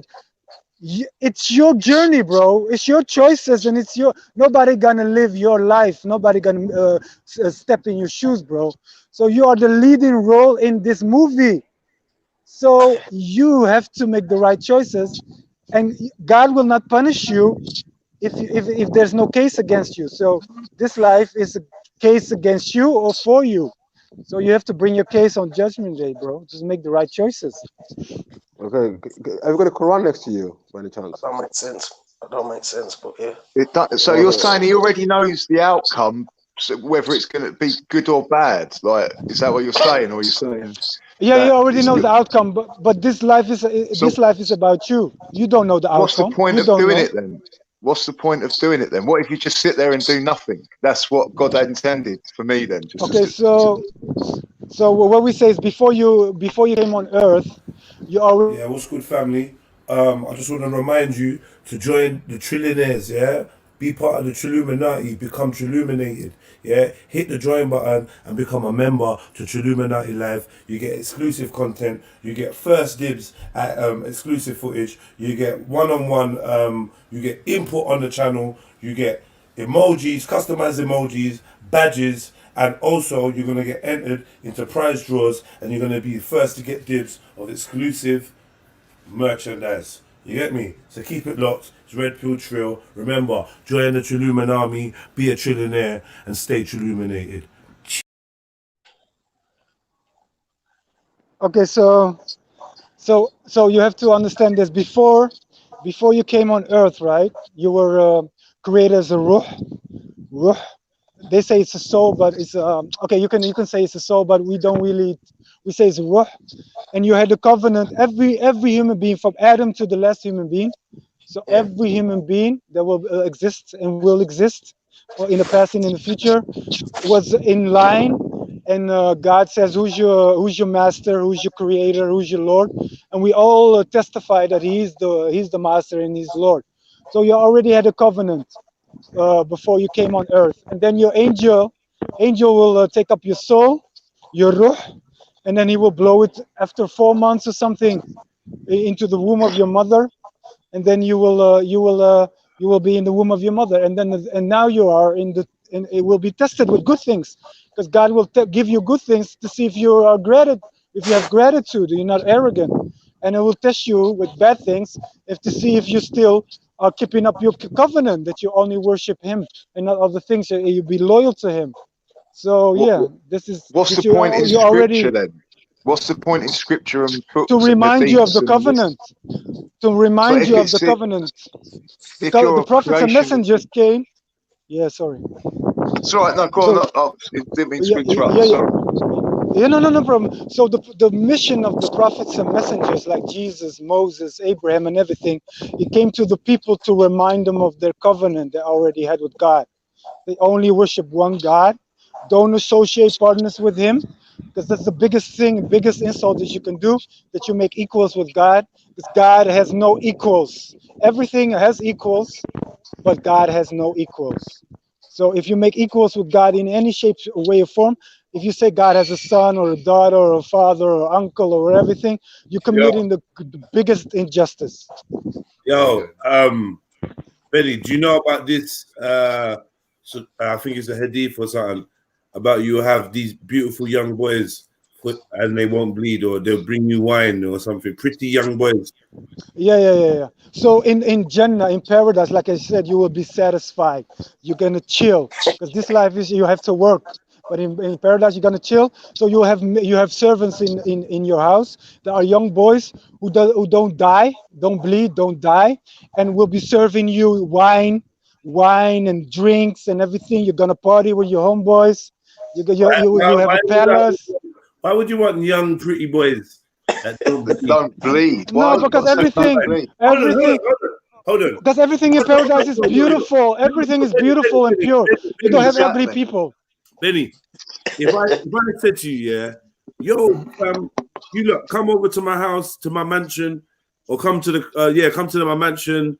I'm throwing a party for everyone. There's gonna be pretty young boys that don't bleed and serving wine. Would you come? Yes, I'll come, because you know why? Because it means it's linguistic style. You know, the linguistic style of it. You have to understand, Jedi, is that it means everything is beautiful, everything is pure and nice. That's what it means with young, nice boys. But means in paradise you don't have ugly people. Everything is beautiful. Even if you are ugly on earth, in paradise you will be beautiful, and everybody will be the same age, 33. So you in paradise, everybody will be 33. Yes, 33. Everybody. So you don't have sons and everything in paradise. Everybody. Everyone will be 33. Why 33? Yes. Hold on. Everyone's gonna be 33, except for the young, pretty young boys. Yeah, because they are created. Okay. Allow it. Okay. So Jedi, these young boys are specially custom created for you to serve you. Not to serve you in a perverted way, not in a perverted way, but to serve you drinks, food. It's like a rich mansion, bro. When you go to a rich person's house, they have servants. Have they got free will? No, they have no free will. They have to serve you. They have to serve you. They are specially created for you. Like the virgins, also specially created for you. Certain cultures are trying to emulate that by having boys dress up in makeup and dance for them in 2020. Is that what they're trying to emulate? Jannah? Is that what? Bro, you cannot emulate Jannah, because Jannah is trillion, billion times better than Earth. In Earth, you see glimpses. Yes, you see some glimpses. When you see a fine lady, you know, you say, wow, what a fine lady. That's a glimpse, bro, of how beautiful Jannah is. Imagine the ladies in Jannah is million, billion times nicer than the most beautiful girl on earth. The Houris, yeah? Yeah, bro. The slaves, man. Gonna sound like that, man. Gonna sound like a slave, man. Yeah, like boys dressed up like in 2020 in makeup, serving wine and that. It sounds exactly what you've just described on Earth. Bro, sex slaves, man. You cannot compare. Sex slaves.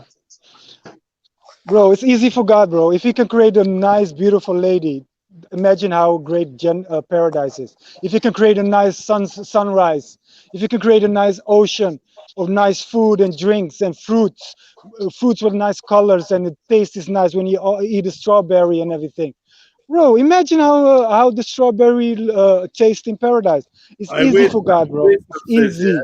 It sounds like that because you're thinking like a batty, but like, I'm just thinking, yo, that's a bit unfair, yeah?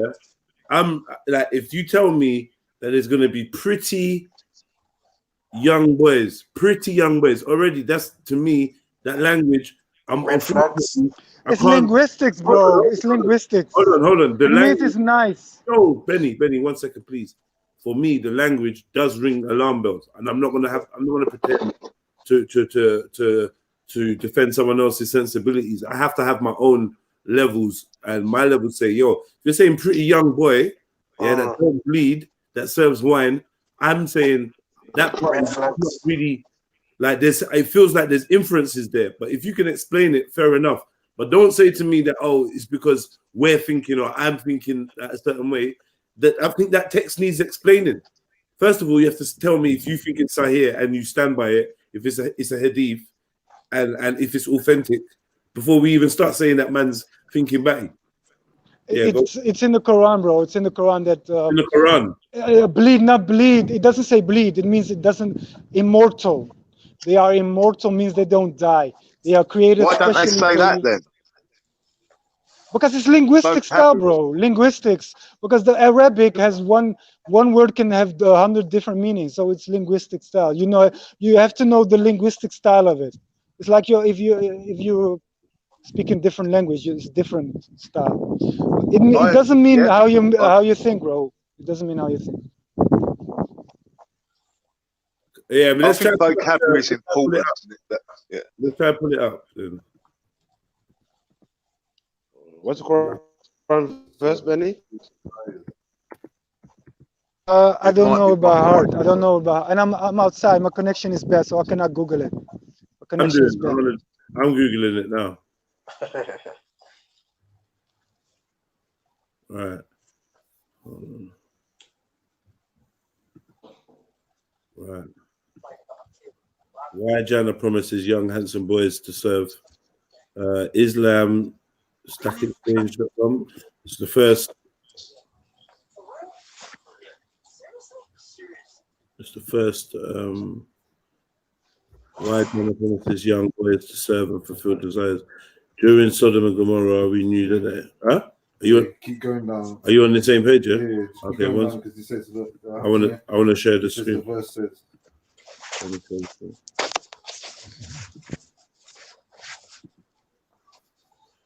Yeah. I just want to confirm. What's your faith, brother?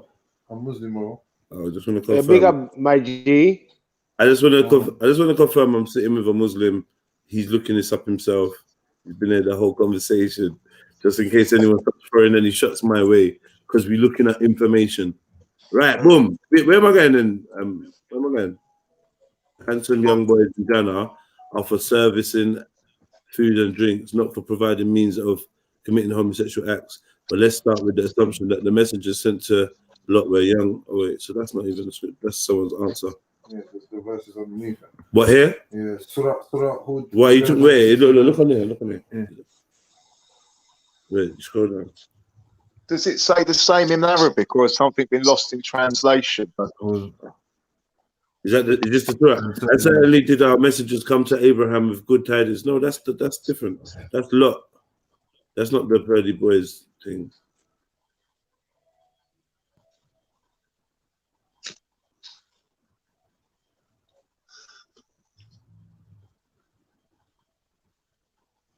There's one underneath it.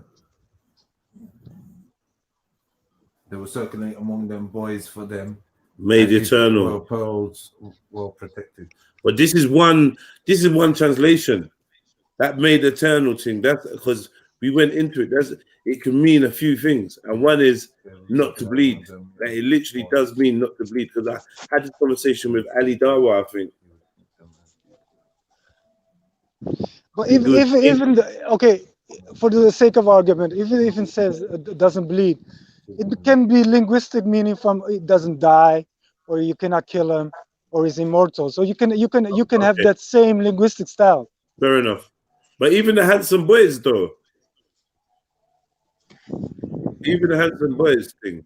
And we know we've looked into today, we were looking into the Bacha Bazi and the Ottoman Turkish origins of it, yeah? And even it going back into Egypt. Yeah. You missed all that, yeah? And they've got this custom of young boys. To that. That's definitely the Greco. Yeah, it said they adopted it, but they adopting shit, but they ain't the right. Man like Milsey. We bound fire on all that. Fire on all that, bro. You mad?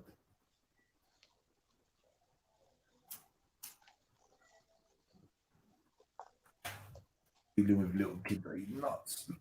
I just don't know why. Yeah, the handsome boys. I'm gonna find the actual quote though. Verse. I think it's Hadith, you know. I don't think it's Quran.